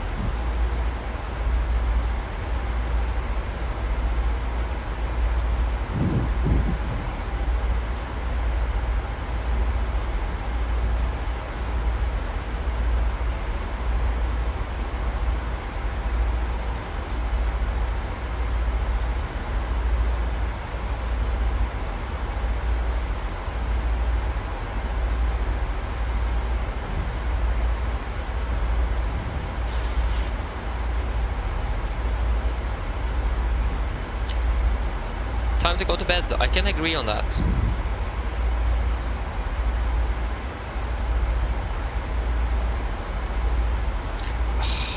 I wish I knew someone in Norwegian, like a Norwegian pilot. Oh, I'm not really, sorry, I'm not monitoring speed.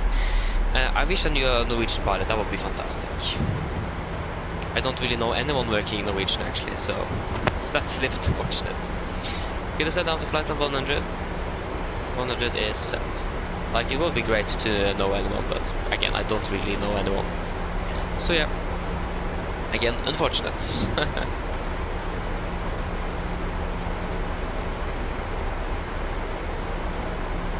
Exactly, DJ. Inspiring words from you there. So yeah, again, we are humans, we do make mistakes all the time, so if you don't make any mistakes, then you are not human. Okay, that didn't really sound any good, but you understand what I mean. It is quite normal. If you don't make any mistakes, then how should you say it? Then you are really good. Like, yeah, it is normal, so no worries on that. Made mistakes myself.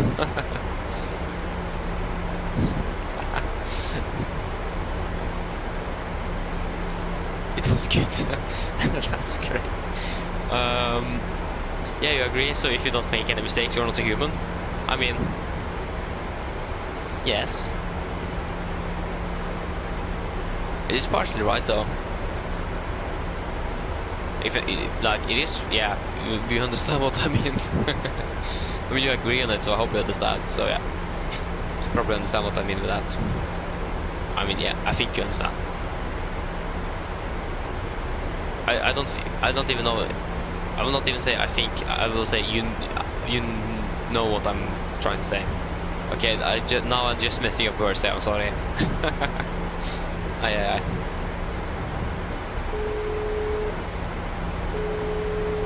Hello. Hi, Captain. Everything is secured, ready for landing. Thank you. I'll come over ready. No problem.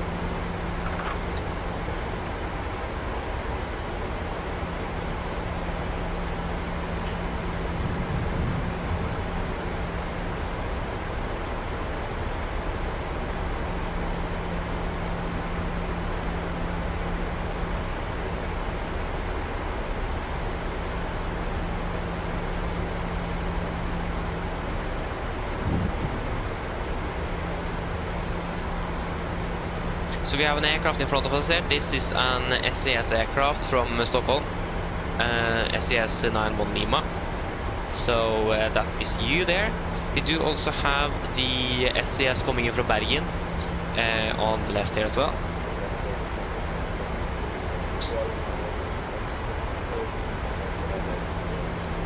No, sorry, he's coming from Værnes, not from Bergen. We don't really see him though. He's quite gone.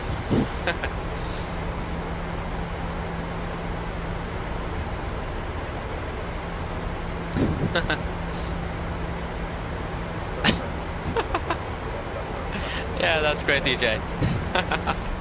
I tried. Oh, that was great. Perfect what we were talking about.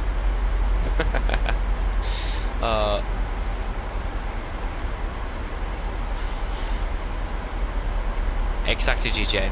And especially, like, for example, in aviation, mistakes happens, but if it happen, report it in.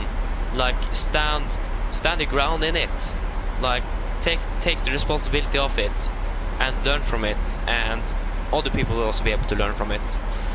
That's why aviation is so safe, because after every single accident we have had improvements in safety. We have learned something new and we are adapting to it, and that makes aviation so safe. That's why it's so safe today, because of the mistakes we have humans and basically humans have done, and learning from it.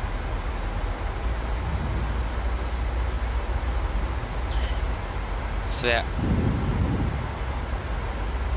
like they say, aviation safety is or the aviation history is written in blood. It is, or like at least safety is written in blood because of that, but that's why it is so safe.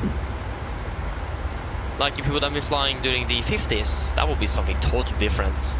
when it comes to like rules and regulations and everything. That would be so strange from what we are used to now.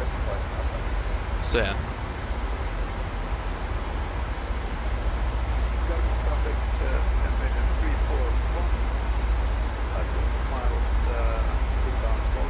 Oh, nice stuff. yeah, try that at least. You're going to have for the attempt at least. Yeah.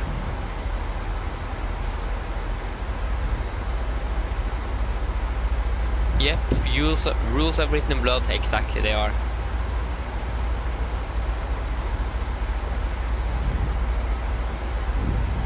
I have a feeling that this British Airways guy is just flying directly towards because, oh no, if he is flying direct now, then we will have an issue ourselves, because he's a super aircraft, because he's a A380. He's not heavy, he's not categorized as a heavy aircraft, he's categorized as a super. He's flying directly now in.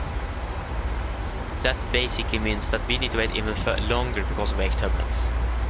Thank you for that, A380.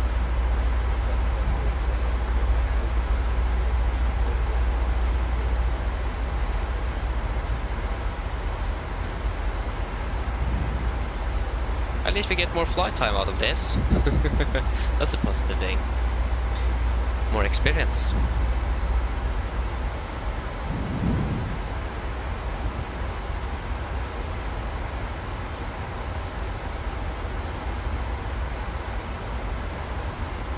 Oh, that was really nice actually.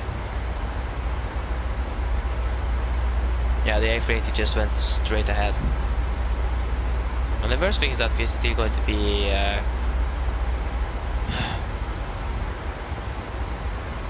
306 knots. Yeah, it's flying a bit faster than us though, so.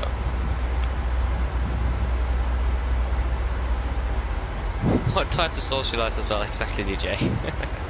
I like your positive attitude there, that's fantastic to have. This is something I also hear from many of my friends sometimes. How can it be so positive all the time? I don't know. It is just my personality, you can say that. If I'm losing in Ludo, for example, I'm still positive. You can still win. So yeah. Like Ludo is basically war. If you don't want to play Ludo with any of my friends, it is war. No mercy. It is yeah, it is brutal game. Is the Speedbird nope.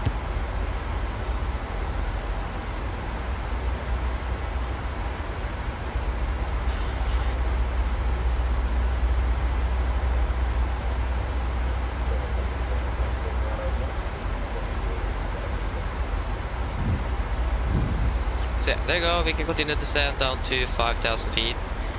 5,000 set.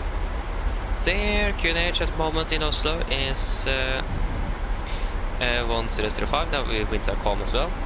QNH 1005. 1005. 1005. 1005 is set. And we're soon passing through flight level 100. Stuff, yeah, the next flight is going to be tomorrow, but where? I don't know yet.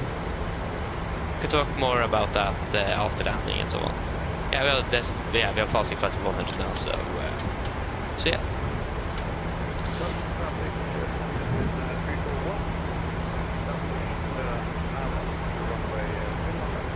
Okay, the steep descent after Golf 414, yeah, disregard.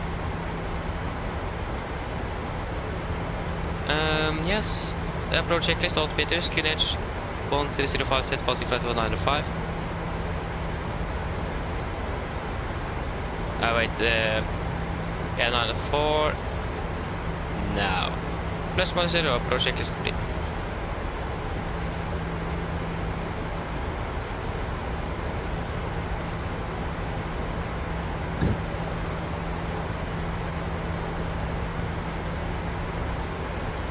Yeah, it looks like the A380 is going for still one left.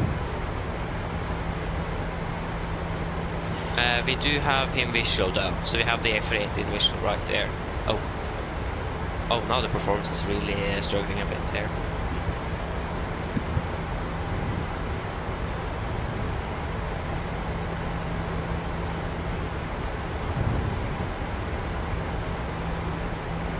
So the A380 is over there. We do not have him on the ND. It would be great to have him here. It will make referencing and everything much easier. Again, he's still in front of us though, and he's a bit fast as well. 250 on the ground speed. We are at 230. So yeah, 245 is 257. And again, at least we have in visual.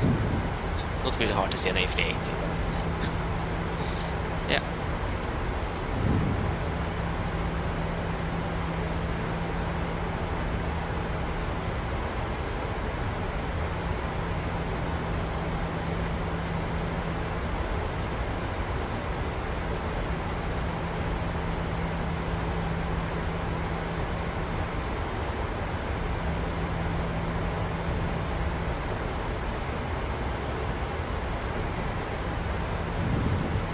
Yeah, he's soon already final, so separation-wise, we should be good.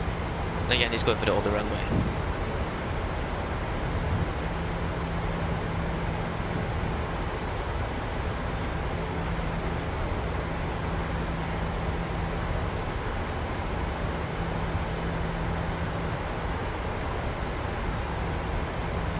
So we were the last aircraft then to land from all of the 6 aircrafts.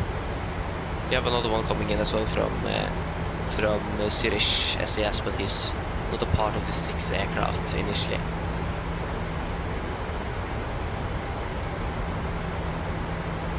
There you go, now we can even see the A380s in front. Speed into vent, we can maintain to 20.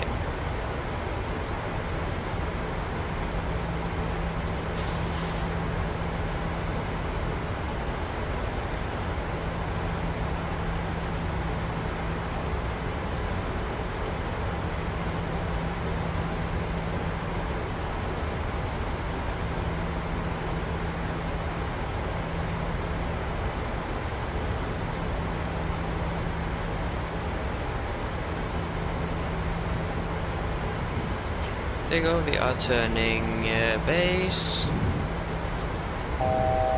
1,000 to go, continue down to 4,000 feet.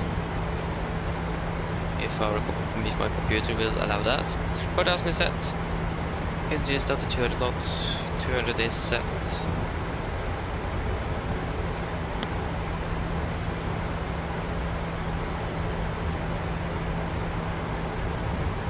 Flaps 5, speed is checked.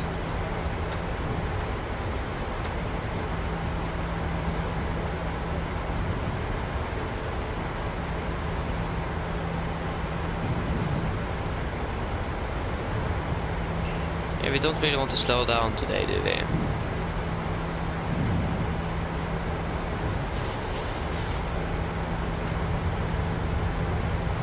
So mount to the speed restriction, so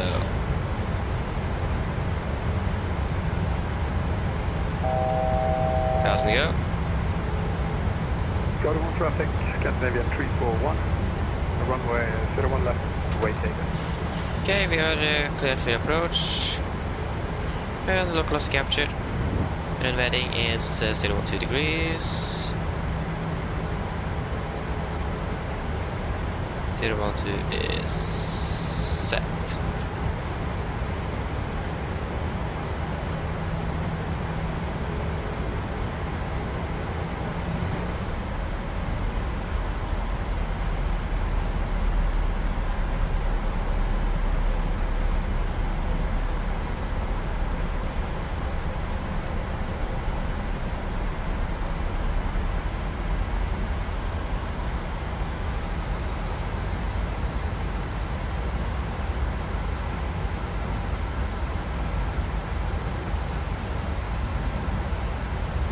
Garden traffic, Nordic 1910 established rise 01 right 10 miles out, Garden traffic. Okay, close captured. Mr. Approach altitude 4,000 feet is set.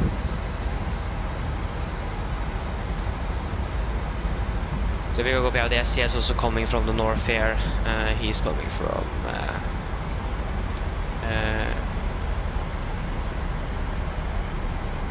no wait, what?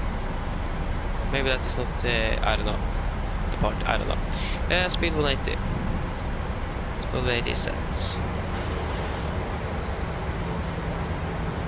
At least we have an aircraft that flying southbound, so.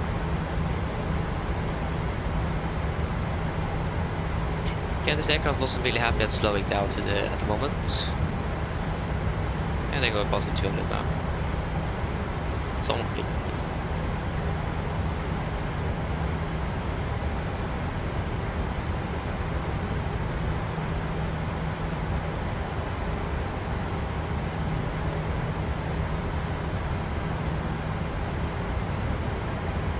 Get out, flaps 15, speed is checked. 160. Oh.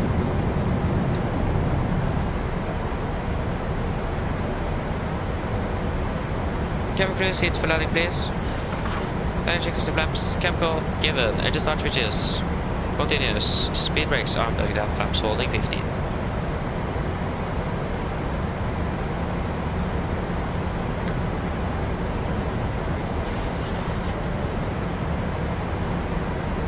Okay, flaps 30, speed is checked.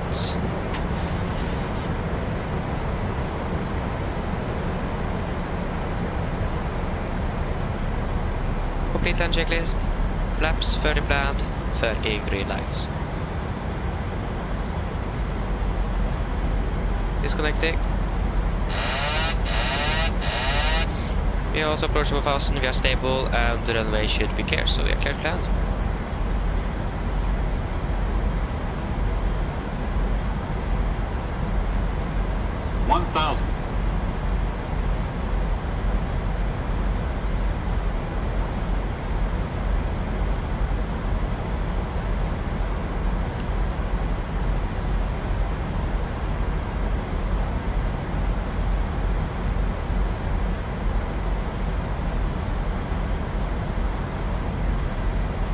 And at the moment we have no winds. That's great.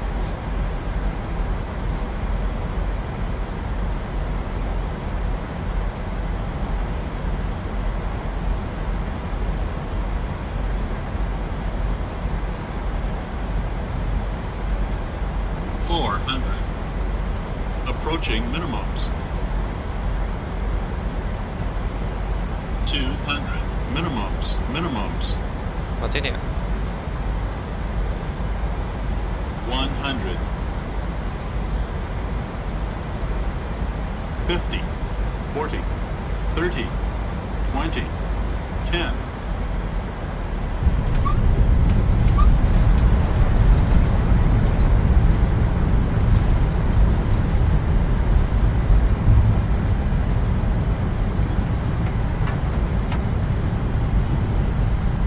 Knots. 80 knots.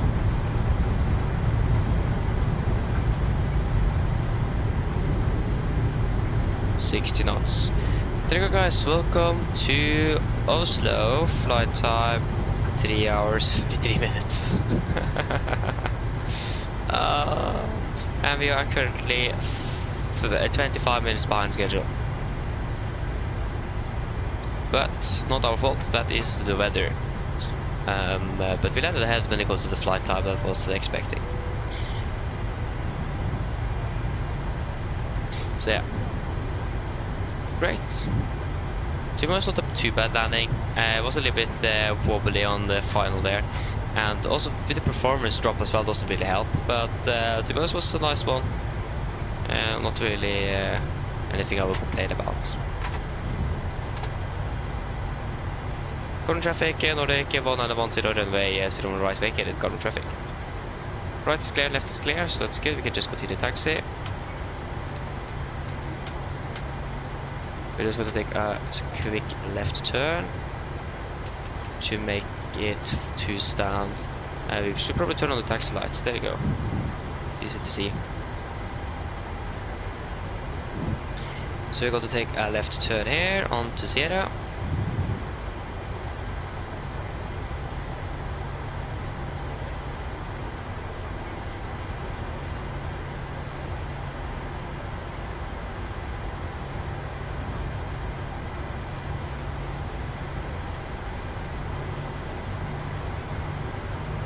Yeah, it's still a little bit, yeah, the performance isn't the best, but I mean, it is okay.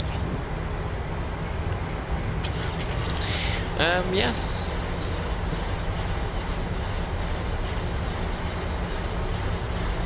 Hey, thank you guys, thank you.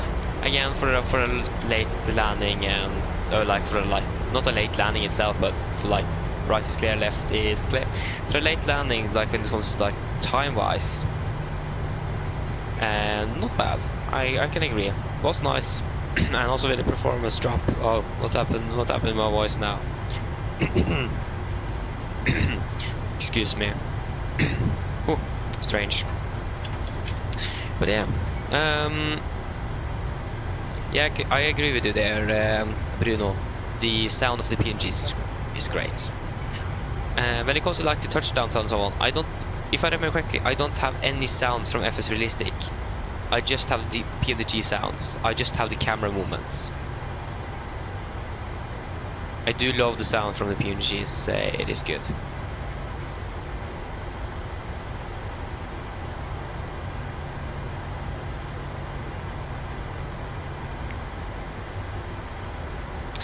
Stand 49er on the east pier. Thank you.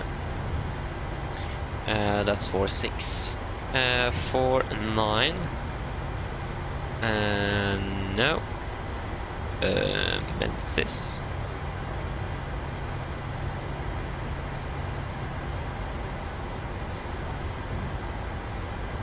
So yeah.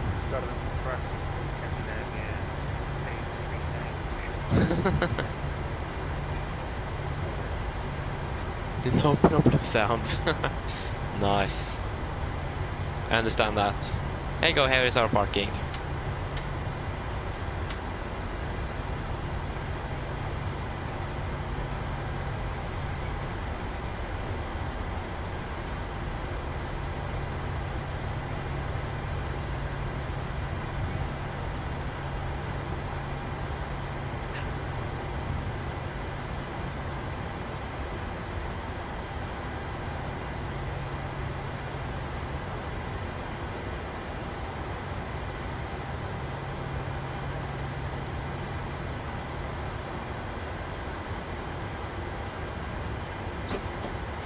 Your parking brake is set. We'll just quickly turn on some lighting here first.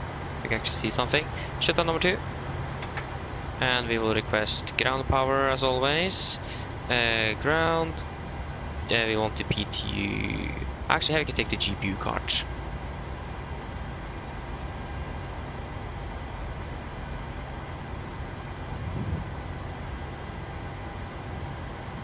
There you go, external power is available. That's the wrong way. Thank you. And off we go with you. Physical,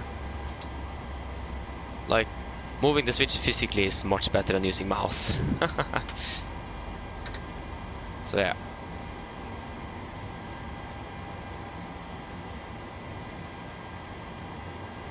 One day. Remark that one day. Probably have a full 7% simulator home. Looking forward to that. Go ahead. Ooh. I was actually going to do something else unless... Hi, Captain. Maybe not check, yet. Read you loud and clear. Roger. Go for Captain. Drone fodder You can actually turn them off, we don't need you. Stand by. DLL start getting you uploaded in a couple of minutes. Roger. So, shutdown checklist to the line. Fuel pumps off, probe heat off, hard pulse set, flaps up, no light, parking brakes set, engine start levers cut off, weather radar off. Shutdown checklist is to the line is complete, so we can go ahead and request deboarding and get all of that ready. Request deboarding, not boarding. The boarding requested.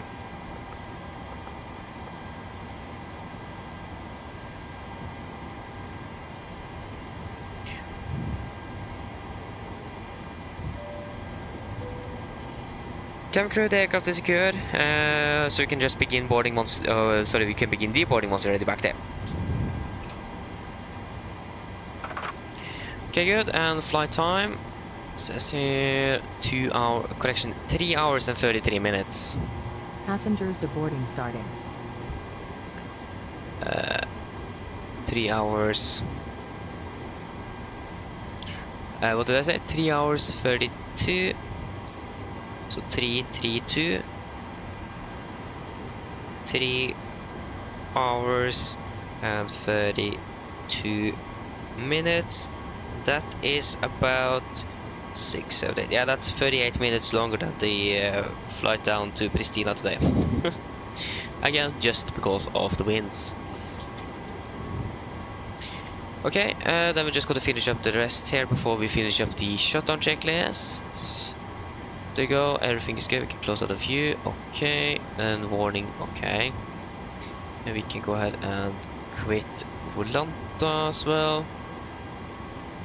And that should be it. So, shutdown checklist period line. Technical completed, TFB completed. Shutdown checklist is complete.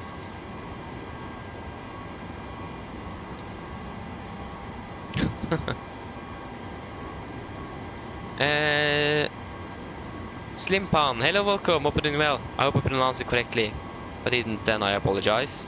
But yeah, I do fly for Virtual Norwegian. Yep, that is correct. Bruno, yes. Of course, going to have a driving simulator home. I mean, that would actually be... I could have done it in the sim itself. There does exist cars and so on, so I mean, that would be a lot of fun to do. But not going to do that. Another trip, nice. Exactly. Okay, we open the... Now everything here works with the synchronization. I think if you turn on the seatbelt now, that will also be synced. No, that didn't actually work. But now the doors at least working. So yeah. Oh, you do too? That's fantastic. Are you flying for the old version or the new one? Because there is actually 2 different Virtual Norwegians. Which of them are you flying with?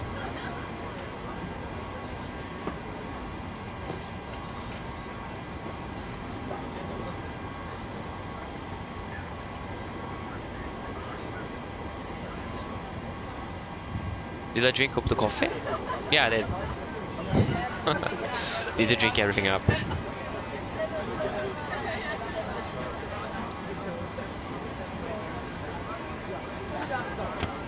Then water is next. Great. To be honest, there have been some really nice flying today. Yeah, even though we have been really unlucky with the winds, but other than that, it has been really great. Really enjoyed this one.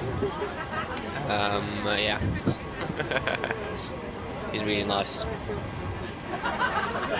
Can't say anything else than that.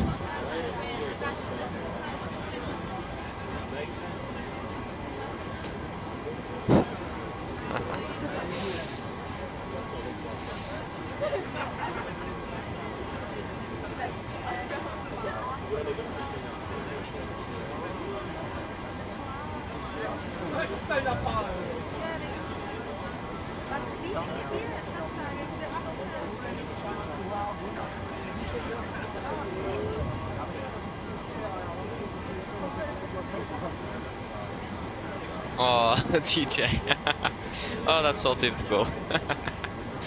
Oh, nice. Isn't that great? Yes. Yeah, thank you, Bruno, thank you. At least we still need to wait for about 60 passengers to deboard the aircraft though. So we are not really finished yet. But yeah. I wonder where we're going to be flying tomorrow. Yeah, that would be interesting to see.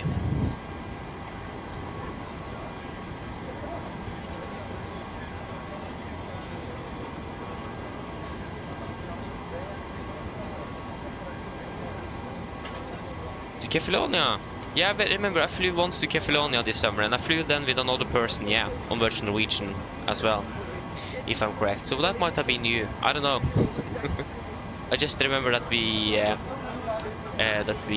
flew with another person. Oh, it was you. Great. Do you remember the really close call there on the runway? I remember right when we vacated, you landed. It was really close. So yeah, that was great. Good memories.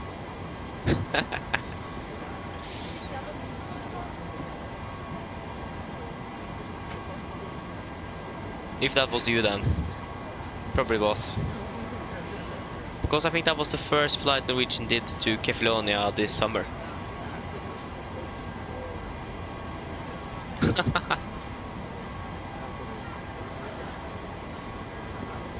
Yeah, we did. I'm always flying at least real time with the same, so we probably did, yeah. Or we definitely did. And again, it was the first one. 22nd of June, yeah. Probably, yeah. Yeah, that could make sense. I actually don't remember when it was, but probably, yeah. I just remember that I flew it, and I flew it with another Norwegian aircraft.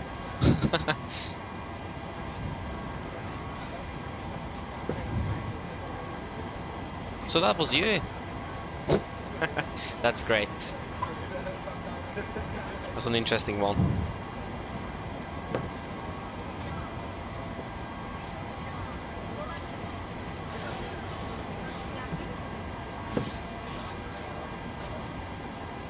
Okay, Skolvik.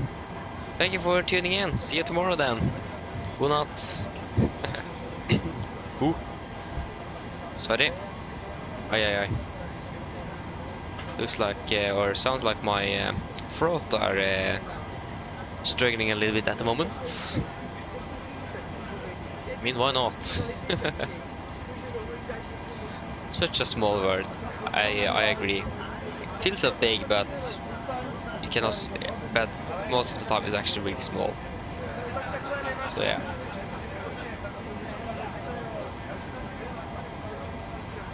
So yeah, it's great. You recognize my name. Oh, that's great.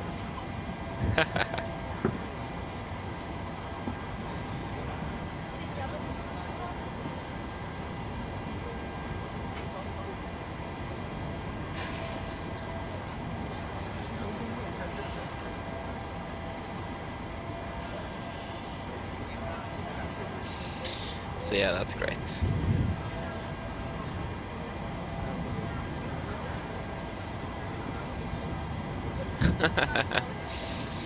Yes, cool not. Unfortunately not cool not for me yet. Because these passengers here are so slow.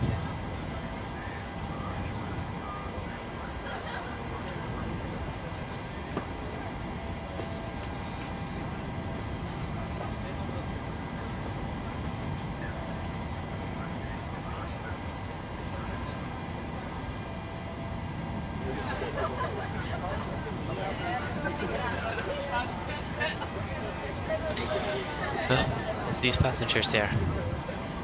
Yeah, how's the landing though? Great landing, 1.11 Gs. Yeah. That's okay, it's one passenger left. Okay, then I finished.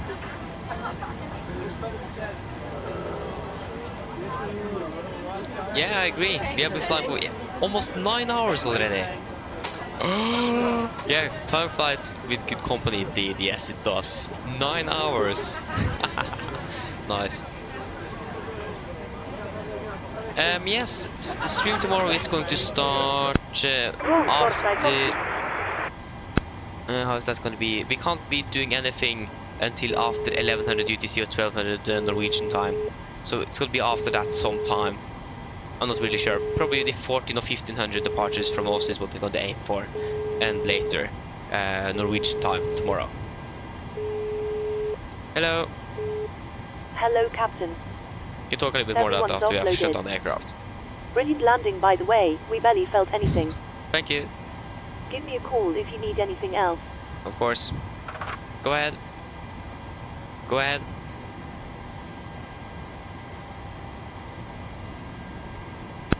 Hi, Captain.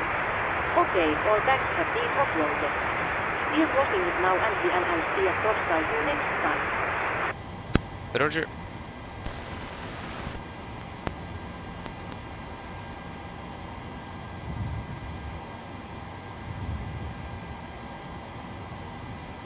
Yeah, we can exit out of here. We can also just disconnect from, but that will make performance a little bit better. Why is the APU on the on position? I'm sorry. Again, it's dark, so it's easy to misclick. And again, we are using mouse and not physical fingers, so again, that also doesn't really help. Because again, in real life, you need to drag out, or you need to pull out the knob to move it, especially for like the APU, for example, the taxi light, you just push. So again, it's harder to do an error like that in real life than on a mouse, because here you can just flip a switch, you can just scroll the nose wheel. Not the nose wheel, but the scroll wheel on the mouse, and then you have done it. So yeah. Okay, so that is shutting down now. The yaw damper is turned off. That is great. We should turn off you. Good. Window heat can go off as well. And off with you. That is all looking good. Should we run through the secure checklist then? So secure checklist. IRSs off. Emergency exit lights off. Window heat off. Packs off. GPU off. Come on. Off. And battery off. Secure checklist is complete. Yes.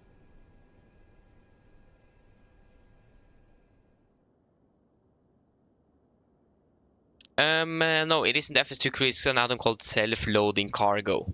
So passenger, cabin crew, and ground crew interaction. Self-loading cargo, or SLC for short, Sierra Lima Charlie. So yeah, really nice, definitely recommended. Scandinavia Plus. What Scandinavia Plus is that? Does that even exist? Never heard of that before. I'm not even sure if I'm in the correct division. I don't know, but yeah. So yeah, that was it for today. Really enjoyable. Really liked it. We have been going on for now 9 hours. It is midnight. Again, we landed 30 minutes behind schedule because of the strong headwind. But yeah. Okay, it was a typo, I don't understand. But yeah, regarding flying tomorrow, due to duty or rest period, we are not going to be able to fly until at least after 12 afternoon tomorrow. So we'll probably aim for the 14 or 1500 departures local time, and later, of course. So from the 13 or 1400, sorry, 14 or 1500 departures and onwards. So that means we will be either starting at 1300 or 1400, and of course later tomorrow as well. So yeah. Regarding what's good, again, I'm not really sure if I'm even in that division. I haven't really, when I checked, I don't really know if I'm in. I don't know how to even check it, so maybe not, I don't know. But yeah, so tomorrow afternoon, evening, when it comes to where we're gonna fly, no clue. We will find out tomorrow. So yeah, that was it. I hope all of you have enjoyed, and for tuning in as well. It have been, again, really enjoyable, and hope to see you all again on the next one. So have a good night, or a god natt in Norwegian, and see you all again soon. Bye bye.